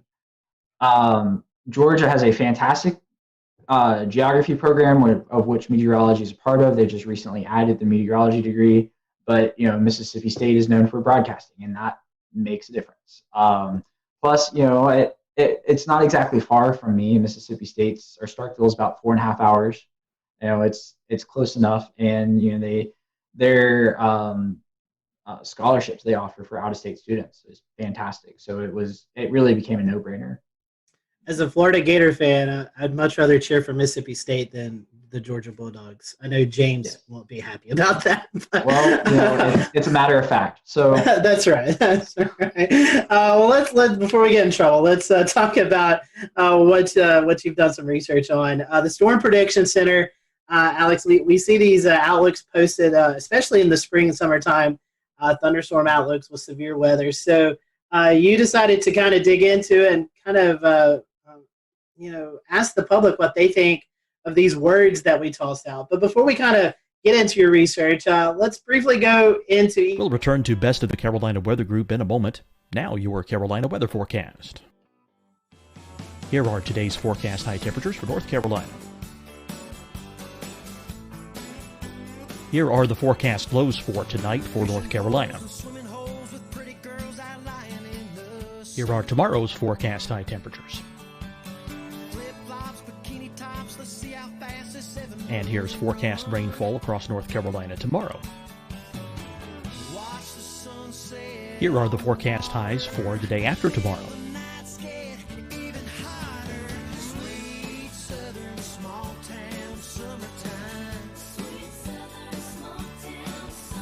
And here's the forecast rainfall across North Carolina for the day after tomorrow.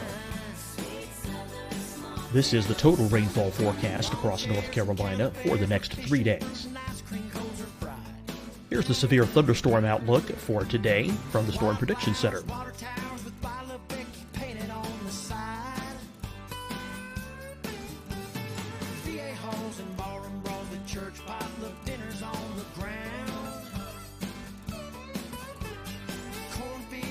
Here are the forecast high temperatures for today for South Carolina. Here are the low temperatures for today for South Carolina.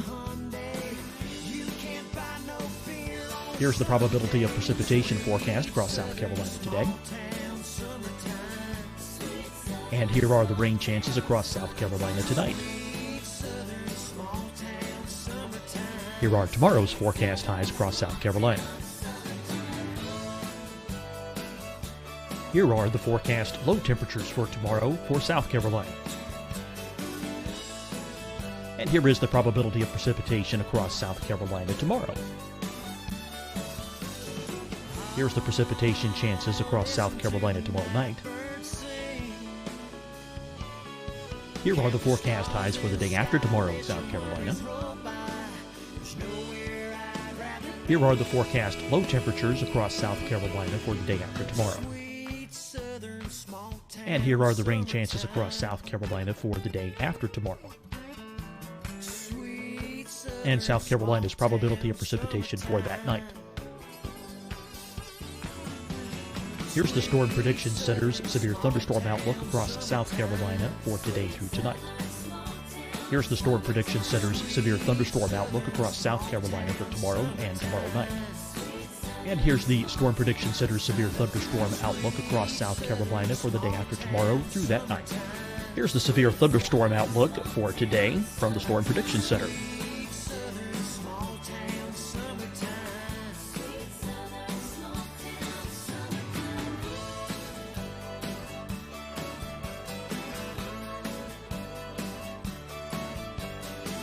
And now here's a live look at weather radar across the southeast.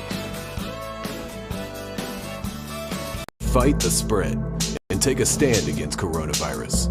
Wear a mask in public. Stay at least 6 feet apart from others. And get tested. Join us and fight the spread. Visit scdhec.gov/COVID-19. Getting tested for COVID-19 helps you to take the steps needed to protect yourself, your loved ones, and your community. Find the testing location at scdhec.gov/COVID-19 testing. Deciding when to wear a mask isn't about who you know or how well you know them. Just ask yourself, will I be with anyone I don't live with? If the answer is yes, get behind the mask. Help slow the spread of COVID-19. Get behind the mask. Learn more at covid19.ncdhhs.gov.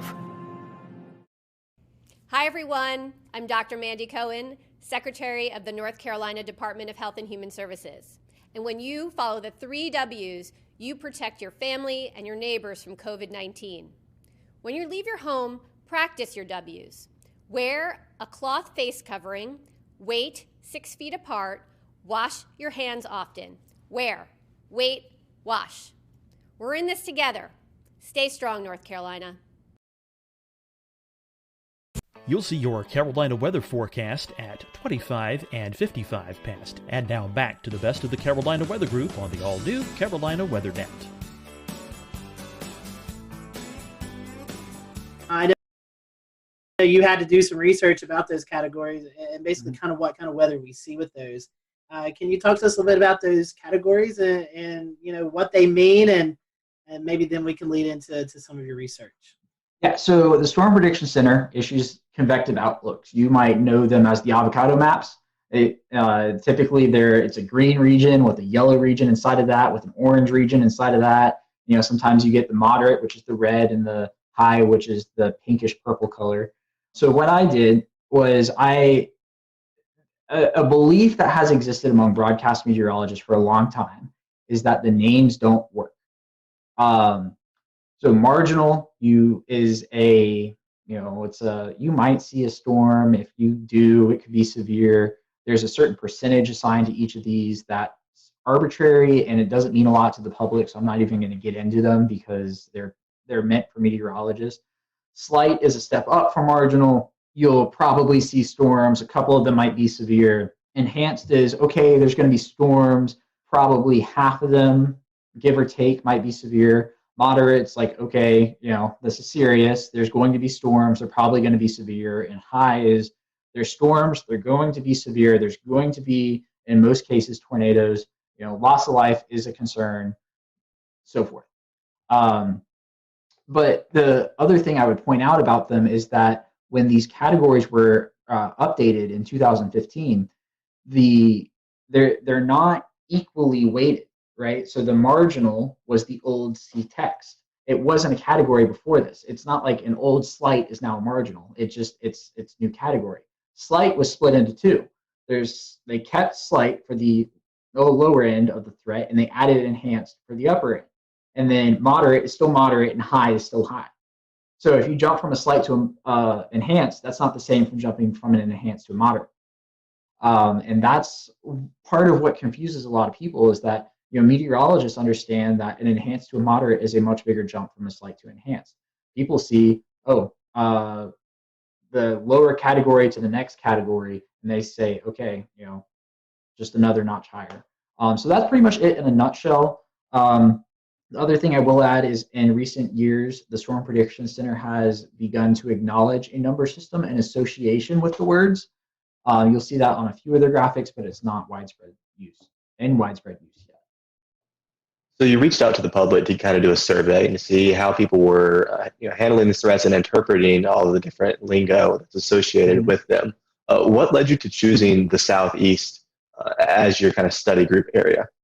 Yeah, so there's been studies in the past that show the Southeast United States is emerging as the new tornado hotspot within the United States. A lot of severe weather studies are based out of the traditional tornado alley: Oklahoma, Kansas, Nebraska, Arkansas. Also, I live in the Southeast. I want to know what people around me think. I want to work in the Southeast. I want to know what my potential viewers one day think right now. I think there's a tremendous value added about knowing that the data is from a specific region, so such that I am not conflating people's understanding of the outlook terminology in Georgia versus New York, because we get convective outlooks almost every day in the spring and summer. In New York, they get them 5-10 times a year, maybe. That's an estimate. I don't know for sure. So I think there's tremendous value added in having a specific area and understanding that and what those people think in that spot. So what'd you find? I know that's kind of a big question with a big answer, but tell us about it. 4,000 responses culminated into this. And the headline is that what meteorologists, the hierarchy of the words that the Storm Prediction Center uses, that the meteorologists understand, is not understood by the public. Now, I will throw this caveat in there in that the convective outlooks technically are not designed for the public. They never were. They still aren't. They are designed for meteorologists to take and then interpret and relate to the public. But that does not negate the fact that they are used on TV channels, social media, everything that the public sees almost in terms of weather on a regular basis.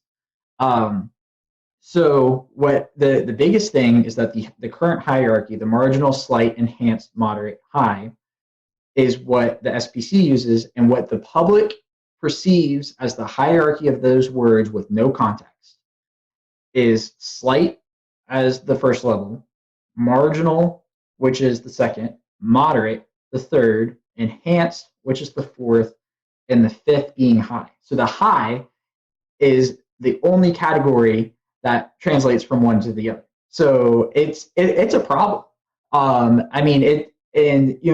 The results even surprised me to an extent. I expected the moderate and enhanced flip, but I did not expect the slight and marginal flip. It's something that needs to be taken into account, because whether we like it or not, the public has become the primary consumers of the convective outlooks. And if there's a disparity in what people believe, especially when it's conveying life-threatening information, perhaps days in advance, it matters. So that's the SPC part in a nutshell. There were some other pieces of the puzzle that was good news. Over 95% of people correctly identified alerts like a tornado watch, tornado warning, severe thunderstorm watch, severe thunderstorm warning. 82% either agreed or strongly agreed that a severe thunderstorm, the term severe thunderstorm, means that the storm is capable of causing as much damage as a tornado. So, something's getting through to these people with those terms. So that just brings up another conclusion that I had, that people should use the term severe thunderstorm, warning watch, as opposed to thunderstorm warning or watch, which I see on occasion. It's not widespread use, but I just thought I'd throw that in there. And how people receive alerts was also measured in this. Close to 70% of people received an alert through their mobile weather app. So, that is more than 2/3 of the respondents to this survey who, keep in mind, are weather savvy, because they most likely found this on a social media channel through a meteorologist. But still, we are at 70% of people now. Now, I will include that I did not specify the wireless emergency alerts as a different option, because I don't think people know the difference. But still, 70% of people are dependent on their phones for an alert, and that's where they receive it first. And when an alert is issued, 61.8% of people say they turn to local television, which is a meaningful number. So if somebody's getting a tornado warning on their phone, they're turning on the TV to whatever meteorologist they follow and trust for information. That's an interesting point, because social media, especially weather Twitter, we're all involved in weather Twitter. We get our weather information from Twitter a lot of the times. Yeah. But the vast majority of the general people out there in the Southeast aren't on weather Twitter. They're not like us. They aren't going to see your tornado warning post, or whatever post you're doing. So it's interesting that TV really still is the primary mode for those people to get those warnings. Yeah, and the other interesting thing about TV is that even among 18 to 24-year-olds, 51% of the respondents of that age group said they still turn to local television, which is huge. Wow. Because I honestly expected that number to be low, but not for the same reason I think that a lot of other people think. It's that people have this mantra of people our age aren't going to watch TV, and I don't know that to be the case, because I think even now with millennials, it's not that we are never going to watch TV. It's that we aren't going to watch local news until it matters to us. And in most cases, that's not until you're in a established routine with a family, living in the suburbs, something along those lines. And I think the groundwork is there for local TV to prosper, actually, within, as our age group becomes older, if 51% of people now are already turning to local television whenever they receive an alert like this. Off of that, Alex, with local television, most of the time they are breaking in, but they're also simulcasting per se on a Facebook Live or on a Periscope or something like that. So, I mean, if you got to put the TVs in that aspect of the social media together, that's a pretty big percentage. Yes, absolutely. I found it interesting. I've got some of your stats up, and 12.3% of folks receive their warning first by NOAA Weather Radio. That's something that I guess I'm a little shocked by that, because I wouldn't think 12% of the people would even have a NOAA Weather Radio. Yeah, so keep in mind the people who took the survey are weather savvy, because they probably found it through a meteorologist on social media. I would point out, though, I don't remember exactly who did the study, what year it was. I just remember it was 10 plus years ago that the NOAA Weather Radio number was at like 60%, and it's down to 12. And I do not see a path forward for NOAA Weather Radio being the predominant way of people receiving information, simply because it's a cost barrier. Why am I going to go buy a $29 weather radio when this thing right here is going to give me the same information? So I think we're asking the wrong questions when it comes to NOAA Weather Radio.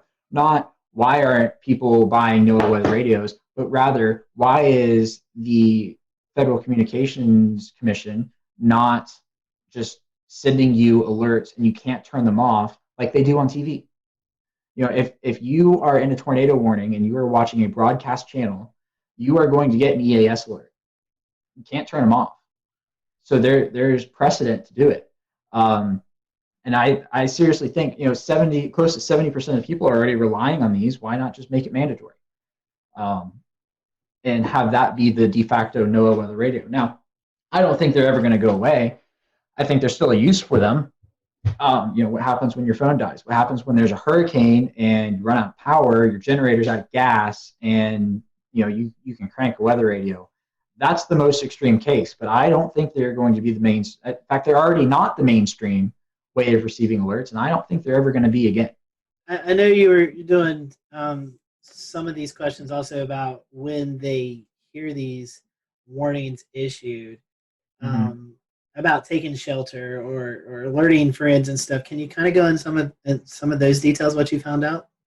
Yeah. So I asked about 4 alert types in particular: the severe thunderstorm watch, the tornado watch, severe thunderstorm warning, and tornado warning. And I asked when a blank is issued, I blank. So the other part of the blank is take shelter, alert friends and neighbors, monitor weather conditions, check social media, watch local television, and watch national television.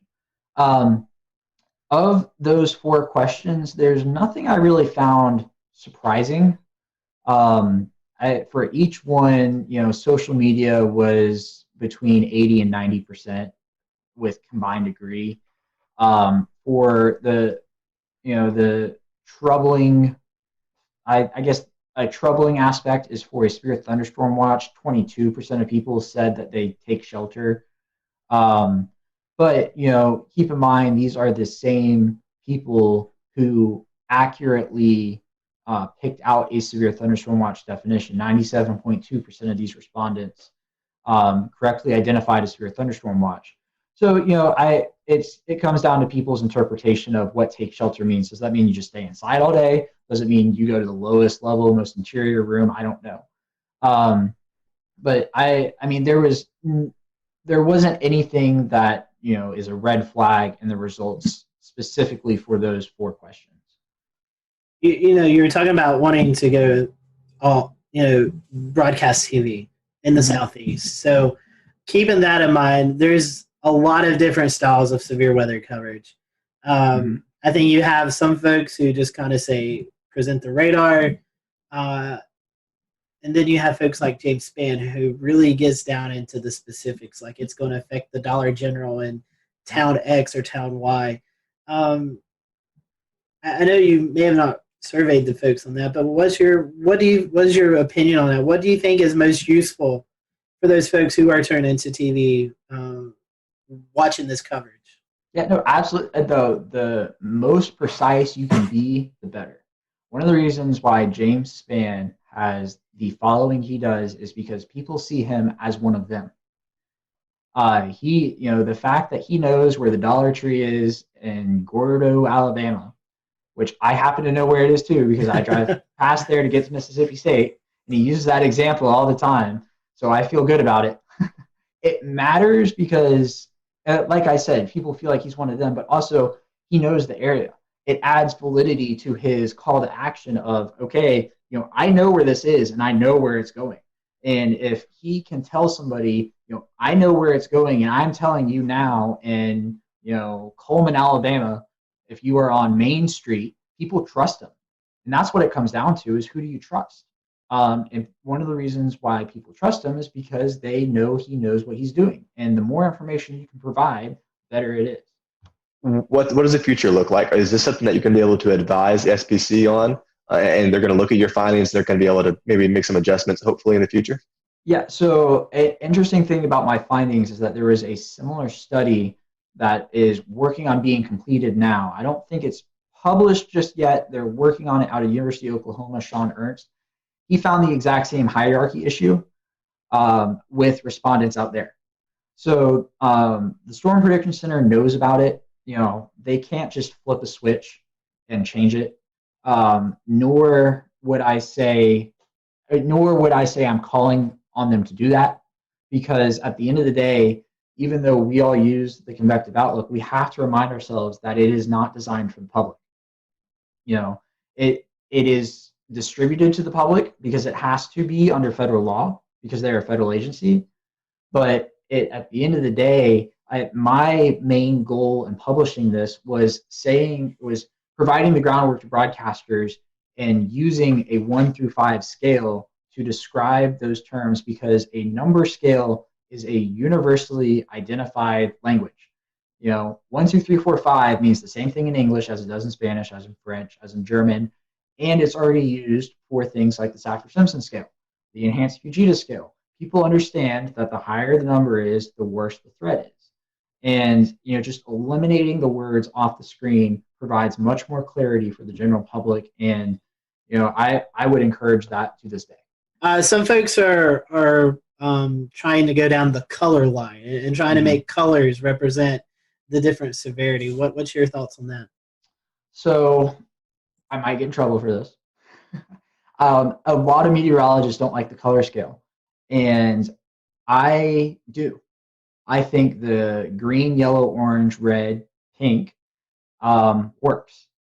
So within that, you have the built-in green, yellow, red, good, moderate, bad. And people are smart enough to derive that, okay, the orange between the yellow and the red is the intermediary. And if there's something after the red, it means it's probably worse. It doesn't matter what color it is, it's probably going to be that. And two other things I will add is no matter what colors you use, I still think people are going to translate the color to a number. If you show them two areas and you have, if you show them a green and a yellow area, and the yellow area is inside, and you've got a legend up top, and there's the 5 colors, they're going to translate with that. Okay, so it's the first 2 colors, and the yellow is the second worst.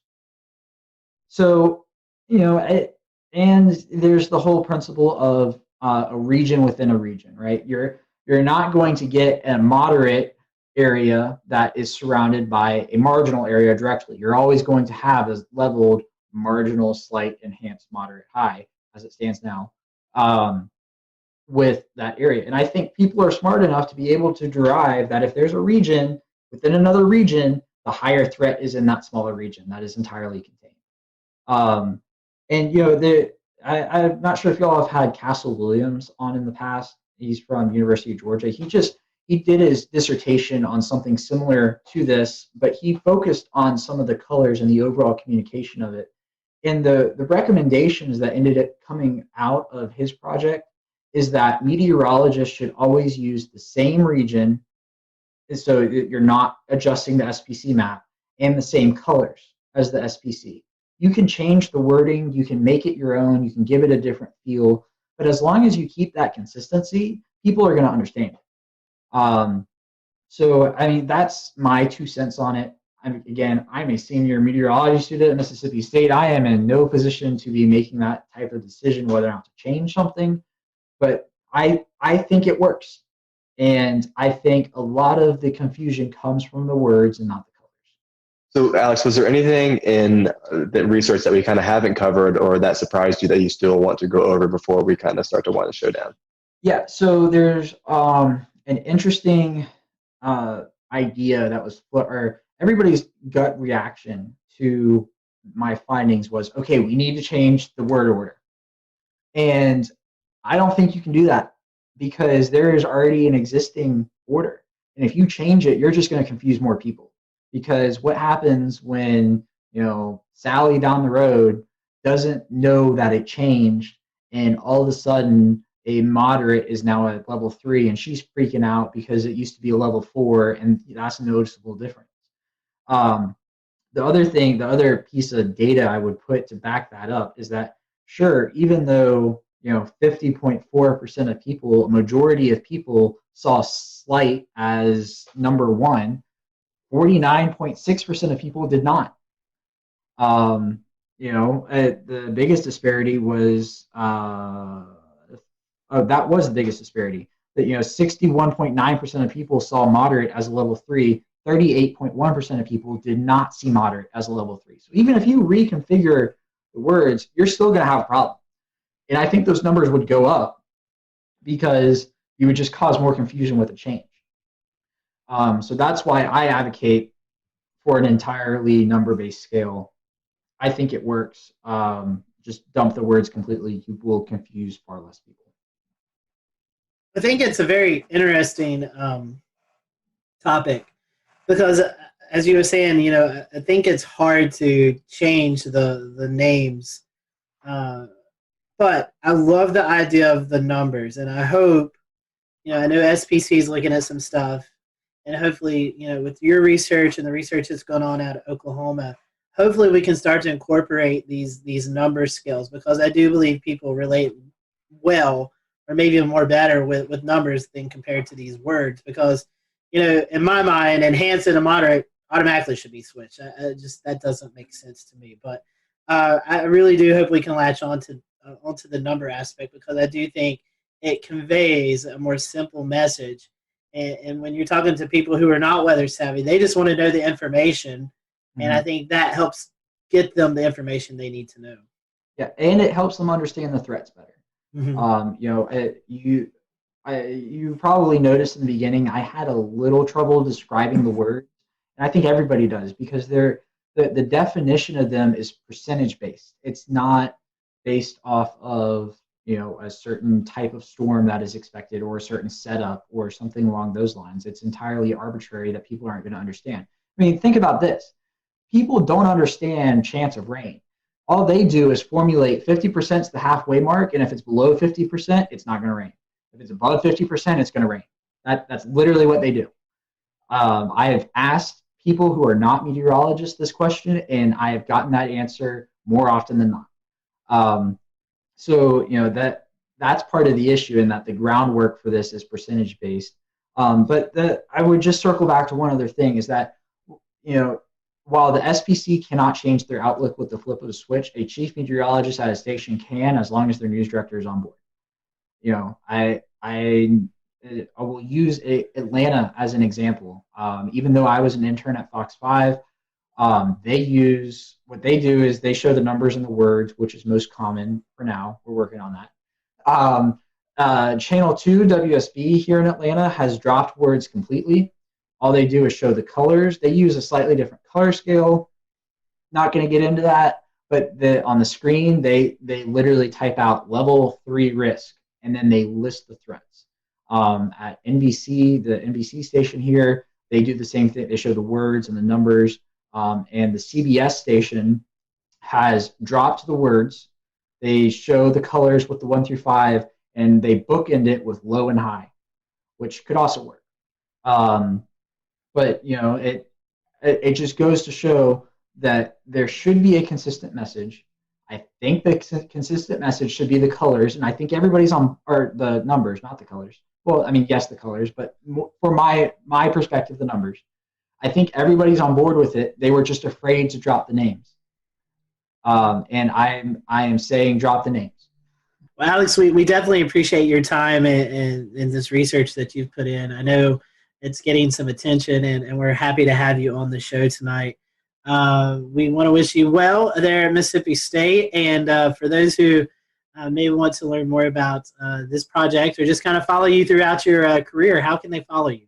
Yeah, so on Twitter, it's at @AForbesWX. On Facebook, if you just search my name, Alex Forbes, my page will pop up. And on Instagram, same as Twitter, at @AForbesWX. I have a drone. I love to fly drones. Half of my tweets and Instagram videos are drone videos. So, yeah. We'll return to Best of the Carolina Weather Group in a moment. Now your Carolina weather forecast. Here are today's forecast high temperatures for North Carolina. Here are the forecast lows for tonight for North Carolina. Here are tomorrow's forecast high temperatures. And here's forecast rainfall across North Carolina tomorrow. Here are the forecast highs for the day after tomorrow.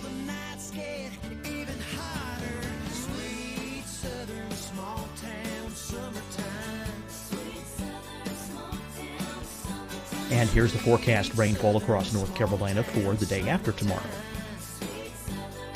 This is the total rainfall forecast across North Carolina for the next 3 days. Here's the severe thunderstorm outlook for today from the Storm Prediction Center.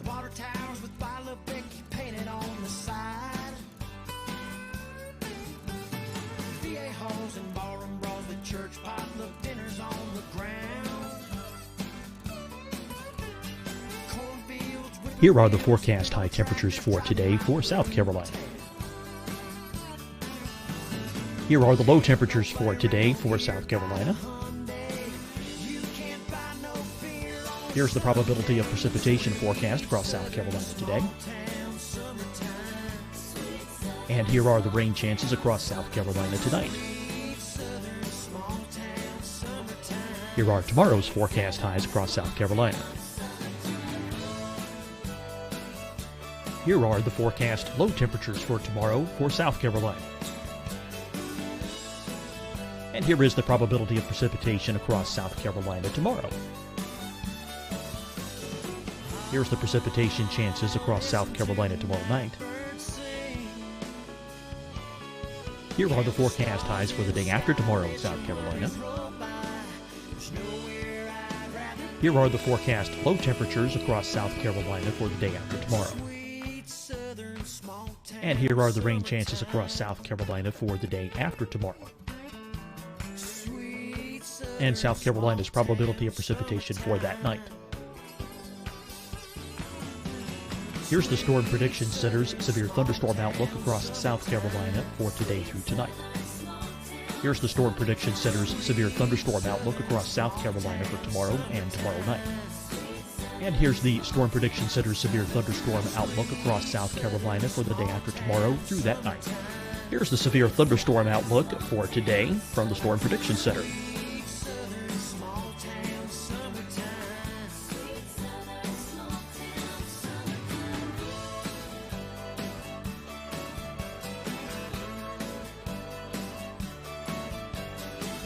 And now here's a live look at weather radar across the southeast. Fight the spread and take a stand against coronavirus. Wear a mask in public. Stay at least 6 feet apart from others. And get tested. Join us and fight the spread. Visit scdhec.gov/COVID-19. Getting tested for COVID-19 helps you to take the steps needed to protect yourself, your loved ones, and your community. Find the testing location at scdhec.gov/COVID-19 testing. Deciding when to wear a mask isn't about who you know or how well you know them. Just ask yourself, will I be with anyone I don't live with? If the answer is yes, get behind the mask. Help slow the spread of COVID-19. Get behind the mask. Learn more at covid19.ncdhhs.gov. Hi, everyone. I'm Dr. Mandy Cohen, Secretary of the North Carolina Department of Health and Human Services. And when you follow the 3 W's, you protect your family and your neighbors from COVID-19. When you leave your home, practice your W's. Wear a cloth face covering, wait 6 feet apart, wash your hands often. Wear, wait, wash. We're in this together. Stay strong, North Carolina. You'll see your Carolina weather forecast at 25 and 55 past. And now back to the best of the Carolina Weather Group on the all-new Carolina Weather Net.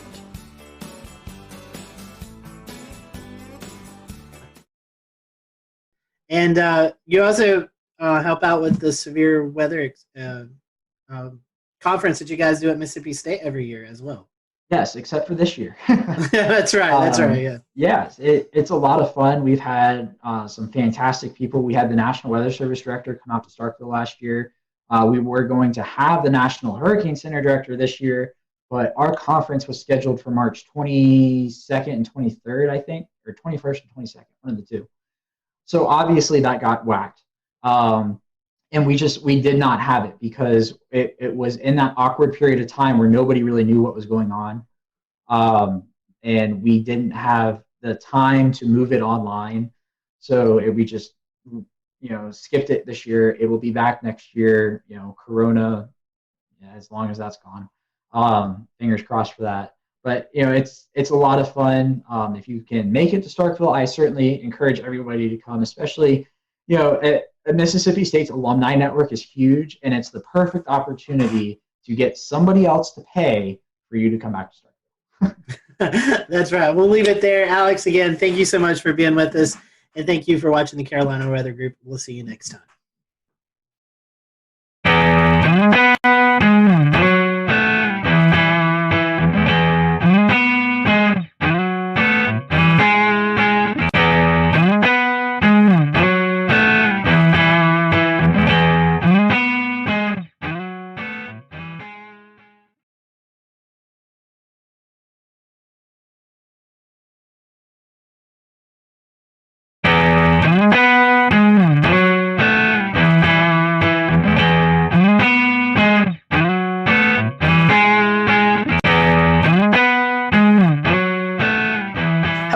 Welcome to the Carolina Weather Group, show number 304. We all hope you've had a great start to the new year. Tonight we have on with us Aubrey Urbanowitz. She is the chief meteorologist at WHSV in Harrisonburg, Virginia. And so you may know Aubrey if you listen to a lot of weather podcasts. Aubrey is a panelist on the Weather Brains, and we're going to definitely dig into that. But tonight we're just going to get to know Aubrey and what got her hooked. She's got an interesting story about joining the meteorology field. So we appreciate you watching tonight. If you have any comments, just send them to us on our Twitter page at Carolina WX Group, or you can comment on the stream that's going on right now. So Aubrey, welcome to the show. Thanks so much for having me, guys. I appreciate it. It's nice to, kind of cross podcast. That's right. That's right. Normally we do that National Weather Podcast month, but we're doing it a couple months early. So Aubrey, we was kind of a little bit talking about your foray into meteorology. You didn't start off your college path didn't really take you into broadcast meteorology. You actually started with a restaurant chain. So tell us about that little interesting story that kind of got you into weather. So I had zero aspiration to be on television. I was, when I kind of went through high school and started college, I really wasn't sure what I wanted to do. So I had a great job at Chili's restaurant. I kind of worked my way up and I started to become a corporate trainer. So as a corporate trainer, if you're not familiar, you would basically become part of a team. You would travel around and do new store openings as a corporate trainer, train new employees. And you kind of got to see a lot of the country. In fact, I got to do several international openings. And, I just kind of got to meet a lot of people. And it was on a lot of these new openings where I kind of discovered my passion for weather. So I started doing openings in 2003. In 2004 and 2005, Chili's had this goal of opening 100 plus restaurants. And if you think back meteorologically, in 2004, 2005, what happened? Hurricane season. 2004, that's when Florida was almost wiped off the map by all 4 hurricanes. I was in 2 of those, 2 of the 4. Hurricane Katrina was kind of a turning point for me, really. I was sent back to Louisiana to help rebuild some stores after I had been there and evacuated. For Katrina, I was there during Rita and ended up being there for 3 months. I was in Louisiana so long, they ended up starting to take state taxes out of my checks. So after that, I went back to, I was living in Johnson City, Tennessee at the time, and I went and saw Mark Reynolds at WJHL, who responded to an email that I had sent and brought me into the TV studio, and I asked him questions. And I wanted to be behind the scenes. I thought maybe, producing, I can make graphics. I was good with computers. And he said, there's no jobs in that. You need to be in front of the camera. And I said, oh, that's not me. That's not what I want to do. And he said, you can do it. I think you can do this. And he said, I want you to take a look at this program. And he pointed me in the direction of Mississippi State.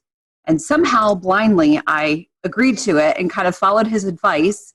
And within maybe a couple weeks, I was enrolled or accepted into the Mississippi State Distance Program. And I was able to not only take classes and finish my degree, but also I was still able to travel with Chili's for at least 2 years and still able to do corporate openings.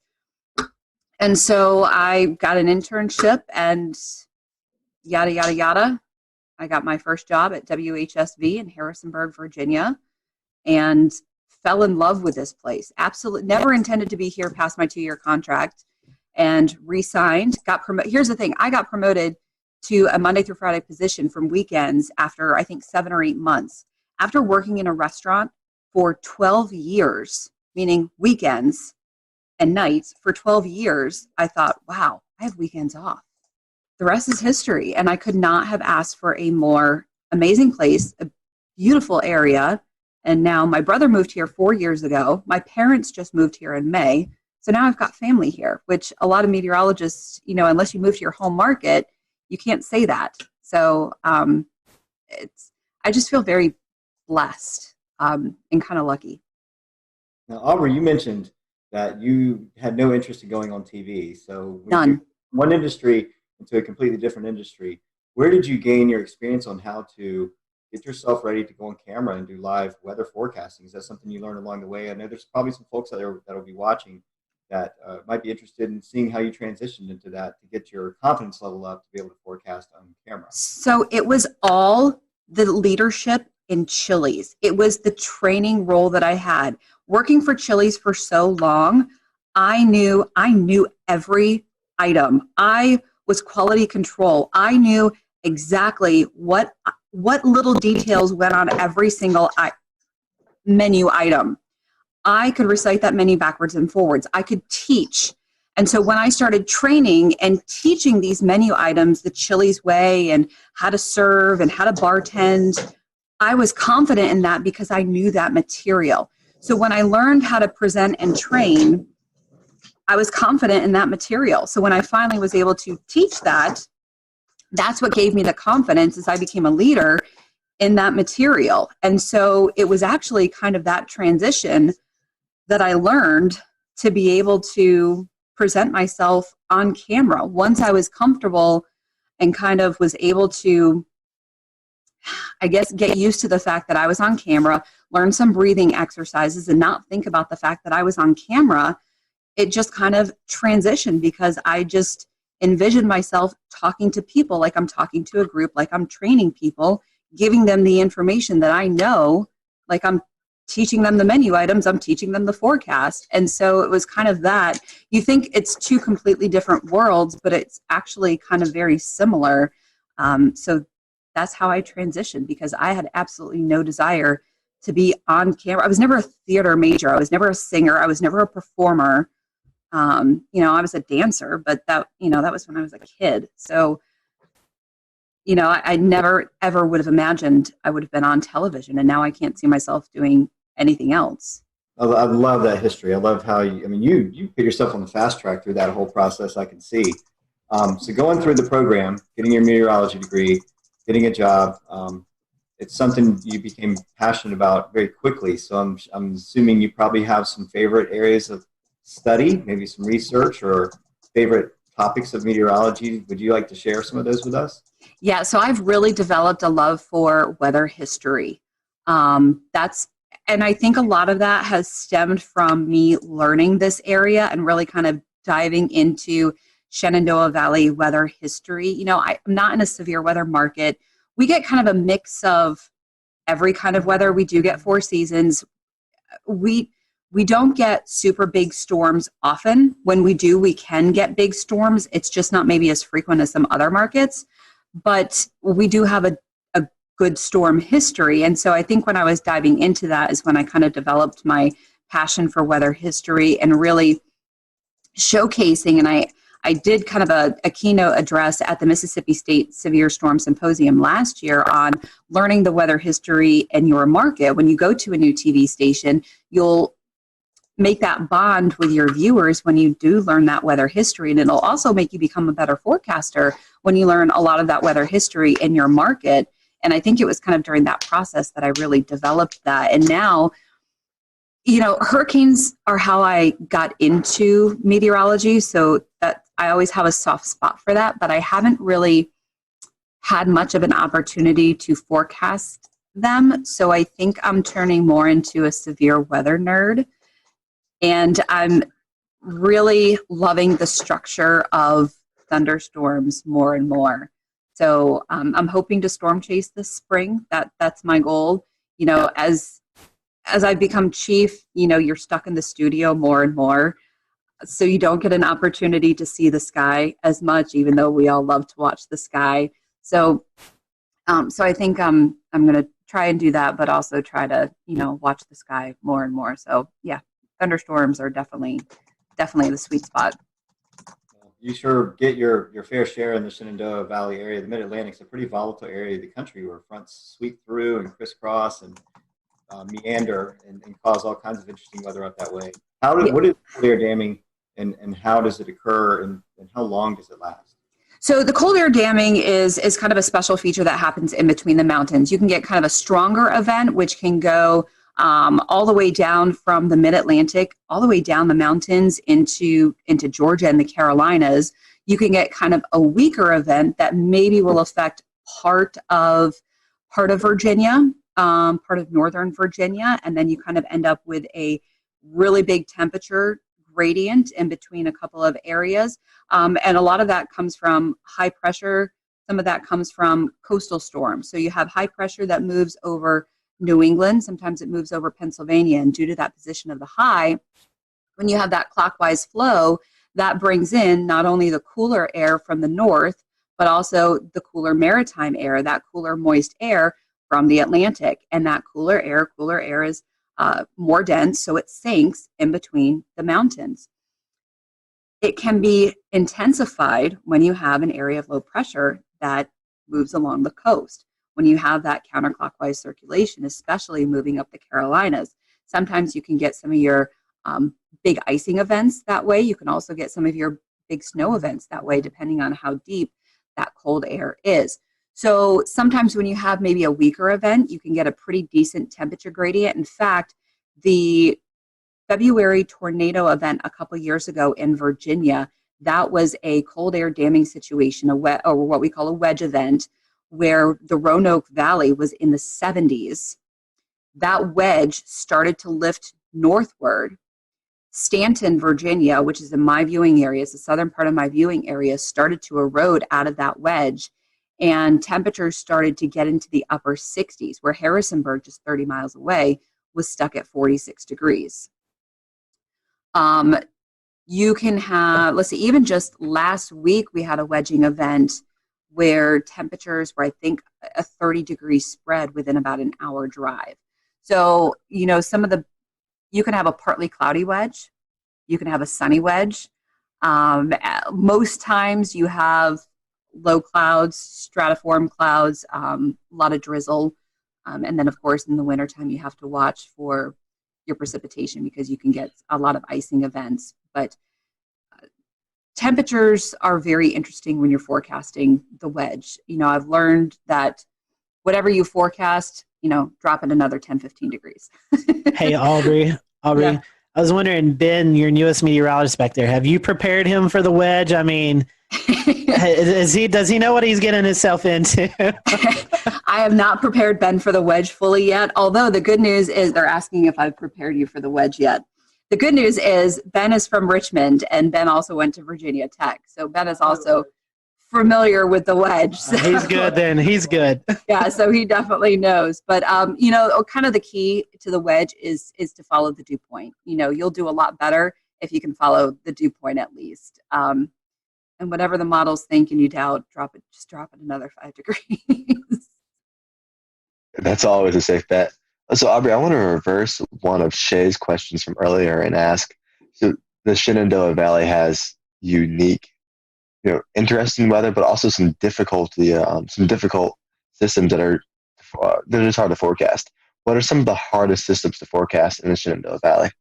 Well, even something like today, we had a shortwave trough kind of rotating through behind yesterday's storm. And a lot of times when we have that happen, or we have a trough coming through after a cold front, we get this wonderful blast of upslope snow showers or the orographic lift across the Allegheny Mountains. So where I am in the Shenandoah Valley, we average about 20 to 25 inches of snow a year. Within a 2-hour drive, the Alleghenies average 100 to 110 inches of snow a year. So you have quite the difference with they get lake effect snow all the time. So when you have these shortwave troughs moving through, or you have the orographic lift, especially when you have strong wind and just enough of that maybe vorticity or upper level energy rotating through, you can get these snow squalls, these snow bands. So you have to watch out for those. And what happened this morning was I expected some of those snow bands. One, it was more intense. And two, they dropped a lot farther south, about 45 miles further south than I expected. So I'm always cautious of those. And so it's kind of just more about communication, because a lot of times the models don't fully pick up on those. You have to kind of watch for the hints. And so it's kind of one of those things where, okay, I'm looking for some snow squalls. Maybe I'll kind of generalize it instead of specifically saying, okay, I'm expecting some of these mainly in the Northern Valley. Maybe I'll say, this is what's possible tomorrow. This is what snow squalls are capable of. And, if you get in a snow squall, it can drop a dusting to an inch in some areas. But if you don't get one, you're going to have sunshine. So I think the snow squalls are definitely a little bit challenging. The other thing is precipitation, because a lot of surface fronts don't give us anything. If there's not that upper level oomph, if we don't get, shortwave energy, if we don't get a jet streak, if we don't get any sort of vorticity or any sort of upper level support, the front just fizzles and we just don't get any precipitation.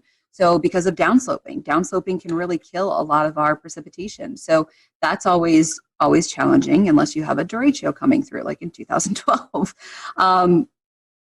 So that's always a challenge, is precipitation.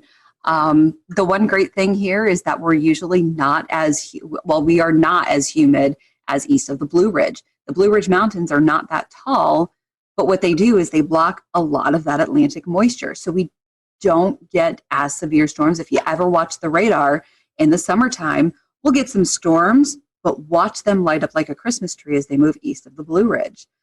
If you watch the heat advisories come out in the summertime, 99% of the time, they're all east of the Blue Ridge because of that humidity. We get a dew point of 66. That is a bad day here. So that's always kind of interesting. That's interesting because I'm from Asheville originally, so a lot of the things that you're mentioning right now are exactly what we deal with. The downsloping, making Asheville the driest place in North Carolina, as well as we call it our northwest flow snow showers and the snow squalls.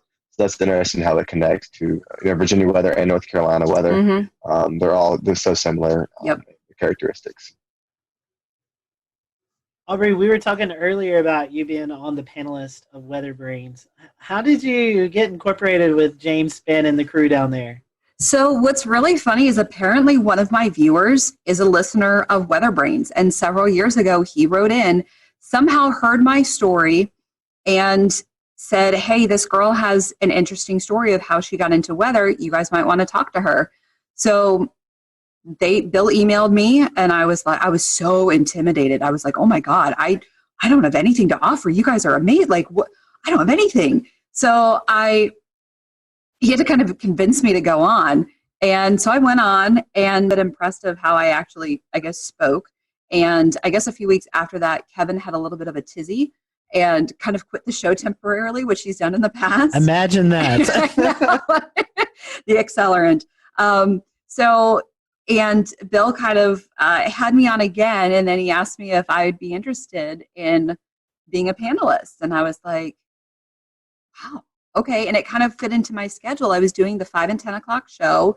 I was doing the 5. Was I doing the 5 and 10? I think I was doing the 5 and 10. It ended up working with my schedule, and I agreed to it. And I'm so thankful I did, because the amount of people that I've met is just, it's just great, and it's just the weather community. And of course, you guys know Weather Twitter is amazing. And the amount of things that I've learned, and with my schedule now, I don't always get the opportunity to complete the show. So I have to kind of go back later, but it's just the coolest. And that's pretty cool. That's a cool story. That's something. I have a Kevin Seeley story for you. You'll enjoy this. This was back in the Google Hangout days. Google Hangout has since went away, but we always copy and paste in an email, send it to our guests, say, hey, here's the link to join in. Well, evidently Kevin didn't get that part, and he actually tweeted out, hey, here's the link to watch me tonight. So we had all these people bombarding our Google Hangout, and we actually had to shut it down and redo a new link and everything. And so that's our Kevin Seeley stories.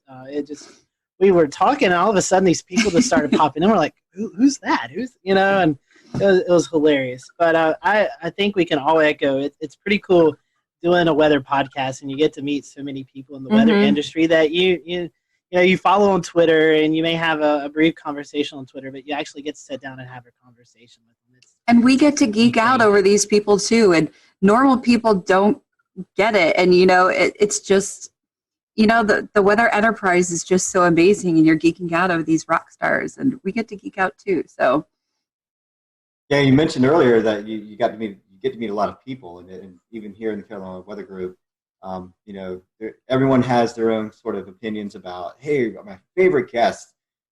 What are some of your most memorable guests that you've been a part of the panel for? Oh man, the Greg Carbon shows are always a treat. Those are always good. Mike Bettis came on and talked to us about his chase situation that happened in was that 2013? I think it was either 13 or 14. Yeah. Yeah. When they rolled over. Yeah, it was El Reno. And that was a pretty powerful show. That was, hearing his story. That was always a powerful one. Let's see. You don't have to go into details. You don't say anything. Were you on show 404? Yes. That was interesting. That was an interesting. And you know what? I don't know that I even spoke during that show. But I do have the shirt from Helicity Weather that's plus minus F3. And I think I'm the only one that actually has that, because I just think it's hilarious. We internally will just joke around. We'll just show at 404, and we automatically know. That's just that was an interesting show for sure. We have a couple more minutes with Aubrey. I know she has to get ready for the news tonight. Talking about Weather Brains and shows and guests you had. A lot of us have mentors in the weather world. Do you have any weather mentors? I would assume maybe James Spann might be one. I mean, any others that my biggest mentor is Mark Reynolds. I would not be where I am without him. Not only did he kind of blow my mind, he answered my email. I mean, I was just asking to come in and view a studio to see if this was even a field that I might even want to pursue. And he brought me in as someone who is curious, told me after only meeting me for 20 minutes, told me he thought I had the voice for this and I could do this, and talked me into the Mississippi State program. I mean, that's the kind of person he is, and then fought to get me an internship and worked with me, and then still let me come in the studio when I needed to practice on the green wall, on the chroma key. I would not be where I am without Mark Reynolds, and I still keep in touch with him. And he's given me advice over the years, and I absolutely would not be where I am without him. I wish I had a lot of other weather mentors. I've had to do a lot of learning on my own, which is not ideal. But someone who's determined. We'll return to Best of the Carolina Weather Group in a moment. Now your Carolina weather forecast. Here are today's forecast high temperatures for North Carolina. Here are the forecast lows for tonight for North Carolina. Here are tomorrow's forecast high temperatures. And here's forecast rainfall across North Carolina tomorrow. Here are the forecast highs for the day after tomorrow.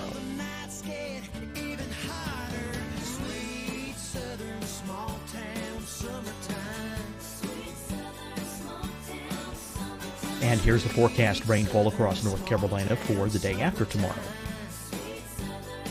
This is the total rainfall forecast across North Carolina for the next 3 days. Here's the severe thunderstorm outlook for today from the Storm Prediction Center.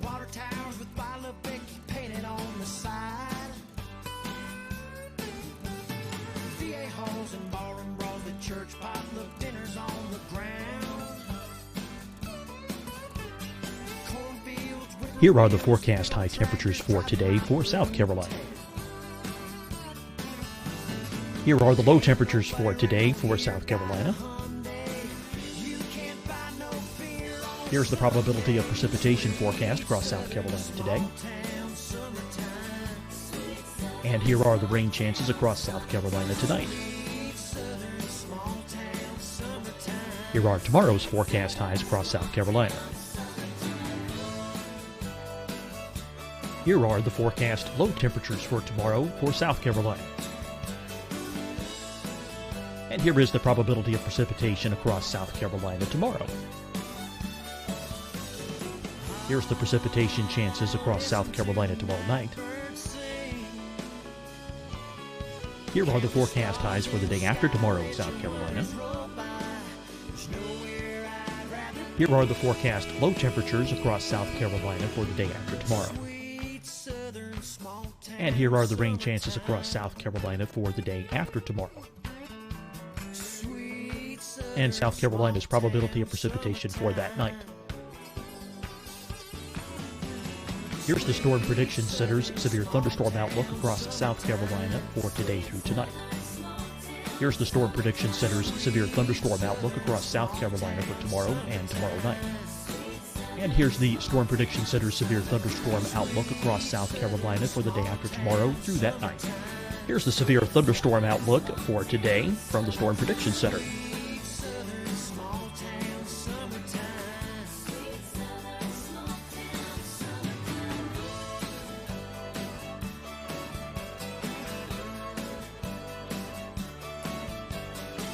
And now here's a live look at weather radar across the southeast. Fight the spread and take a stand against coronavirus.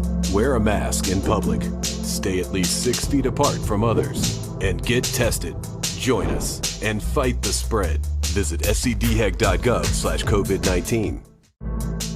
Getting tested for COVID-19 helps you to take the steps needed to protect yourself, your loved ones, and your community. Find the testing location at scdhec.gov/COVID-19 testing. Deciding when to wear a mask isn't about who you know or how well you know them. Just ask yourself, will I be with anyone I don't live with? If the answer is yes, get behind the mask. Help slow the spread of COVID-19. Get behind the mask. Learn more at covid19.ncdhhs.gov. Hi, everyone. I'm Dr. Mandy Cohen, Secretary of the North Carolina Department of Health and Human Services. And when you follow the 3 W's, you protect your family and your neighbors from COVID-19. When you leave your home, practice your W's.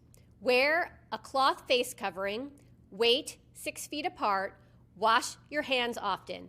Wear, wait, wash. We're in this together. Stay strong, North Carolina. You'll see your Carolina weather forecast at 25 and 55 past. And now back to the best of the Carolina Weather Group on the all-new Carolina Weather Net. Industry, sometimes you do what you have to do. So, but I would not be where I am without Mark Reynolds from WJHL, and he's amazing. And I know a lot of other people at NWA this year. Tom Watts, who used to work with Mark and who was on air when I was living in Johnson City before I got into meteorology. I actually got to meet him. And then Ken Weathers, who also used to work with Mark, I think was one of his interns also. We were all there at NWA. And so we were kind of Mark's little proteges. And it was just cool to kind of be a part of that group. So Mark is it. That's very, very cool. I love that stories and all those people too. I do want to change topics a little bit, but feed off of your comment about, learning things as you go. The last 10 years, we've really had to learn how social media works and how it plays into our field. Yes, I know it's kind of a necessary evil, but it also turns out, very helpful for, our online shows and things like that. So talk a little bit about how important social media is to you as a meteorologist and with weather brains as well. Yeah, so it is very important. As much as sometimes we do hate it, it is very important. I utilize it to the best that I can. And there's a lot of, so the bad thing with being a female is you get a lot of comments. You get a lot of nasty comments. You get a lot of rude comments. You get a lot of crazy comments. And I know a lot of females that will turn off a lot of their messages and private messages, which is really sad that you have to do that. I do not do that. And I'm thankful that I don't have to, but I have actually met so many amazing people and have become friends with a lot of great people because of that. And I've become friends with some great viewers because of private messaging and things like that. And I'm very thankful for that. So it's really sad that some other female counterparts don't have that opportunity. Maybe just because I'm in a smaller market, I kind of have a little bit of that opportunity, and I've maybe been a little trusting with some people, but I have been lucky enough to make some of those really great relationships with people. So building those relationships with your viewers are obviously very, very important, especially with, when you're getting that information with storm reports, snow reports, rainfall reports, storm chasers, those photos, or just relying on, even just everyday photos when it's quiet outside, just to sometimes fill your time, relying on a photographer. So those are always great, relying on information and having that communication back and forth. But social media, it's the future. It's where we are. But you can do a lot with social media. You can get changing. I mean, we all know weather changes sometimes very quickly.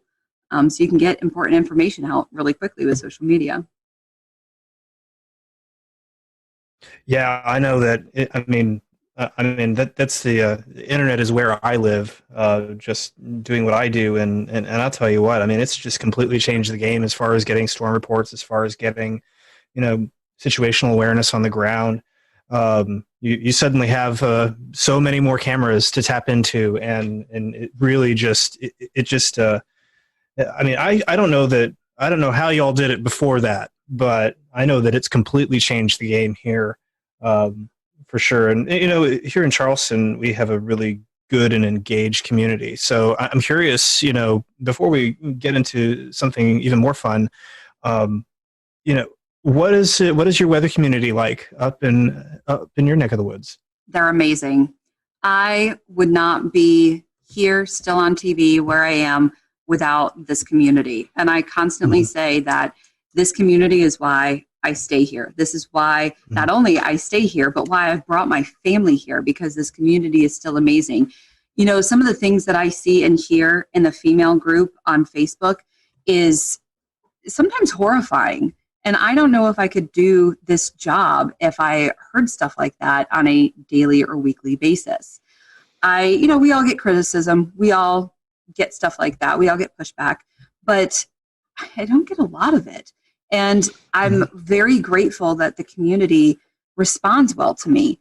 So I'm very grateful for the community and how wonderful people are here. So they're amazing, and they've welcomed my family. I mean, Urbanowitz, you can't slide into a community in Virginia with a name like Urbanowitz and hide under the radar. I mean, they know exactly who my brother is. They know exactly who my parents are.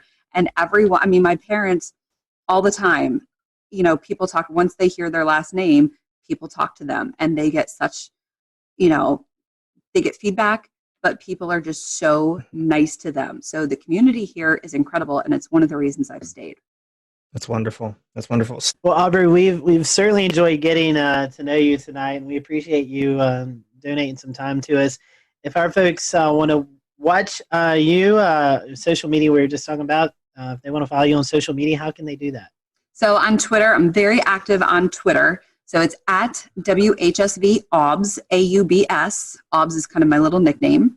And then on Facebook, just search for meteorologist Aubrey. I tell people you don't have to spell the last name if you just search for meteorologist Aubrey. And then on Instagram, let me get my Instagram out because I think, yes, WXAUBS, WXAUBS on Instagram, or as I call it, the gram. The gram. Yeah, Evan runs our gram. That's his title. So yeah, I should be better at it. It's a lot of pictures of my dog.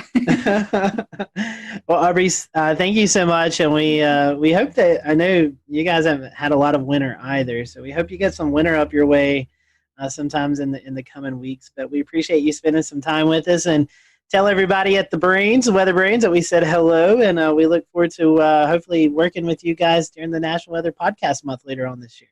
Of course. Thanks for having me on, guys. Appreciate it. Always good to see you.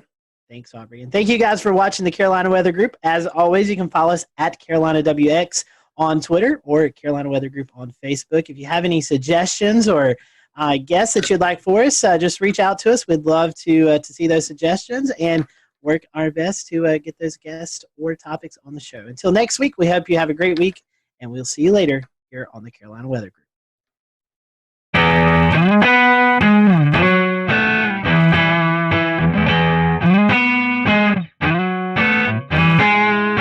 Hello, everyone. Welcome to the Carolina Weather Group. I'm Scotty Powell. We're happy to have you this evening. We have with us Stephen Path. He is the Warning Coordinator Meteorologist at the National Weather Service in Wilmington, North Carolina. And tonight we're going to be talking about ocean hazards. The Coastal Weather Service offices issue several advisories and hazards and programs like that other weather offices don't. So when you find yourself on vacation or visiting the beach or something like that, you may hear something that's not familiar with you. So tonight we're going to kind of dive into that and kind of go through all of these unique and different advisories and program and hazard programs that we see along the coast. And Stephen, working in the Wilmington office, is the perfect person to go to that. He does a lot of outreach events. So happy to have Stephen on with us tonight. As always, if you are watching and you have any questions, feel free to drop them in the comment section. We'll be monitoring those throughout the show, and we'll direct you. If we don't know the answer, we'll direct you in a place that hopefully you can get the answer. So we, again, appreciate you watching tonight. We're going to be focusing on ocean hazards and the different programs that the Coastal Weather Service offices use throughout this vacation season that's coming up. So, Stephen, welcome to the show.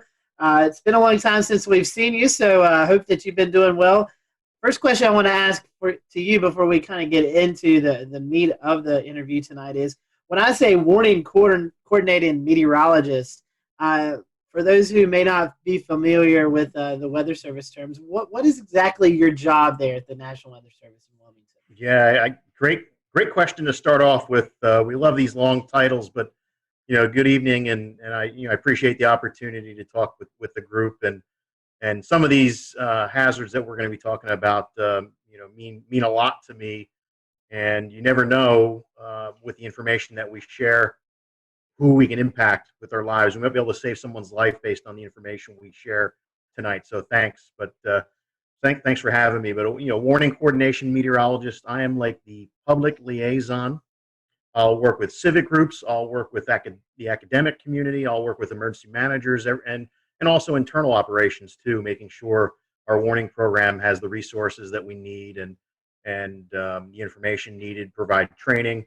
So it's absolutely amazing to me because one day I can be working with a group of second graders. The next day I can be giving a stand-up briefing at an annual hurricane exercise, to working with the power squadron, working with the nuclear industry. It's absolutely amazing how many people that are impacted by weather in unique and specific ways and have unique needs that we can learn about and be able to help them as best we can. And I guess I'll go ahead and start off with our topics tonight. We look at ocean hazards, ocean and coastal hazards for what you do, and so we start breaking down into different categories. Is what is relayed to the public as far as warnings go, as far as safety concerns, and usually one of the things that sticks out the most is rip currents, because that one claims sort of the most lives on the beaches every year with rip currents and drowning. So I guess we'll start out with rip currents. Give us a little bit of explanation about what those are and what to look for.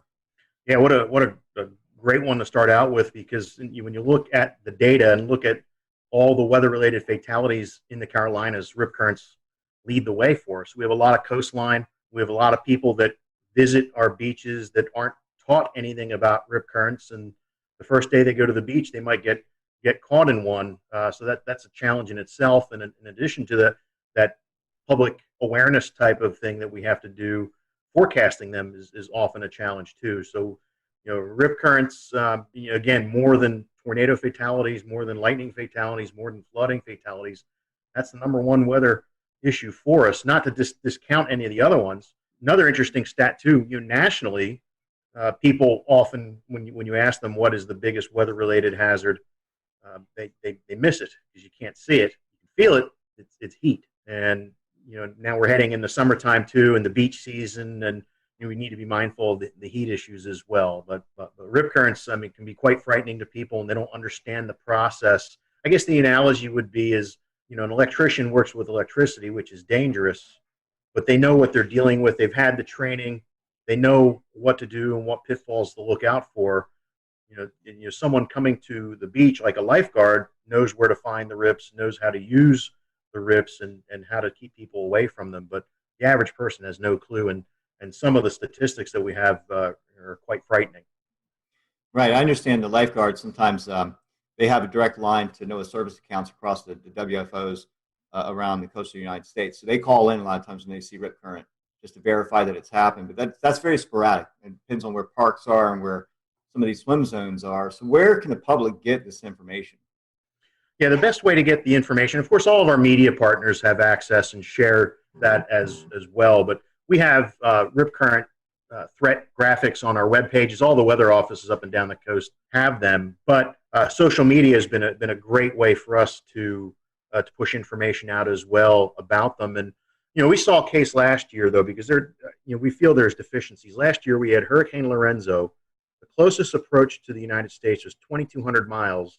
Yet that hurricane led to more hurricane deaths compared to the other storms that year on the East Coast, and it was 2,200 miles away. So we're thinking we need to start treating these big rip current outbreaks, these huge events, maybe like we do with severe weather outbreaks. Tell us a little bit about the risk levels that are involved with rip current forecasting.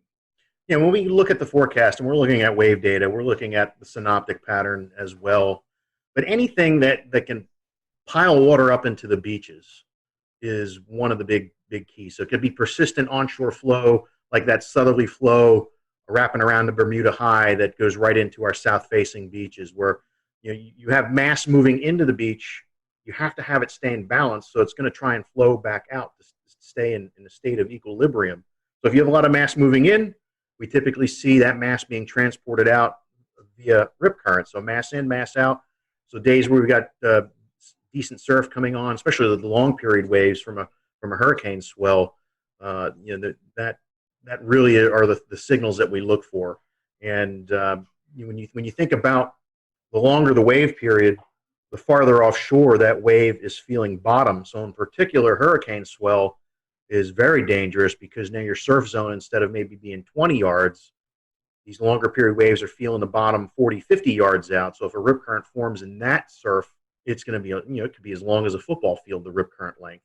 So there's a lot of things that we have to consider when we deal with these events. What about the stats? What do the stats tell us on, like, say, demographically, where might these occur more around and again, the United States? The Weather Service maintains statistics like you wouldn't believe about tornadoes and the EF rating and microbursts and all sorts of different things, because it's so important what you can learn from them. And with rip currents in the Carolinas, we've kept statistics since 2000. So we've got a pretty healthy database, unfortunately, a healthy database. And we've had, since that time, 143 people drown from rip currents in the Carolinas. And when we start breaking the data down a little bit more, what's really interesting is that 25% of the drownings are people that are bystander trying to be the good Samaritan. They see someone in trouble with a rip current, have no training whatsoever, go rushing in, and they end up drowning in that. So, I mean, a lot of times, classic call to action information that we've given has been about the person in the rip current, and we need to do a better job of messaging that risk to someone who's on a beach watching someone in a rip current. The other interesting statistics that we see are the demographics that are hardest hit are males between 31 and 50 years old. And, I'm in that demographic now, and mentally I might think I'm a little more physically capable than I am, but the reality is that I'm not. And 31 to 50-year-old males have kids, some have grandkids, so there's a better chance they're going to be at the beach with a kid who gets into trouble and has to go and make a rescue too. If females, it's a little bit younger. It's 31 to 40 is the biggest group there. And if I break down the males, it's really 41 to 50, but that big group there. But males are 5 times more likely to drown based on our statistics. And when you look at where people are coming from, about 84% of the drownings are people from inland areas. That's exactly right. A lot of folks come here, they have no idea that there's several factors in play. In fact, another topic to bring up is longshore currents. We know that we have tidal swings here in the Carolinas up to 6 feet for South Carolina, even 8 feet down into Jekyll Island, Georgia. So that's about the highest tidal swing on the southeast coast. But it makes for some pretty nasty currents along the beaches, along with waves and the potential for the riptides. We talk about currents, right, and how strong these currents are, and how does that factor into what your forecast goes? That's a great point too, because every year it seems, especially when there's more of a lunar influence, the higher high tides, lower low tides. A lot of our inlets, you can walk across them during low tide during these more of these lunar astronomical ranges. So you got people walk across to an island, and they're having a great time, not paying attention. The tide's coming in; it's going to come in quick in that type of situation, and then they can't swim back, or even if they can swim, they get caught up in that tidal current and become a victim that way. I mean, I've been at the Wilmington office 20 years, and I'd say there's been at least 20 of them easily 20 of them where it's a function of the tidal current in inlets where water is being forced through narrow areas and catching people off guard. Couple more topics for me, and I'll pass it on to Dan. And we talk about some of the other factors on beaches, like sneaker waves or even meteor tsunamis from release of energy from storms that would cause some tidal event, right? So start with sneaker waves. That's usually like more northwestern United States specific to the Oregon or Puget Sound area. We do get them. We have records of them, and even video of some sneaker waves. I think when Hurricane Irene, with the off Daytona Beach with the pier getting swamped, the phasing of different wave energy the spectral distribution of waves, and when they have constructive interference, if you can get a couple of them where they phase up just right, you might get an anomalously higher wave, the 1 in 1,000 wave, based on wave distribution versus what your average wave that's out there. And if the timing of these sneaker waves is just right, you might, if it happens on 4th of July versus December, the impacts are, it doesn't matter. It's like the F5 tornado going through open field versus an F0 going through a city. You have different results, even though it's the same impact but different magnitude. But we've had fatalities from sneaker waves. In Myrtle, I think it was Myrtle Beach several years ago. Guy caught off guard. Wave knocked him down and actually gave him a spinal injury as he was hit by that. It was just very powerful, sudden wave. But yes, I mean they're mainly West Coast. I mean, you think about the West Coast, just the distribution of waves is phenomenal compared to what we see in the Atlantic Ocean. There's so many different wave swell systems that are out there, and you have a better chance for having that interference come into play. And you hear stories people fishing out like on a ledge on the West Coast on a rocky shoreline, and you look over at them again a little bit later, and they're swept away and they're never found again. So it certainly is more of an issue there. The meteor tsunamis, we've had record of them, especially mid-Atlantic. Northward, you hear of some. You hear of the one down in Daytona, I think in 1992, was associated with the collapse of a tropical squall line. But I guess the best analogy I can say with the meteor tsunamis is if you're ever in the pool and you have a raft, you have it out in front of you, and you're pushing up and down on that raft, and how long does it take before you start feeling wave energy throughout the pool? It's no different. These meteor tsunamis, it can be significant atmospheric changes or large scale area macro burst type of thing, and all that air pushing right down on top of that wave, and then as it releases and you start getting a longer period wave. Usually they result in not much in the way of wave run up or inundation. Usually get rough currents. There was I think at Barnegat Inlet, New Jersey, a few years ago, when the big derecho moved off the coast from like Midwest to the Jersey Shore and Delmarva. There was someone snorkeling in Barnegat Inlet, and on the backside of that derecho that went through, there was a meteor tsunami that caused everything to become real turbid and very rough currents. So that's I don't usually lose sleep over the meteor tsunamis. I lose sleep over the submarine landslide tsunamis that could be lurking right off. I mean, there's a history of them off our coast. But either way, that type of wave is the predictability is we have a long ways to go before we can do that. It's hard enough getting the significant waves right 5 days out, let alone try and forecast a meteor tsunami. Can you tell us a little bit about gale warnings and kind of what goes into those and how those are used? And we have weather systems that result in 34 knots to 47 knots of sustained winds, nor'easter or winter storm, maybe a strong gradient between two systems, non-tropical. Then that would be the warning that we issue for that. There's no sea requirement with that. Like small craft advisory is at least 6 foot seas in the Carolinas is the minimum threshold for seas. So that could be a swell that's from a distant storm that generates those waves. But more than likely, we're issuing a small craft advisory because we're seeing winds around 25 to 34 knots. And that's about the level it really starts making navigation dangerous.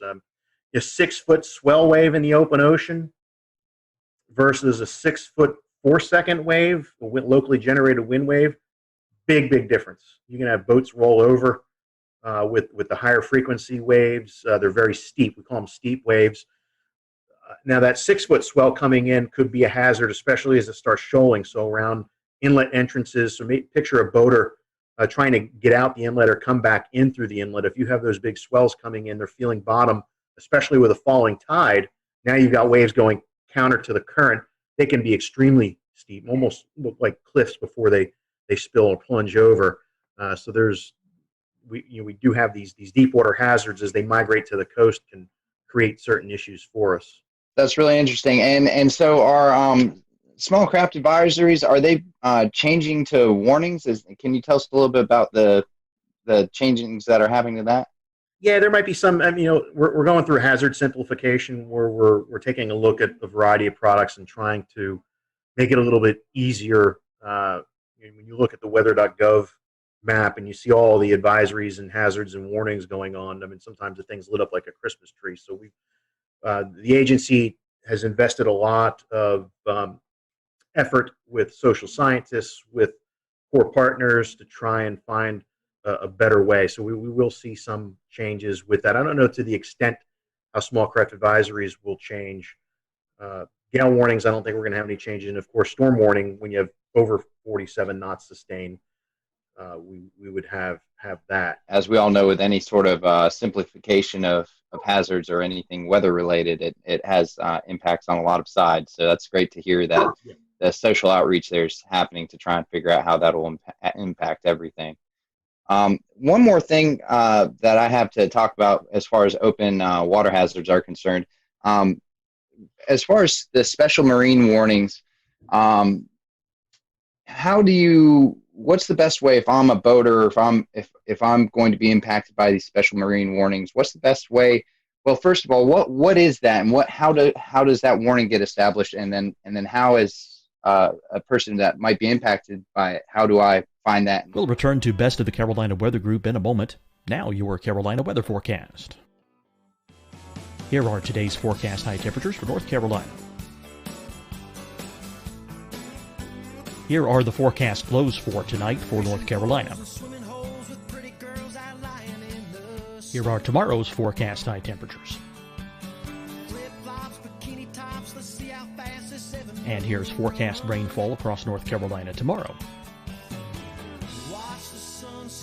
Here are the forecast highs for the day after tomorrow.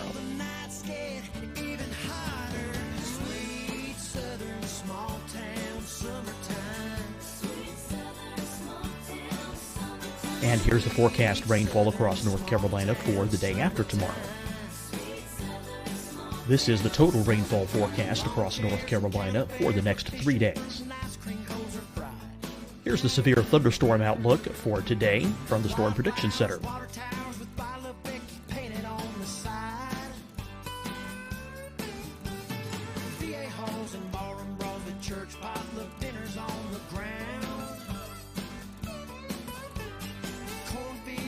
Here are the forecast high temperatures for today for South Carolina. Here are the low temperatures for today for South Carolina. Here's the probability of precipitation forecast across South Carolina today. And here are the rain chances across South Carolina tonight. Here are tomorrow's forecast highs across South Carolina. Here are the forecast low temperatures for tomorrow for South Carolina. And here is the probability of precipitation across South Carolina tomorrow. Here's the precipitation chances across South Carolina tomorrow night. Here are the forecast highs for the day after tomorrow in South Carolina. Here are the forecast low temperatures across South Carolina for the day after tomorrow. And here are the rain chances across South Carolina for the day after tomorrow. And South Carolina's probability of precipitation for that night. Here's the Storm Prediction Center's severe thunderstorm outlook across South Carolina for today through tonight. Here's the Storm Prediction Center's severe thunderstorm outlook across South Carolina for tomorrow and tomorrow night. And here's the Storm Prediction Center's severe thunderstorm outlook across South Carolina for the day after tomorrow through that night. Here's the severe thunderstorm outlook for today from the Storm Prediction Center.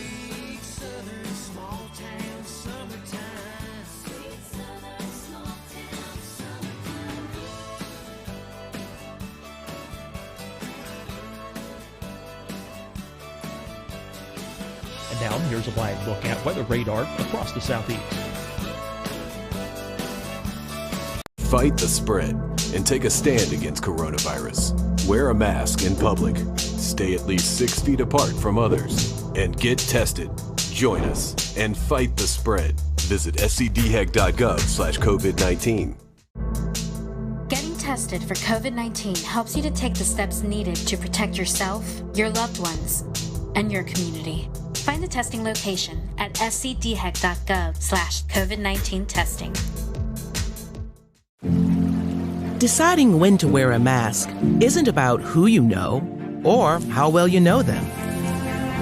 Just ask yourself, will I be with anyone I don't live with? If the answer is yes, get behind the mask. Help slow the spread of COVID-19. Get behind the mask. Learn more at covid19.ncdhhs.gov. Hi, everyone. I'm Dr. Mandy Cohen, Secretary of the North Carolina Department of Health and Human Services. And when you follow the 3 W's, you protect your family and your neighbors from COVID-19. When you leave your home, practice your W's. Wear a cloth face covering, wait 6 feet apart, wash your hands often. Wear, wait, wash. We're in this together. Stay strong, North Carolina. You'll see your Carolina weather forecast at 25 and 55 past. And now back to the best of the Carolina Weather Group on the all-new Carolina Weather Net.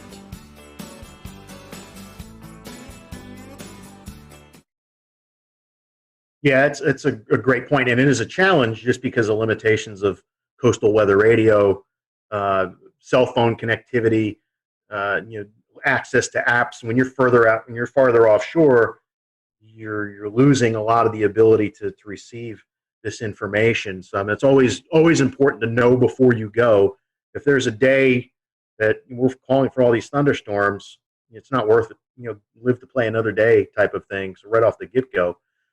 We've lost boaters to strong to severe thunderstorms before. I'm knock on countertop, not lately, but it has happened where people are taking risks and get caught by quickly evolving storms, like even that MCV that went through yesterday morning here. I would not have wanted to be anywhere near a boat with that coming through. But when we do have something like that come through, if we anticipate winds over 34 knots, then we would issue a special marine warning, or if it had water spouts with it, or large hail, because large hail in the open ocean, you could break the windshields on the boats and things like that too. But usually they're issued for 34 knots or higher sustained, or I'm sorry, any gusts 34 knots or higher, and any potential for a water spout. As soon as we send the information out, it will play over the weather radio, and a lot of the VHF bands on a boat radio, you can see or hear those messages coming across. Now, some boats have radar on them, but they're not the right band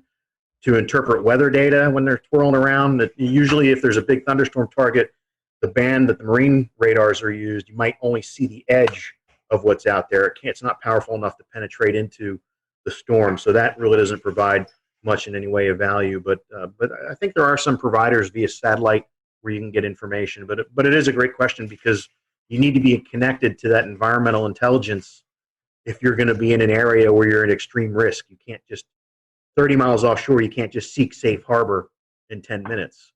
You got life and death decisions to make, which is why we say avoid it if at all possible. Go a day when there aren't thunderstorms in the forecast. Stephen, a couple more advisories to cover with you, and one of them is one that we see almost monthly, pretty much in the Carolinas, with the lunar cycles and onshore winds and other factors. So the first one we'll talk about is coastal flood advisories. What exactly are they, and what should the public be looking for when they're issued? Yeah, that advisory, unfortunately, we're issuing more and more frequently, and there's a couple reasons for that. With sea level rise is one issue, but there are also parts along the Carolinas where there's actually subsidence going on. So the land is sinking. There's parts where the land is rising a little bit, and there's parts where it's sinking too.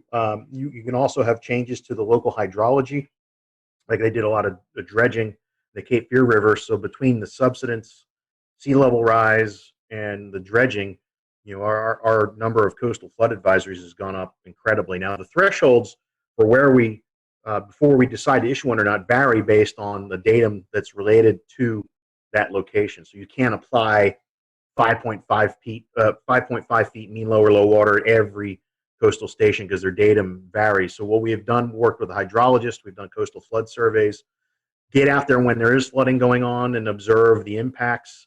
We call that E19 data. It's mainly for rivers, but we do have E19 data for coastal locations as well. And once we know what the level is and what the impacts are, now we have a good database and we can put good information into a coastal flood advisory based on the levels that are predicted to occur. So moving on to the next advisory, and I think our last advisory for the night, high surf advisory. I think this is one that sometimes, especially for beach visitors, not necessarily residents, but someone who's coming from inland areas, it's easy to underestimate a big surf. 4 feet may not sound that big, but all of a sudden you get out in the water and 4 feet is a heavy wave. So tell us a little bit about how to be safe during the high surf advisory. Yeah, and that, you mentioned the heavy wave, the heavy. You can feel the power on those days where it's really moving like a washing machine out there, and unless you really know what you're doing, that's something that should be avoided. Just between the plunging breakers, potential for spinal injuries, those sorts of things, and it makes you hard to see too. So you get into trouble, and you're in this rough surf or high surf, you might be hard to spot. Or even hard to get someone's attention if you're in the perspective of being in the water. But some of the thresholds we use, I think, are about 6 to 8 feet breakers we get, depending on how clean the ocean is, depending on the wind. Surfers get excited when we do high surf advisory, especially if you get a light offshore wind and it cleans it up a little bit. It doesn't look like a washing machine, but it's still powerful and dangerous if you don't know what you're doing. The thresholds vary up and down the East Coast, but our wave climatology, it's not like Cape Hatteras, like Wrightsville Beach is we get decent waves there, but typically not like you see it at the Outer Banks. And then you get into Long Bay, Myrtle Beach, you got to get the wave energy coming in the right direction for us to issue a high surf advisory. The frying pan shoals block a lot of that easterly swell, where Wrightsville Beach might get it, but Myrtle Beach won't. So it's really unique to the shape of the coast as well, but it's a great point to talk about. Move to my last question before I hand it off to Scotty. Chemical and oil spills, I'm probably going to see this a little bit less frequently, but if you're out in the water, it's certainly still a hazard if it's ongoing. Where is this a problem? Is it a problem in the Carolinas? And if so, how can we be aware that it's happening? Well, it's frightening how many tankers bring all sorts of scary things just off the coast. And in the 21 years I've been in Wilmington, there have been a couple close calls, especially I think one time a barge with maybe number 6 broke loose off of Cape Fear, and luckily in a storm, and luckily they were able to get a hold of it and make sure it didn't cause any problems. But with oil rigs, it isn't a big issue for us because we don't deal with any. I mean, more for the Gulf Coast. I mean, I'm more concerned with maybe a ship with hitting a shoal or a collision, sea fog event, and you got ships carrying xylene or some other terrible chemical that collides with another one, and now we have to deal with the decision support thing, working with emergency managers. And that's why, I mean, it doesn't matter. I mean, it could be severe clear weather. We always have to be ready, and most of these events are a result of some mistake. And when we talk about oil spills, but at least what I'm proud. Part of NOAA is the National Ocean Service, and they have scientific service coordinators that have responsibility for each part of the coast. So it's important for us to have a good relationship with the coordinators in our area, which we do. So we've exercised with the Coast Guard, going through their incident command training, doing their oil spill exercises, and working with the scientific services coordinator, because it's all about knowing who the players are, not just showing up going, okay, what do I do? How can I help you? These are hazards that have come about from out in the water. What about any of the hazards that have originated from within inland? I think one of the biggest examples we've all seen is after, I believe it was Hurricane Matthew and maybe Florence as well, seeing a lot of stuff being carried out from the rivers and satellite imagery showing it making its way into the water. Was there any sort of response to that as far as keeping people off the beaches for a period of time, or any sort of hazards associated with that might happen again the next time we get a big hurricane? It's a great point too. There's the debris hazards too for boaters. There's the biological type of hazards too. There's a lot of things washing down pollutants that, I think the rule of thumb is, you really don't want to be messing with the water after a hurricane or a huge flood event. Bacterial counts are high. The other pollutants that are out there, give time for for it to flush out. And what's amazing is that after a hurricane, the fishing is usually tremendous along the waterways and just offshore for that month or two afterwards. One thing that very photogenic around the Carolina coast, and we see these events happen, are water spouts. So can you talk to us about maybe the conditions that warrant to these water spouts? And I know you guys monitor these and you give out surf hazards. It's kind of like a beach day forecast, and you give out water spout threat, lightning threat. So talk a little bit about that forecast you give out, but also the conditions that are really able to produce these water spouts off the coast.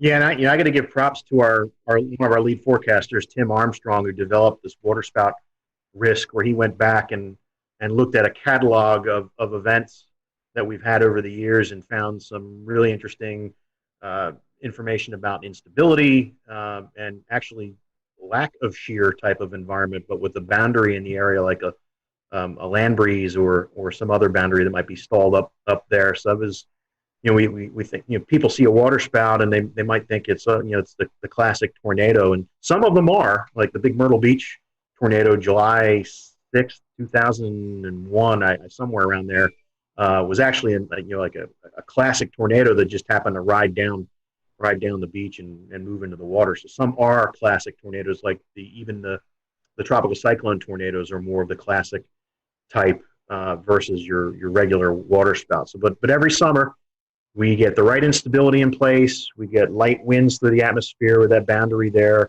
and we get you get funnels that come out, and some of them can be in absence of any rain. And just lollygag around. On occasion, maybe once every 3 years, we have to issue a tornado warning for one that's moving closer to shore. The last one we had move ashore was near Myrtle Beach, near the Ferris wheel, a couple of years ago. We had one at Carolina Beach back in 2011, the week before Hurricane Irene, I think it was. We had to do a tornado warning for that. And they don't show up on radar all that great. We use some products like Spectrum to really see some of that smaller scale turbulence that's going on associated with the funnels. They're usually very narrow, so with the beam spreading out from the radar after a distance, the circulations sometimes are too small and they don't get captured by the beam all that well. So it's important for us to have partnerships with the Coast Guard and the boating community and lifeguards as well to see them and get that information back to us so we can take action, unless it's a little bit bigger one that shows up on radar. Stephen, we've certainly appreciated this all useful information as our listeners and followers head out to the beach for some relaxation time, and we hope tonight's program will help you all who are listening and watching to know these hazards, that on a sunny beach day there's still things that we need to pay attention to. For folks who may be coming into the Wilmington, Myrtle Beach, the southern North Carolina coast, the forecast area that you cover, Stephen, what's the best way to follow this information? Do you have a section on your website? I know you mentioned social media. Where can our followers and listeners find that info at? Yeah, each office on their webpage, like Wilmington, weather.gov/ILM, or Charleston is weather.gov/CHS. We have a surf zone forecast link on the webpage there. It's not as pronounced as we'd like to be. It's usually towards the bottom, but there's good information there. But I would recommend tapping into us on Twitter or on Facebook, and especially with Twitter, because some of these beach hazard statements that we issue for when the risk is moderate or high for rip currents, I mean, you would get that information that way, and you might learn about some other things too. So if you're heading to the beach, make sure you follow National Weather Service Wilmington, Charleston, Morehead City, I think, and I think that's the three. Yeah, Greenfield, Virginia has a little bit of North Carolina. Yeah, so follow those accounts if you're heading to the beach. That way you're up to date on all that's going on along the ocean. So Stephen, thank you for your time. We hope that you have a great rest of the summer. I know hurricane season is lurking and around the corner, and you're getting prepared for that. So hopefully it'll be a quiet season for you. We appreciate you joining us tonight. You're welcome. We can use the break, so I'll take it. Definitely. So thank you guys for watching the Carolina Weather Group. We'll see you next time. Have a great evening.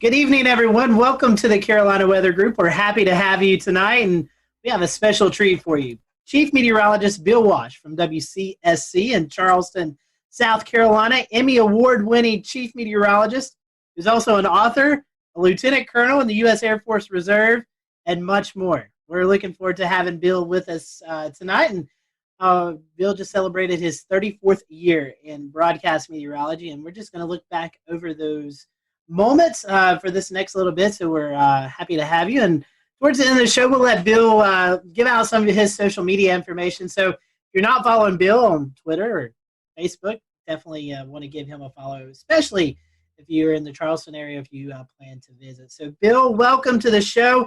I know we've had you on before, normally talking about hurricanes or landfalling tropical systems, but we wanted to get you on tonight just when the weather's calm, and well, when we're recording this, the weather's calm, and we'll put that out there.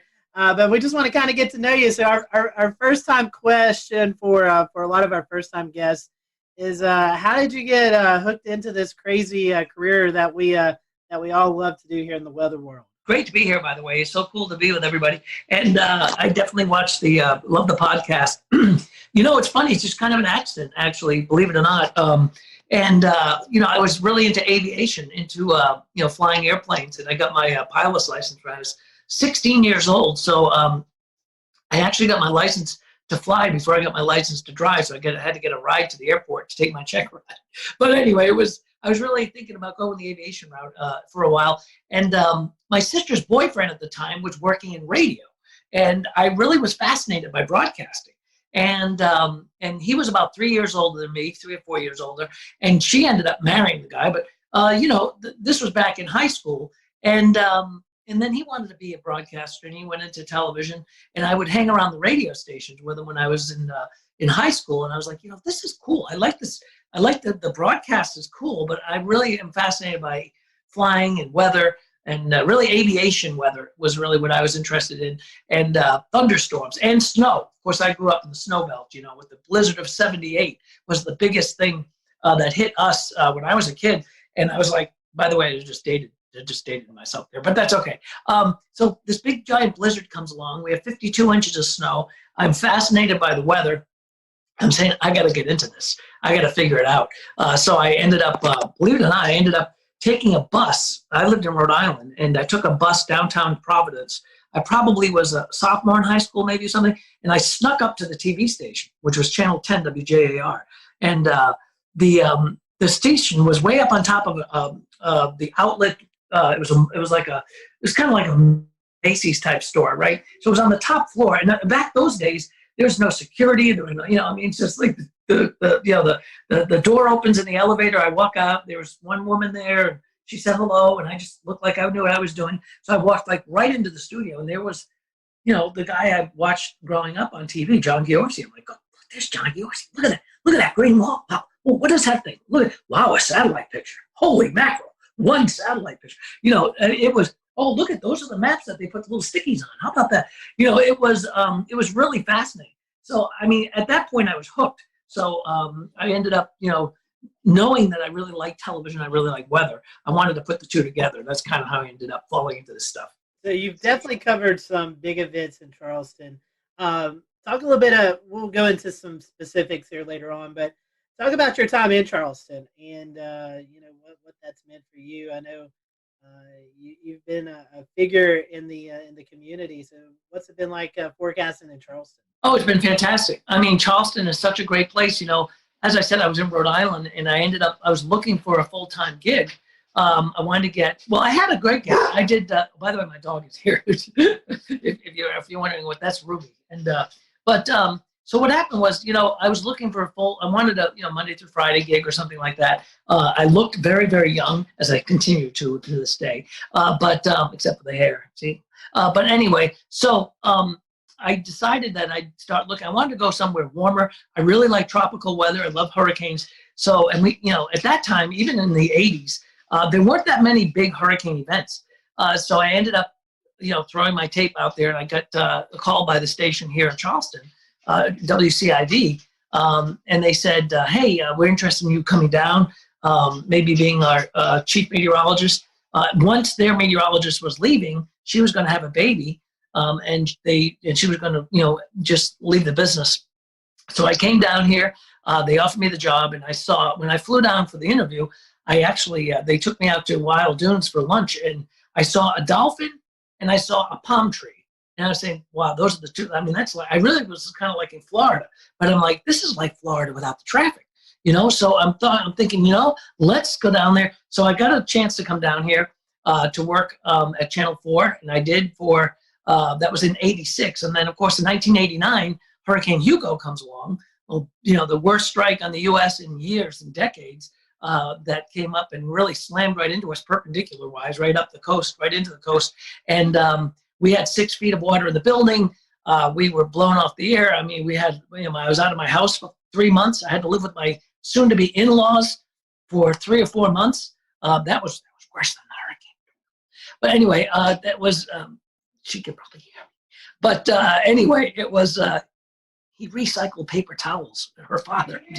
She can hear me. I can't. All right. So anyway, but so so that was an event that was just that was a career making event, because here I was, young guy, doing my first weather, really my second weather job, technically third because I did part time on cable way back. But anyway, so it was a big deal. And Rob Fowler, my pal Rob, Rob, and he comes on the show, and he and I both worked that storm from different perspectives, different stations. But we were down here within about maybe a year of each other. I think I came in '86, he came in '87. But the two of us really kind of, that was our biggest, our biggest weather event.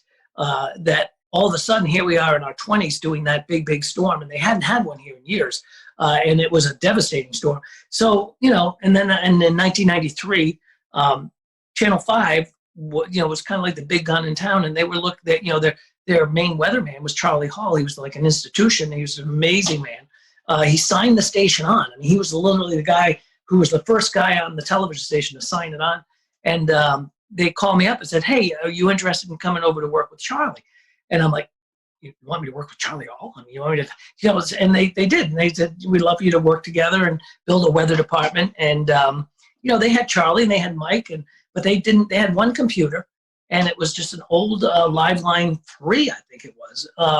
And they wanted to build a storm center. They wanted to build a weather brand.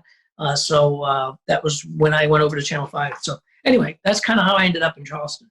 I'd like to reminisce about Hugo a little bit, since it was one of the big storms of my youth. I grew up in Rock Hill, and it was still a big deal up in York County. So I was wondering if Hugo was actually the biggest event for you during your career, even though it was in the early part of your career, and maybe you could tell us a little bit about the lead up and the aftermath of Hugo. I think it was actually. And by the way, Rock Hill, you guys got whacked by that storm. Yes, we did. Yeah, that was still it blew all those glass windows out of the buildings up there in Charlotte. Rock Hill was rocked by that storm. I mean, it wasn't extra tropical until it got to New York State. So, I think in my weather career, as far as like biggest storms that I've, forecast and lived through, that's got to be at the top of the list, I think. I mean, we've had a lot of, close calls since. We have a lot of, I call them the drive-bys. They come up the coast and then head up toward, the North Carolina, coast and the Outer Banks. So we've had a lot of those types of storms. But Hugo certainly was the largest that really impacted us here. Especially as a Cat 4, 135-mile-an-hour storm. We had a 22-foot storm surge in McClellanville, and they had people being put up in the rafters at that Lincoln High School because it wasn't really, they didn't think the water could ever get that deep in a high school like that. It was, it was a precedent-setting one for me, but also for the station.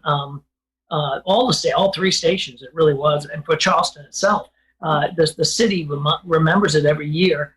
31 years ago now, hard to believe. But there was, I think that and a couple of the snow events, actually, if you think about it, a couple of years ago, we had a snow event where we had, and I know some of you guys are going to laugh at me, we had 6 or 7 inches of snow. And, that's a big deal for Charleston. It is a big deal for Charleston. We were, and it was so cold. It was such a cold air event. The cold air was really in place for about 3 or 4 days after that. So it didn't melt off very much. It melted off a little bit during the day, but it was thick enough that it refroze at night. So it was a real mess. So some of these snow events were amazing. Certainly the hurricanes were amazing. We've had a couple of tornado outbreaks. We don't have them, obviously as much as you would back inland. But we had a couple of we had one this year actually in April that was quite impressive. It was, in fact, I think it was the worst tornado outbreak we've had since I've been down here, and that brought a lot of damage, and that was a real strong dynamic system. And we were just, I felt like I was out west there for a few hours that night because it was, they were just, really, it was perfect ingredients. So those, I think Hugo, the snow and, the tornadoes. We'll return to Best of the Carolina Weather Group in a moment. Now your Carolina weather forecast. Here are today's forecast high temperatures for North Carolina. Here are the forecast lows for tonight for North Carolina.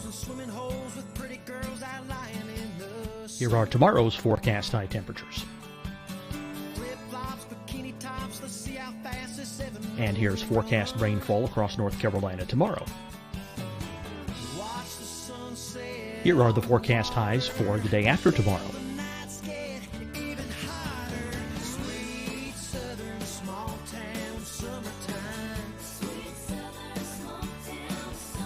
And here's the forecast rainfall across North Carolina for the day after tomorrow. This is the total rainfall forecast across North Carolina for the next 3 days. Here's the severe thunderstorm outlook for today from the Storm Prediction Center.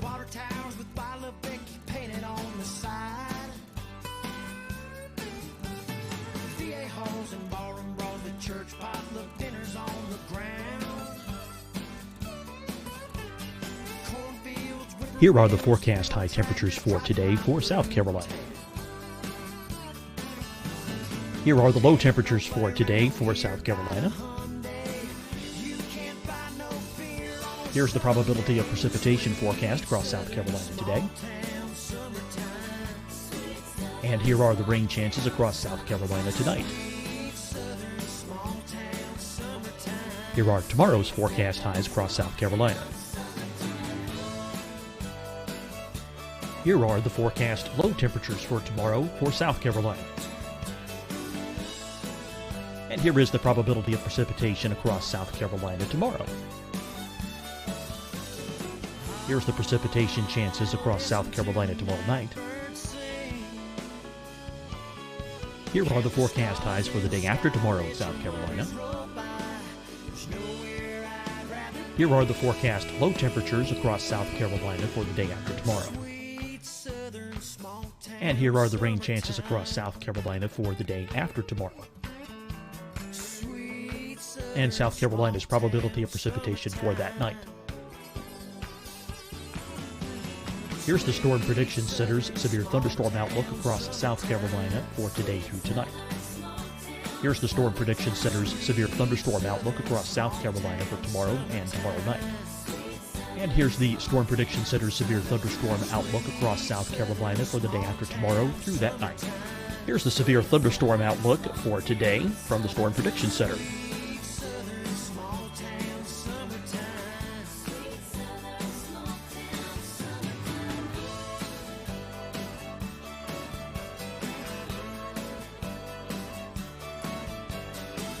And now here's a live look at weather radar across the southeast. Fight the spread and take a stand against coronavirus. Wear a mask in public. Stay at least 6 feet apart from others. And get tested. Join us and fight the spread. Visit scdhec.gov/COVID-19. Getting tested tested for COVID-19 helps you to take the steps needed to protect yourself, your loved ones, and your community. Find a testing location at scdhec.gov/COVID-19 testing.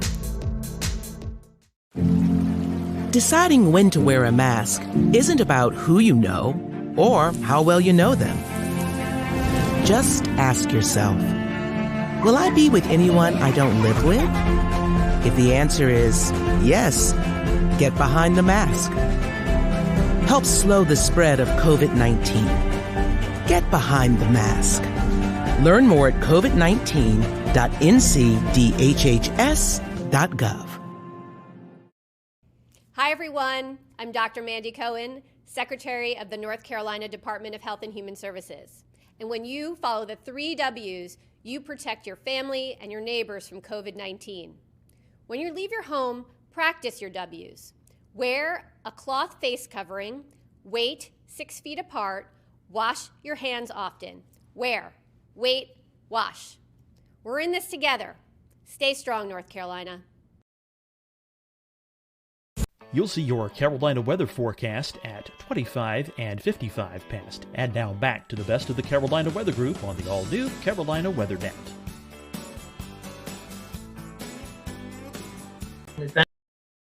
Adventure here. Going back to Hugo, there's one other thing I wanted to ask. Even today, do you still see reminders of what happened when Hugo blew through? You do, actually, which is kind of interesting. I was on the Isle of Palms not too long ago, just about a week ago. I was out there, and there's still empty lots out there. Same thing on Sullivan's Island. There's still places where things never came back. It took about a year, to be honest with you. When you think about, Florida and Michael and Mexico Beach and places like that, we see these storms, and we see the impact. Like we had Laura, and we had, everybody covering it. We had the storm chasers out there. I was watching Jim Cantore at 3 o'clock in the morning, and then, then the media, everybody goes away. But living through Hugo, we had to live with that for, forever. And certainly a year after that, it was a year until things got sort of back to normal. We didn't have power for 2 weeks, but it'd be interesting to go back. I think that'd be kind of an interesting documentary or something. You just go back to some of these places and say, okay, how are you doing a year later? How are you doing 2 years later? In particular, places like the Bahamas, right after Dorian. Nobody really talks about it, but obviously, those islands, there was an incredible disaster. And it'd be interesting to go back to Freeport and back to Abaco and take a look at some of those places, because see how they're doing now. So I think, to answer your question, there are things still around that you can tell that were pre-Hugo or post-Hugo. But we filled in quite a bit in 31 years. I would echo your thoughts exactly, because even now, if you go and walk around, you look at some of these oak trees and pine trees, you can still see where most of these trees, they were blown over, they were popped in half, so to speak. So you can still see where the knottage is and where new limbs have grown over the years, but you can see where the disformation is in a lot of the trees still, even after all these years. So yeah. Yeah, you really can. And there's a lot of people that live here that were here then.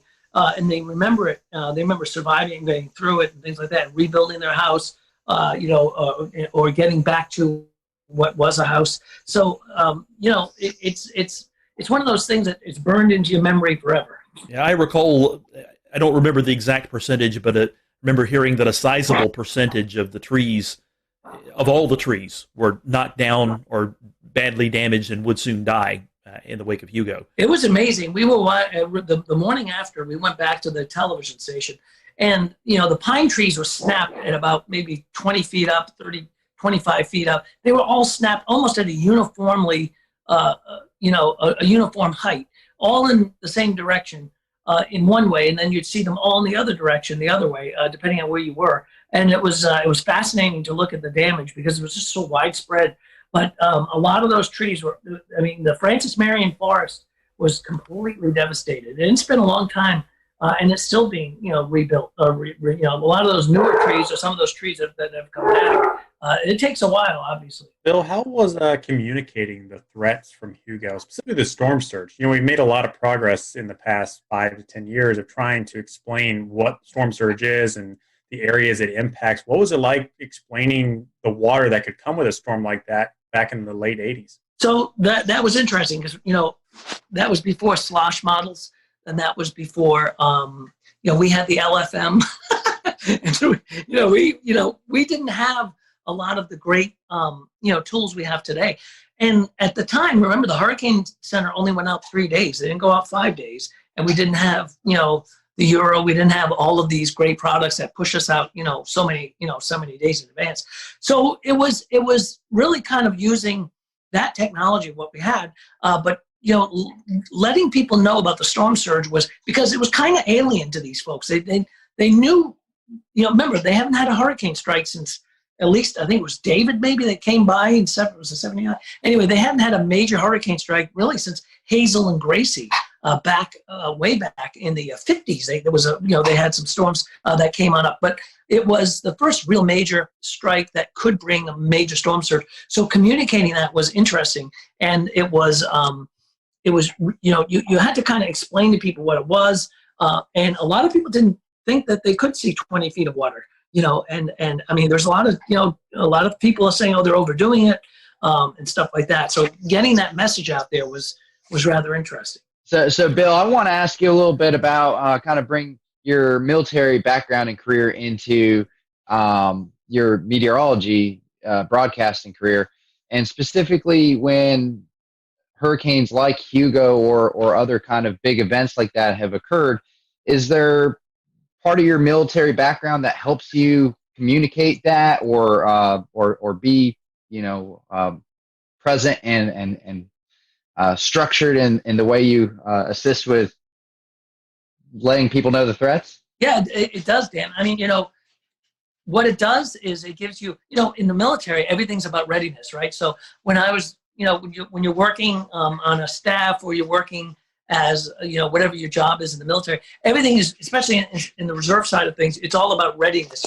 Are you trained up? Are you proficient in the software? Are you proficient in the forecasting? Is your staff ready for this? Is master control ready for this? Do they know how to put the crawls on? Do we know how to evacuate if we have to evacuate? There's, in military, there's a lot of readiness. We had to, you have to do a lot of training. And I think that kind of background also kind of floats over to what we were doing. And I still to this day have, readiness checklist for like tornadoes or tornado warning or severe weather, making sure our master control has, all of the things they need to make sure that they're ready to put us on TV at 2:00 in the morning if they have to. So, a lot of that comes from the military background. Excuse me. That's Ruby.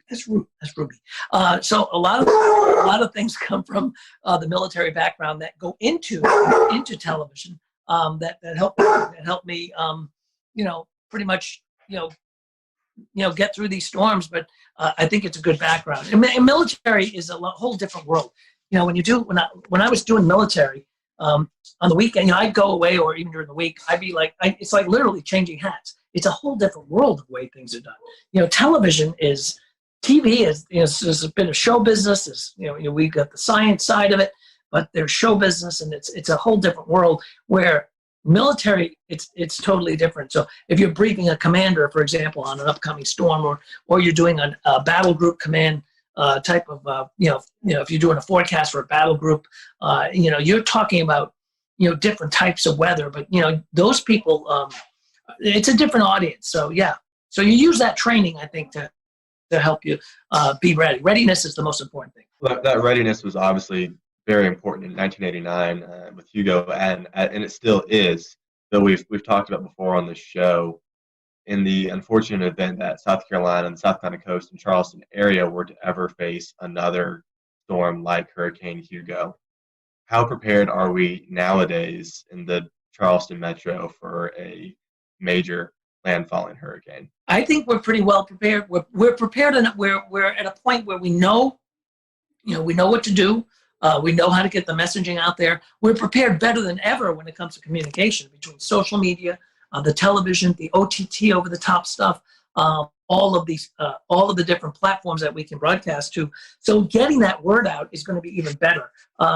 As far as evacuation and stuff like that, that is drilled pretty much every year. We have hurricane drills with the state and with the Highway Patrol and the National Guard and stuff like that. So I think South Carolina is pretty well prepared.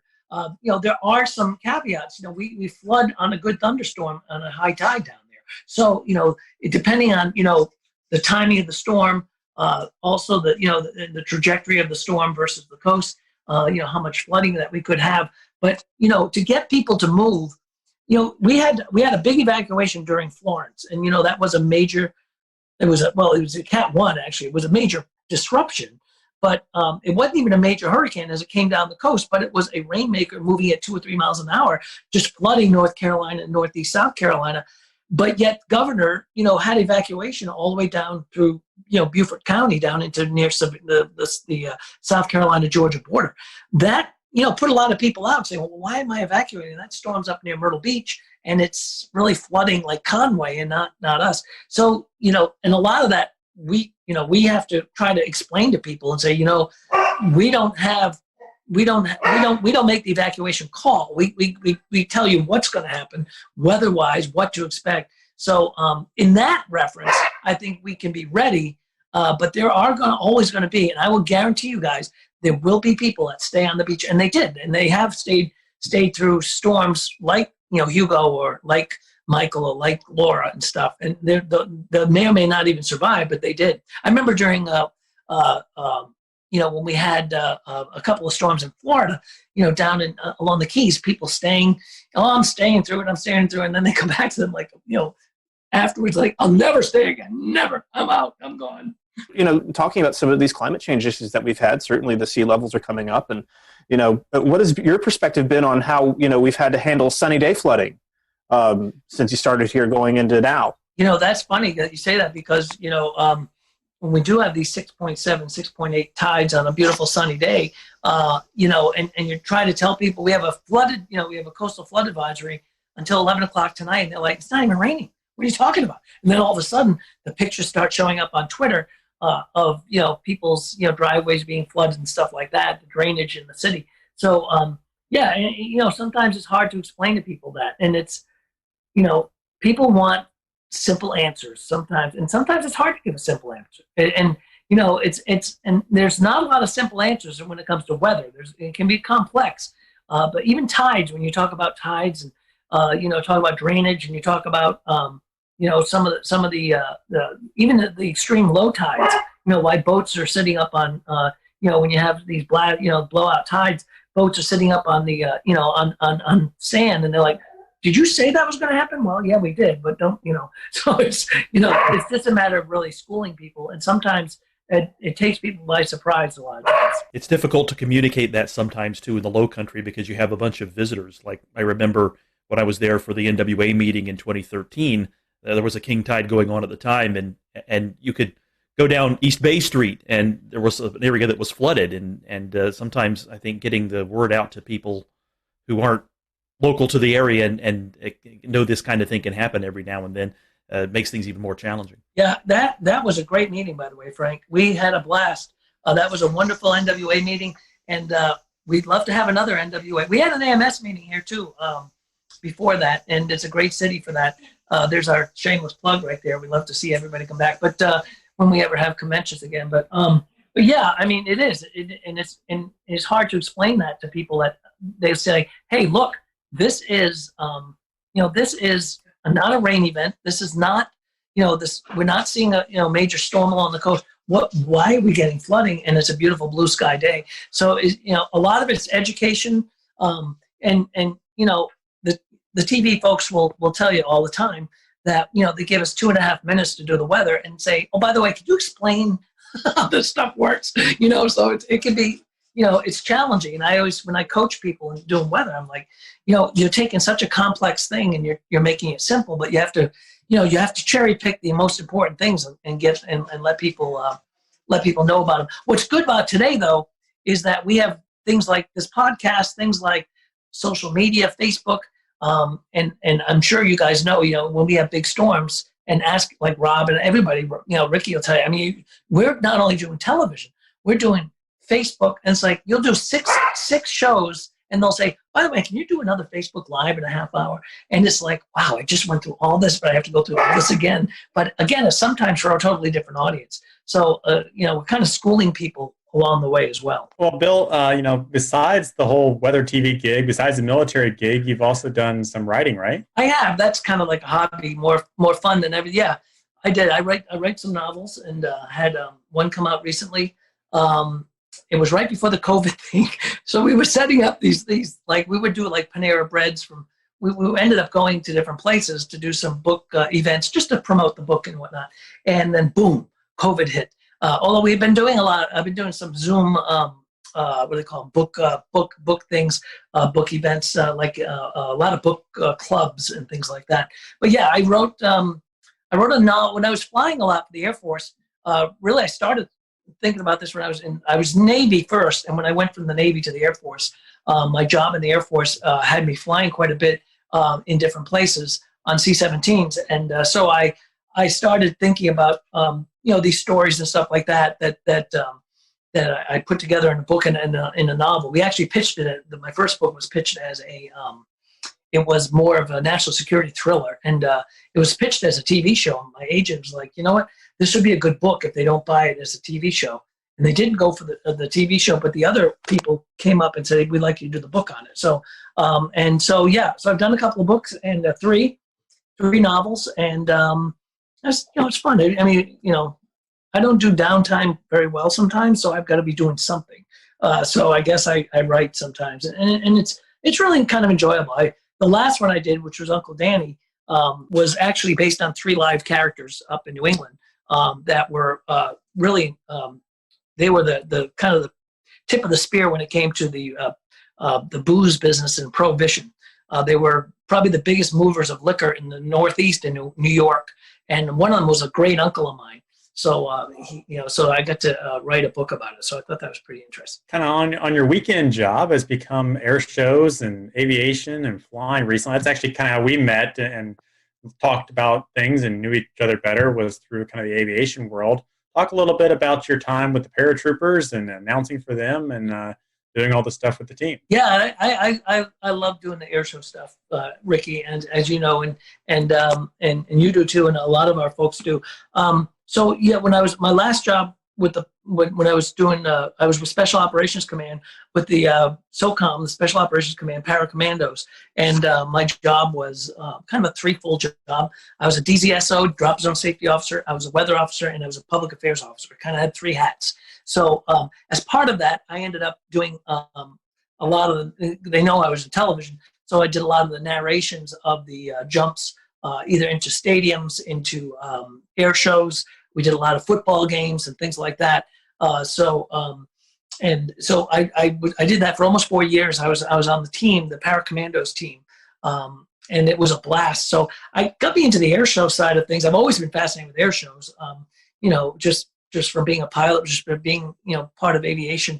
So I started doing some air show announcing. And again, there's some big announcers on the air show circuit. They're fabulous and great friends of mine. And I just kind of fill in when there's a show available. I'll throw my hat in the ring if somebody needs an announcer. And I really like announcing air shows. It's fun. It's a lot of work, actually. It's a lot. I mean, it's a long day. You're usually up in the sun and stuff like that. But it really gets you into the aviation side of things, and it's fun. So I really like doing air shows. I've been working with Air Show 360, a team that does a lot of air show broadcasting. We're kind of trying to take that announcing thing and do like Air Show Live, which is another broadcast company that does air shows. So 360 is like that, is kind of like what we've been doing. So it's fun. It's an enjoyable side gig that I do every once in a while. It's a lot of fun. Talk about how the aviation and weather kind of came together with the Paracommandos and the jump team. You mentioned you were kind of the weather officer. What do you have to look for before you give the go or no go to jump out of an airplane? So you've got a couple of things. Ceilings, right? You got to have at least 2,000 feet. You also have to have wind. The wind at the surface has to be within a certain component. Like for a stadium, 13.5 miles per hour. And then like on an air show outside at an air show, we could go up to 18 miles an hour. We had to make sure that we were going to be clear of clouds. So they wouldn't, if we were doing a high jump or high show, we wouldn't be coming through clouds because you can't bust a cloud.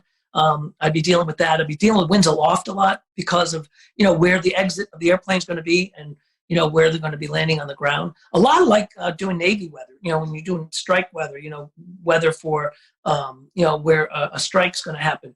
And that's interesting because you're actually, your airport's moving on an aircraft carrier. So you've got to do, your departure weather, your strike weather, your return weather, and the return weather may be completely different from where you left earlier that day. So it's kind of the same thing with the paracommandos. The weather may change from the early show, like if you're doing 2 jumps in that air show, the morning show versus the afternoon show. So it's a constant look and change and tweaking of that. And then you also have to be able to call it off. I mean, the DZSO has the go no go. So you got a lot of responsibility. You have to, if you have to scrub it. If you have to cancel it, sometimes you have to do that as they're standing in the door of the airplane. So that can be kind of colorful, especially when you have the commander is a Green Beret lieutenant colonel who's very, very a lot of these guys they're all special operators. They're amazing people, and they live in kind of a different world than we do sometimes. Because it takes a special person to be a special operator, and they are incredible. But, and to tell them that, oh, no, you can't jump because it's 14 miles an hour, not 13.5, it can be, you'll be buying the drinks at the bar that night. So it's pretty fascinating. And then I got to jump with the team as well, as a tandem, I jumping with the team. It's pretty fascinating because you end up, and if you've never done this, it's pretty, and you should try it. It's a lot of fun.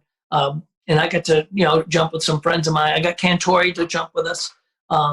In fact, we're supposed to meet up next at the end of October for a skydive with him and some other folks down in Zephyr Hills. So, it is it's fast, it's fun, but you just have to be able to make that call sometimes where it's a scrub. So that's the toughest part, is saying no to a bunch of special operators that don't usually get.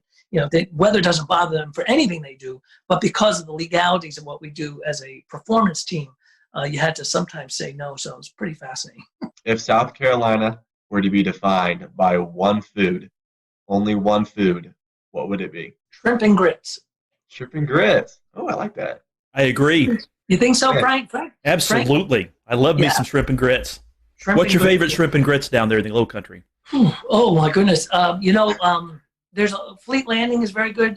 Actually, Pugin's Porch, probably some of the best, and they have the best biscuits in the world. They're about the size of a Volkswagen. Best she crab soup too.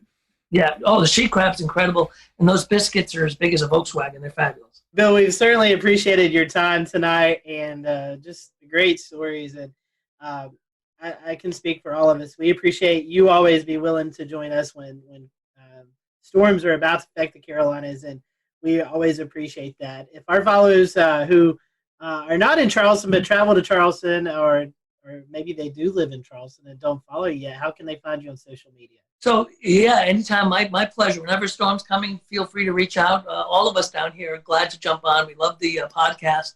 Rob, myself, everybody, really, and Dave Williams. So the social media, it's just Bill Walsh TV for social media on the Twitter and Instagram side, and it's Bill Walsh Live 5 News on Facebook. Bill, we certainly appreciate your time, and thank you guys for watching and listening to the Carolina Weather Group. We'll catch you next time here on the podcast and the live streaming show.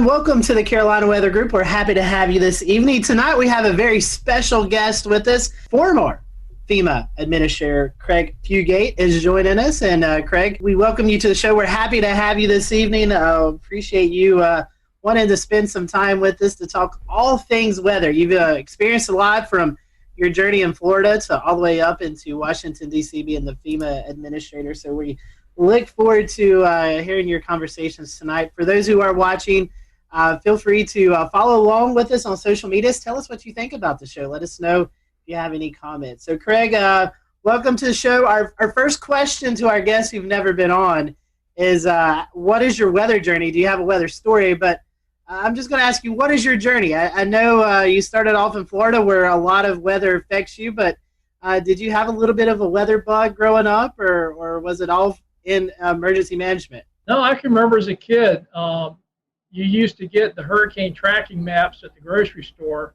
and there would be storms out there, and you'd turn on the NOAA weather radio and wait for the tropical forecast to come through, and you'd listen and get the coordinates and chart the map where the storm was, well before the internet and a lot of other tools that we just take for granted. With that, a young age, living in Florida, always keeping your eyes on the tropics, tell us about your journey through emergency management. I know we were talking a little bit off air. You started in a county and then kind of worked your way up. So tell us a little bit about that journey. Well, my first experience with a hurricane, I was actually a paramedic here in my home county, Alachua County, Gainesville, Florida, where the University of Florida is at, when Hurricane Elena come buzzing through the Gulf of Mexico, and I was on duty for that shift. And we dealt with a storm that couldn't make up its mind and set off the coast for several days before it left. But I started out in 1987, moving from fire rescue to emergency management. Did that. Gainesville, sitting in the north part of the state, we get everything from severe thunderstorms is when we tend to see our most damaging storms. And so we would get every couple of... We'll return to Best of the Carolina Weather Group in a moment. Now your Carolina weather forecast. Here are today's forecast high temperatures for North Carolina. Here are the forecast lows for tonight for North Carolina. Here are tomorrow's forecast high temperatures. And here's forecast rainfall across North Carolina tomorrow. Here are the forecast highs for the day after tomorrow.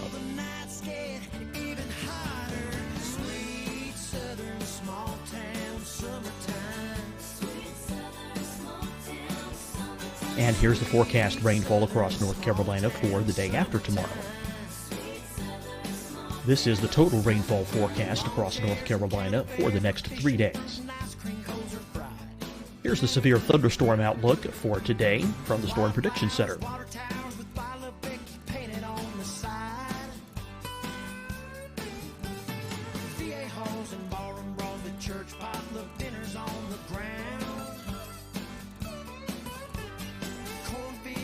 Here are the forecast high temperatures for today for South Carolina. Here are the low temperatures for today for South Carolina. Here's the probability of precipitation forecast across South Carolina today. And here are the rain chances across South Carolina tonight. Here are tomorrow's forecast highs across South Carolina. Here are the forecast low temperatures for tomorrow for South Carolina. And here is the probability of precipitation across South Carolina tomorrow. Here's the precipitation chances across South Carolina tomorrow night.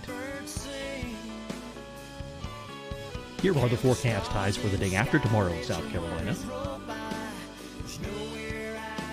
Here are the forecast low temperatures across South Carolina for the day after tomorrow. And here are the rain chances across South Carolina for the day after tomorrow. And South Carolina's probability of precipitation for that night. Here's the Storm Prediction Center's severe thunderstorm outlook across South Carolina for today through tonight. Here's the Storm Prediction Center's severe thunderstorm outlook across South Carolina for tomorrow and tomorrow night. And here's the Storm Prediction Center's severe thunderstorm outlook across South Carolina for the day after tomorrow through that night. Here's the severe thunderstorm outlook for today from the Storm Prediction Center.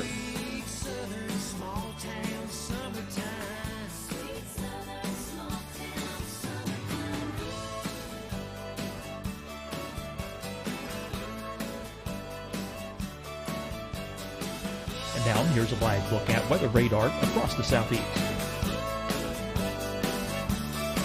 Fight the spread and take a stand against coronavirus. Wear a mask in public. Stay at least 6 feet apart from others. And get tested. Join us and fight the spread. Visit scdhec.gov/COVID-19. Getting tested for COVID-19 helps you to take the steps needed to protect yourself, your loved ones, and your community. Find the testing location at scdhec.gov/COVID-19 testing. Deciding when to wear a mask isn't about who you know or how well you know them. Just ask yourself, will I be with anyone I don't live with? If the answer is yes, get behind the mask. Help slow the spread of COVID-19. Get behind the mask. Learn more at covid19.ncdhhs.gov. Hi, everyone. I'm Dr. Mandy Cohen, Secretary of the North Carolina Department of Health and Human Services. And when you follow the 3 W's, you protect your family and your neighbors from COVID-19. When you leave your home, practice your W's. Wear a cloth face covering, wait 6 feet apart, wash your hands often. Wear, wait, wash. We're in this together. Stay strong, North Carolina. You'll see your Carolina weather forecast at 25 and 55 past. And now back to the best of the Carolina Weather Group on the all-new Carolina Weather Net. Through straight line wind, stuff like that. Went to the state of Florida, dealt with a lot of weather-related events, but most notably the 04 hurricane seasons. And then I went to FEMA. And again, a lot of what FEMA responds to is weather-related disasters. A lot of flooding, tornadoes, Tuscaloosa, Joplin, hurricanes. Most notably was Superstorm Sandy. So pretty much throughout my career in emergency management, probably more than anything else, has been weather-related hazards. Tell us a little bit about emergency management and FEMA and how they work together to mitigate after serious storms and other types of disasters. Well, the first thing I think people need to understand that the reason we have emergency management in the first place is the org chart of government is not built for disasters. And that's true at the local, state, and federal level. So what's happened in the late 70s was the National Government Association began to realize that every one of these big events was almost reinventing wheels. It was never clear who the federal agencies were, what the roles were. It constantly changed. And that really drove the formation of FEMA under a reorganization order that President Carter issued. But the relationship is the way states are set up is they're the primary response to all disasters. Depending upon how that state's organized, generally our first line is local governments, mutual aid, state mutual aid with the federal government in case of FEMA, supporting governors. So every time I hear somebody saying, well, FEMA ought to be in charge, I remind folks our government's actually a federal government where states have the primary role in domestic emergencies with the federal government supporting them. And I like to point out that if FEMA was in charge of everything, it would have been hard to imagine an agency that could have responded to all the disasters that we saw during my term there without the leadership role of the governors, because FEMA just couldn't have handled all that. It really is this idea that all disasters are local. It doesn't mean we're abandoning everybody, but there are key roles and responsibilities. But like I like to tell people, when the disaster hits, we all work as one team. And so, Craig, how hands-on were you with some of these departments, like the Storm Prediction Center, the National Hurricane Center? Well, I'll give you an example. Both at the state of Florida and at FEMA, our practice was when we had storm threats, we would have the National Hurricane Center, Storm Prediction Center. Sometimes, once we saw the rainfall forecast, Weather Prediction Center, relevant river forecast, and the affected National Weather Service offices all on those briefings. And I think, one of the things that I found when I got to FEMA was they were only talking to the Hurricane Center. And I'm like, you guys do realize there are other hazards, that there are forecast centers that deal with that.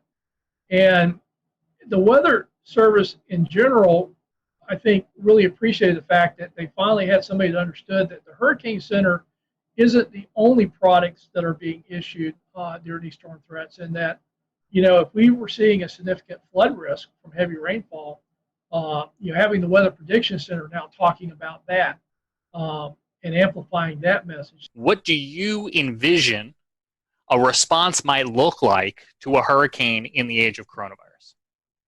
If you listen to what Mike said, and you go back several years ago and listen to him talking about hurricanes, he said the same thing. We've always recommended that people evacuate their friends and families, hotels and motels, and shelters as a last resort. So I think I'm less concerned about that messaging as the messaging we've been hearing that people have been told to stay home, socially isolate, the risk of COVID, and not understand that if you're in an evacuation zone, you still need to evacuate. I think it gives more emphasis to the fact that we've always said friends and families are a much better option than shelters, that you don't have to go hundreds of miles. You just need to get inland away from the storm surge areas. And the other message, which is kind of a tricky one, is particularly in Florida, we've seen a lot of evacuations that aren't in evacuation zones. Essentially, people are trying to run away from the storm itself versus the storm surge. And Florida is trying to do some messaging around that of know your zone, know your home. That if you're not in an evacuation zone and your home's relatively in good shape, built to current codes, to consider staying home and putting up your shelters and riding the storm out. Again, reducing the number of people evacuate. But the biggest thing I'm telling people about this hurricane season is if you're in an evacuation zone, your plan is to evacuate, COVID or no COVID. And about the only real additions you need to make is add masks, hand sanitizer, disinfectants, and wipes to your go kits. If you could find the disinfecting wipes. If anybody finds them, let me know. I will trade you toilet paper. I've got that, plenty of it. What is your idea of what the plan is going to be for the rollout from emergency management perspective on shelters? Well, the Red Cross and FEMA and the national organizations, volunteer organizations active in disasters have a website. It's the National Mass Care Strategy website, where they've been updating information on mass feeding, congregate and non-congregate care shelter. Well, I'm an emergency manager. Congregate and non-congregate, what does that mean? Congregate care is your traditional mass care shelters where they're looking at how to screen, maintain social distancing, and minimize the spread of COVID in those shelters. But the other thing is looking at more utilization of hotels and motels, dorms, other spaces that usually weren't going to be picked for shelters. And I think there's an opportunity here. Everybody keeps telling me how hard it's going to be. And I'm like going, well, last time I checked, most hotels and motels are not really doing well. And FEMA will reimburse if you put people in hotels and motels. And I hear how hard it is to plan, but the reality is we have a lot of capacity, particularly in my home state of Florida, to put people up in hotels and motels. And FEMA will reimburse for that under protective measures.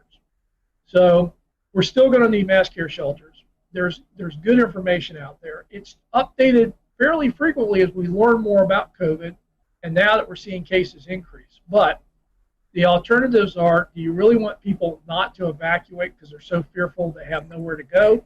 Or do you prepare the shelters and understand that you're going to have to manage that with COVID and take the steps to minimize the spread?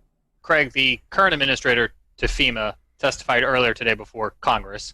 We're taping this, but today, earlier on the 22nd of July, you had an opportunity as well to provide some feedback to members of Congress. What did you tell them about what you're seeing in the state of the ongoing coronavirus response? Well, I think, again, my emphasis was on evacuations. We need to be clear about that and not mix messages with talking about how dangerous and confusing and everything else it's going to be, and really focusing on when you're in the storm surge area, that's the primary threat. We need to evacuate, and we need to acknowledge COVID, but we shouldn't use COVID as a reason not to evacuate. So we need to clear that communication up. But secondly, we know that moving people is a vector, and everybody talks about evacuations. I said, well, the other problem is going to be on the response. We're still going to need to move utility crews. We're still going to need to move search and rescue crews. But if you think about a lot of these disasters, we see a lot of volunteers moving.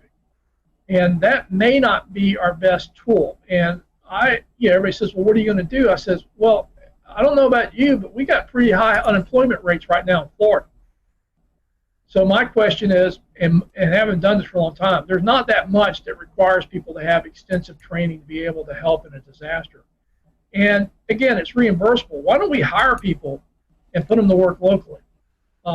We've already seen this with COVID in states where local governments had actually hired restaurants to cook and prepare meals under contracts to feed people that were shut in or isolated or couldn't get to stuff. And again, I don't ever want to say we don't use volunteers, but I also think with the unemployment rates we have, particularly in the hospitality industry, I think there's opportunities to employ those folks during disasters to minimize the amount of people we have to bring in from outside of a community, but more importantly, start putting money back into the economy. So let me ask you this one, Craig, because in your experience in not only preparing or helping communities prepare for disasters, but helping them afterwards too, I'm curious where your expertise and your opinion lies on the whole question of schools. Do you have an opinion or thought on whether kids should be going back to the classroom at this point? This is going to be a hard one because I always like to talk about big numbers. Everybody said, well, there's little risk. Kids don't generally get that sick. We need to get the economy going. We need to get kids back in school. It's important for development. And I'm like, nobody's really answering this question. If the rate at which kids get sick and potentially the rate at which kids have serious complications or deaths are even like small percentages, like less than 0.1%. You're talking about thousands of children going back to school. Those are real people, and those are real numbers. And I don't think we have a good answer for that. I also think that there is opportunities to look at how we go back to the classroom setting. Everything from a lot of schools don't have enough room to do social distancing. So what if we split the day in half and we split the school up where half the school goes in the morning, half the classes go in the afternoon? What if we started doing more classrooms, weather permitting, outside? And again, because we're learning more about this is airborne and why masks are so critical in minimizing spread. How is that going to all happen? And I'm not sure we have enough answers because in Florida, some of the schools will open up, in the middle of August. So I think it would be prudent to think this through, get some consensus on ways to do this. And again, I just don't think saying you're going to open schools is the answer. But I also don't think that keeping schools closed indefinitely is going to work either. Shifting gears a little bit, you're passionate about the resilience divide. I see this here in Charleston a lot where we have, sunny day flooding, and it often affects places that are less affluent than places that are more affluent. A lot of the more affluent places are getting, they're getting some of the things like check valves. They're getting a seawall at the battery. But meanwhile, at the corner of Haggard and Fishburne, where there's low-income housing, you see at 6.8 feet tides, you start to see the creek overflow and start flowing across the road there. Several, we had 80-something coastal flood events last year. So let's talk a little bit about that resilience divide and how we can maybe bridge that.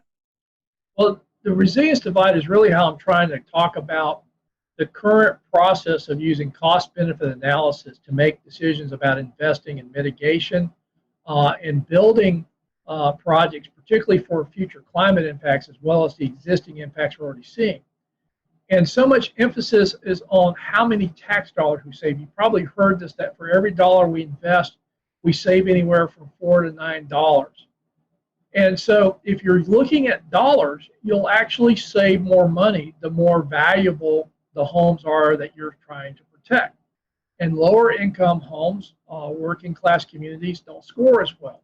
So the bias, I don't think, was intended to short the most vulnerable communities, but by only looking at the cost benefit analysis of dollars saved versus dollars invested, we're going to see that divide go towards the more affluent communities, particularly those that can afford the cost share match of, in many cases, a minimum of 25% against the federal dollars. And I think we need to broaden the definition of cost-benefit analysis to actually talk about the functional impacts to families and communities, not just to dollars saved on property. Jared, I want to take what you just said and talk about Charleston and the resilience divide and just roll that into talking about climate change and climate change adaptation. Craig, what does that look like from a FEMA standpoint? Climate's already changed. I think one of the problems we have is we keep talking about climate change as something that's going to occur in the future. And quite honestly, that's the way we talked about it in the majority of the Obama administration, was something that we were going to deal with in the future. But when Sandy hit, President Obama, and we'd already seen a lot of tornado and flooding activity and a pace that we'd not seen before. And we kept getting these record-setting events, which I remind people, if it's record-setting, we've never measured it before. And these weren't just isolated incidents. It was like a drumbeat.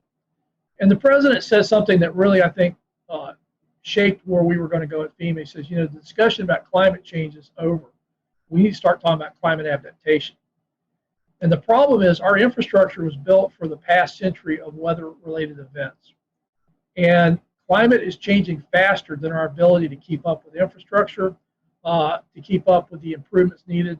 And this is why I think it's so important as we talk about federal investments, big infrastructure, federal highway bill, HUD dollars, the alphabet soup of funding, including the FEMA disaster dollars. We have got to move away from building to our last 100 years worth of weather data and start building the future risk.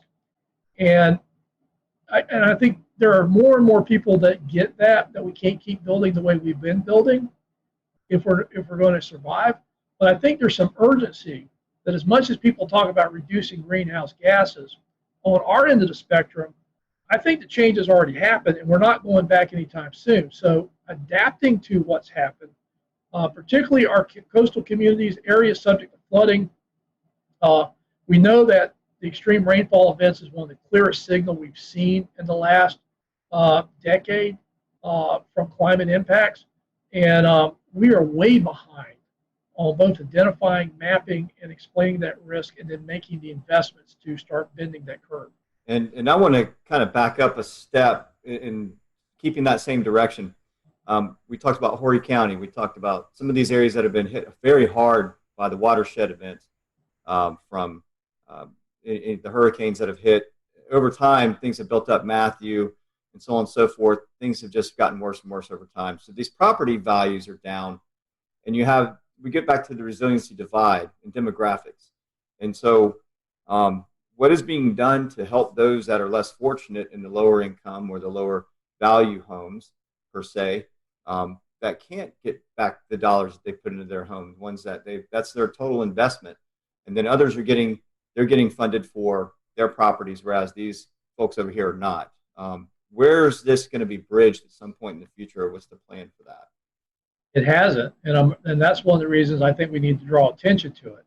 The Miami Herald ran an article a couple of months ago that looked at the National Flood Insurance Program, their buyout program, where they go in and buy homes out that are repetitive loss. And they found that there was a definite bias that a lot of that money went to the wealthier counties, not necessarily the most vulnerable communities. And I think that's why we need to talk about the resiliency divide. We need to get Congress to get behind this and really look at funding an adequate buyout program and focusing on the vulnerable populations, not just the property values or the cost savings that we may see in more affluent properties. How in tune is Washington to how weather affects people? We live here in the Carolinas, the Charlotte metropolitan area, Winston-Salem, Greensboro. Over 2 million people live in that general area, and there's no adequate radar coverage to detect tornadoes, flash flooding. We hear these stories of folks who are continuing to have homes flooded, and they're not really getting the attention we need. Is this something that the Washington culture, the senators, the House representatives, they kind of push the weather and what it does off to the side? I know everything should be focused on, but do you think sometimes weather and their issues kind of get pushed to the side a little bit? A little bit. The only time they get serious about weather is when there's a catastrophic failure in their district. I mean, think about it. The Weather Service couldn't even get a supercomputer to run better models until after Hurricane Sandy or Superstorm Sandy showed how inadequate their computational powers were. So unfortunately, everything from getting WSR 88s, which was the result of several airplane crashes due to microshear, to the latest funding for the Weather Service in this Superstorm Sandy stimulus package, Washington tends to be reactive. And so until a member gets hit in their district, then it becomes a big issue. But overall, most people treat the weather, and again, it was always amazing to me, members of Congress that thought you could defund the Weather Service because you had other private meteorologists issuing forecasts, and the Weather Service shouldn't be competing with them. And they actually were promoting defunding the Weather Service and letting other organizations do it. Craig, do you think we have a radar crisis on the horizon? I think if we're serious about being able to rapidly detect fast-moving tornadoes, particularly now the warning systems have caught up with the forecasting. Just having better resolution on forecast, but we can't tell people more precisely, I don't think would have been a good match. But if you think about it now, we're moving away from county-wide warnings to polygons. We now have, with the weather, the wireless emergency alerts, the better ability to geocode cell phones, and now moving past the original 120 characters to start including links in that, we can actually now issue across cell phones more detailed warnings from the Weather Service than their current technology can really do, and they've been migrating that way. So now they can do polygon warnings, yet they're still basing it upon radar technology that will miss part of that. There's still gaps in that coverage, and everybody forgets, unless you're in severe storm mode, those things are scanning. Everything you're seeing is delayed. It's not what's actually happening. So, we've seen this before where the tornadoes will actually drop, hit, and pop back up before the radar completes its circle and it gets the updated forecast information. So by the time you see a hook echo, it's already done its business and dropped back in the sky. Well, Craig, I want to transition us away from this last topic, and as we're kind of running short on time here, talk about something that is near and dear to all of our hearts here at the Carolina Weather Group, the Waffle House Index. That's something that we've talked about before. We had the PR director, Pat Warner, from Waffle House on last year in 2019 to discuss what exactly it is from the Waffle House perspective, but I'd like to hear about it from the FEMA perspective and how the Waffle House Index works its way all the way up to the president. Well, FEMA will tell you that the Waffle House Index really isn't their index, and that was just me trying to be folksy. But it actually started in Hurricane Charlie. I'd been out on several disasters, and the thing I could just it was just accepted was if there was anything open, it was going to be a Waffle House. But in Charlie, we had gone down to Charlotte County, and I ended up staying down there for about 2 weeks. So we'd get up around 4:30, 5 o'clock in the morning, try to find something to eat. We'd spend the rest of the day working. And, we're doing 18-hour days, so if you didn't get breakfast, you may not eat. The first morning we get up, we were down near Fort Myers. We had to get on the interstate and head south because there was nothing open where we were at. And the first thing we get to is Waffle House. We go in and sit down, and this lady comes out with a mimeograph menu. You're so used to the big plastic menus. I already knew what I was going to order. But she says, the only thing we have is on this. And that was like, well, okay. And so we ordered, but, we got coffee, we got our eggs, we got a good breakfast. But it wasn't everything you would normally expect there. Next morning, we get up, and the actual interchange we're at, now Waffle House was now open. Went in there, same deal, mimeograph menu. So the folks I was with, Ben Nelson, who was our state meteorologist in 2004, he's now with the Jacksonville Weather Service office as a forecaster there. And at that time, Major Tad Warfel, now Colonel Warfel with the Florida National Guard, with me. And they basically, we were color coding the counties after Charlie, red, yellow, and green, using a stoplight to show indicators, EOC activation, search and rescue, schools, stuff like that. And they put into the slide deck the Waffle House Index. And that's where it came from. Green was open with a full menu, yellow was open with a limited menu, and red was closed. And I guess it would have stopped there, except we had changed how we operated in Florida. We weren't waiting for the counties to do assessments to say they needed help after these hurricanes, because I kept asking, well, why don't we just respond like it's bad? We'll get there faster, and if they don't need us, we'll go home quicker. Well, the question was, if you're responding out on the Panhandle, like with Hurricane Ivan, and you're driving out I-10, and literally we were going right as soon as the hurricane force winds passed, I told guys, we're going to be safe, but we ain't going to stay dry. We're not waiting for blue skies. So we were going right as the storm was moving out. And the question was, where do you stop? And that was kind of how the Waffle House Index got used. If you got there and the Waffle House was open, it ain't bad. Keep going. If you get there and the Waffle House is open, but they got a mimeograph menu, well, we're dealing with power outages. We probably got a lot of mass care issues. But for the search and rescue teams, don't stop. Keep going. If you get there and the Waffle House is closed, that's going to be pretty bad. Go to work. And it just kind of became the shorthand. In Florida, it seemed like all these hurricanes going across the interstate, the Waffle House was a pretty good indicator of what was happening. And the other thing, because we never really talked to the Waffle House, about them getting open and all the stuff they do to stay open. It was just our shorthand for where do we stop and go to work when we're driving in the areas, because you'll start seeing damages 100 miles out with a hurricane, but that's not where the impacts are worse. And so it just became a shorthand for us of where do you go to work in a hurricane.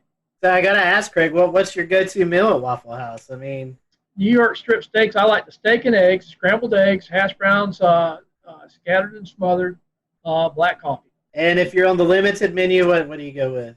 Scrambled eggs, omelets, whatever they got. I'm not picky if they got a limited menu.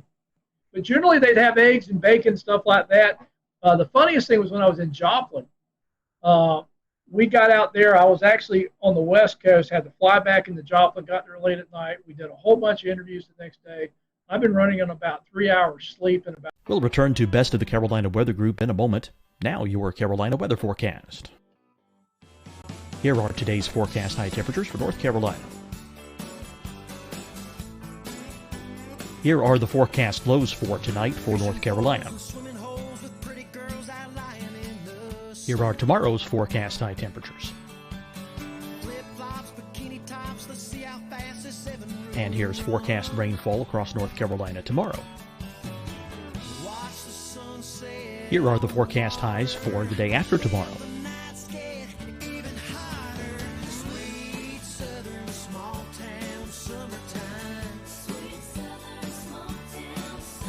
And here's the forecast rainfall across North Carolina for the day after tomorrow.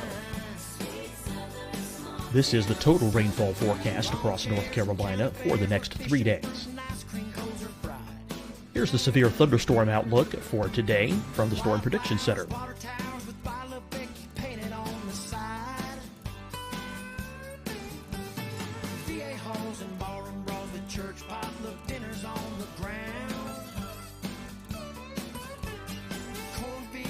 Here are the forecast high temperatures for today for South Carolina. Here are the low temperatures for today for South Carolina. Here's the probability of precipitation forecast across South Carolina today. And here are the rain chances across South Carolina tonight. Here are tomorrow's forecast highs across South Carolina. Here are the forecast low temperatures for tomorrow for South Carolina. And here is the probability of precipitation across South Carolina tomorrow. Here's the precipitation chances across South Carolina tomorrow night. Here are the forecast highs for the day after tomorrow in South Carolina. Here are the forecast low temperatures across South Carolina for the day after tomorrow. And here are the rain chances across South Carolina for the day after tomorrow. And South Carolina's probability of precipitation for that night. Here's the Storm Prediction Center's severe thunderstorm outlook across South Carolina for today through tonight. Here's the Storm Prediction Center's severe thunderstorm outlook across South Carolina for tomorrow and tomorrow night. And here's the Storm Prediction Center's severe thunderstorm outlook across South Carolina for the day after tomorrow through that night. Here's the severe thunderstorm outlook for today from the Storm Prediction Center.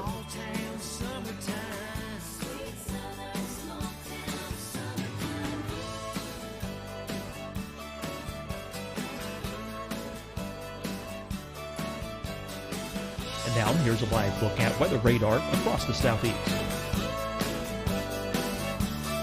Fight the spread and take a stand against coronavirus. Wear a mask in public. Stay at least 6 feet apart from others. And get tested. Join us and fight the spread. Visit scdhec.gov/COVID-19. Getting tested for COVID-19 helps you to take the steps needed to protect yourself, your loved ones, and your community. Find the testing location at scdhec.gov/COVID-19 testing.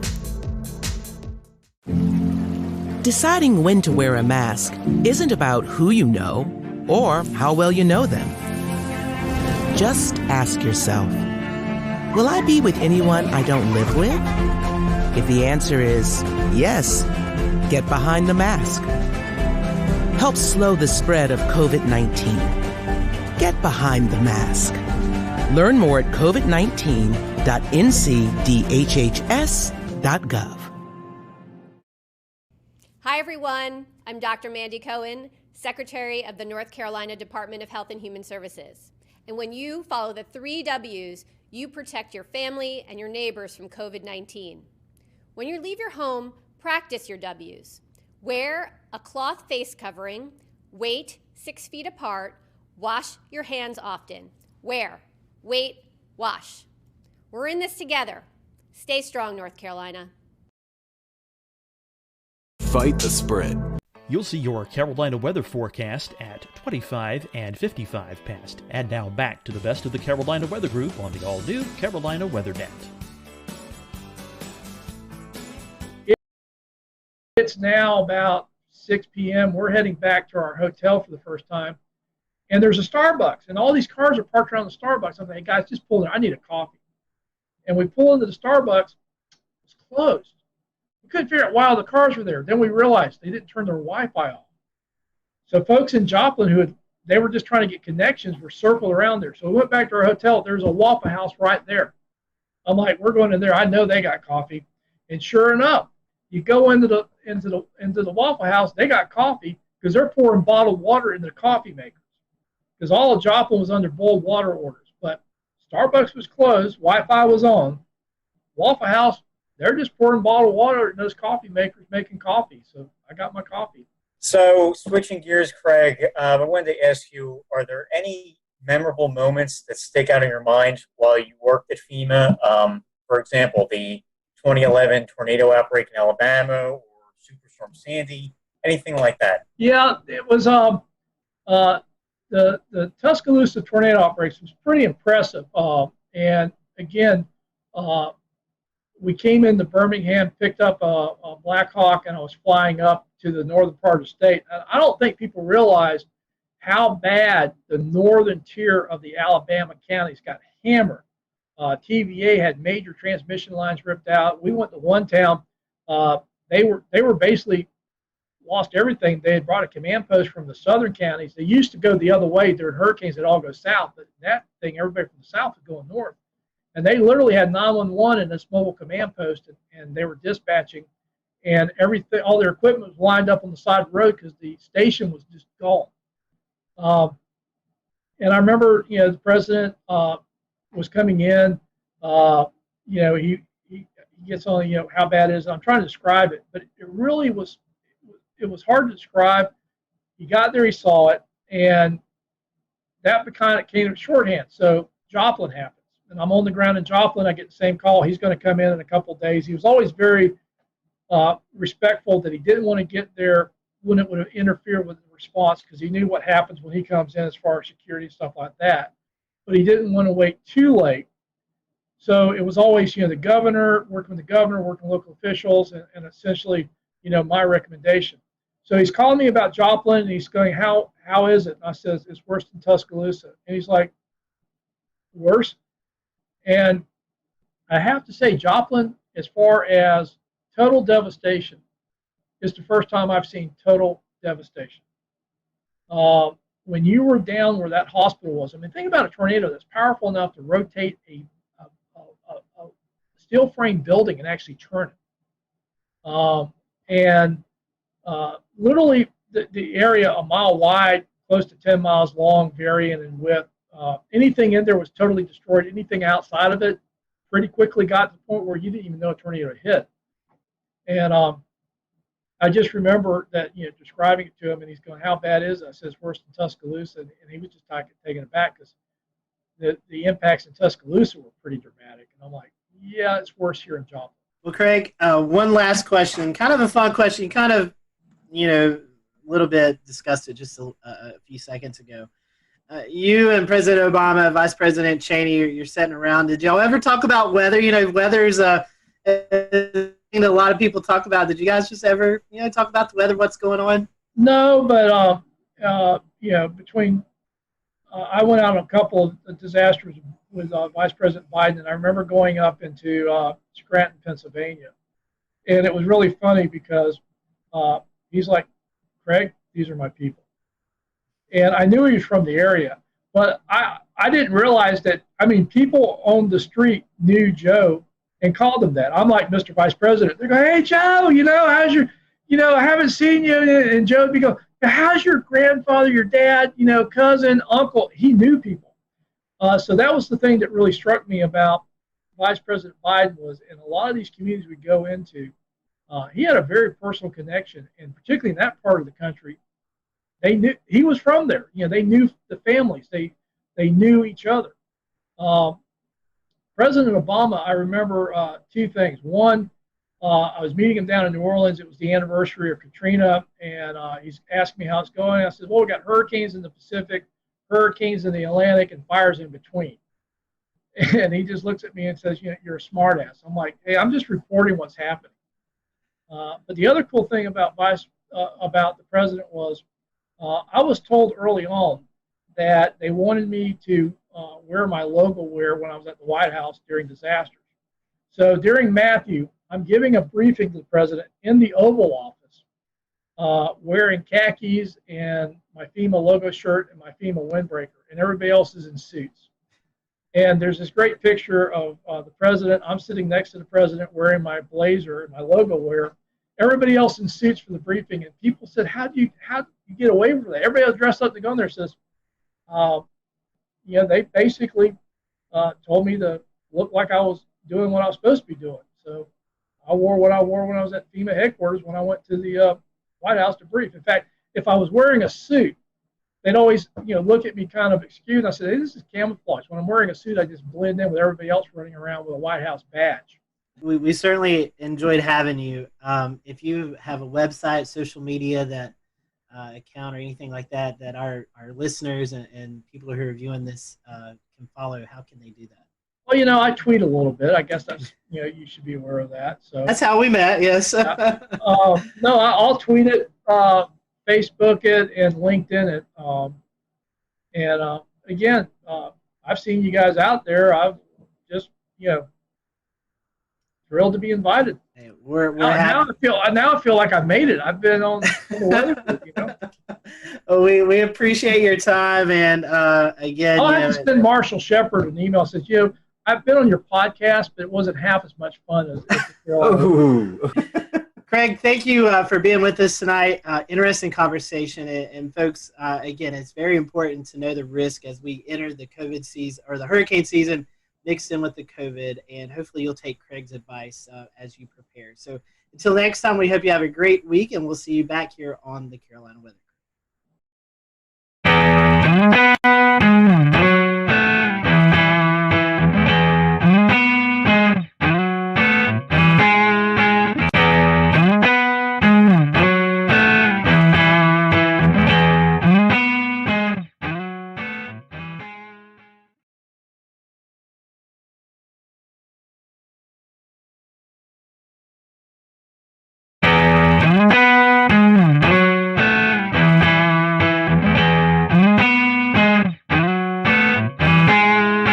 Hello, everyone. Welcome to the Carolina Weather Group. We're happy to have you this evening. Welcome to another episode, and tonight's going to be a fun episode. I'm going to go ahead and apologize. I hope I don't talk too much because we're combining weather and sports, and when we do that, it really makes me happy. Tonight we have on with us Sean Bratton and Mike Ventrisi from the Fantasy Football Weather Guys, and if you play fantasy football, you may have never thought about the weather element to it. And so tonight, we're going to talk a little bit about that. We're going to talk about the product and how you can follow along throughout the year, so your fantasy football team is up to par and potentially beating the rest of your people who are not thinking about the weather. So we're happy to have Sean and Mike on with us tonight. And guys, we appreciate your time. We'll go ahead into the conversation since both of you guys are first-time guests with us. We always start off our questions like this. We want to know how you got kind of caught up into the weather bug, the weather story. So, Mike, what is your weather story? And then we'll let Sean tell his weather story. Hey, thanks so much for having us, guys. This question always comes up, and it always starts off with, it's usually always the same answer, right? It's some kind of high impactful weather event that has just kind of brought us into the field. So I grew up on Long Island, New York as a kid, and ended up experiencing Hurricane Bob in 1991. So it knocked out our power. I'm like, what is going on outside? I originally wanted to be a veterinarian, and I would go home and watch the Weather Channel after that hurricane, just watching Cantore on there with during the season. And I realized I should probably change profession pathways and go into that meteorology just because of how nerdy I was, just kind of sitting out under an umbrella watching a thunderstorm. So, but it was Hurricane Bob that really got me into that passion, and that's pretty much why I ended up getting a PhD in tropical meteorology. Yeah, so I didn't grow up too far from where Mike grew up. I grew up in New Milford, Connecticut, so it's in Litchfield County, Connecticut, and I actually still remember this day very vividly. I was in first grade, and we were on our, getting ready to pack up and go home, but they didn't let us because we had a tornado warning. So I was basically plastered my face to the window, looking at these ominous clouds and the rain, and I was just like in awe the entire time. Everyone else was scared. I was there up on the window wondering what the heck was going on. And we were actually kept after school for quite some time until the night, until things got cleared up. We did have a tornado touchdown near our school in Litchfield, Connecticut. So it was a really cool event. And then also the blizzard of 96 was a big high impact weather event that happened in early January of 96. That was a big event for me. I remember that. We had off school, and we had like 24 to 30 inches of snow. So it was a really cool event too. And then of course, I'm sure you hear this a lot, but the movie Twister came out, and that kind of sealed the deal for me after watching that. We were talking off air, but we've done this show for a while, and it seems like that there's a common denominator there with Twister and how many people is brought into this industry because of the movie. Like us, we all have our other weather day jobs, and we kind of do Carolina Weather Group, for fun, and that's what you guys do with the fantasy football weather guys. Tell us about what you do in your daytime jobs. I know you guys are both connected in the weather industry as well. Yeah, so I guess I'll start off. And so I work currently for the Weather Company, which is owned by IBM. When I started my career there, I dabbled with a lot of energy forecasting, pretty much providing weather information to folks who were trading natural gas futures and some of the utilities. But since IBM has stepped into the picture here, I've been transitioned into more of a, I guess you could say an analyst. My title is a meteorological engineer, essentially, where my main goal in the company now is to make sure that our forecast offerings are the number one most skillful product out there. So it's been a lot more of data engineering, software engineering, and playing with Twitter on the side, pretty much. It's kind of how it's evolved. For me, I'm actually I teach AP Physics at a school called Lane Tech here in Chicago. So I teach honors in AP Physics, and then I also teach at the College of DuPage. I teach some weather and climate courses there. This is very cool. And so, Sean, that's something weather. It seems like a lot of people are interested in, but you're actually teaching these kids. We'll get into fantasy football, but I find this really unique. Yeah. What is it like teaching kids weather? I mean, as something I know we all get to go out and do school talks, but you're actually maybe talking to high schoolers, college kids. Yep. What's the field like right now? I mean, is there a lot of interest in weather? Yeah, so I have taught at the high school level and the college level. And in both of those cases, people are just kind of taking it as a gen ed, right, to take that credit. But one of the things that I found is the application of the content really goes a long way. So if you're going to sit there and just read off some slides, they're going to go to sleep. But really getting them involved with the weather, looking at current events, looking at maps. I had students typically do their own map discussions, run their own map discussions. Once we get into forecast mapping and all of that stuff, and they really seem to enjoy that. And there are a lot of students that have become avidly interested in weather as a result. Of a few people really interested in climate, some in more in synoptics and mesoscale meteorology. That's been really cool. We also do kind of like these little trips. The National Weather Service locally here will do balloon launches. And they'll kind of go and kind of experience that, which is a really cool experience for them. But it's really cool. I mean, really just, it's a really cool science to bring to life because you experience it every day. And students really enjoy that aspect of actually being able to experience the weather, make your own forecast, and kind of making it come to life. That's very true. Well, let's talk about fantasy football, weather.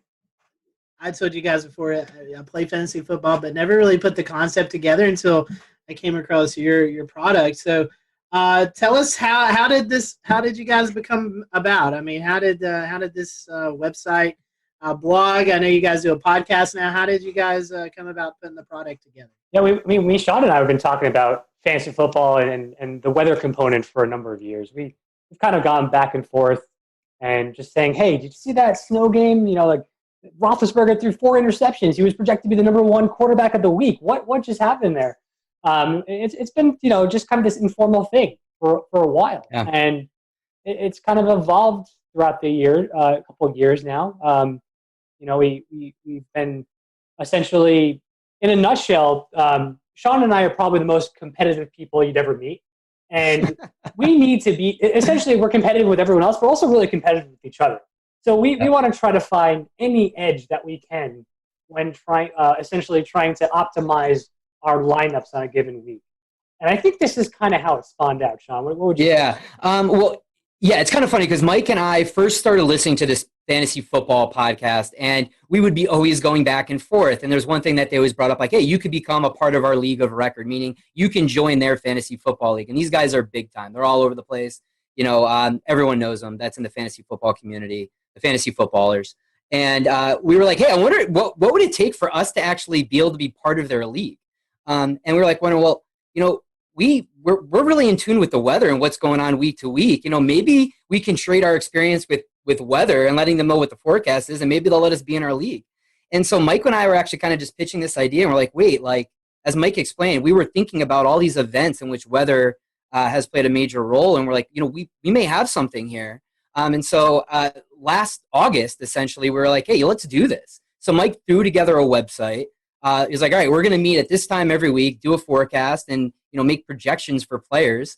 We had a data set we were able to work with at the time, and then we brought on our friend Colin, who's kind of our producer and behind the scenes guy, and our host, exactly. And he's been kind of doing stuff on the side, and it just kind of gained momentum during big weather impact games. We would get people on Twitter and asking us for advice and what was going on, and it's kind of built.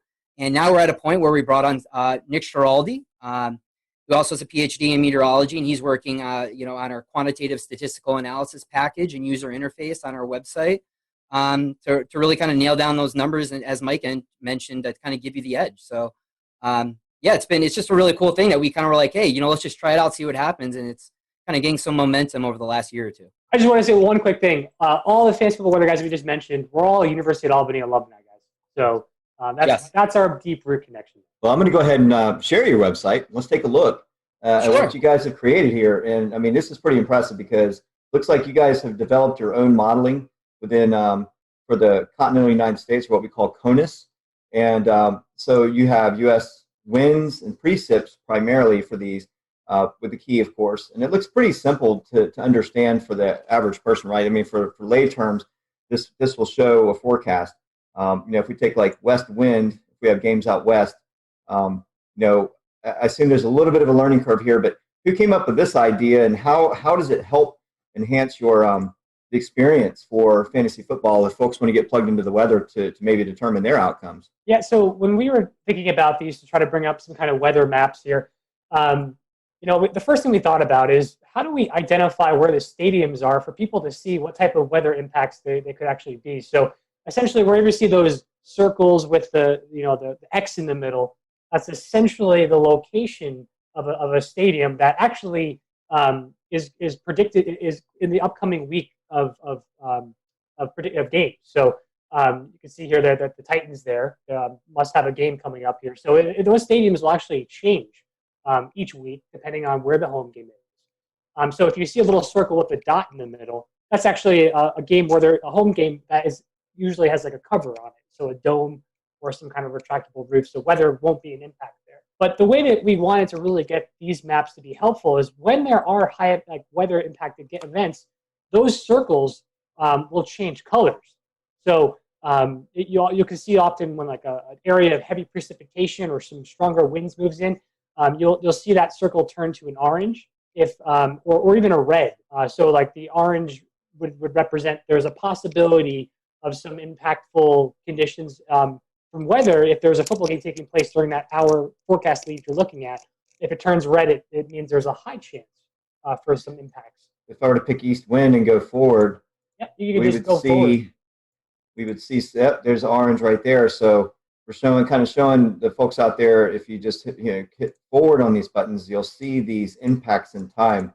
And I'm trying to see how far out these go. Do these go out? Yeah. They'll go all the way to Sunday. I think recently, the most recent model run, 18Z on Sunday. We got right there. We got one in Miami. I think they're supposed to get some precipitation and maybe some wind. So I think it was around 0Z Monday or 18Z Sunday for this upcoming week. I think that's the only caution that we have for upcoming weeks. It's going to be a relatively quiet week this week, but there it is right there. So it popped up. Looks like Tuesday evening.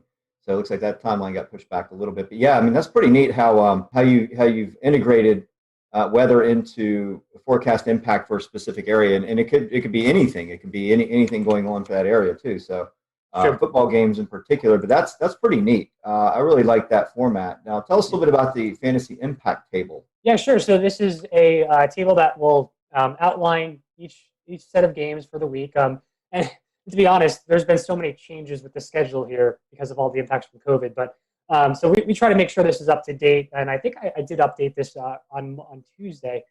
So essentially, it'll show out the slate of games here, and it'll be in chronological order.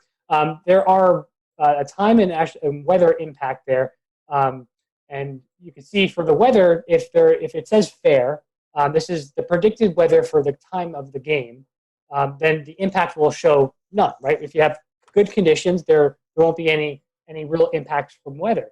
But if you do see certain criteria met in the wind or precipitation, that's where essentially you can see things like a caution, where essentially winds might be and precipitation might be like this marginal type of event where there's probably going to be some weather, but it doesn't look like it's going to really be a stunter or a significant impact on all the players in the game. But if you do see some criteria, let's say you have winds 20 miles per hour with heavy rain for the duration of the game, that's where you would see an extreme impact. And this table would update that this updates probably twice a day. So this is a way to kind of come back to the site and look at it. And this kind of gives us a bird's eye view as to what to expect. So what we do is we use this as kind of a template, and then we'll expand on this during our podcast, and we'll let people know what players we're interested in, because we do have historical stats for specific players and also by position in general. And we can elaborate on, okay, we have forecasted 18, 25 mile an hour winds, whatever it may be. Well, this player in windy conditions, this is how they perform statistically. So we kind of update them on the expectations based on the weather. We are in the process of updating this, hopefully over the next several weeks. Again, our buddy Nick Schiraldi is going to actually customize this by position and also possibly by players. So the ultimate thing is people want to know, how is my fantasy team going to be impacted? That's bottom line, right? So we're going to have fantasy point differentials based on those weather conditions that we're going to be adding to this table hopefully soon here. And Sean, you were talking a little bit earlier. You guys actually are doing a lot of the analytics and numbers, and you're talking about specific players who may see the effects. You're talking about Roethlisberger throwing 4 INTs in a snowstorm, or it could be Denver. It's an extremely windy day, so Drew Lock, the wind may affect his performance. So how do you guys talk to us a little bit about that? How you're breaking down how it's affecting individual players?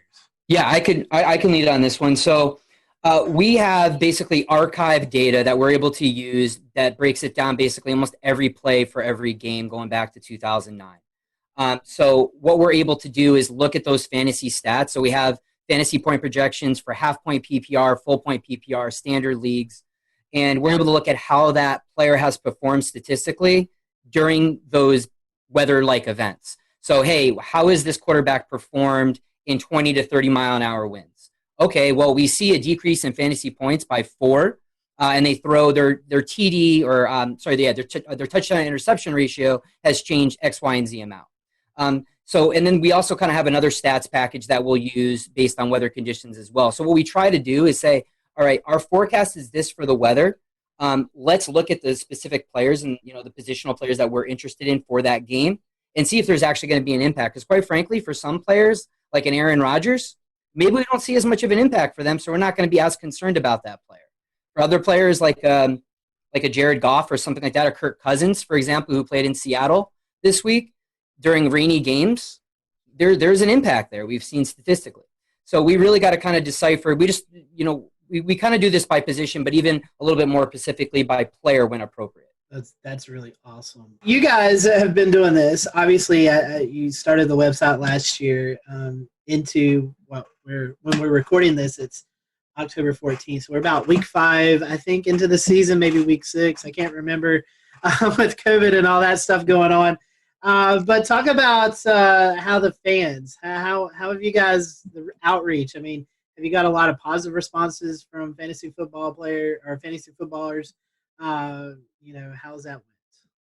So I think our biggest interaction with folks right now is on our Twitter handle at FF Weather Guys, where it typically the interaction is most prevalent during. We'll return to Best of the Carolina Weather Group in a moment. Now your Carolina weather forecast.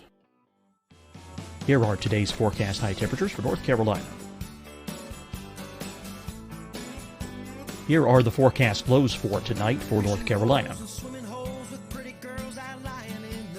Here are tomorrow's forecast high temperatures. And here's forecast rainfall across North Carolina tomorrow. Here are the forecast highs for the day after tomorrow.